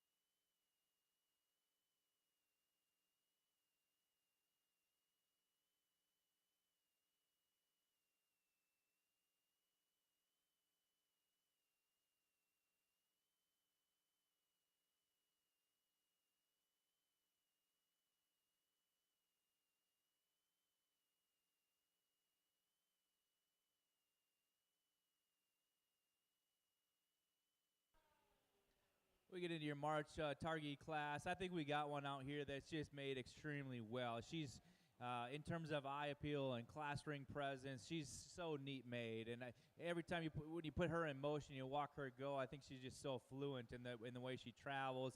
Not only that, this is probably one of the nicest quality fleeces we've seen in the breed all day. Extremely soft to the touch. The ewe in second, I think this one is really heavy constructive. I think she's stout featured, one that I just like to pick up on all four corners and probably just tie up in terms of her overall balance to compete with that class winner. The ewe in third is neat made, and I think she's extremely well balanced, but there's no doubt she's the most immature in terms of her maturity pattern right now. We just need to see more days of production, to have her compete with those two above her, but certainly a nice class of March ewe lambs.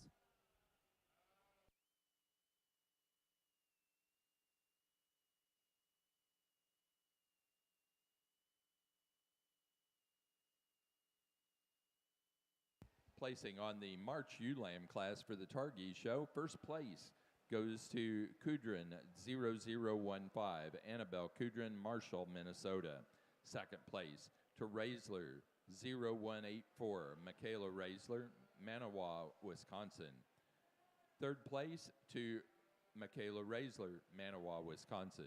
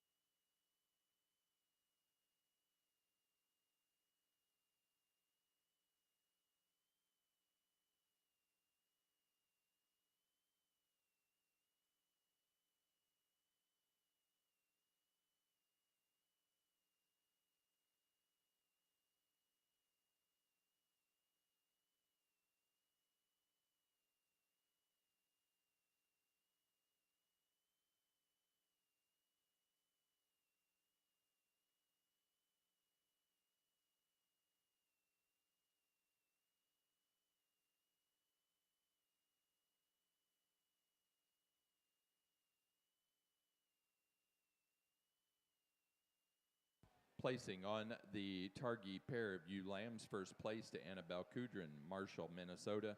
Second to Michaela Raisler, Manawa, Wisconsin.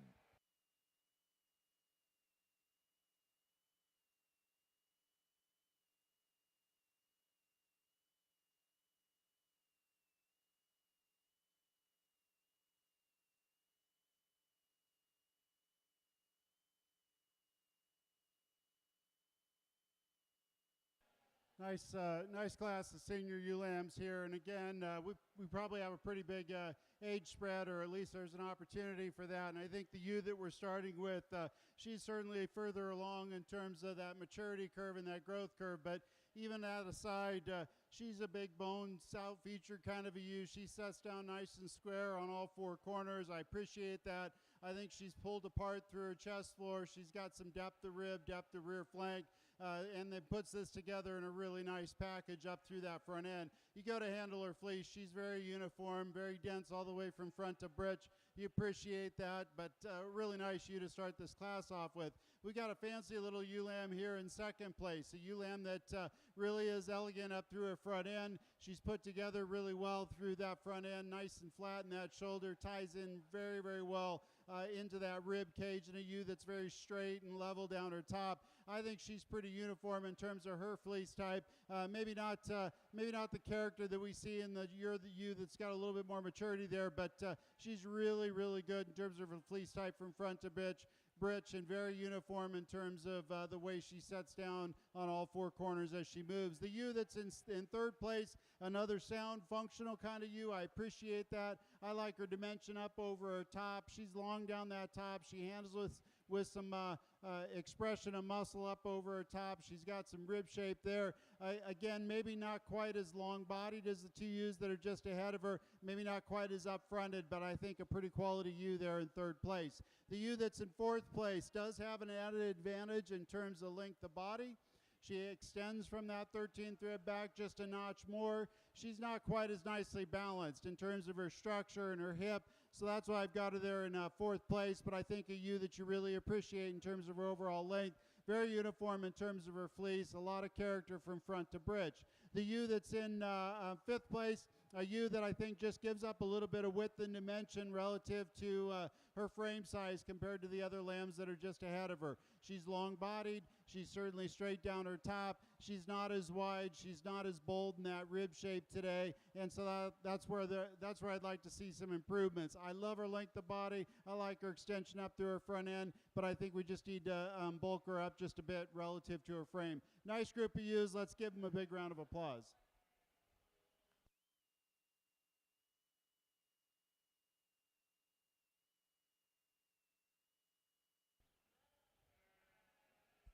We get these 6 individuals out here for your junior drive on the Targhee side. I think there's one ewe out here that in terms of being massive in her bill but still really neat in her lines and cool in her underline for a Targhee is this January. I think that one's awfully neat. She's going to be your junior champion. It gets awfully close between the February and the March for your reserve, but the one that offered a few extras in terms of having a soft fleece and really cool to the touch is that March. She's going to be your reserve junior champion. Congratulations to you.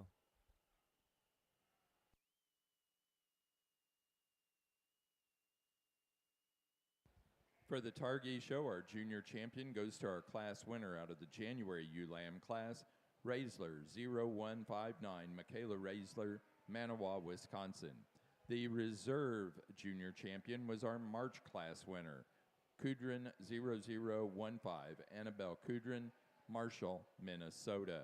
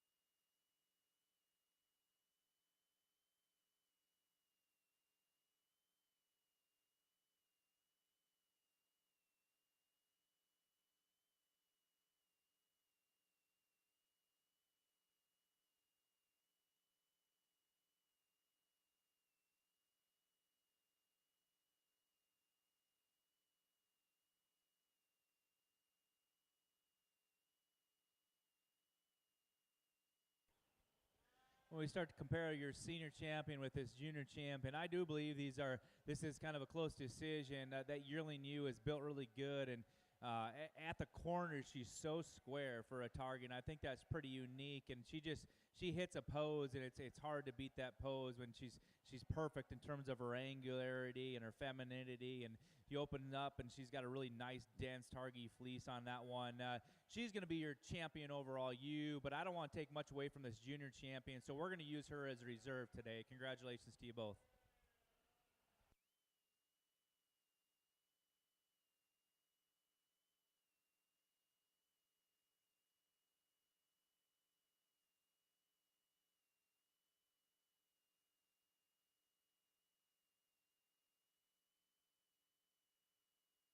For our Targhee show, the grand champion ewe goes to our senior champion ewe, first place yearling ewe, Kudrin 0003, Annabelle Kudrin, Marshall, Minnesota.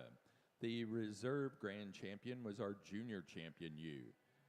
Out of the January ewe lamb class, Raisler 0159, Michaela Raisler, Manawa, Wisconsin. Now ready for young flock.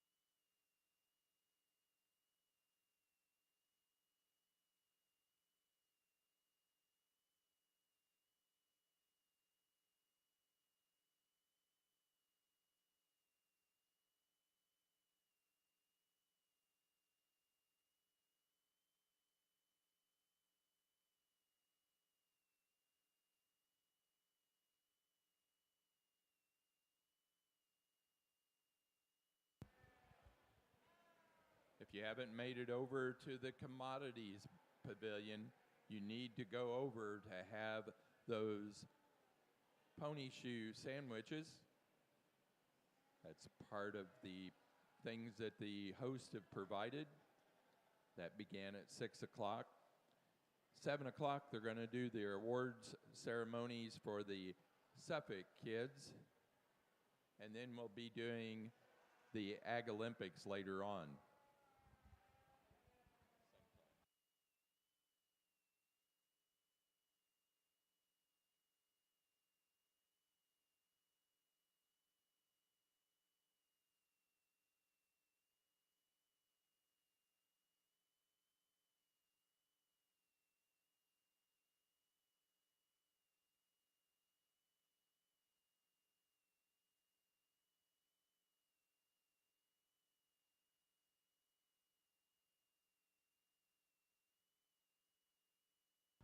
Placing on the young flock class for the Targhees, first place goes to Michaela Raisler, Manawa, Wisconsin.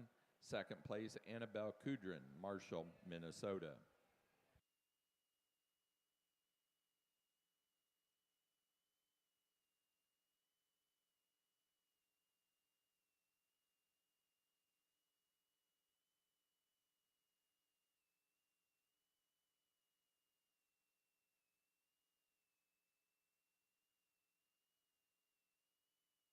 Really a nice class of natural colored Romneys out here in this late class. The three ewe lambs that we've got top end of the class really are kind of peas in the pod. Again, built on a very similar framework. I think ewes that are very good design. They're structurally sound, they're functional in their makeup, they're attractive on the side profile. The ewe that we're going to start off with, I think she's just got a little bit more to her today. She's got a little more rib, a little bit more dimension up over her top. I think a ewe that's just a little bit further along in terms of that growth curve. Very uniform in terms of her fleece quality from front to bridge, soft to handle, and I think the right type of character throughout. The ewe lamb that we have in second, I think, is a little bit more immature.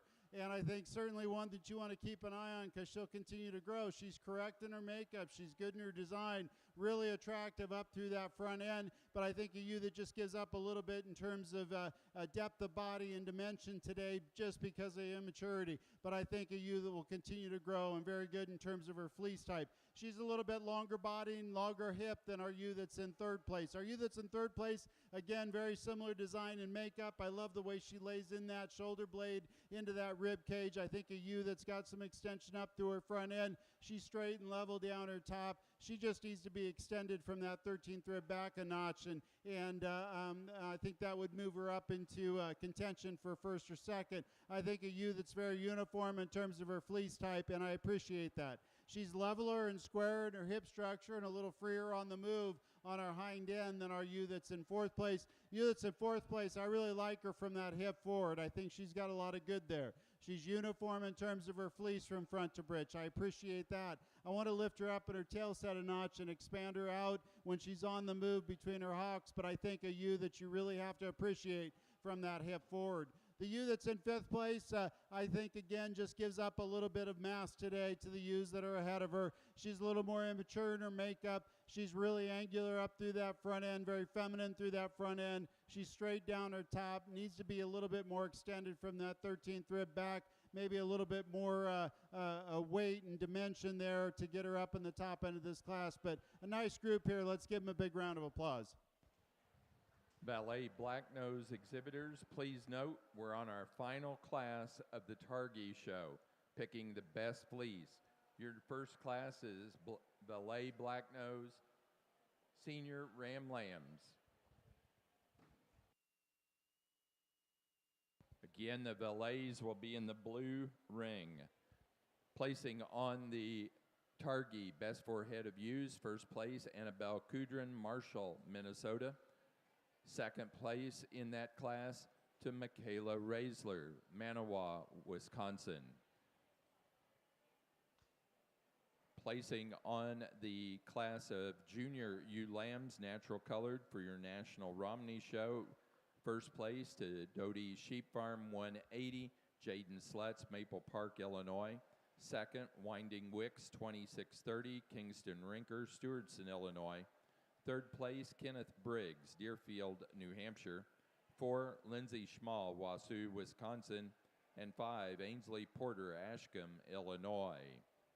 Placing on the natural colored Romney pair of ewe lambs, first place to Ainsley Porter, Ashcombe, Illinois.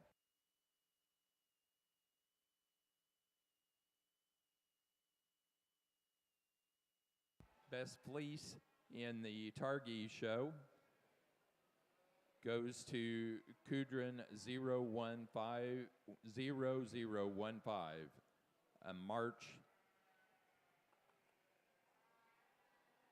ewe lamb.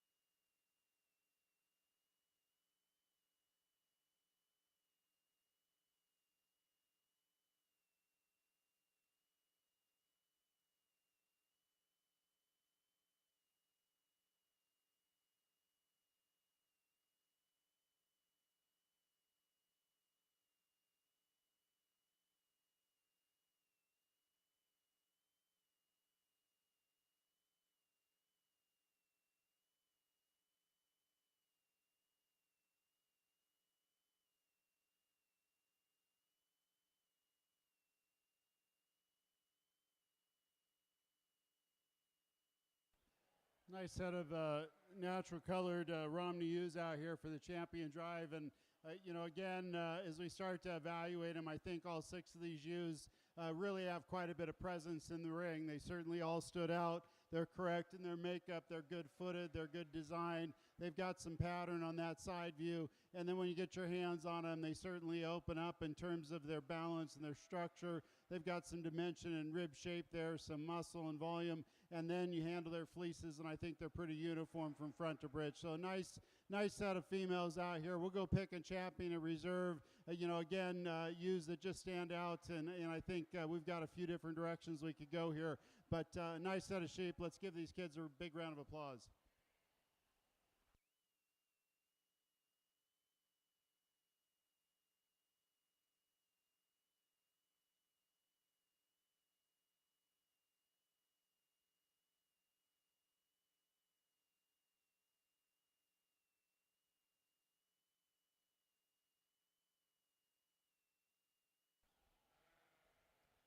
Well, we start off your Valet Black-Nose show with a couple studs. I think both of these are exceptionally good. They're very masculine in their build. They're good in their type. The class winner, which is also going to be your champion Valet, is extremely good down his top. I mean, this is one that I think reads with just a bit more sharpness in terms of his angles. I think he's sharper at the point of his shoulder. I in addition to that, I like the rib cage on this one. I think he has slightly more outward turn and curve to his rib cage. He's probably tucked up in nicer in terms of his chest floor and more uniform in his depth of body. He opens up with a really bright white fleece. I like all those things about him. The buck in second is a little older buck and a little more advanced in terms of his maturity pattern, and certainly good on his feet and legs, extremely attractive, really wide in his muzzle and masculine in his build. Maybe just doesn't have those extras in terms of his eye appeal in the ring here today, but certainly 2 high-quality Valet Black-Nose. Let's give him a round of applause for bringing in 2 awesome ones.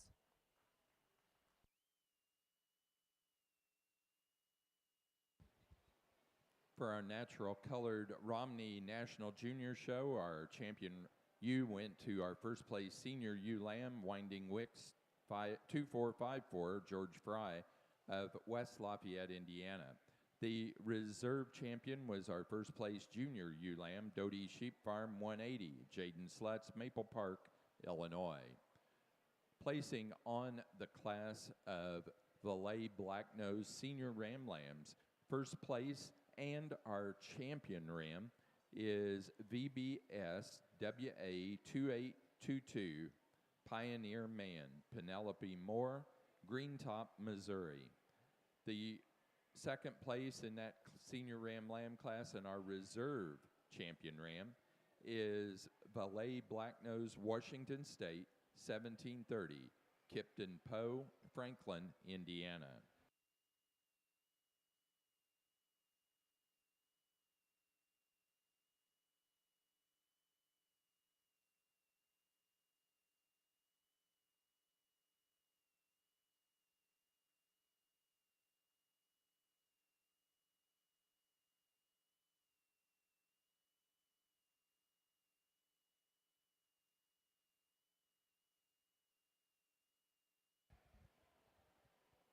Ag Olympics will begin at 7 o'clock. They've pushed it to 7 o'clock, so Ag Olympics will be at 7 o'clock.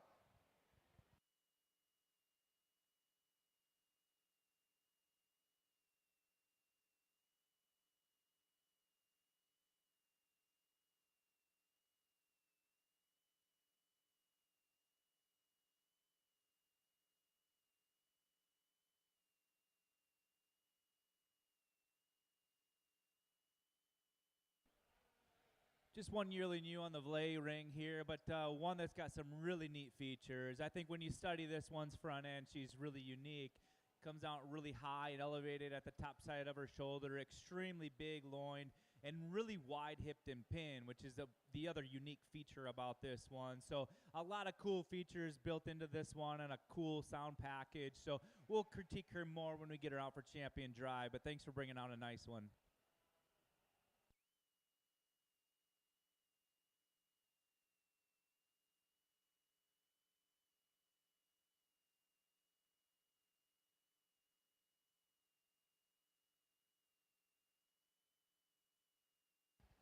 placing on the Yearling U class for the Valet Black Nose. First place goes to EVW 24055, Whitney Tatum Getz, Shakopee, Minnesota.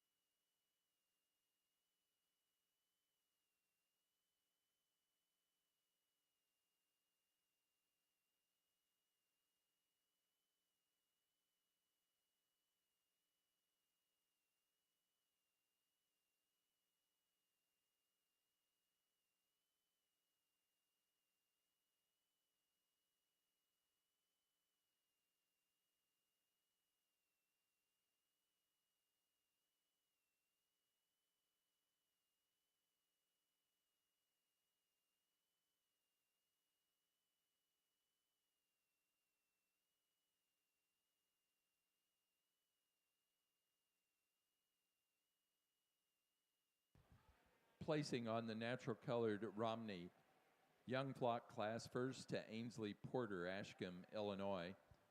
Placing on the best forehead of ewes for the natural colored Romney first to Ainsley Porter, Ashcombe, Illinois. Placing for our best fleece for the National Junior Show of the natural colored Romney first goes to the Yearling U Winding Wicks 2448 of George Fry, West Lafayette, Indiana. That does conclude the natural colored Romney show. We'll be ready to go right on into Baby Doll Southdowns, Fall Ram Lambs, please.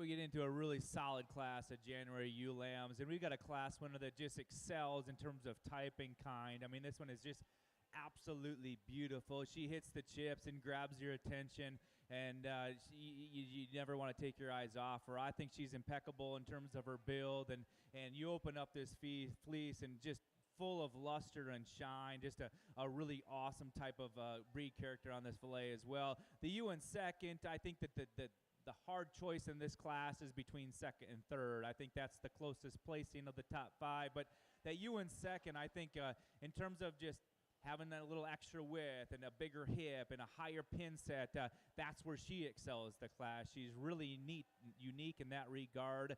Super cool in terms of this one's underline. Stands great on all 4 corners with a lot of extension through her front 1/3 of her body. The ewe in third, another really beautiful fillet, and I think in terms of having a really bright, unique fleece, I like that one a whole bunch. Probably just doesn't have the overall width and thickness as that ewe in second, just runs short of those things and finds her way down to that third hole. The ewe that comes here in fourth, one that in my mind I think just shortens up from forerib to flank, doesn't have that overall length of body or that performance as those 3 in front of her, but in terms of structural correctness and design, I think she's made really well. The young man's in fourth. I think this one gets out and has a pretty nice fleece in terms of opening up with a unique crimp and curl.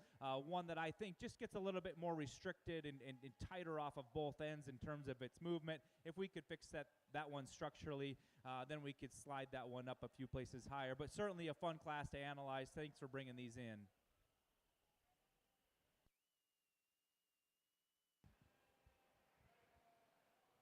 Romney exhibitors, tomorrow morning they will be having a gathering of exhibitors at 9 a.m. in the registration paper check-in area at the lower level of the junior barn.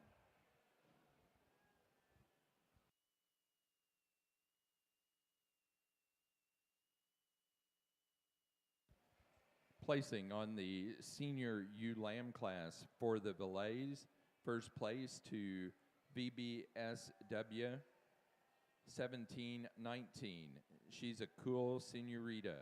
Nash Johnson, Delavan, Wisconsin. Second place to VBSWA 1723, Dancing Queen, Tatum Getz, Shakopee, Minnesota. Third, Penelope Moore, Greentop, Missouri. 4, Penelope Moore. 5, Kipton Poe, Franklin, Indiana.